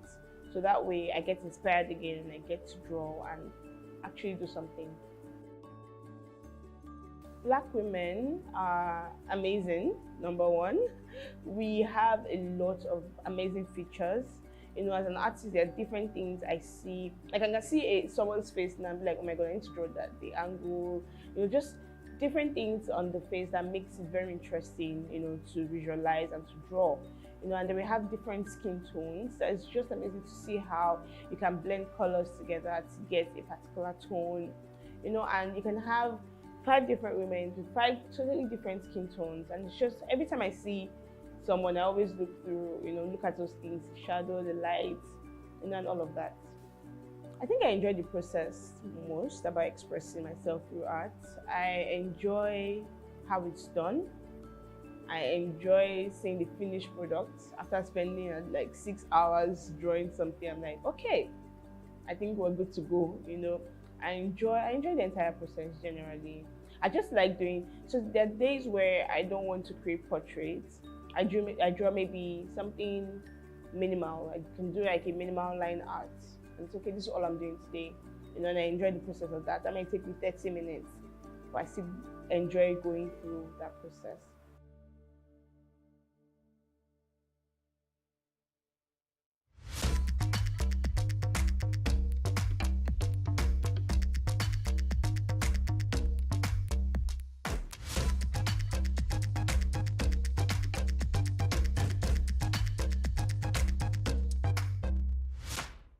The Nigerian art space is amazing. It's growing and it's just very broad now. There are a lot of opportunities for people like me in the industry. We are doing so many amazing things, from digital art to traditional art to even NFTs. There's just so many things that Nigerian creatives are doing now that I think it's just amazing. To see that Nigeria went from not appreciating art as much to now appreciating art is a good thing. Love it. I actually wish I did go to an art school. I think that way maybe I'd have been like Picasso right now. But no, I didn't go to an art school. I learned everything myself. I've always loved drawing. When I was a child, I would draw Mickey Mouse. I would draw like just different cartoonish things, so I've always enjoyed drawing. I've enjoyed the process. Yeah. All right. So for young female aspiring artists in Nigeria, I'll say they should go for it. In this industry, I've come to understand that there are not so many female artists as much as there are men. So it's a good thing to see women want to become artists and actually do it. One major thing is you just have to keep practicing, just get better at your craft, and that's it. Yeah, there are a lot of opportunities out there. Art has influenced my fashion in different ways, from colors to patterns to just creating something. Sometimes I just do a design, I'm like, okay, this is not what I wanted, but at least we tried it, So art for me is life. Everything around me is art. I look at every single object and I see shadows, I see lights, I'm looking at the way it's done, So art has influenced my fashion in different ways, and I'm excited about that. I enjoy it. So in a few years, I see myself doing amazing things, bigger things than I'm doing now, in the international workspace, nationally, and just doing, I hope to have a major studio in a few years' time where, anybody can just come to us and say, okay, I want to create this type of art, and we can have someone working in the studio create it. Different things, from animation to illustrations to different type of artwork.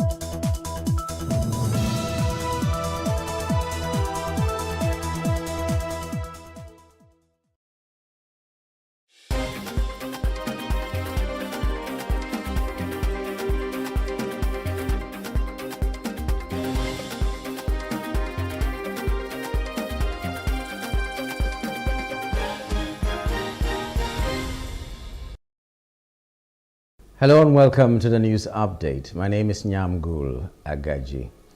The federal government has initiated discussions with the leadership of the Academic Staff Union of Universities, ASU, in an attempt to prevent a proposed strike by the union. Following a closed-door meeting at the Federal Ministry of Education in Abuja, Minister of Education Professor Tahir Mamman expressed confidence that all concerns will be resolved amicably. ASU President Professor Emmanuel Osodeke emphasized that the potential strike could be avoided through concrete actions. Recently, the ASU Gashua branch in Yobe State urged the federal government to tackle ongoing issues in universities to prevent further disruptions to academic activities.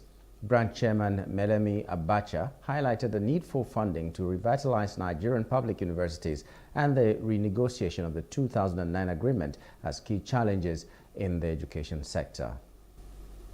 Meanwhile, the Academic Union of Universities, ASU, has once again appealed to the federal government to implement its various agreements as it does not like going on strike except when pushed to the wall.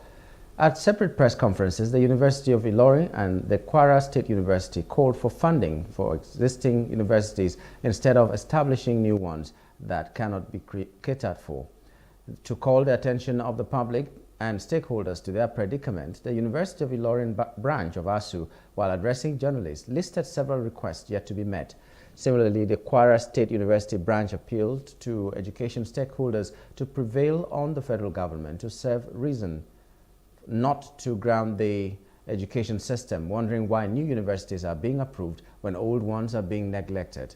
The two branches moved around their campuses with various inscriptions saying they do not love or enjoy going on strike except as a last resort.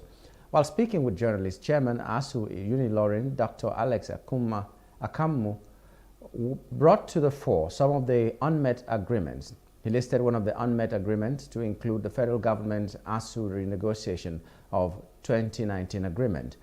On his part, Chairman ASU Kwasu, Dr. Shehu Salau, said about 3.5 months of salaries were still being owed by the federal government.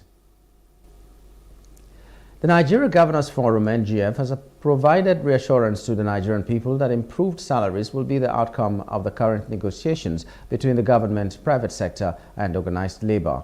This affirmation was made by the governors following a meeting held in Abuja on Wednesday. The communique was signed by Abdurrahman Abdurazak, the chairman of the NGF and governor of Kwara State.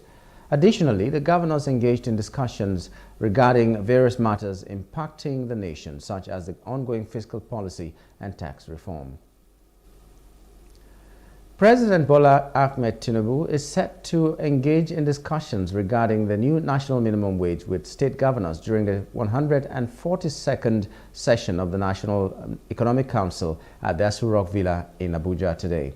The President's Chief of Staff, Femi Gbajabiamila, announced the plans for this unexpected appearance during a visit to Kano, where he led a high-level delegation to offer condolences to Vice President Kashim Shettima following the passing of his mother-in-law. Gbajabiamila conveyed the President's message of sympathy to Vice President Shettima and revealed that President Tinubu would be present at the NEC meeting scheduled for Thursday, labeling the decision as out of the ordinary. This gathering follows the recent decision by the Federal Executive Council to postpone the report of the Tripartite Committee on the new national minimum wage on Tuesday, citing the necessity for President Tinubu to engage in further consultations with various stakeholders regarding the issue. A former governor of Kogi State, Yahaya Bello, on Thursday urged the Federal High Court in Abuja to transfer his case with the Economic and Financial Crimes Commission, EFCC, to Kogi.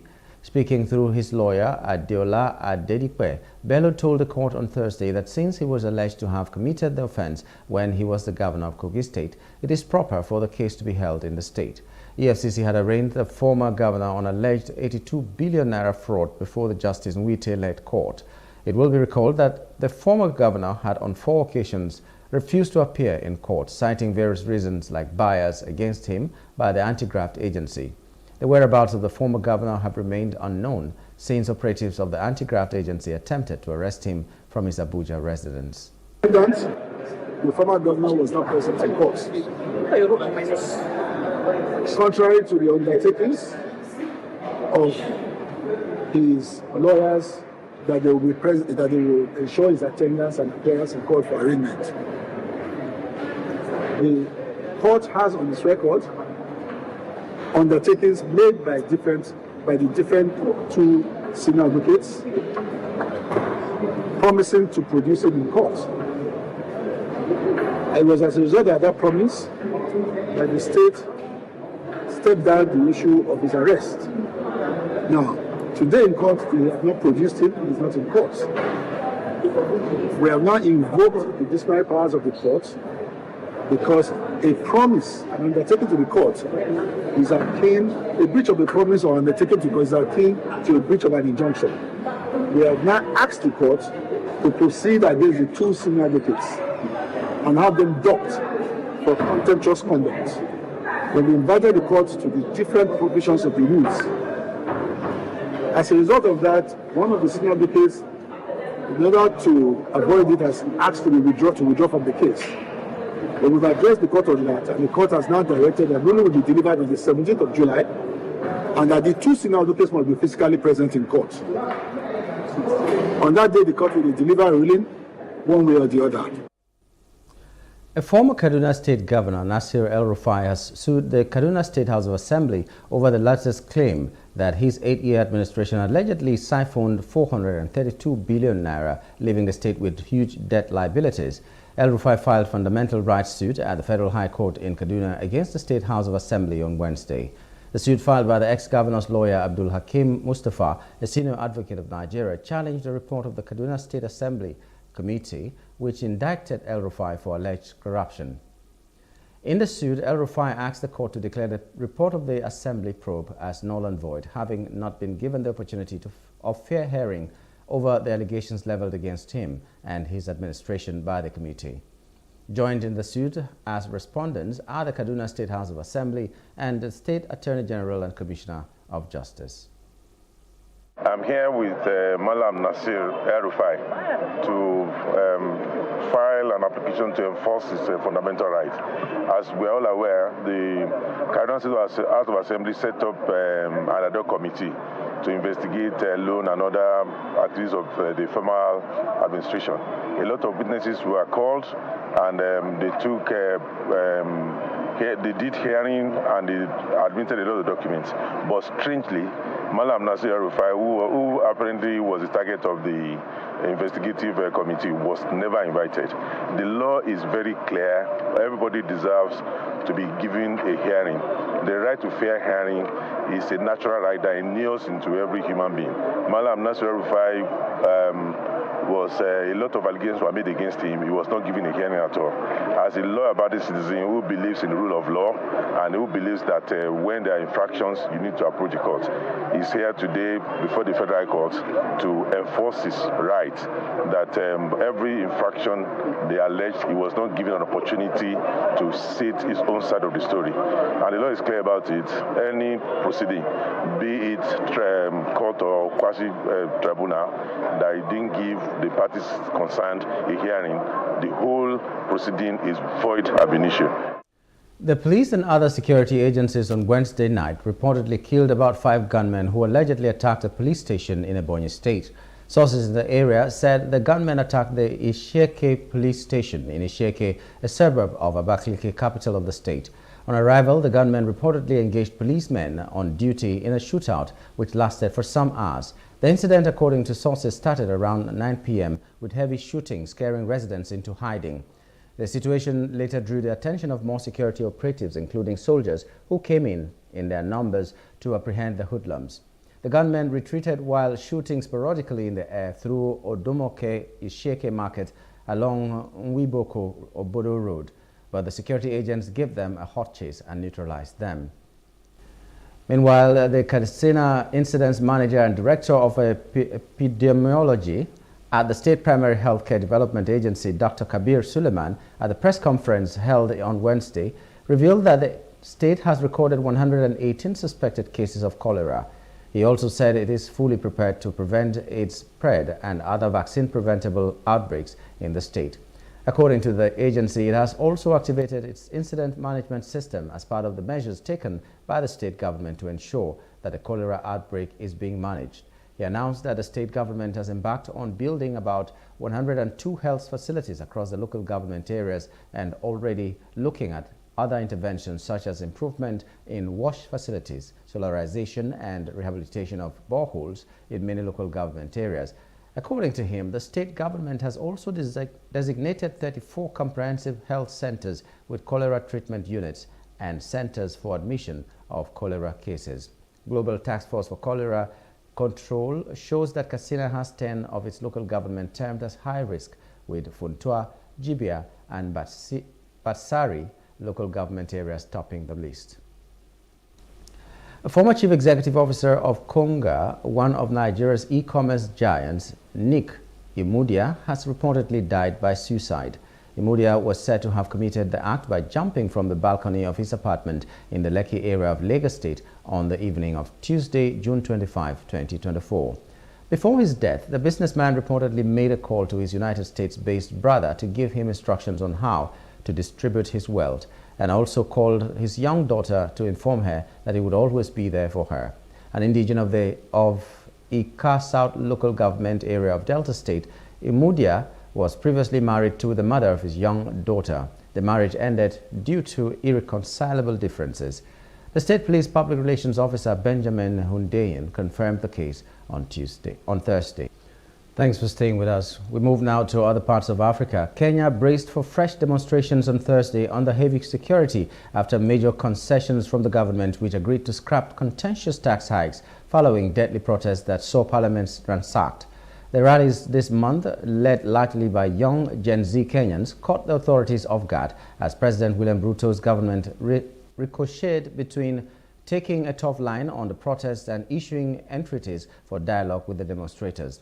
A day after the protests sharply escalated, Ruto on Wednesday made a surprise U-turn as he declined to sign the tax hike into law and withdrew the bill. Outside Africa, 2 people were shot dead and 2 others gravely wounded on Thursday in an area known for drug trafficking near the Gare de Midi train station in Brussels. The incident occurred between 1 a.m. and 2 a.m. near a cafe in the St. Gilles district of the Belgian capital, and the suspects fled, a police spokesman said. In total, 3 people were wounded, 2 are in life-threatening conditions, while a 3rd is stable, the local police department said. Brussels region authorities this year identified St. Gilles as a drugs hotspot, along with 14 others in the capital's 19th district. Police have not thus far established a link between the shooting and the city's illegal drug trade. Judicial officials were due to make a statement later on Thursday. 3 people were killed in an Israeli airstrike that targeted the southern outskirts of the Syrian capital Damascus. A war monitor reported on Thursday that 11 others were wounded as a result of shrapnel that fell on houses from a Syrian air defense missile that was launched to confront the Wednesday night attack. The Syrian Observatory for Human Rights, which has a network of sources across the country, said the strike targeted the Jihad al-Bina Foundation, which is affiliated with the Lebanese Shiite militia Hezbollah and Iranian groups. The target was about 700 meters from the Sayyida Shrine, an important Shiite religious site frequently visited by Iranians and Lebanese loyal to Hezbollah.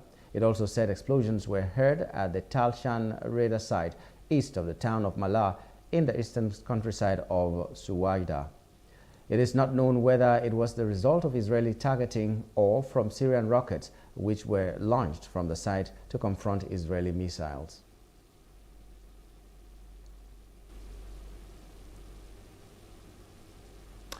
And that's the news update. Thanks for staying with us. My name is Nyamgul Agaji.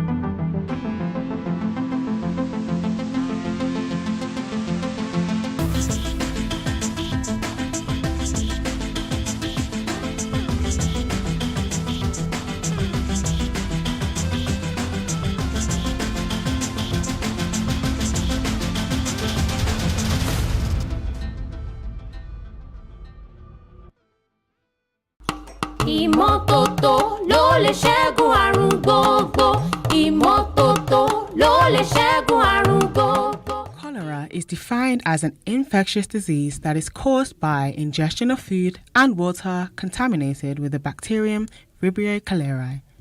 It usually occurs as diarrhea, dehydration, and may lead to death if left untreated. Cholera was first discovered in 1854 by an Italian physician, Philip Pacini, during an outbreak in Florence, Italy. Also, record shows that cholera was detected by Robert Koch, a physician and microbiologist in India in 1883. In Nigeria, since its first appearance in 1972, intermittent outbreaks have been occurring. The later part of 2010 was marked with a widespread in the northern part of Nigeria, spreading to the other parts, and involving approximately 3,000 cases and 781 deaths. Unlike many other infectious diseases, cholera persists as a huge public health problem worldwide, even where there are accessible and effective methods for its prevention and treatment. The main reasons for its persistence are socioeconomic, since cholera thrives in unhygienic conditions and environments with a reputation of already fragile sanitation, especially in overcrowded areas. The major symptoms of cholera are diarrhea, nausea and vomiting, dehydration, muscle cramps, and shock. To prevent being infected with cholera, you should provide safe water, basic sanitation, and maintain adequate hygiene practices. If infected, the first aid treatment to assist the sufferer, if medical professionals are not readily available, is to get oral rehydration solution to replace lost fluids and electrolytes. Without rehydration, approximately half of the people infected with cholera will die. Severe cases need rapid treatments with intravenous fluids and antibiotics, which are to be recommended and administered by medical experts. There is currently an increase of cholera outbreak in Nigeria, and the Lagos State government declared a cholera outbreak on the 9th of June 2024. 3 suspected cases of cholera have been reported respectively in neighbouring Oyo and Ogun states. The Nigeria Center for Disease Control and Prevention, NCDC, reported that as of 11th of June 2024, 1,141 suspected cholera cases had been recorded across 30 states in Nigeria, including Bayelsa, Lagos, Abia, Cross River, Delta, and Imo, with some situated further north, Katsina, Nasarawa, and Zamfara states. United Nations International Children's Emergency Fund, UNICEF, says Nigeria must prevent spread in schools. With the intervention of all relevant bodies, individuals also have a relevant role to play. Prevention is better and cheaper than cure. Here are a few prevention tips. Drink and use safe water. Flush or bury poop. Wash and peel raw fruits with clean hands. Also, cook food thoroughly. Thoroughly clean toilets and surfaces contaminated with poop. Remember, health is wealth. Stay safe.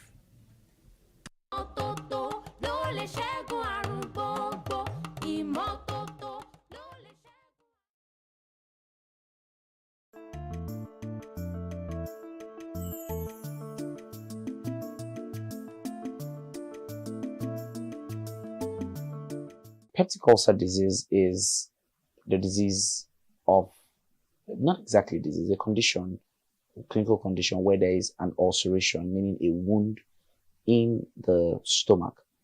Peptic, coined from the name peptic acid. Peptic acid is found in the gastric. So sometimes you hear gastric ulcer, you hear peptic ulcer. They're not physically different. They are just relating to the stomach. The only other different type of ulcer is duodenal ulcer, which is just the next organ after the stomach, all right? The stomach, which is the sac that contains food, also contains gastric acid or peptic acid that helps to break down protein. The word peptic there is directly related to protein, okay? So it helps to break down protein. But over time, there could be hypersecretion of this acid that could now cause a breakdown in the walls of the stomach. Now, the stomach walls originally contains mucous membranes or mucosa that prevents this acid from eating up the stomach lining. For some reasons, again, this mucous membrane could also be reduced or absent and further allowing this acid to eat up the stomach. And when this happens, you come down with what you call the peptic ulcer disease.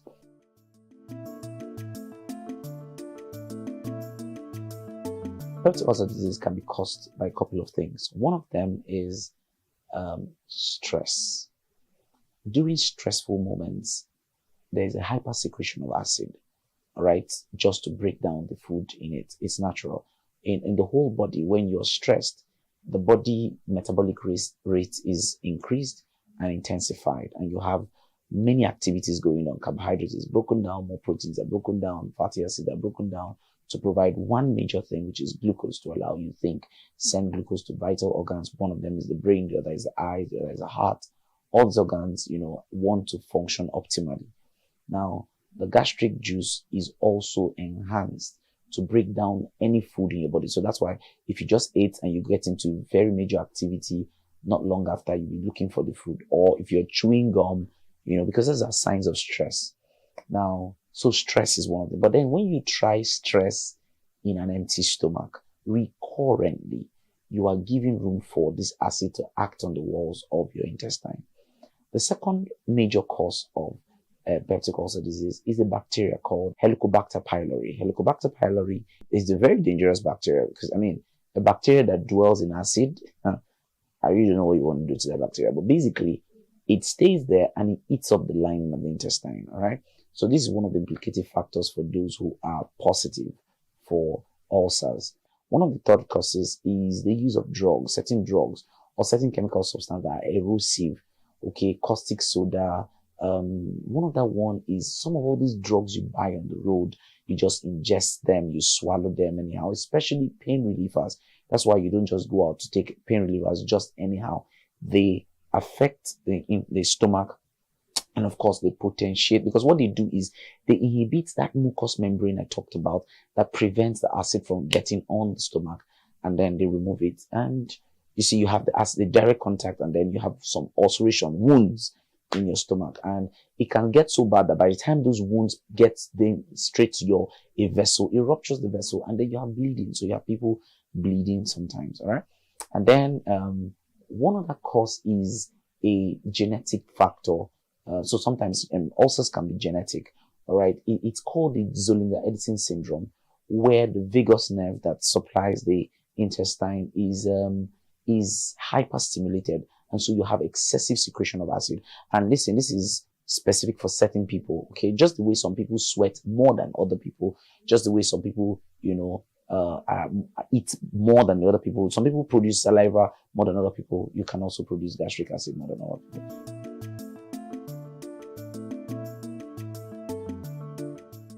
Well, the word is try to eat recurrently. Don't fast every time. If you're fasting, let it be clear that you're fasting, okay? And you want to fast guidedly, okay? Maybe with your doctor. You like to see your doctor first and be sure that you're good to go, okay? If not, you don't do it recurrently, okay? What other things can you do to prevent it? Yeah, irrational use of drugs. Don't just take drugs because you see them. Don't drink chemicals easily. The use of alcohol potentiates it. Regular intake of alcohol exposes you to possibilities of coming down with peptic ulcer disease. Now, one other thing is ingestion of diet. What kind of food should you do? High levels of acid-containing diet should be minimized. All right. Sometimes you see people taking all kinds of concussions, herbal concussions. You are exposing yourself to great dangers. Okay. When you do all kinds of acid-containing meals or diet, lime, you're trying to mix lime and ginger, and you're trying to lose weight, but you are potentiating something else. So it's important that you are careful what you are mixing, prevent it. You don't have to take excessive protein diet. Some people like to take roasted meat, for example, what we call suya locally. You do a lot of suya and you do a lot of alcohol. that can potentiate peptic ulcer disease for people. So prevent it by reducing this type of foods. Try not to take a lot of carbonated drinks. Alcohol dropped drastically. Water is very important. And before you do some of these things, please eat right. All right, eat your balanced diet. Don't skip meals.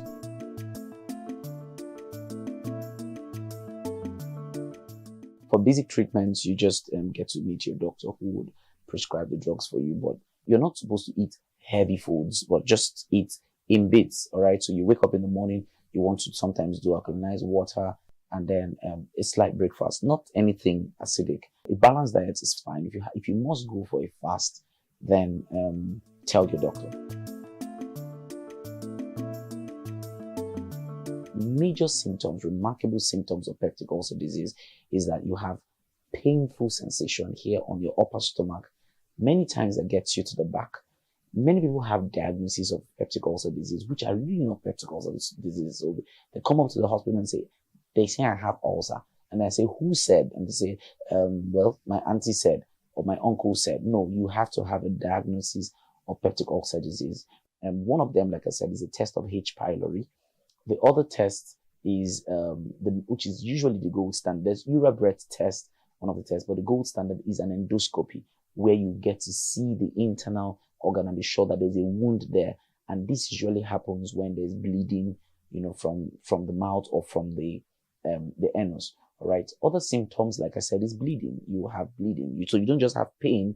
You have pain that spans from this upper stomach down to the back. So it feels like a dagger piercing through you, down to the back. It's characteristic of that.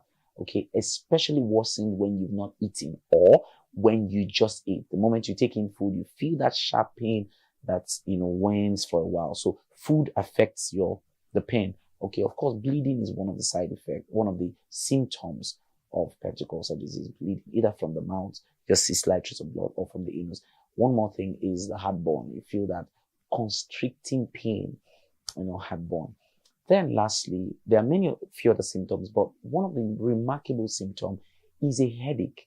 You have a persistent headache that can be called a migraine. Not necessarily a migraine, but many people just say, oh, it's a migraine, but it's not. You notice that headache coincides with when you have the stomach pain, or it precedes the stomach pain. Now, that is a kind of symptom of a peptic ulcer disease. Usually, it's said that some of the brain cells, have some mimicking cells that look like the ulcer cells. So whenever the ulcer is firing, or whenever the gastric acid is firing, you have the same firing occurring in the brain, and you have that headaches. Whenever you have it, you need to treat properly for peptic ulcer disease.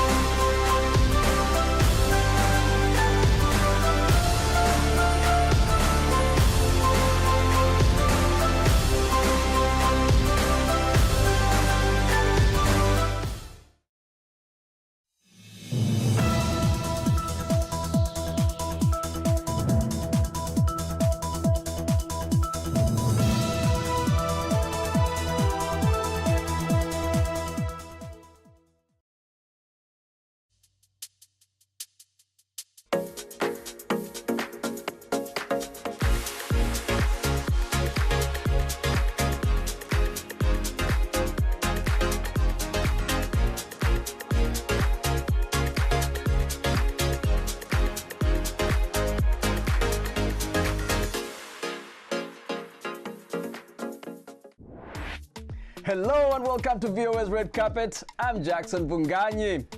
This week on Red Carpet, we chat with Mozambican award-winning saxophonist Moreira Chongwisa about the power of investing in public arts education.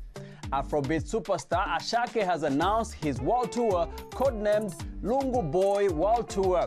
And we attend an extreme chainsaw carving show. Those stories, plus we check out a new popular Netflix miniseries that explores the themes of migration, marriage, and medical tourism between Nigeria and India. Let's get on with the show.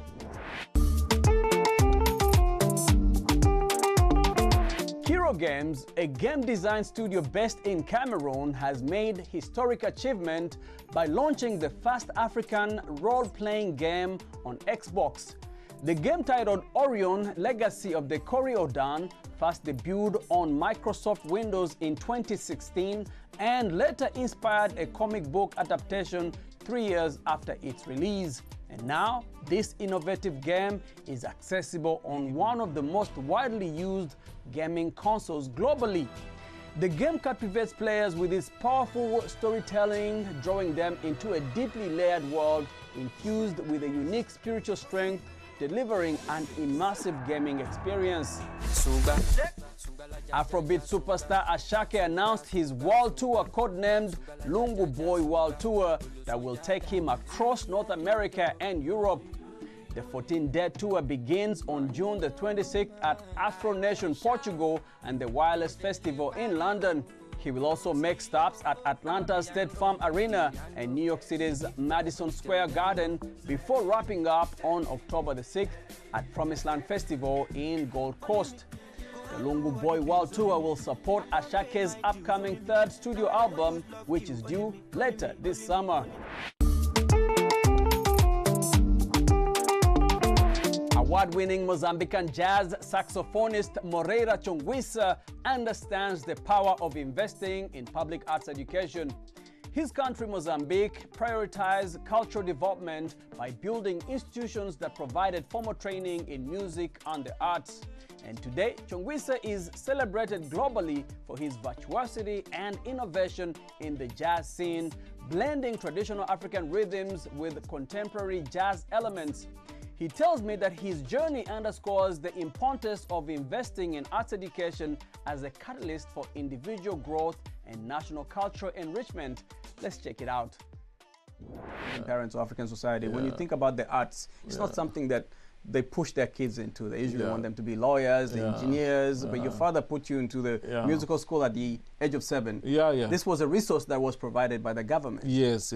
Mozambique became independent in 1975. I was born in 77, and I went to school when I was 7, music school, as an extracurricular. So it says a lot about, I don't mean to brag, but it says a lot about a new independent country that was colonized for so many centuries. You get what I'm saying? So they created the National School of Music, they created National School of Arts, they created the National Dance Company. So it was, I'm proud of that government. Did you get what I'm saying? That's a great legacy. No, it was a great legacy. So if I'm sitting here with you, and it wasn't private, it was public.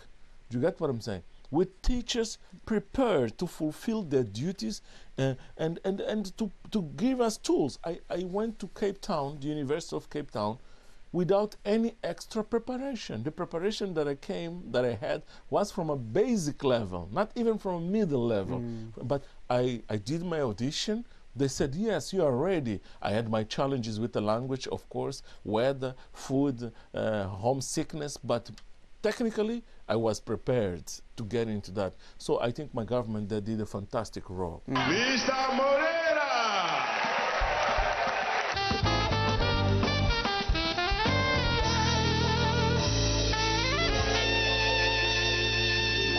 How do you perceive the audience's response to jazz in Mozambique? Is there a growing appreciation for the genre? We've seen other genres like Afrobeats, other contemporary genres that are kind of taking people's attention away. How is the appreciation of the genre growing, not just in Mozambique, in Africa in general? I think it's very positive because Afrobeat is a fantastic genre. It's there since, it will be there. but it changes formats. There is new nuances that come into Afrobeat, like today talking about Burna Boy, which is one of the world's biggest stars from Africa, Nigeria in this case. But the great thing, jazz is always there. Do you understand? These things, they come, they go, they reinvent themselves. The jazz is there. You've heard about Manu Dibango. He was always there. He's not here physically, but the music stayed. R.I.P. Manu Dibango, the great. Michael Jackson sampled him. He's there. Yuma Sikela, the same thing. Miriam Makeba, the same thing. So we will always be there.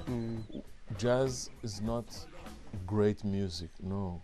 It's not good music, no. It's relevance. Relevance. Yeah. It's relevant music. It's relevant. Yes. Yeah.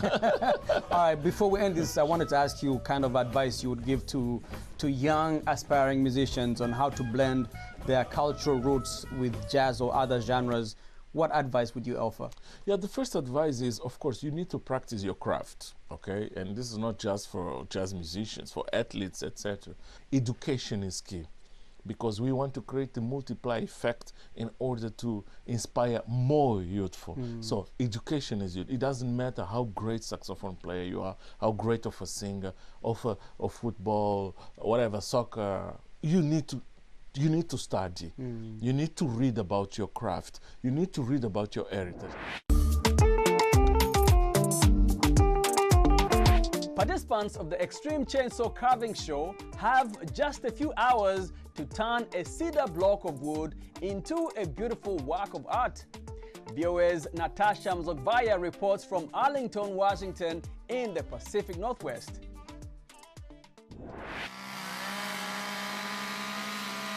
Two things strike visitors to the Extreme Chainsaw Carving Show: the sound of multiple chainsaws of various sizes hard at work, and the strong scent of fresh-cut cedar. 20 chainsaw artists taking part in a 3-day marathon carving event in Arlington, in the state of Washington, showcased their work. Lane Warden says being able to improvise is a crucial part of the process. Sometimes you start doing a bear and you might end up with a bird. You know, if you mess up on a cut, that doesn't necessarily mean you messed up the whole carve. It just means, you know, you gotta change direction. My mind's going 100 miles per hour every single time I'm carving. Chainsaw carving was seen as a predominantly male domain. In recent years, a growing number of women carvers have taken part in live shows. For me, it's not so much about the competition, it's actually about the company and all the amazing people that participate in this event. Lee Woody, with a day job at a software company, got into chainsaw carving 7 years ago, following an attempt to build a house for a squirrel. Some artists are part of the tight-knit local carvers community. Hagdorj Dortsoren, called George by his peers, came all the way from Mongolia, where he carved sculptures from ice. I want to learn. The chainsaw carving is for me, where my country is very new. Ice carving is more hard.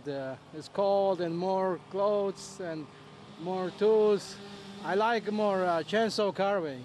Veteran artists swear that it's not as hard as it looks. One just needs to see what's hiding in that bulky block of wood. Natasha Mozgovaya, VOA News, Arlington, Washington.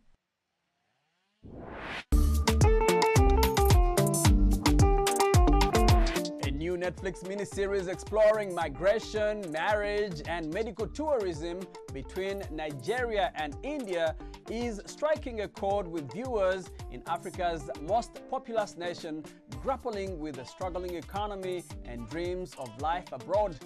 Here is more.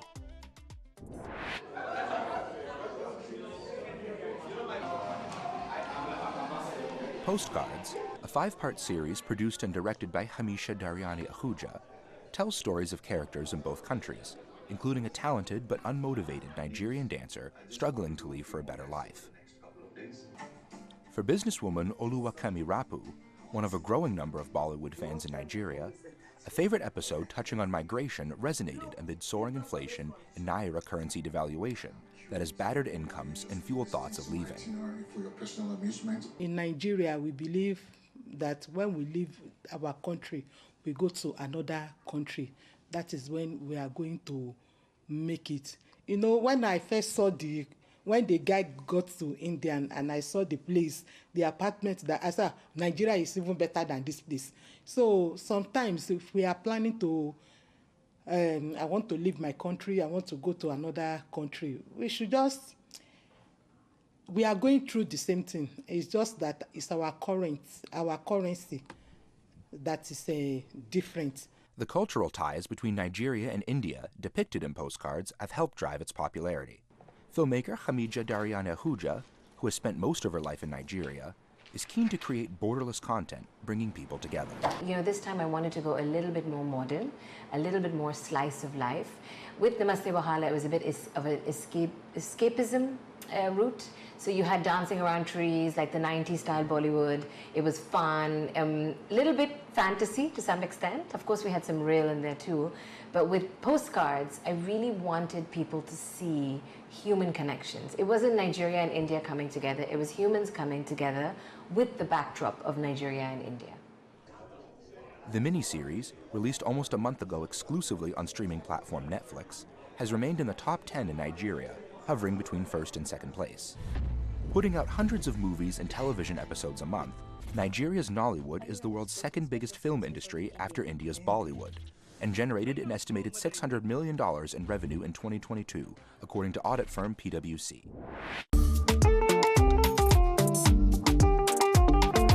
Roller derby is a fast-paced, hard-hitting sport played on roller skates and dominated by women. VOA's Jenia Dulo takes us to the skating rink with competitors from the Angel City Derby League in Los Angeles. In roller derby, Ariel Vargas goes by the name Murda. The bartender was first recruited by one of her customers and says it's the strong community of women that kept her coming back for 12 years. When I started playing derby, I was looking for a community. I was looking for a place that was more women-driven. And this, you know, yes, basketball, but pickup basketball at our age is more male-driven. So this sport was women-led, and there was all these strong women that were playing it. Roller derby is an American-originated full-contact sport played on roller skates where teams score by lapping opposing skaters. Korean-American player Rachel Weikert goes by the roller derby name bulgogi, which is a play on the Korean meat dish bulgogi. The aggressiveness of the sport allows her to step out of what she calls the Asian female common quiet stereotype. As the smallest player on her team, she says roller derby welcomes all kinds of bodies. Where you have really small people and really tall people and skinny and bigger and all the different things. It's pretty awesome because everyone has advantages and everyone has disadvantages, and you just have to find yours and use them and hope that someone else doesn't capitalize on your weaknesses. Tui Lion has been skating in roller derby for 16 years and says the sport's founding principles of inclusion welcome people in the LGBTQ community. It's explicitly said anyone who identifies with this type of sport can play. So we have folks that identify as transmasculine playing, we have folks that identify as transfemme and gender non-conforming, non-binary, so it's anyone who wants to play can play, and that's intentional. Lion says that safe space in roller derby is especially important for a transgender community, feeling pushback in other playing fields. Jenia Dulo, VOA News, Los Angeles. Thanks for watching VOA's Red Carpet. I'm Jackson Vunganyi. For more entertainment news, remember to check us out at voaafrica.com. We are also on Facebook, on Instagram, and on YouTube. And don't forget to like, to share, and to subscribe. And as we end today's episode of The Red Carpet, we want to wish our producer Bismarck a very happy birthday. Happy birthday to you, Bismarck. Salute.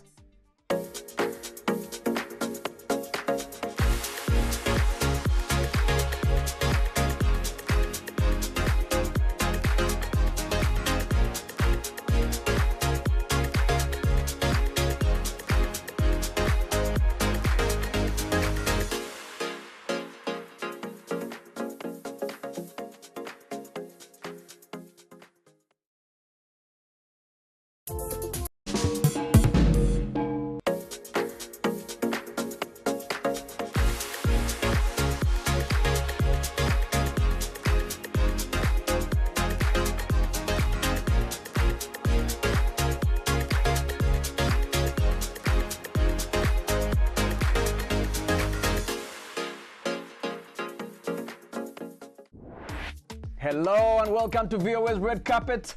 My name is Jackson Punganye. This week on Red Carpet, we visit the town of Odiene in the north of Ivory Coast, where more than 100 children have formed a philharmonic orchestra. We chat with Nigerian animator Roy Okupe about his series Iyanu getting adapted by Cartoon Network and Max. And for those of you that love car racing, we'll check out the Hamiltons, a family of speed racers in Maryland. Those stories plus Ghanaian dancing sensations Afronita and Abigail came in third at Britain's Got Talent. Let's get on with the show. Ghanaian dance duo Abigail and Afronita won third place finish in the 17th season finale of ITV variety show Britain's Got Talent, finishing behind magician Jack Rhodes and singer Sydney Christmas. In the final round, Afronita and 7-year-old Abigail, who is hearing impaired, delivered a dance routine set to the music of Ghanaian artists like Fuse ODG. In my last visit to Accra, I went to check out the DWP Academy, of which Afronita is now an alumni. She told me about how dancing and social media have changed her life. Afronita, come close, because I watched you recently at a podcast event that you were at. When you want to hide your shades, put them on. Tell us your story. I think it's quite interesting how you started, and especially talking about how you're a little shy coming into this, but that helped you overcome some of these, Go ahead. Yeah. So I think my story is personal, but this is about all of us. So we all come from different backgrounds. We all come from different families with different training, and then we found ourselves here. We didn't just learn how to dance, or we didn't just learn how to perfect our dance moves, but we learned how to become a family. We learned how to associate ourselves with different people from different culture. We learned how to build our brands. We learned how to do other things aside dance. So DWP didn't just make us dancers, but it made us great people, and it's still making us better people for the society. How has social media helped you spread the message, reach out to new audiences? Talk about the power of technology and the power of specifically of social media. So I think social media has done great good to us, because it's through social media we are able to express who we are to other people. It's through social media we are able to inspire other people to want to be dancers. It's through social media we are able to even save lives, because probably there's someone out there trying to commit suicide and they sees your video and the person feels happy, or the person feels like there's a reason why he should have some hope to continue living. So social media has done great good to us. It has helped us even to get jobs, because most of the jobs we get is for social media. So yes, social media has done great good. Absolutely.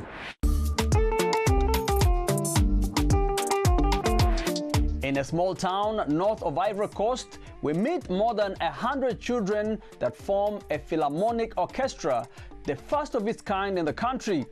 Some of the young rural musicians have never seen an instrument when they started, and now these budding artists are daring to dream big.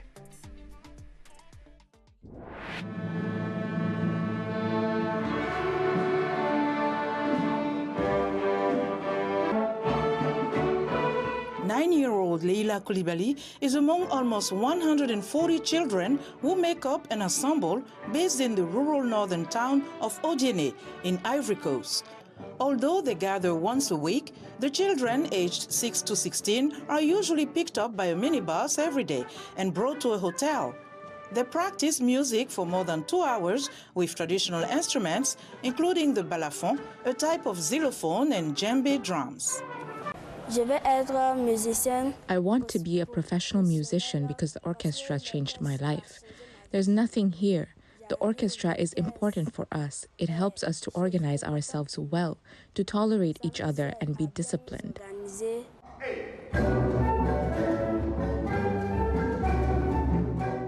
The Youth Development Program is inspired by Venezuelan initiative El Sistema, which teaches music to children from disadvantaged backgrounds. The orchestra was set up in the West African nation by Minister for Employment and Social Protection, Adama Kamara, who is personally funding it.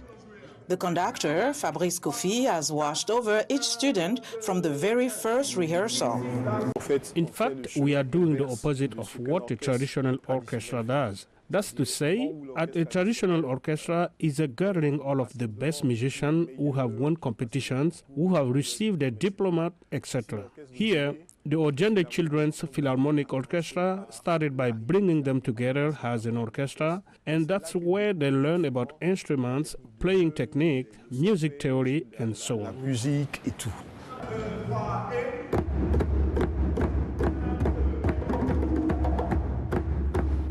Last August, less than a year after the orchestra was created, the children played for Ivorian President Alassane Ouattara on the anniversary of Côte d'Ivoire's independence from France, which occurred in 1960.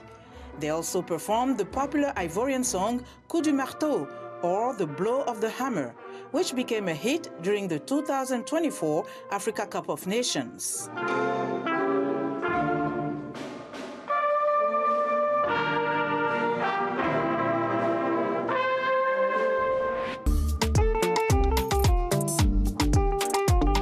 Cartoon Network and Max recently announced an all-Nigerian cast for Iyanu, the epic superhero animated series created by Nigerian animator and storyteller Roy Okupe. It follows the journey of a young girl named Iyanu as she discovers her superhuman abilities and the destiny that ties her to her homeland. Roy visited VOA Studios and spoke to me about the inspiration behind the series and how he hopes the story will impact the global perception of Nigerian culture and mythology. So for me, Iyanu it came out from me thinking about, and I have a 3-year-old daughter now, but before she was born, I always fantasized that if I had a daughter, like, what is something that, we could both watch together and enjoy, but at the same time, something that can also educate her about, where she's from and our history and our culture. So for me, it's been the driving force to really create something that my daughter, who is now 3, can enjoy and also be inspired by as well. And what are some of your creative influences, both in terms of storytelling and artistic style? Man, how long do you have? I have a lot of influences. Obviously, I grew up watching a lot of the, Marvel and DC shows. So Spider-Man, Batman, Superman, X-Men. I grew up a fan of superheroes. But at the same time, for me, I've always wanted to see these type of stories being told from the African perspective, because growing up in Nigeria, you get to hear about a lot of history, culture, and mythology that's so exciting that you feel like a lot of people all over the world would appreciate and enjoy as well. What has been the most rewarding part of this experience? And what was your reaction when you finally found out that HBO were adapting your work? So when I found out Cartoon Network and Max was going to be adapting it, I would say I don't want to talk too much about it because some of it's embarrassing, some of the screams and the shouting I was doing. But I think it was just being grateful and just being humble with the opportunity to really get a chance to tell this story the right way with the right people. In what ways do you hope this series will impact this perception of Nigerian culture and mythology globally? One thing that I've always tried to do is, when you grow up in Nigeria and what you see in mainstream media is always negative when it's being told about, Africans, whether it's poverty or corruption. And it's not like these things aren't there, but it doesn't paint a full picture. So for me, I'm trying to paint a full picture where we get to see more of the stuff you won't see in mainstream media, more of the inspirational stuff about our history, our culture, how resilient our people are, how beautiful our culture is, how great our food is, like all these things that you don't necessarily get to see in mainstream media is what I really hope people are going to be excited to see. And let's get some of your thoughts on the current state of the animation industry, the African animation industry, regarding diversity and inclusion. To me, I think it's a growing industry. Obviously, it's still in its infancy, but there's a lot of animation studios in Nigeria specifically that I can talk about that are doing great things. Magic Carpet, Spoof Animation, Ant Hill Studios. These are some of the people that are really taking brave steps to really uplift and elevate the animation industry in Africa. And a lot of people outside Africa are taking notice, like Netflix and Amazon. You also have studios like Triggerfish in South Africa. You have some amazing studios in Kenya. So we're seeing the growth happen. And I think people just need to continue to support the content that comes out if they want to continue to see the growth.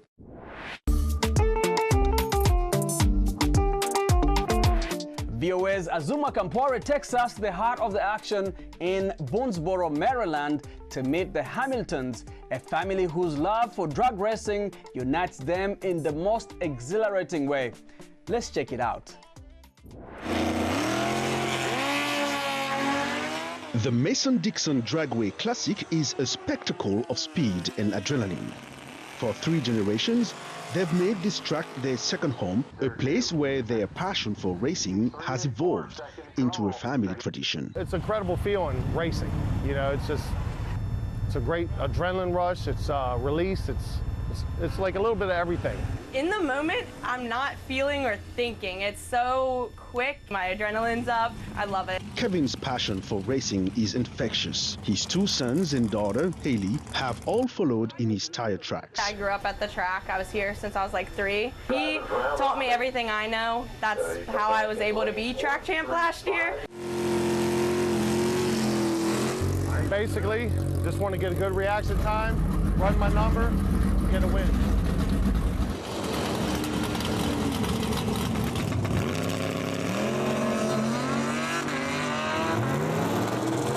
So I had a better reaction time. He broke out by a little bit more than what I broke out by. Got the win, slid by that one. When it comes to racing, Haley goes all in. For her, it's all about the basics, like getting a good burnout.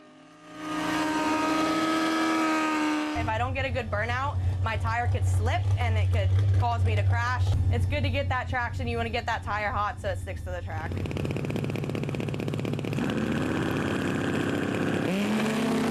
Racing is not without its risks, and the Hamiltons know this all too well. My mom with racing, she is very anxious about it. My dad did crash and my brother did crash, and she's seen other people crash. There's always risk factors, but it's the love. Despite the anxiety, racing remains what unites the Hamiltons. It's the bond that shows their love for the sport and the legacy they are building together, regardless of all financial outcomes. It takes a lot of money, a lot of time. It's like you never make enough money to take the money out of the sport to the home, but you take money out of the home to the sport, It's addictive. It really drags you in. I have a love for the sport, and I plan on getting my kids to do it eventually, so.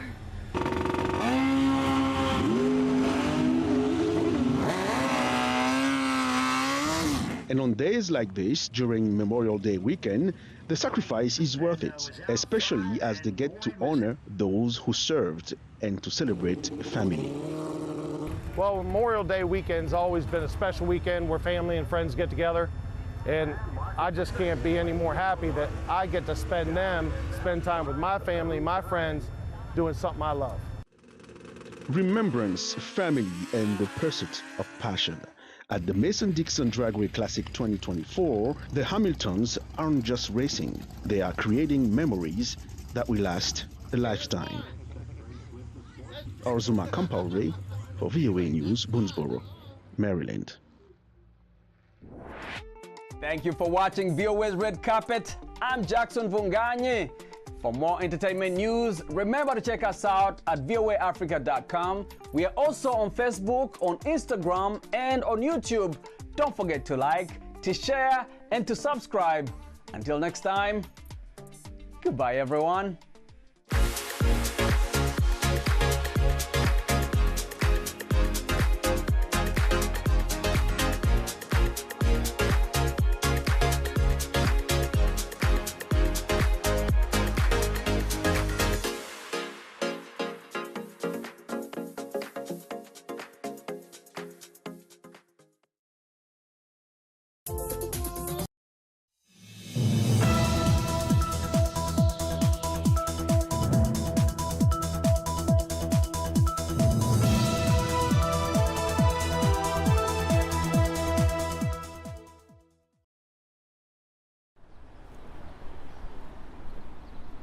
Hello there from Berlin, Germany.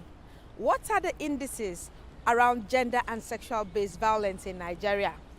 There's an entire generation of young people, millennials and Generation Z, now having the conversations about their sexuality. You do not want to miss this debate. Join us.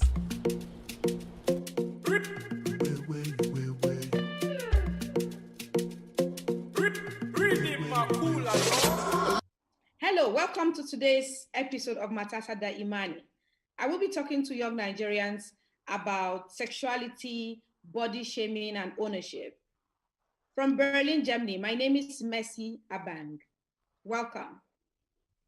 I will start with an issue that is central for a generation of young people, from millennials to Generation Z. The conversation about body shaming, sexuality, and body agency seems to have taken the center stage. Why has it become so important for young people? I came in close proximity with someone who tested positive for COVID. Even though I tested negative, it's important for the safety of everyone who is in the studio for me to do this from the comfort of my living room. I'd like to start by introducing my first guest. His name is Daniel Adakole. He's a Nigerian student in Germany. Hello, Daniel. Hello, welcome. Mercy. Pleased to have you join us today. Thank you. I'm happy to be here. And Abdul Rashid Hassan is also a Nigerian student in Dresden. Hello, Abdul Rashid. Hi, Mercy. Good to see you. Guten Tag. Yeah, guten Tag. And I have Mohammed Awal Abubakar. Hello. Nice to meet all of you here. If you listen to my earlier introduction about sexuality, body shaming, I wonder perhaps I should start with Abdul Rashid. Why do you think there's a generation of young people that now place this issue at the front burner of conversations across the world? Why has it become so important for young people? Perhaps let's talk about body shaming and sexuality. Okay, thank you for having me. First of all, we have to say, body ownership has to do with rights, and the conversation has to do with individuals from the beginning. So, universally or general agreement about body is the body is a physical entity that belongs to an individual. So most campaigns about health, and people that talk about sexuality or owning your body, sexual education, sexual orientation, all these campaigns, they normally do it based on that definition that the body is a physical entity that belongs to the individual. So right now, people are beginning to see that I am this way or I am that way, it doesn't really matter. People are just learning to embrace their self. I'd like Daniel to intervene here. Daniel, do you believe that a woman is supposed to have rights to the number of children she wants to have? Or, I might decide to get married to you now and say, I don't want to have kids. Is that a conversation you're comfortable with? Yes, it's a conversation I'm comfortable with, and it's something that is open to partners to decide. So if I am to get married to someone, I think before we get married, there are certain agreements we need to reach, the number of kids we have, where we want to live, and how we want to live. So I think before we get married, if we discuss these and I am okay with not having a kid, and the woman is equally okay with not having a kid, it's about the two of us in the relationship, then we are good to go. But if, however, I want, for instance, 3 kids and a woman doesn't want a kid, so for me, what I simply think is that the both of them should go their separate ways, because the man can get someone, a lady that wants 3 kids, just like the woman can equally get a man that wants no kid. So it's just a question of choice for me. If you're in love with me and I say I do not want kids, you don't think it's a conversation you should respect? It's a difficult situation. It's a difficult agreement for me to reach, because I love the woman and I equally love kid. So it has to be a trade-off. And since I'm not in that kind of a relationship with that right now, that I feel the love I have for the woman outweighs the love I will have for my kids, then I wouldn't know what to say now. But if I am to give you an answer right now, I will say I will move forward to get someone that will want, that like shares the same belief as I am. Thank you for that honest feedback. Mohammed, do you think the productive rights of women in Nigeria is respected? Actually, the right for a woman is respected anymore, if I can say it. But to my own belief, in the perspective of religion, human rights are protected. So I don't think women need anything like to be so open in terms of their rights, because the religion as a whole has given the woman the right. So I don't think there's any right women have to come and shoot What? it. No, please. Can you just tell me the rights the woman has in a religion that protects her reproductive rights, please? I'd like to know that. Yeah. For example, let me take in the perspective of Islamic religion. In Islamic religion, women are being like the religion has protected the interest of all women. Let's say let me make it from the inception. The holy in the Holy Quran, there is this verse that is saying, Ya ayyuhan nabi, qul li azwajika wa banatika wa nisa'il mu'minina yudnina alayhi min jalabibihin. So zalika an yu'rafna fala yu'dhain wa kana Allahu ghafurar rahima. So the Almighty is instructing the Prophet that he should tell the believers that the women should cover their body, because of that covering the body will protect them from sexual harassment and all sort of things. Because if you do not cover your body, such will be a trigger for the challenging factor in terms of the harassment and in the society.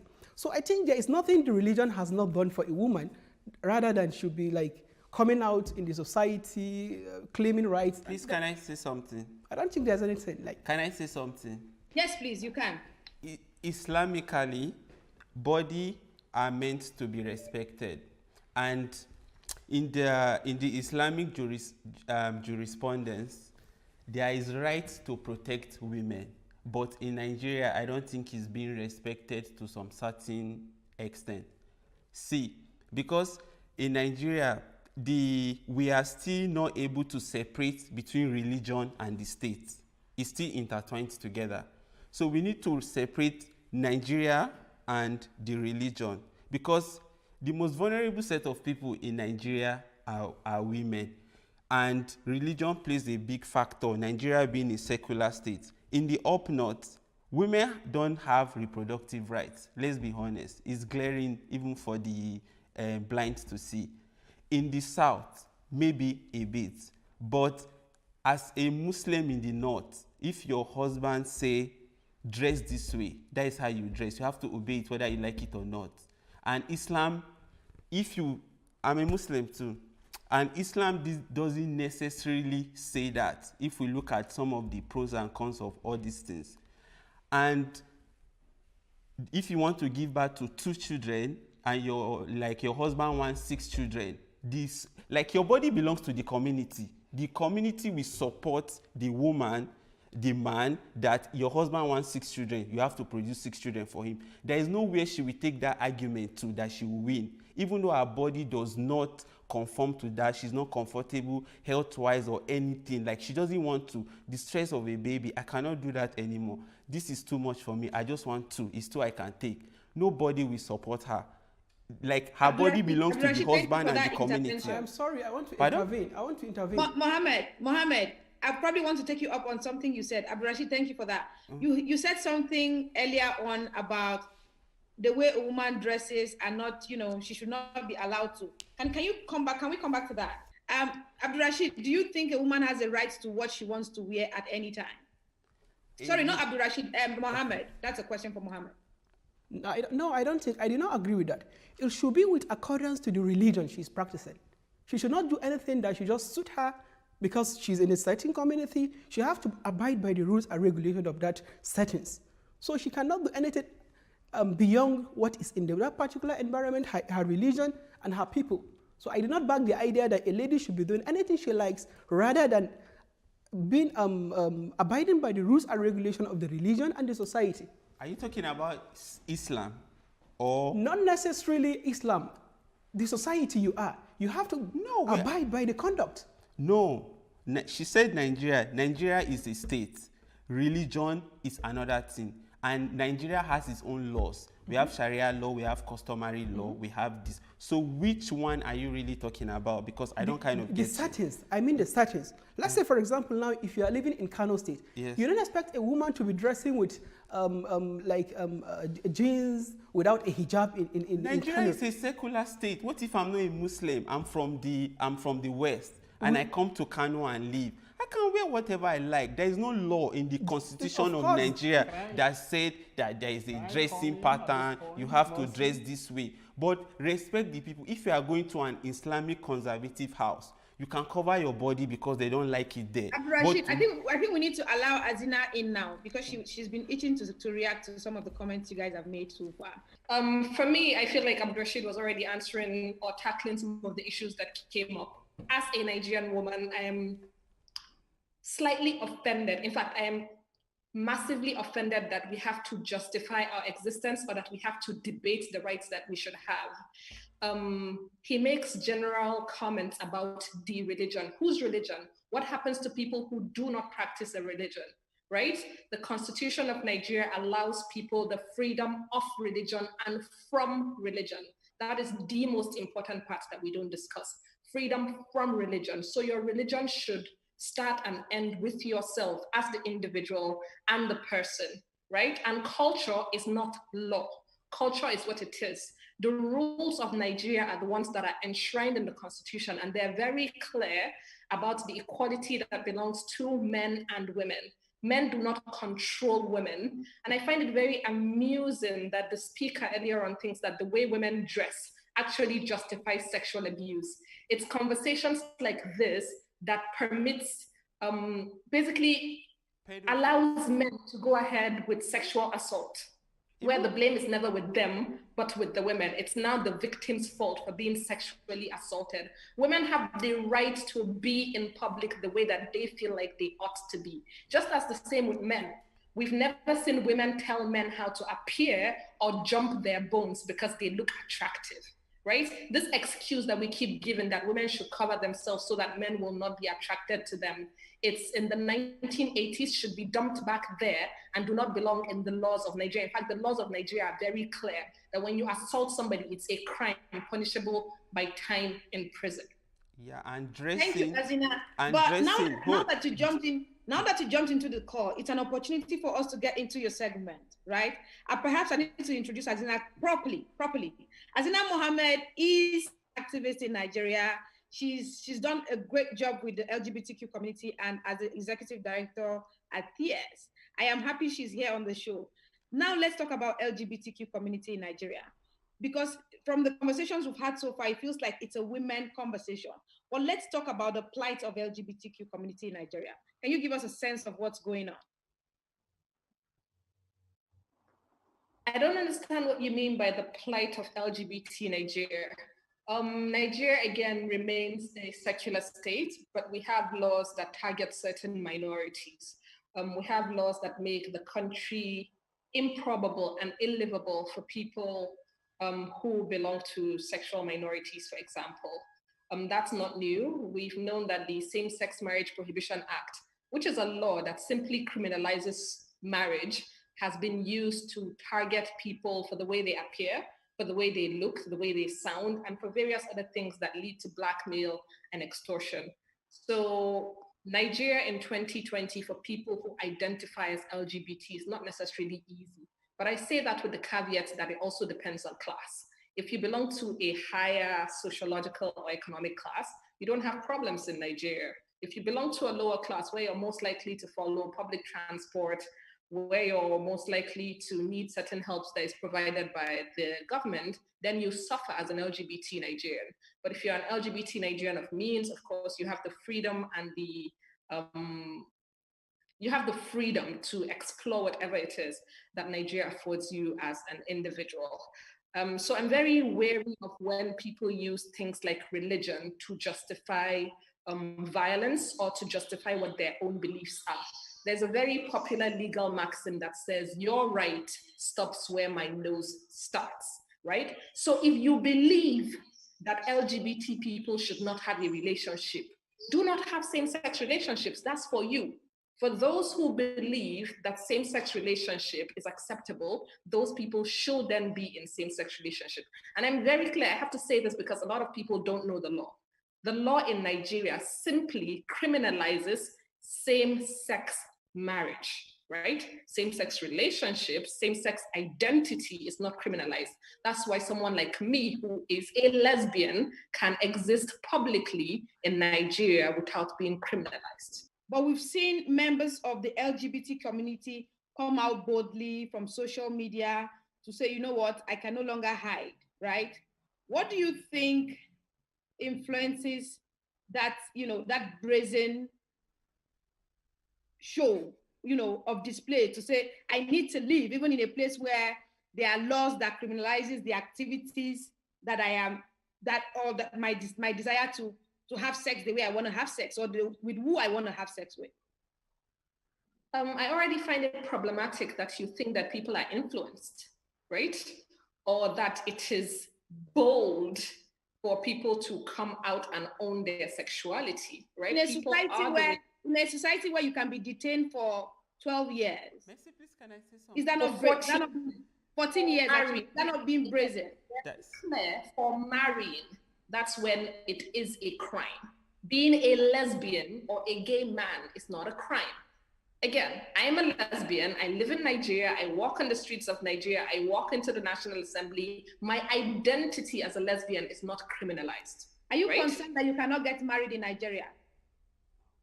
For me, it has never been an issue, right? It is an issue for the majority of other people who want to get married. With a caveat. So same-sex marriage, right, for example, is acceptable in many cultures in Nigeria. There are women who are married to women under many and different circumstances because their culture accepts it. You have the Kalabari people in Port Harcourt. You have the Igbo people from Anambra, from Abia, from Imo State. You have the Tiv people from Benue. So same-sex marriage is already something that is culturally acceptable, right? The law, as it is, has now criminalized same-sex unions and says that marriage is only between one man, one woman, to the exclusion of all others. But again, we have to look at this in context of the laws that exist as a whole. So there are different types of marriages in Nigeria. The most common one that everybody knows is marriage under the Act, right? You can also have cultural marriages. You can have Islamic marriages. So marriage under the Act criminalizes marriage of more than one man and one woman to the exclusion of all others. But Islamic marriage, for example, does not fall under marriage under the Act. So it's not criminalized. So that's where you have, for example, Igbo women who are able to marry because it's culturally acceptable. As long as you don't go to the marriage registry and say, I am trying to marry this other person who is the same sex as me, it isn't a crime. But again, Nigeria is used to going to borrow laws that don't fit exactly into our history or our culture. For everybody who is screaming culture, culture, culture, we're a very diverse country, right? We have over 300 tribes, and some of those 300 tribes have rules and practices that are different from those of others. Does that mean we then enforce ours, whether it's religion or culture? It doesn't make sense. The richness of Nigeria is in our diversity and accepting and understanding that we all can't be the same straight-jacketed way that our next door neighbor is. Thank you, Azina. Thank you so much. Let's go back to the studio. Can you guys react to what Azina has said? Anyone? Yes, especially when it comes to... I want to briefly react to how we look at this from religious perspective and try to place it in either the Islamic religion or Christianity. I think for us as African, even before the coming of these two religions, we had our own religion. And some of the things that this religion condemn are the things that our religion customarily equally condemns. So like the traditional African society condemns this same-sex marriage we're talking about here. And it's not just about saying that Nigeria is a secular country. Like a country derives its law from the society, and it's not just a paper that's imposed on the people. And it's not every part of how the society agrees to live that is written in the constitution. So for Nigeria as a society, because it started from body shaming, it's not the state that does the body shaming or a Nigerian court that issues a verdict that shames people, but it's the society. So it does not necessarily have to be in the law. And the last week I equally talk about like same-sex marriage not being an offense in Nigeria. Same-sex relationship not being an offense in Nigeria, but the marriage. But I think according to Nigerian like civil law, any form of sexual relationship that goes out of the norm of what the people know, which is between a man and a woman, is an offense even before the Same-Sex Marriage Act of 2013, and which eventually got signed by the president in 2014. So I think in Nigeria it's criminalized, but to my knowledge up till now, I don't think any court in Nigeria has been able to convict anyone for this act, because I believe when like same-sex couple in a way get taken to a court, we have a law, like a constitution, that supersedes every other form of law that is created by an act of the parliament.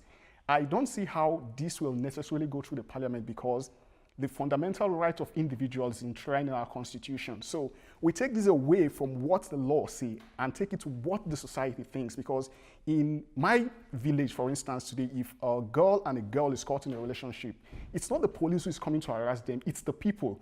And I think for the LGBT community, if they really have to want to push this agenda, it's about reaching out to these people and educate them that yes, you have your way, a way that is defined by society, that this is how sexual relationships should be.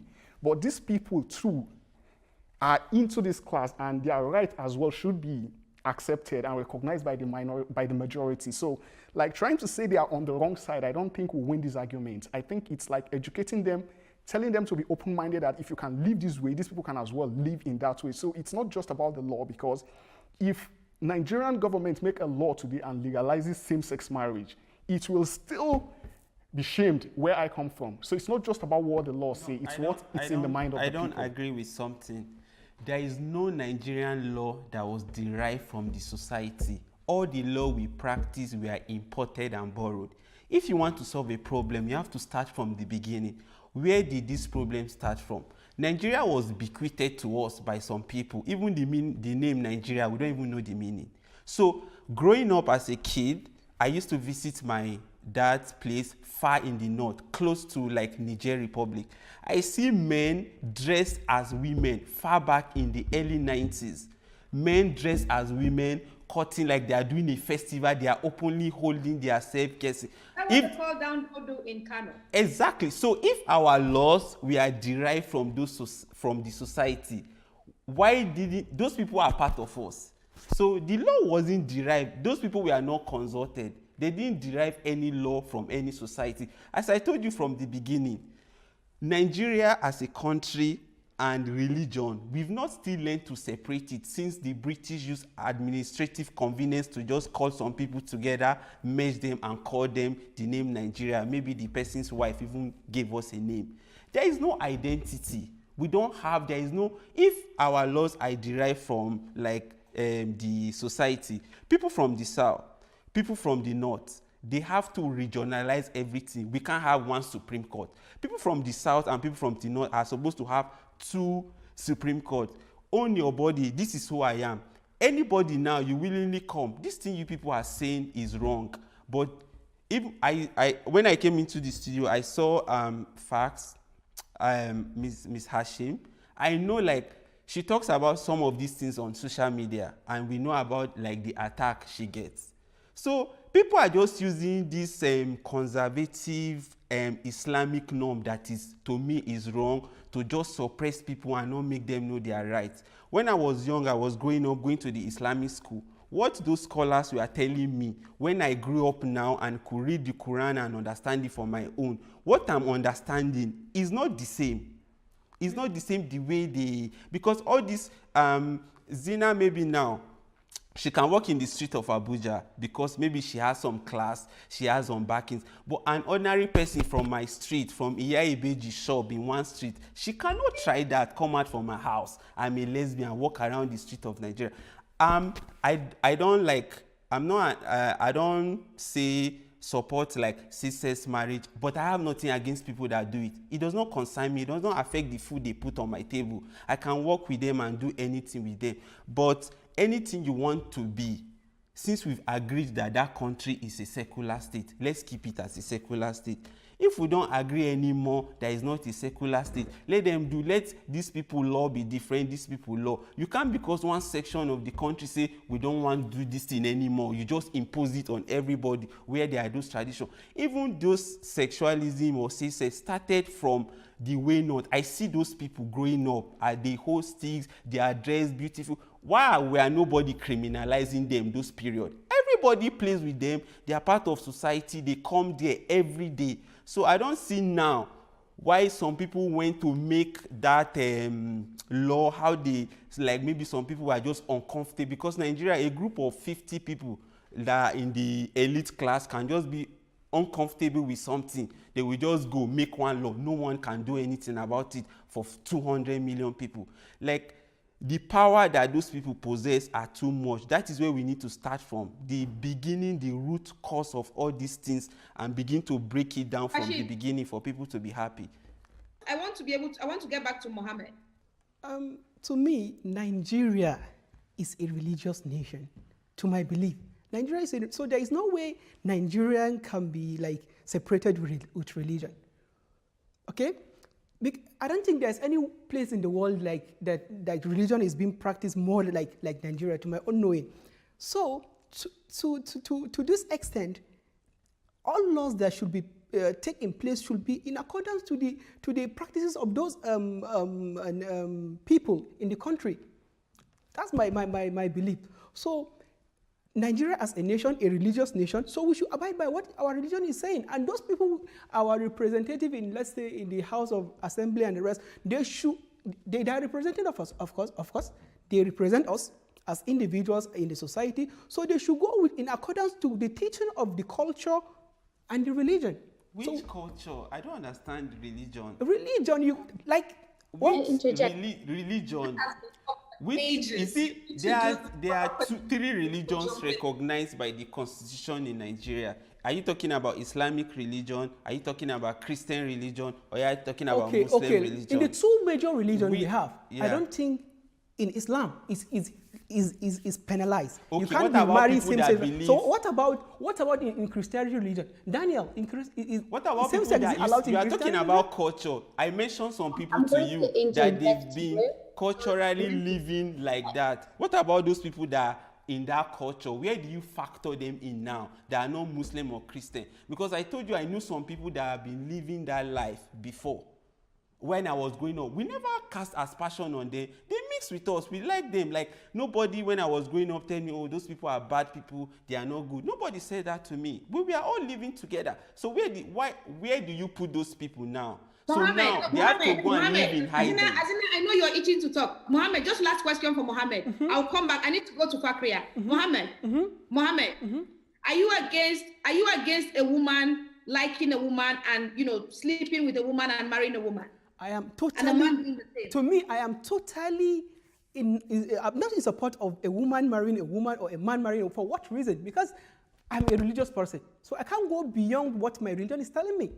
Of people that are not in your religion. In my own case. But it's a country. Your religion does not own the country. The two major religions we have in Nigeria Allah said we should consider everybody. So you cannot say that because your own religion. Okay, let me give you. During the Arab tribe, during the period of the Prophet Muhammad sallallahu alaihi wasallam, they were like body mutilation, even against the enemies of Islam. But now, in Islamic religion, it is not, body mutilation is forbidden in Islamic religion. Rashid, I need to introduce Fakria now. Let's go to Fakria. Hello, Fakria Hashim. Hi. Fakria is also a Nigerian activist. She's a frontline member of Feminist Coalition, and she has been itching to speak for a while. Perhaps you want to react to some of the comments you've heard from Azina and the guest in the studio. I mean, so many things have been said today, and a lot of what has been said, the language has been very exclusionary. when discussing women's rights and even the rights of LGBTQ people. And I think that that particularly is the problem, right? We refer to people like they're some sort of outsiders, right? Like they're not sovereign entities like you and I. And I think it's very critical that we're able to change our tone when we're referring to other people like they're not people like us, right? Muhammad said many things that I deeply disagree with. Um, for one, he talks about Islam has given women their rights and you do not need anything else, right? He even, recited a verse here. And I find that perspective very deeply problematic, right? I mean, I will give an example of just how deeply flawed Muhammad's thinking is. Um, when women go to the pilgrimage in Mecca and Medina, they're entirely covered, right? You would think that would be the last place for a woman to get sexually harassed and abused. But that is one of the places that so many women have had their first ever experience of sexual assault while going around the Kaaba, right? The thing with saying that Islam has given you your rights is that, for one, you're dismissing the fact that you live in a country that is guided by laws, right? You're dismissing the importance of having those laws in place. You're dismissing the fact that laws have to be enforced. When you say Islam has given women rights, you're saying you're giving leeway to whoever in society decides to not fall in line. Yes, uh, less than 50% of Nigerians are Muslims. And the fact that we do not see that is problematic. Or less than 50% of Nigerians are Christians. Nigeria is not a religious country. Nigeria is a secular country. Nigeria is not Saudi Arabia. And it's deeply problematic that we see it as what it's not, because that is what gives way for undermining the rights of people, of women, people like you and I. When we talk about Nigeria in a certain way, then we're being exclusionary by the way we say the things that we do. Fakria, thank you. Fakria, thank you for that intervention. But I'll just go a bit, as in I know you're itching to react. I'll just go back to the issue of feminism. You're a member of the feminist coalition in Nigeria. And I have heard a lot of men say, I have a problem with feminism.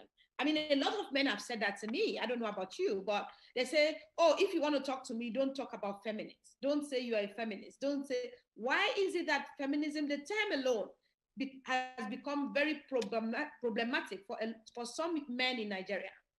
Or some people in Nigeria, because some women have also said, the term feminism is problematic. It may or may not be perceived to be problematic, but I don't believe it's a man's place to accept or reject it, because for one, feminism is not there for a man to accept or reject it. The structures that feminism is trying to bring down are fortified by men. So whether or not they like it is not really up to them, right? And I think I do believe we need to move past, waiting for men to accept feminism. No, it's like saying, it's like waiting for someone that has capitalized their entire lives on slavery to all of a sudden believe that slavery is a bad thing when it's served them in the best way possible, when they've been advantaged by it. So it's the same thing. It's not a man's, and this is what men really need to understand. You can support it or you can reject it. That's your personal problem, but it's not really your place to decide, okay, this is what we should give women, or because you haven't given women anything. Women have fought for these things. So why do you think that they absolutely need your acceptance before, they forge and they demand, or they take what they feel is rightfully theirs? Right? I feel like the conversation has gone far beyond men's approval, because you won't get it, right? You won't get approval from the same people that reinforce these structures that undermine the rights of women. A man listening to you who doesn't understand feminism, in summary, what is feminism? It's the right to be treated as an equal. It's the right to be seen as a full human being with all of the rights that you enjoy as a person. That's just it. Azina, you wanted to speak earlier. At this point, I don't even know where to start from, but I'm gonna just pitch in from where Fakria left off about feminism. So for me, feminism is the social, political, financial equality of everyone, regardless of their gender, right? And this is important because the people who insist on giving a different definition of feminism are people who aren't feminists. There's a very simple two-line definition of what feminism is, but you will hear a lot of people who oppose feminism come up with 200 other definitions of everything except what we are. We are very clear as to what we are, that we demand equality for everyone, regardless of their sex. But the people who oppose feminism will tell you that feminism is misandry, that feminists hate men, that feminists are trying to destroy culture or the fabric of society. But we're very clear that what we demand and ask for is equality, regardless of whether you were born with whatever sexual parts in your body. That's the one. I think then I'd follow up with what Mohammed was saying about Nigeria being a religious state. I think that's more of a hope, but hope cannot be fact. The fact remains that Nigeria is a secular state guided by a constitution that says we the people, right? With a whole chapter 4 that gives everybody the same rights that are given to other people, which you can't take away from others, right? These things are very clear. And if there is any agenda in Nigeria, I think the agenda would be of those who believe in religion, i.e. Christians and Muslims. There are millions of Nigerians who say every single day that they do not practice Islam or Christianity, but we simply insist that everybody must tick into one of these two boxes, right? There have been very recent polls that have shown that at least 30% of Nigerians neither practice Islam or Christianity. But then you hear people who hold religion to their chest insist that Nigerians must practice a religion or it is largely Islamic or largely Christian. That's not the truth. And your belief in your religion has to end with you, not with others, right? It's one of the reasons why we're fighting Boko Haram, who insists that because they see their religion a certain way, everybody else must. If you see your religion and what it says, and you insist that everybody else must abide by it, there's nothing that separates you from terrorists, because what you're doing is terrorizing people with your beliefs. So for someone like me, who was raised Muslim, has a Muslim name, who goes to Kano and decide to not wear a hijab, it doesn't give people the rights to step outside of the laws that guide Nigeria. And the laws of Nigeria are very clear.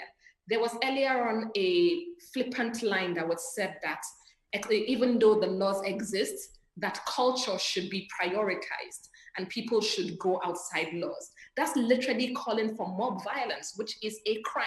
Nigeria has rules. If you are within this place called Nigeria, you have to abide by those rules. And those rules are not just the ones that you like. It's the one that guides culture that you don't believe in, which allows women to marry other women. It's the law that allows women to earn property or to buy property or to show up in a way that they feel that they should show up without you insisting that your religion has said otherwise, and therefore everybody needs to practice that. Thank you, Azina. Ada Kole, I haven't heard you speak a lot on this. Just to ask you one question, follow up from what Azina has said. Do you believe in the equality of a man and a woman? Yes, 100%. I believe in an equality of men and women, just like the rights of the LGBTQ. But what I do not agree is the way we try to paint the narrative that the resistance of Nigerians to LGBT or equality of men and men is because of Christianity or Islam, forgetting that we have our values and norms and culture that guided us even before this religion came into place. What are the values, please? Like in a traditional African society, even before the coming of Christianity or Islam, we know how large our families used to be, which is to say, like, a man is in charge of a family and he has as many wives as he wants to. And this wife gives birth to a lot of children for him that goes to the farm. So I don't think Christianity or Islam has any role here to play. So, but when Islam came, although Islam allowed men to marry 4 wives, it's just, for me, it's a reinforcement of this thing that the people already subscribe to. For me, I am a Christian, and I know Christians that has even more than 1 wife. And when we condemn this thing and we look at it... Will you marry 4 wives? No. Like, so like when we look at this thing and we just say, okay, it's because of Christianity and Islam, I don't think it will take us to anywhere.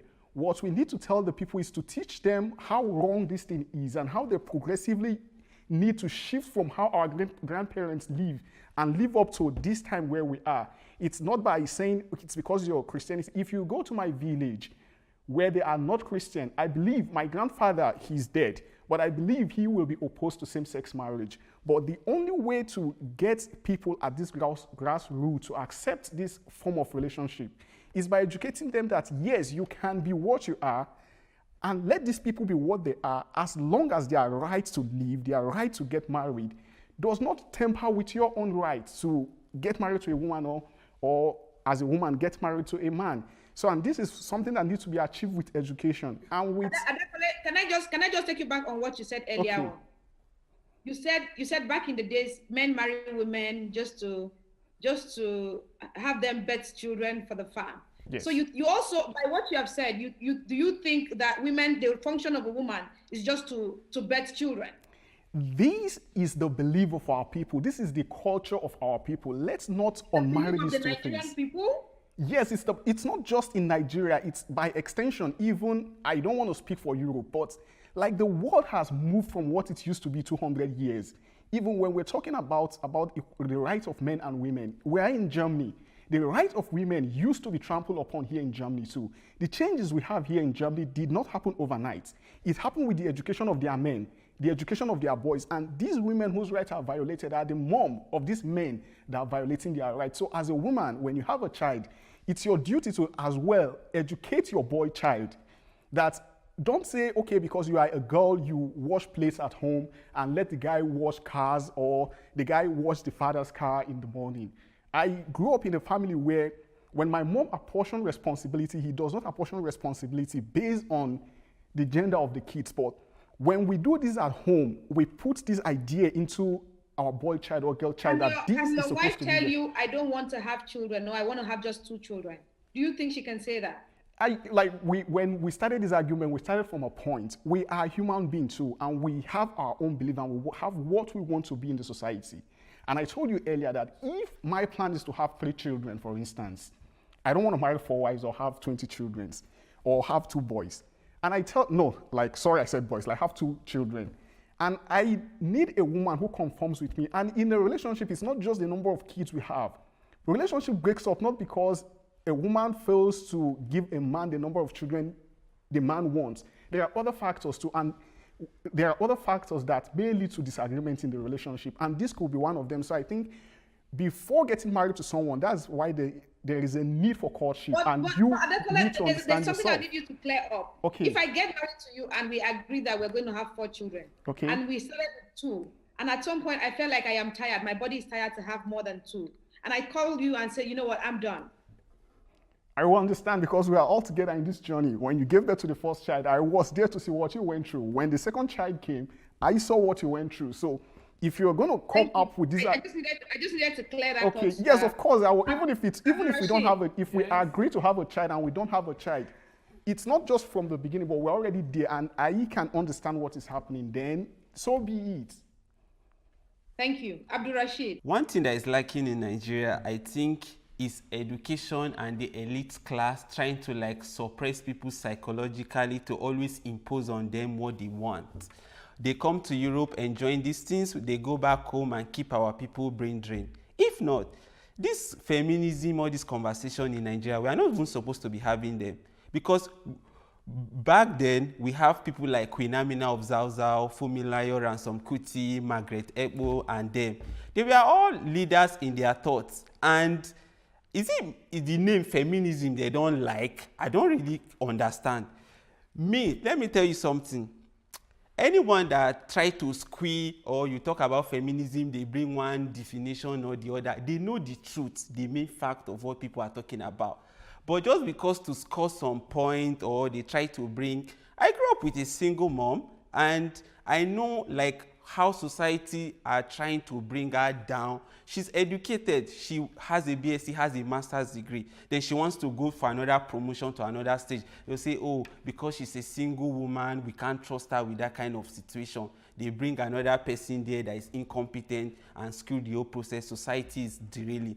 Any conversation I'm having, I always bring my country out of it because I'm passionate about Nigeria and I want Nigeria to work during my lifetime. So all this feminism thing, to me, is not even a conversation. We have people...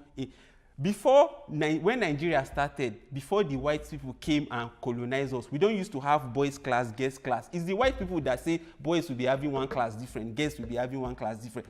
Everyone, we are the same. If you commit an offense in the society, both boy, we don't want you again. We say, oh yeah, pack your load, go to the evil forest, go and form your own society there together. So all these things they are trying to do, to me, to be honest, is not even a conversation. We are not even supposed to be having. Let's have a final thought from everyone so we can wrap this. Thank you so much, Abdul Rashid. Thank you. Awa. Yeah. Final thoughts, please. Yeah, for me, my belief, there are some things you can allow women to do, and there are some things that you can deny them the right, to my own. Because, so for example, now, there are things that, okay, women can go to universities. There are some people in the north, or let me say in some places, that they don't even believe that a woman should further her education up to university level. There are people with those norms that maybe they have the asset that maybe if a woman go to university, she will be this virgin, she will not be, like all those kind of thoughts in the north. There are many people there are people I know that if a lady... Hold on. Did you say if a woman goes to the university, she'll be this virgin? I said that most of our people in the north believe that when a lady goes to the university, she's no longer a virgin. That's why many people in the north, like my place, if a woman goes to university, she finds it difficult to be married. Is this an opinion or is this a peer-reviewed research? But I'm a Muslim and I believe in the sanctity of Islam. What I'm against, what you believe in religion that is from one part of the country, don't try to impose it on another people. Abdul Rashid, hold on. I need to get Awal's take on this. Awal, do these same people that you say, feel like women who go to the university shouldn't get married and all that, are they also concerned about men going to the university?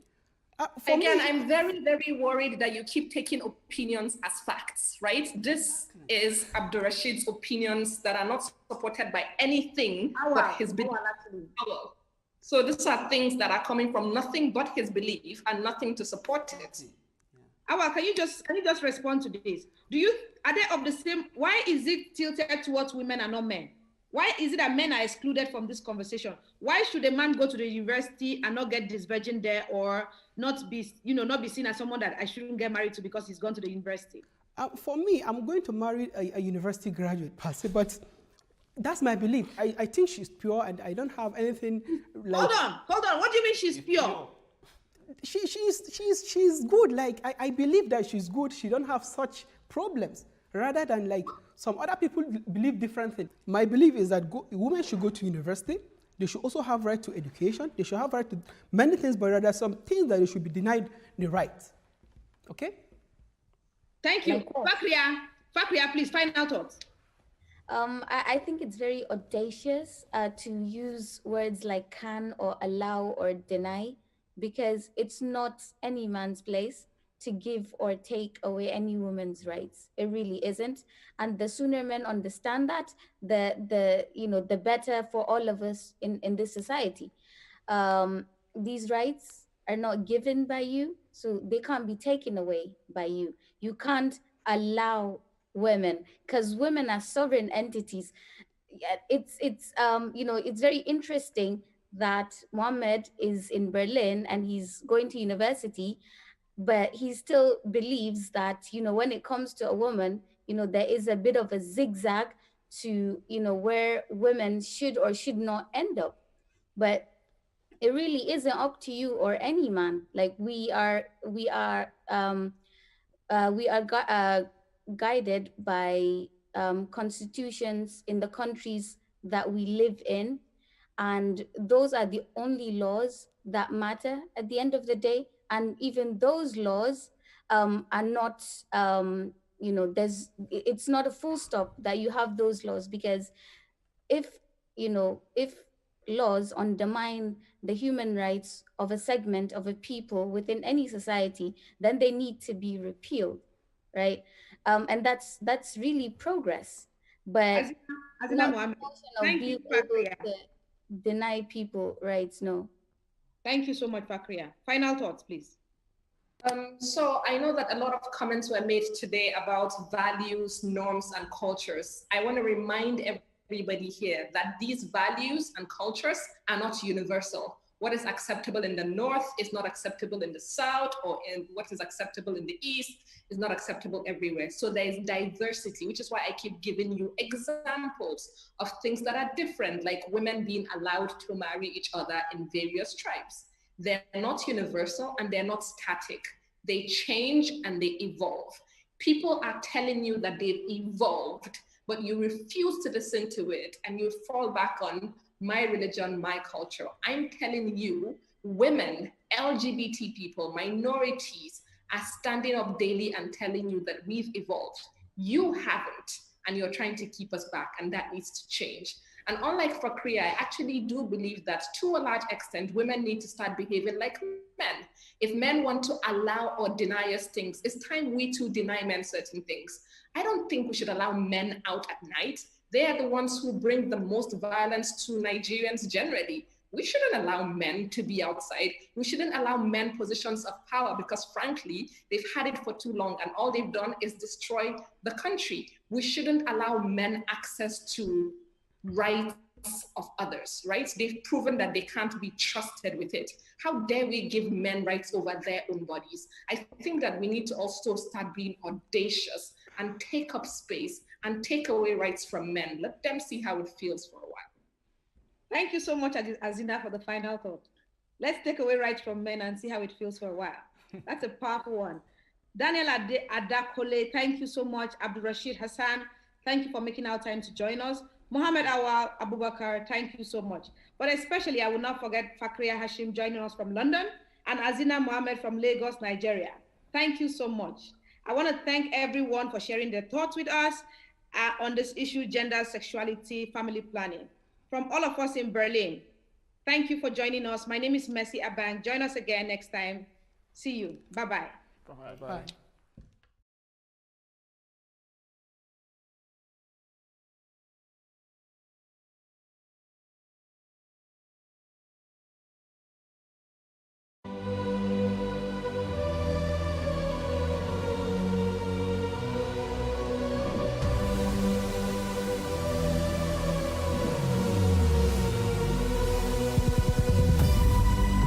What we do not understand, we will stigmatize.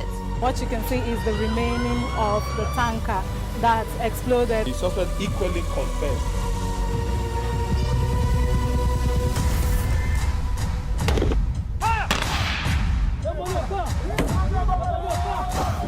A 500 naira they collect them. If you no talk, then go beat you. Now 2,500 they pay.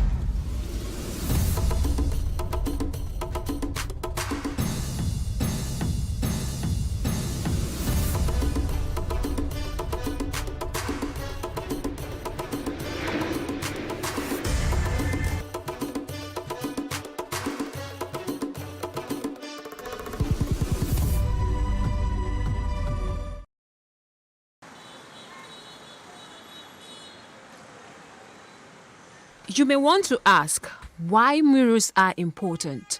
It is no secret that murals make neighborhoods beautiful. They add color to building walls and streets which would otherwise go unnoticed. They are a treat for locals and tourists alike. Murals have been part of Nigeria's cultural landscape for thousands of years. The term mural became popular with the Mexican muralism art movement. The transformation which took place in the history of mural art during the 1920s and 1930s was highly influenced by the government's sponsorship in Mexico. The Mexican President Alvaro Obregón began a nationalist cultural program in the 1920s. As part of this program, the Mexican Ministry of Education and other government entities to create public murals. In Lagos, the visual effects of wall paintings are an excitement to attract public attention to social issues like the ones here under the Falomo Bridge. An artist, Poli Alakija, created these murals on the columns in homage to the Bring Back Our Girls, the 276 schoolgirls who were abducted on April 14, 2014 by Boko Haram.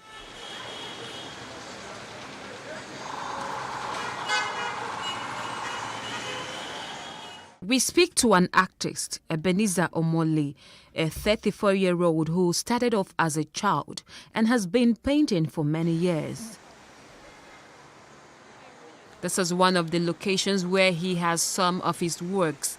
He explains the processes involved. There's a way I blow this color. When you look close to it, you see as if it's flowing down, So I have to follow the flowing down, then blow it both left and right. So in order to make it creative, so that it won't just go down straight, but go left, right, and zigzag like that. I mix another black thicker than this, then to write what they have here. Especially like this is, we have food here, then we have swimming pool here, then we have games, then we have drinks here, then we have pools, music. So I just did an artwork that will speak for this place because this is a restaurant. So I did those backgrounds so to speak. So anybody coming inside, looking at this place alone, so they will know what is going on around there. He speaks on the distinguished effects imbibed in artistic painting than ordinary ones on the wall. Ordinary painting is just maybe changing the wall to a particular color that you like. Mural is very interesting, and I used to say it. No painting is complete without an artwork like this. So for your painting to come out well, so you need to add some artistic to it so that will make it more, because a lot of people in the world, they cherish artwork. Now, for example, now, this is lion. A lion represents a king, and the writing here, so it's all about this place, because this restaurant is not just a restaurant, it's a reggae restaurant. So that's why we have most of the color here, reggae color. Ebenezer further explains that murals are a mode of expression for artists in every graphic style imaginable, abstract, photorealistic, expressionist, to name just a few. Anyone who is into painting and had a mural painting into his work will get more job than just ordinary painting. No matter how bad situation a building have, when you design it with artistic, even though if it is hot or old building, when you paint it well with this mural artistic painting, it adds more value to the building, and it makes Lagos look more beautiful than normal. As a community centerpiece, the wall painting gets a new dimension as a powerful visual communication tool meant to promote the opinion of the people and transmit social and political messages towards unity. Murals bring art into the public space.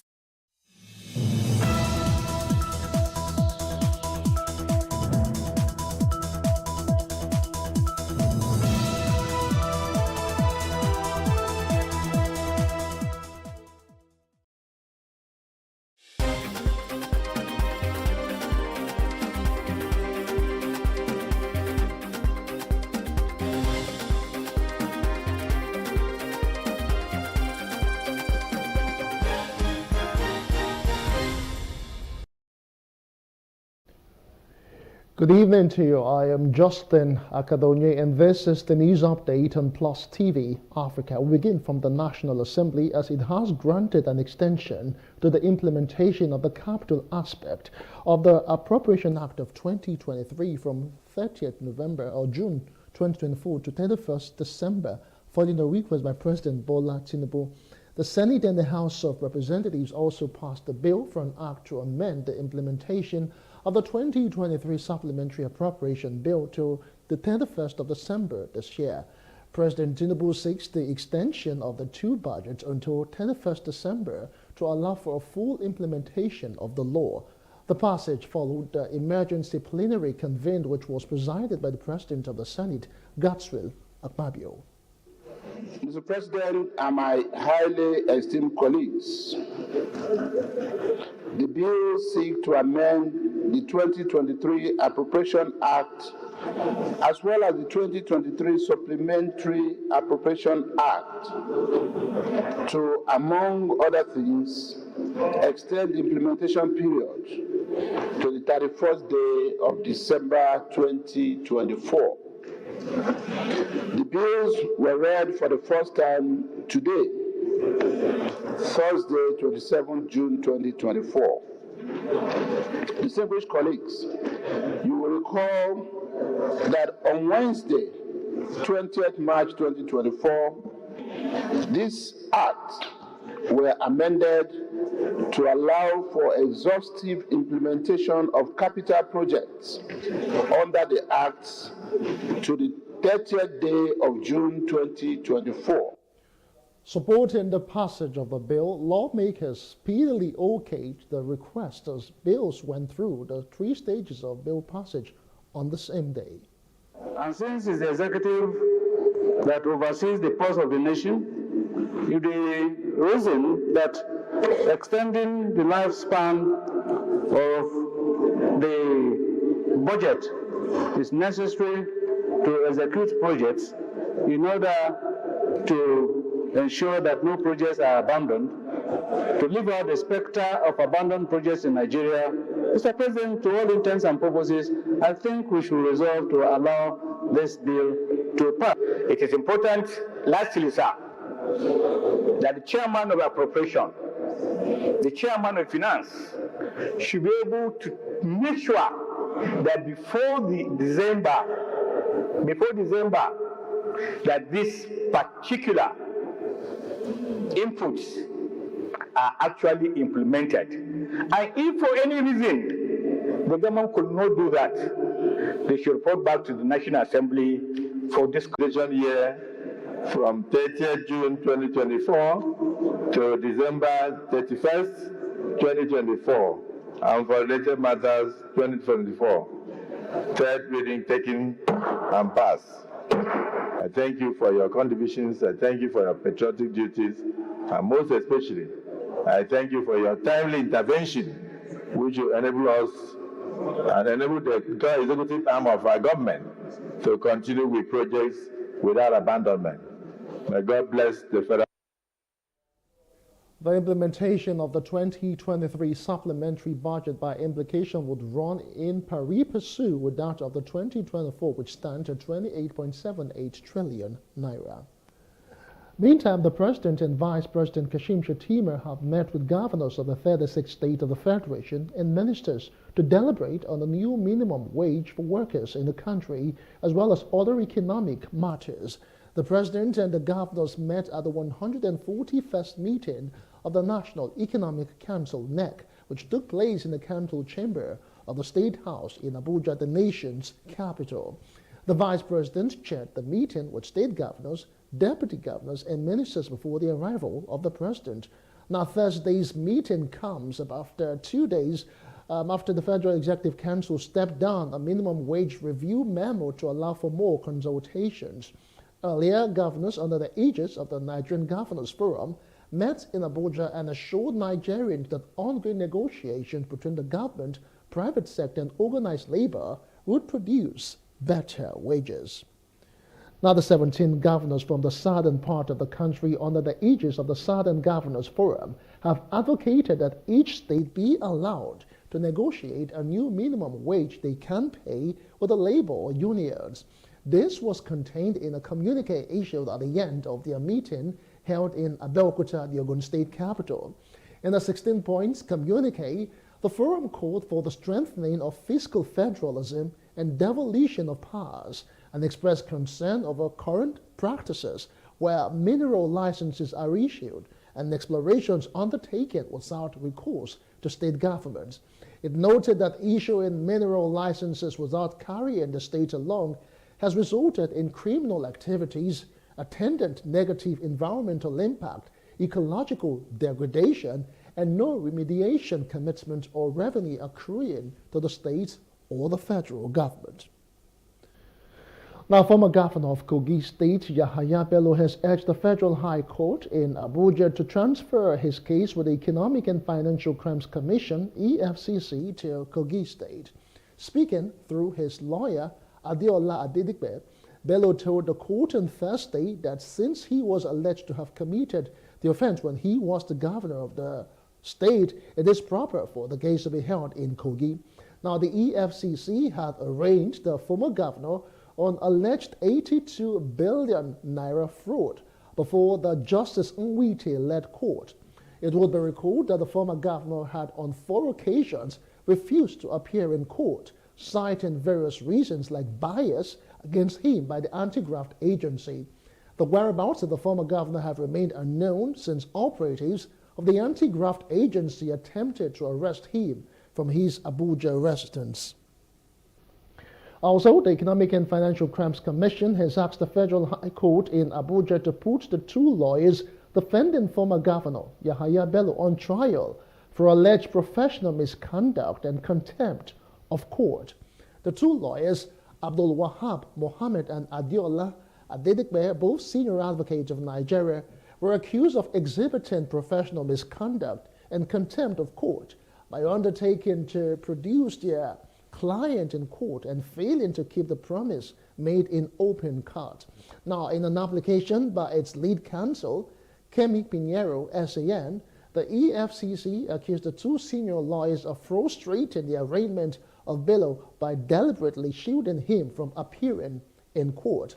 The EFCC's lead counsel specifically asked Justice Emeka Nwike to invoke Rule 31 of the Rules of Professional Conduct for Legal Practitioners in the country to sanction the 2 lawyers and protect the sanctity and respect of the court. The former governor was not present in court. Contrary to the undertakings of his lawyers that they will be present, that they will ensure his attendance and appearance in court for arraignment. The court has on its record undertakings made by the different 2 senior advocates promising to produce him in court. It was as a result of that promise that the state stepped down the issue of his arrest. Now, today in court, they have not produced him, he's not in court. We have now invoked the disciplinary powers of the court because a promise, an undertaking to the court, is akin, a breach of the promise or undertaking to is akin to a breach of an injunction. We have now asked the court to proceed against the 2 senior advocates and have them docked for contemptuous conduct. When we invited the court to the different provisions of the rules. As a result of that, one of the senior advocates, in order to avoid it, has asked to withdraw from the case. But we've addressed the court on that, and the court has now directed that ruling will be delivered on the 17th of July, and that the 2 senior advocates must be physically present in court. On that day, the court will deliver a ruling one way or the other. You're still watching the news update on Plus TV Africa. Time now for a quick commercial break. We'll be right back with more stories. Do join us again.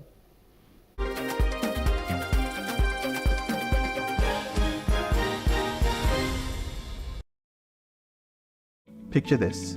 You're sitting at a table, ready to indulge in a mouth-watering meal. Stop. For many of us, it is hard to resist the temptation, especially when it comes to enjoying a juicy beef dish. But have you ever stopped to think about the impact of your food choices on the greater good? Our food choices have a great impact on others. The beef industry is one of the leading contributors to deforestation. As trees are cleared to make way for cattle ranching, it not only disrupts the delicate balance of ecosystems, but also contributes to climate change. We can make a difference with our choices. It does not mean we all have to become vegans overnight. Imagine enjoying fish and poultry a few times a week, indulging in beef just once a month, and filling our plates with plenty of plant-based goodness. Every little bit counts, and even small reductions in our intake can make a huge impact on the climate. By making smarter food choices, we're not only taking care of ourselves, but also the planet we call home. Remember, the choices we make today lead to a better tomorrow.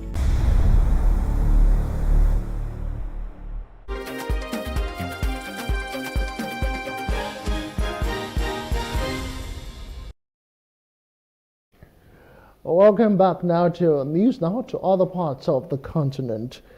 Kenyan police have fired tear gas at dozens of protesters and blocked off streets leading to the presidential palace.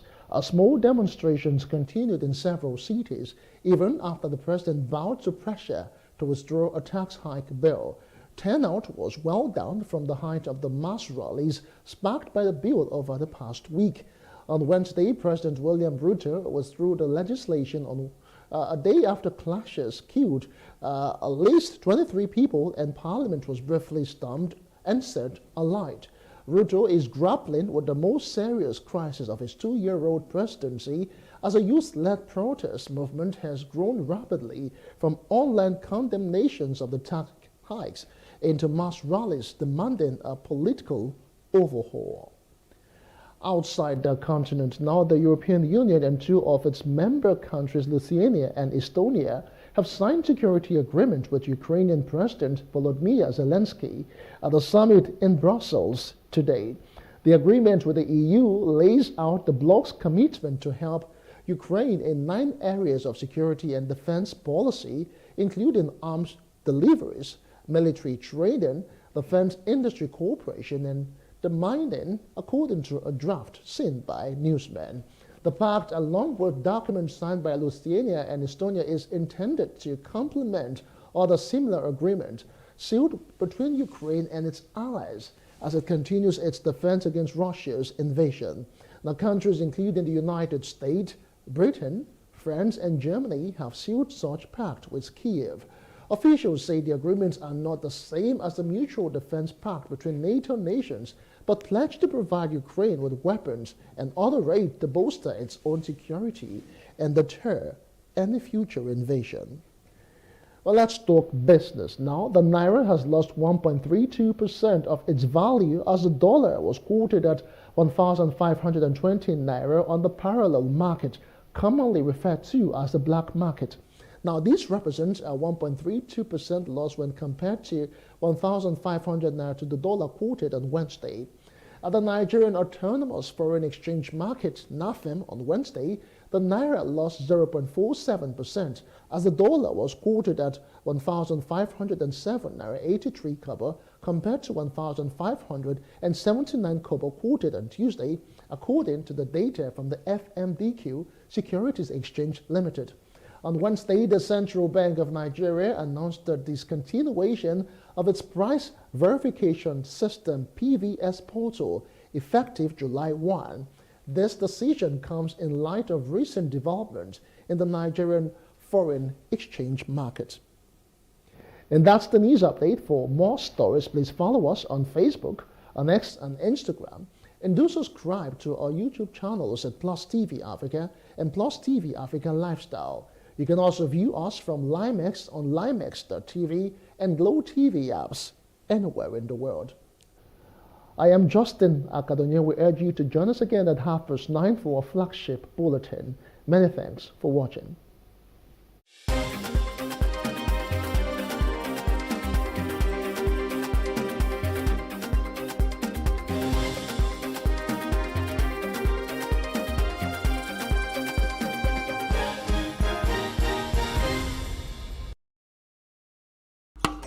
Ìmọ́tótó ló lè ṣẹ́gun àrùn gbogbo.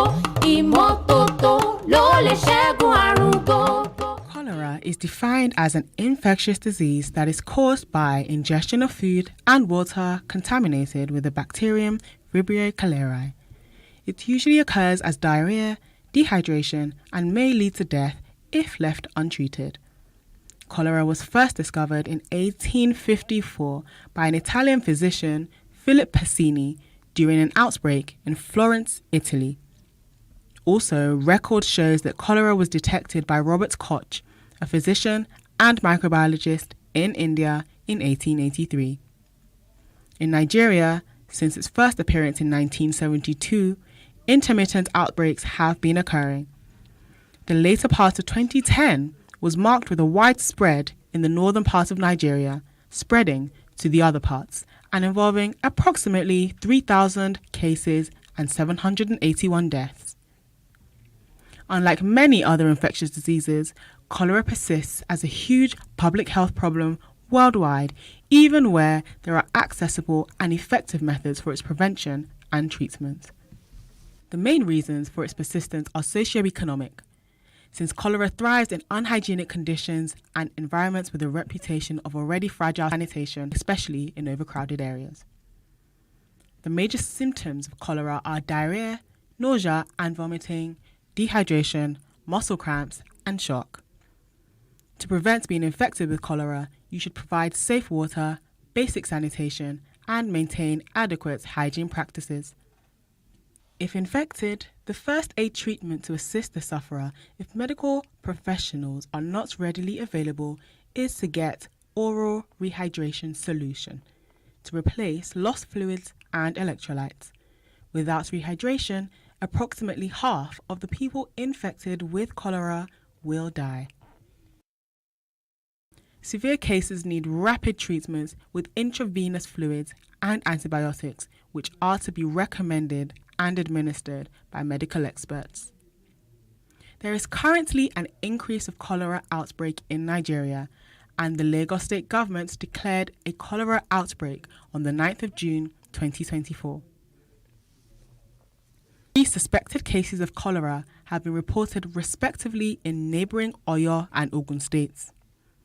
The Nigeria Center for Disease Control and Prevention, NCDC, reported that as of 11th of June 2024, 1,141 suspected cholera cases had been recorded across 30 states in Nigeria, including Bayelsa, Lagos, Abia, Cross River, Delta, and Imo, with some situated further north, Katsina, Nasarawa, and Zamfara states.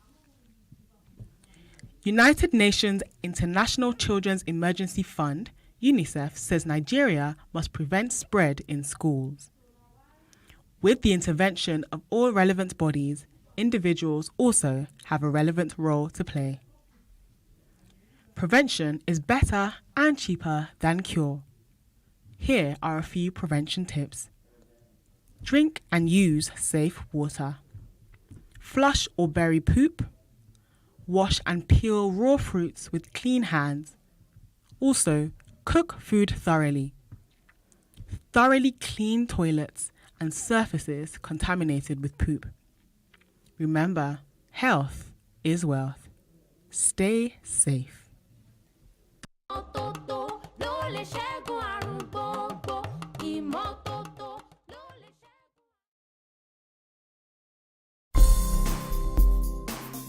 Women are shattering glass ceilings around the globe, making indelible marks across sectors, and the Nigerian banking industry is not left out, as Adora Umeoji joins the list of female chief executive officers, CEO, in the sector.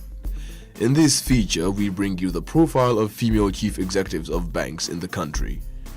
Adora Umeoji. Umeoji has over 30 years of experience in banking, including 26 years at Zenith Bank. Before Umeoji was appointed GCEO designate, she held the position of Deputy Managing Director of Zenith Bank from October 2016. She obtained a bachelor's degree in sociology from the University of Jos, a bachelor's degree in accounting, and a first-class honors in law from Bayes University, Abuja. Umeoji is also a graduate of the University of Salford, United Kingdom, where she bagged a Master of Laws degree. She also obtained a Master's in Business Administration (MBA) from the University of Calabar and a doctorate in Business Administration from Apollos University, USA. Bolaji Agbede. Bolaji Agbede, acting Group CEO of Access Holdings, took over on February 13 following the death of Herbert Wigwe, the company's former GCEO. Agbede has worked in banking operations, customer relationship management, and human resources management departments for over 27 years. Beginning her career in 1992 as an executive trainee, she worked her way up to manager in 2001 at Guarantee Trust Bank, where she also held various positions such as vault custodian and relationship manager. She subsequently served as CEO of JKG Limited, a business consulting firm, in 2003. Agbede joined Access Bank in 2003 and as an assistant general manager and was responsible for managing the bank's portfolio of chemical trading companies. She also headed the bank's human resources department between 2010 and 2022 and was appointed the company's founding executive director, business support, in 2022. Agbede holds a bachelor's degree in mathematics and statistics from the University of Lagos, 1990, and subsequently obtained a Master of Business Administration degree from Cranfield University in 2002. Miriam Olusonya.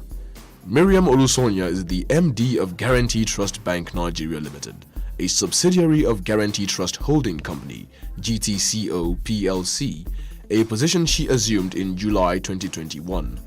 After beginning her career at the bank in 1998 as an executive trainee, Olusonya advanced through the ranks and now possesses over 25 years of experience in a variety of banking-related fields, including corporate finance, investment banking, financial markets, asset and liability management, investor relations, and transaction services. Before her appointment as the bank's MD, she was appointed Executive Director in 2018 and held positions as the group's treasurer and head of its wholesale banking division. Olusonya currently serves as a non-executive director on the board of GT Bank Gambia Limited. She is also a non-executive director of the Nigerian Interbank Settlement System (NIBSS) and the Shared Agent Network Expansion Facilities (SANEF). She graduated from the University of Ibadan, Nigeria, with a bachelor's degree in pharmacy (B.Pharm) and the University of Liverpool, UK, with a master's degree in business administration, finance and accounting. Nneka Onyali-Ikpe. Nneka Onyali-Ikpe took office as MD CEO of Fidelity Bank on January 1, 2021, becoming the first female MD CEO in the bank's history. Before the appointment, she was Executive Director, the Southwest Region, overseeing the bank's business in the region's 6 states from January 2015 to December 2020. She has professional experience of over 30 years across various banks, having commenced her career in 1986. Onyali-Ikpe has worked at Standard Chartered Bank PLC, Zenith Bank PLC, and Citizens International Bank Limited, where she held several management positions in legal, treasury, investment banking, retail commercial banking, and corporate banking. Onyali-Ikpe holds Bachelor's of Law (LLB) and Master's of Laws (LLM) degrees from the University of Nigeria, Nsukka, and King's College London, respectively.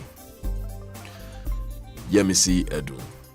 Yemisi Edun is MD and CEO of First City Monument Bank, the first woman to ever hold the position at the organization. She assumed the position in July 2021 following an allegation of marital infidelity against Adam Nuhu, the former FCMB MD. Edun started her career in 1987 as a corporate finance specialist with Akintola Williams Deloitte, a member firm of Deloitte Touche Tohmatsu. Thereafter, Edun joined FCMB in 2000 as the divisional head of internal audit and control before assuming the role of Chief Financial Officer, CFO, of the bank in 2015. Edun holds a bachelor's degree in chemistry from the University of Ife, Nigeria, and a master's degree in international accounting and finance from the University of Liverpool, UK. Tomi Somefun. Tomi Somefun was appointed MD CEO of Unity Bank PLC in August 2015. Prior to her appointment, she served as the executive director overseeing the Lagos and Southwest Business Directorates and the Treasury Department of the bank. She has 35 years of experience in the private sector, 26 of which are in the banking industry. From 1982 to 1986, she worked as a senior audit assistant for KPMG, which was the beginning of her nearly 40-year journey to become the formidable banker she is today. After working for a few more years as a senior auditor at Arthur Andersen, she left in 1989 to become an associate at Ventures and Trusts Limited. Veering into the banking sector, she began working with Credit Bank Limited before joining UBA Group, where she served as the MD CEO of two significant UBA subsidiaries, including UBA Pensions Custodian, a startup company which was founded with her as the pioneer MD. She graduated from Obafemi Awolowo University in 1981 with a Bachelor of Education in English Language. Yetunde Oni. Yetunde Oni in January 2024 was appointed by the Central Bank of Nigeria, CBN, as the MD CEO of Union Bank of Nigeria. Until her appointment with the bank, Oni was a financial services leader with a successful career spanning over 30 years, holding senior positions in international and local banks and focusing on emerging markets. Before she made it to the top of the financial institution, Oni had an 11-year stint at EcoBank Transnational Incorporated as a relationship manager from 1994 to 2005. In September 2014, Oni held the position of Pioneer Head of Commercial Clients at Standard Chartered Bank Nigeria Limited, before becoming the lender's MD and country head of commercial banking in West Africa in 2017. In January 2021, Oni achieved a significant milestone by becoming the first female MD CEO of Standard Chartered Bank in Sierra Leone. Oni is a University of Ibadan graduate with a bachelor's degree in economics and has an MBA from Bangor University, Wales.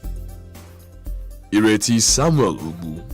Ireti Samuel Ogbu, appointed in September 2020, doubles as the CEO of Citibank Nigeria and Citibank's country officer for Nigeria and Ghana. Before appointed CEO of Citibank Nigeria, Samuel Ogbu was the Europe, Middle East and Africa EMEA head, Payments and Receivables Treasury and Trade Solutions (TTS) under Citi's Institutional Clients Group (ICG), based in London, UK. She has also served as a non-executive director on the board of Citibank Nigeria Limited. For the past 32 years, Samuel Ogbu has held various roles across Citibank's businesses in the UK, Nigeria and South Africa, having worked in each of the countries twice. Samuel Ogbu obtained a bachelor's degree in accounting and finance from Middlesex University, UK, and has an MBA from the University of Bradford, UK. Kafilat Araoye. Kafilat Araoye was appointed in 2020 as the MD CEO of Lotus Bank. She started her career in 1988 at National Oil and Chemicals Marketing Company PLC, now Cornell Nigeria PLC, and moved in 1990 to GT Bank as the pioneer head of HR. Her last position at the firm was General Manager and Group Head, Human Resource Group, a position she exited in 2015. Subsequently, Araoye moved to XYZ Outsourcing and Management Consulting Limited. From 2015 to 2020, Araoye holds a first degree in history from the Obafemi Awolowo University and a master's degree in industrial relations and personnel management from the University of Lagos, graduating as the best student in her class.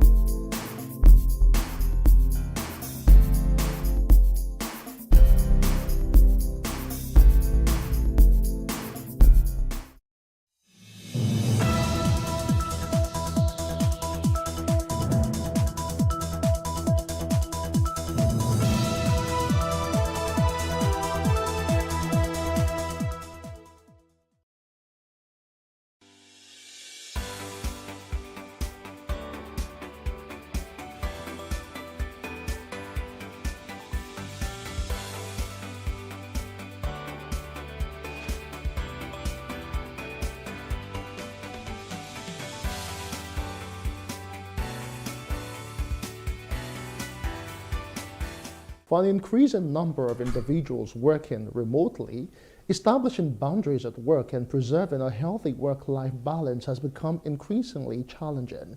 This may result in extended work hours, working on weekends, and unnecessary overtime, all of which intrude on personal time. However, finding the optimal equilibrium between professional responsibilities and personal life commitments can have a profound impact on your perspective, overall well-being, and your capacity to prioritize effectively, leading to long-term productivity advantages. Now, maintaining work-life balance is critical or crucial as it diminishes stress, helps prevent burnout, boosts job satisfaction, and enhances overall health and well-being. By striking a balance, you can elevate your quality of life, amplify productivity, and enjoy greater fulfillment in both your professional and personal spheres.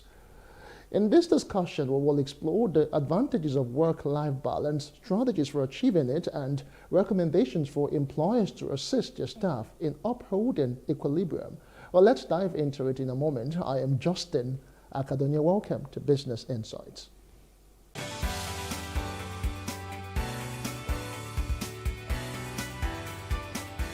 All right, just before we get into that conversation for today, if Nigerian women aspire to succeed in the film industry and other careers, they must seek mentorship and guidance from those who have already achieved success in their respective fields and be prepared to apply the knowledge and insights they acquire. Now, the guidance was provided at the Women in Film Learning Train workshop to open doors for women to enter the film industry, a highly profitable sector on a global scale. Details. Nigeria's film industry is experiencing significant growth, and female directors, scriptwriters, and producers are making their mark. However, there is still much work to be done to increase women's participation in a sector that is predominantly male-dominated. So this platform is here to introduce young ladies into a career in filmmaking. It's also one of the highest grossing industries worldwide. To address this issue, Funke Hassan, the Vice Chairman of Onigbongbo Local Council Development Area, and the Terra Academy for the Arts, TAFTA, have joined forces to empower women at the grassroots level. Their collaboration aims to provide women with the necessary skills and resources to actively engage in all areas of filmmaking. Like one of the stories said, that people believe they have to use money, pay money to learn. I felt I was going to pay a lot of money. Like I said in my speech, I want to learn script writing. It will be a money-making hobby for me. Or I felt I need to pay someone to start learning how to do script writing. And the opportunity has come. I'm going to start doing my own script writing by God's grace. So it's a beautiful opportunity, a free class, free course for people to chase their dreams in the career of film and arts making. Women usually will not come forward to do a lot of things for themselves until they are pushed. So that is why we're trying to pull women, young women especially, out of this to be empowered. And we know because they also hold a lot of the household chores and they could be busy. Hence why this initiative came up as well, to help them. Speakers emphasized that the world has moved beyond simply empowering women with skills that are traditionally female-oriented, and now women are able to participate in key areas of the film and entertainment industries. The importance of collaboration is also highlighted as stakeholders are confident that Nigeria, and indeed Africa as a whole, can become a central hub in this sector. Women have come a long way in the film industry. We're seeing more women on sets now. We're seeing more women more involved. However, there's still gaps. There's still sectors within the film that need more women. So things like lighting, sound production, technical things, we tend to not have as more women, we don't have as many women on those sets or in those parts as we should. And there's nothing that came like, oh, there's only men that can do this. We have women in stage lighting, we have women in sound, we have women in whatever it is. But the thing is, whatever you're doing, whatever it is you choose to do, make sure that you're doing it because that is what you want to do, what you desire to do. And if that's what you desire to do, please, by all means, go for it. Guests and attendees both expressed their hopes and aspirations for the future of women in the industry during trainings such as these. Coming here to TAFTA is a big scheme. I felt that learning a thing or two here will benefit me for what I actually want to get in the animation field. times we say we don't have opportunities. This is an opportunity to learn about that interesting thing you've always wanted to do. You write scripts, but now you can learn it from professionals, and that's why we're partnering with TAFTA to do this great event. Nigerian filmmakers are encouraged to push the boundaries and enhance their storytelling skills as they aim to reach a global audience beyond Nigeria. Justin Akadonye, Plus TV News, Lagos. Welcome back as we delve into today's discussion. My guest, Bukola Olatujoye's leadership transcends the confines of the boardroom, establishing her as a strategic thinker and community advocate. Embracing the transformative influence of community involvement, she actively engages in various charitable initiatives. As a co-founder of the Tosin Olatujoye Foundation, she directs her enthusiasm for social change towards projects centered on education, healthcare, and empowerment. In addition to her corporate duties, Olatujoye is a highly sought-after speaker, and mentor within the business community. With a keen eye for identifying emerging market and a proven track record of navigating diverse business environment, she envisions Xylus Group International as a significant player on the global stage. Her dedication to excellence, coupled with a global outlook, positions her as a trailblazer who continues to shape the future of business. I'm pleased to welcome her as we explore the topic of achieving a harmonious work-life balance. Thanks for joining us on Business Insights. Thank you very much. All right, just before we get into strategies that you have been able to use to get to strike a balance, let's try to really understand your own perspective of work-life balance. All right, good morning. Thanks for having me. It's my pleasure to be here this morning. All right, to me, work-life balance simply refers to my harmonious way of managing work, my family, and also my personal life. So the strategy that has helped me to achieve this is one, time management. You know, time waits for no one. So I've been able to maximize the use of time because there's a time for me to be at work. There's a time for me to be at home, managing the affairs of the home, like my children, my husband, and there's also time for me to attend to my personal activities. So maximizing time has really helped me. Then two, eating rightly, eating healthy food, fruits has also helped me. And also being able to delegate my daily tasks to people around me to help me achieve my goal for the day, and also 30 minutes of exercise each day. It really helps me to maintain and improve my work-life balance. All right.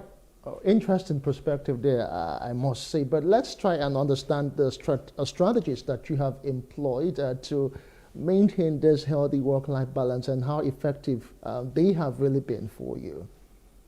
Like I mentioned earlier, the strategy, one of them is time management. Creating time for everything I need to do. Creating time for the office, you know, because of the position I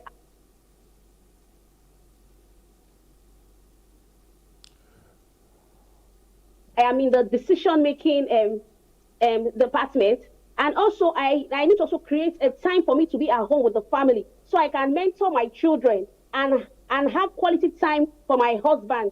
And also, managing time has helped me improve my personal care. Also, being able to delegate tasks to quality people around me to help me achieve my goal is one of the things that have helped me this far.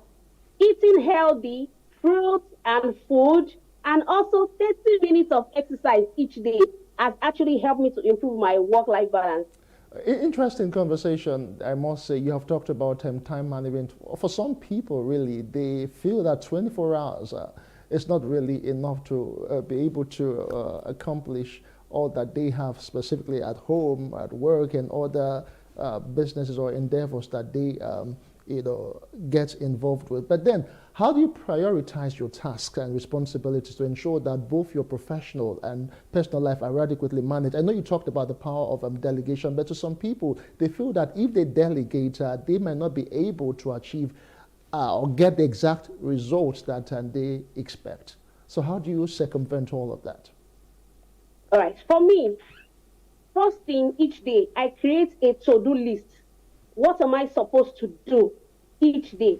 And after highlighting all I need to do, I tend to categorize all of my tasks for the day into 3 major areas. One of them is a very important task that can only be carried out by me, both in the office and at home. There are some decisions that I have to take personally, like promoting the brand, bringing out strategies, and being creative and innovations to help me push my brand to the quality clients we are trying to attract, and also the tasks that I can also delegate to people that is important, that delegation can help me achieve. By delegating to people around me the important tasks with little or no supervision, it can help me achieve that. And also, lastly, the ones that are not too important that I can let go or postpone. And lastly, I avoid distraction totally. Okay. Distraction can kill your goal. Okay, fine. It's a good thing you mentioned distraction, because I was going to ask you the challenges you have encountered in trying to balance work and life, and what solutions you think can be helpful. For instance, for people who do remote work, sometimes it's not so easy for them, because they could get distracted with what they are doing at home. Maybe for mothers, maybe caring for the children and still trying to meet deadlines and all that. So how did you, let's use your own experiences now, how were you able to go around all of that, and what would you really advise for those who work remotely? For those who work remotely, what I would say is for you to create a separate place that can be used for work during work hours. And you have to communicate to families, friends around you that at this time to this time, I will be using this area for work. And when you are done in your free time, you can go and take up other activities for the day. But creating a separate place, communicating time to people around you will help you achieve that. All right, it's a good thing. It's a good thing you've talked about setting boundaries between work and personal time. But for some people, they have a difficulty trying to, ensure some sort of, balance per se. For instance, people have always complained about their personal lives or their family time being, suffering because they try to put so much at work, and because of the economic situation in the country specifically, most people tend to want to go beyond their own boundaries and even take more responsibility, more tasks, just to, eke out a livelihood, to be able to put food on the table for their family members. And as such, work is doing well, but family or personal time is not doing well just because they just have to provide daily bread. What can you advise as regards that?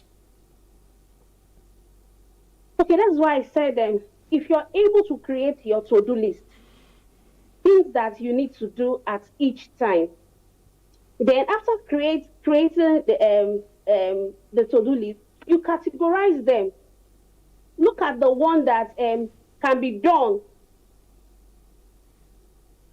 Okay. The ones that you can do by yourself, and the ones that can also be done by other people, that with their assistance you can able to do that. By so doing, you will be able to relieve yourself. You will not put too much burdens on you.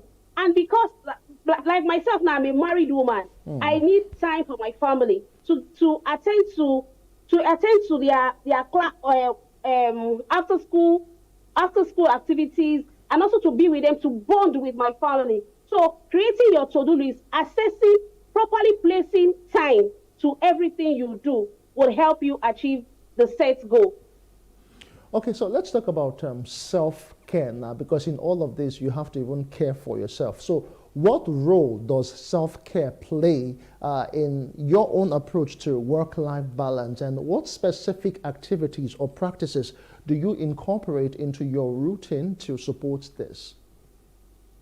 Okay. For me, the role self-care plays in work-life balance is the role it plays in work-life balance is that it helps me to refresh, relax, and keep fit. So when I mean refresh and relax, there's sometimes that you have overworked, you have had so much, and you know that you cannot assimilate any other thing. So in such instances, I decide to take a break, go for vacation, rest, refresh. So when I'm coming back with full energy. I'm coming back with strategy on how to help me promote every other thing I need to do, especially my brand and my family. I'm coming back refreshed to attend to every set goal. Then also going to the cinema, also with my family. For people that knows me, they know that my family is everything to me. So basically, I go to the cinema with my family to watch movies, to see movies. And for me, another form of the other thing I use is at least 30 minutes of exercise. Also keeps me fit to carry on with my daily life, not leaving out the place of my mental well-being, my health. I go to the hospital to check myself, and also my skincare routine. All those put together as what has helped me this far. Okay, now, so I just want to get that candid advice that you may want to give to women specifically who are suffering some sort of burnout syndrome after being so enmeshed with so much work. At the end of the day, they are all completely burnt out and they don't even know how to or what to do next. What would your advice be? So what I would suggest for such kind of people is take a time out. You need to take a break. Everything all the burdens you put on yourself, if anything goes wrong with you, people will still manage them. So anytime you feel that you are burnt out, please take a time to rest. And if you can afford it, go for vacation. It will help a lot. I know. For some people, they might say it's much easier said than done. How can they rest in this particular economy when the price of tomato is so high, and most people cannot even get normal staples to eat, and they feel that, and they just have to double up their effort, and rest for them is so much luxury. So how can they really rest? For instance, if they have to rest like normal 6 to 7 hours a day, and they feel they cannot do that at this particular time, what should they be doing really? What would you suggest as it is? Really, you can't compromise your health. You can't compromise your health. There are ways you can relax and rest. If you cannot afford the luxury type of traveling for vacation, you can decide to take out some hours, lock up yourself in your room, take time to rest and sleep.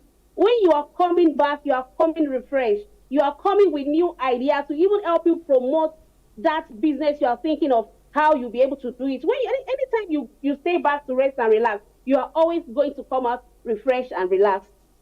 All right, thank you so much. I have been speaking with Bukola Olatujoye, the CEO of Xylus Group International, and we have been talking about how to improve work-life balance so you can avoid burnout syndromes and be able to perform optimally at even up to 100%, both at work and, of course, in your private life. Many thanks for being a part of the show, Ms. Olatujoye. Thank you very much. All right, that's as much as we can take in today's episodes of our Business Insight. We must say a very big thank you to you for watching the show today. My name is Justin Akademia. I'll leave you with the report again on how women can, make the most in the film industry. Bye for now. This film industry is experiencing significant growth, and female directors, scriptwriters, and producers are making their mark. However, there is still much work to be done to increase women's participation in a sector that is predominantly male-dominated. So this platform is here to introduce young ladies into a career in filmmaking. It's also one of the highest grossing industries worldwide. To address this issue, Funke Hassan, the Vice Chairman of Onigbongbo Local Council Development Area, and the Terra Academy for the Arts, TAFTA, have joined forces to empower women at the grassroots level. Their collaboration aims to provide women with the necessary skills and resources to actively engage in all areas of filmmaking.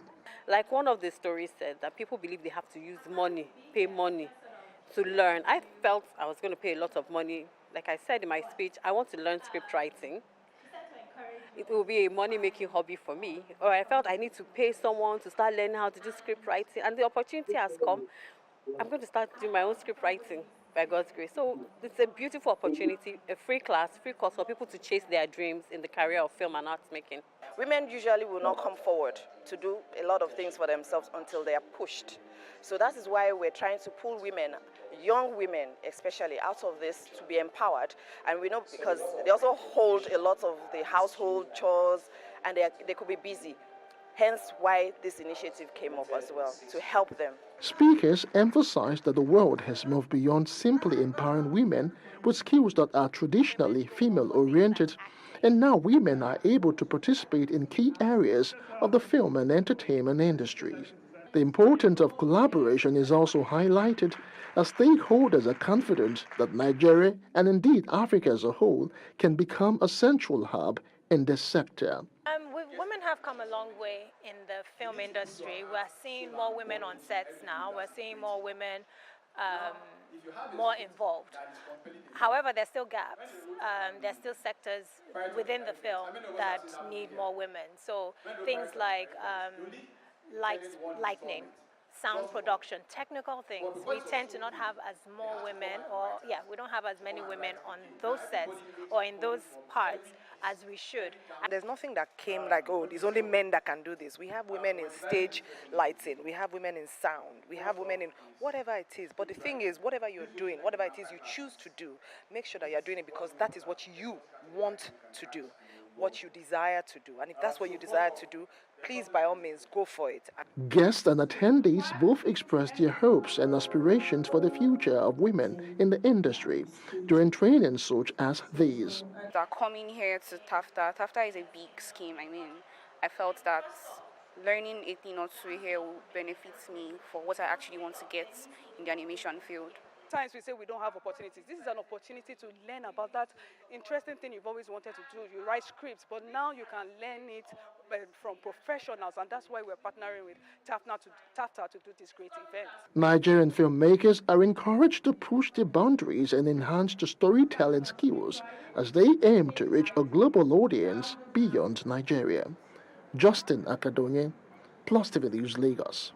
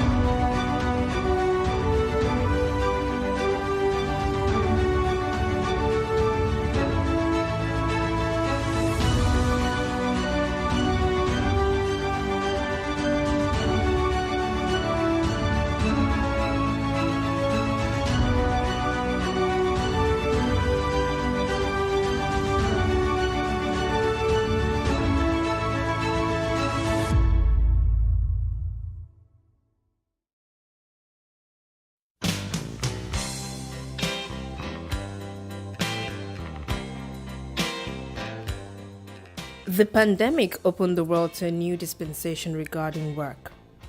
How people work and the career paths they take differ from generation to generation. There are 5 generations present in the modern workplace, each with unique expectations and perspectives. A person's career path is described as the work they do and the roles they hold as they climb up the ladder. Before the millennium, career paths for many was simply linear, which could be a person working at the same organization and growing there till they retired, or a person working in the same role but changing jobs a couple of times. Security and staying power were the cornerstone of this career path. However, with modern technology, a person's career path can be as multifaceted and versatile as the individual wishes. Millennials now work multiple roles in their career trajectories, pursue numerous passions that are sometimes interwoven, and work at different roles in their journeys. Baby boomers and Generation X only considered a job good if it gave them the security to work there till they retire. But for millennials and Gen Z, the workplace has changed and so has the career structure. Millennials often change their career paths or juggle multiple interests simultaneously. Being able to move from one job to another might signal a person's employability and adaptability. Baby boomers tend to believe that working long hours is what defines success and value face-to-face interactions with co-workers. In contrast, millennials believe that innovation and flexibility are key ingredients for success at work. The shift in occupational structures, for example, the increasing gig economy, is leading to polarization in employment, wages, and inequalities. From remote work policies to virtual leadership, the pandemic changed how we work. The opportunity to telework increased for some, such as knowledge workers, but not for frontline workers. Among the benefits are an improved work-life balance for some, as well as changed attitudes to well-being. Teleworking can lead to a higher productivity and lower operating costs for companies. Work is increasingly flexible and decentralized. Working from home or out of a workspace is favored by many because of the flexibility that comes with it. Millennials and Gen Zs prefer flexible work schedules and part-time hours so that they can balance their work and life compared to older generations who prefer security. Some people are social people. When they go to the office, they have friends everywhere. Good morning. How was the football match? You just with your colleagues and stuff like that. That social element at work, a lot of people need it. Me personally, I'm an extrovert, but I'm also high on the introverted side. I like going to parties, I like making friends, but I also like keeping to myself. So at work, I'm not the friendliest. I would smile, I would say hi, but I don't need to. So it depends on your personality and what you need. For me, work from home works a lot for me because I get to spend time with my family. I'm always in the house with my partner, and that really makes me happy.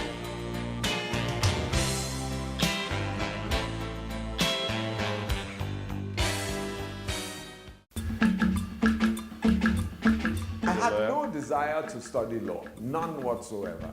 I was more inclined to fine arts. My only ambition, I would say, was to become the chief prosecutor. For me, politicians are a bit too playful. That's what I believe. And since '99, we've seen how much investment in social events, in launching some streets that you just started, and the whole day will be spent on this occasion. British people are generally law-abiding. We are not law-abiding.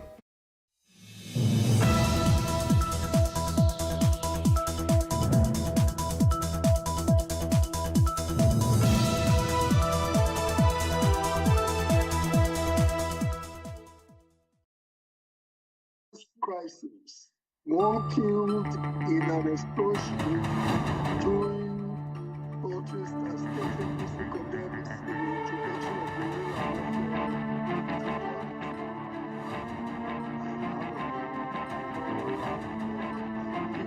It's plus politics.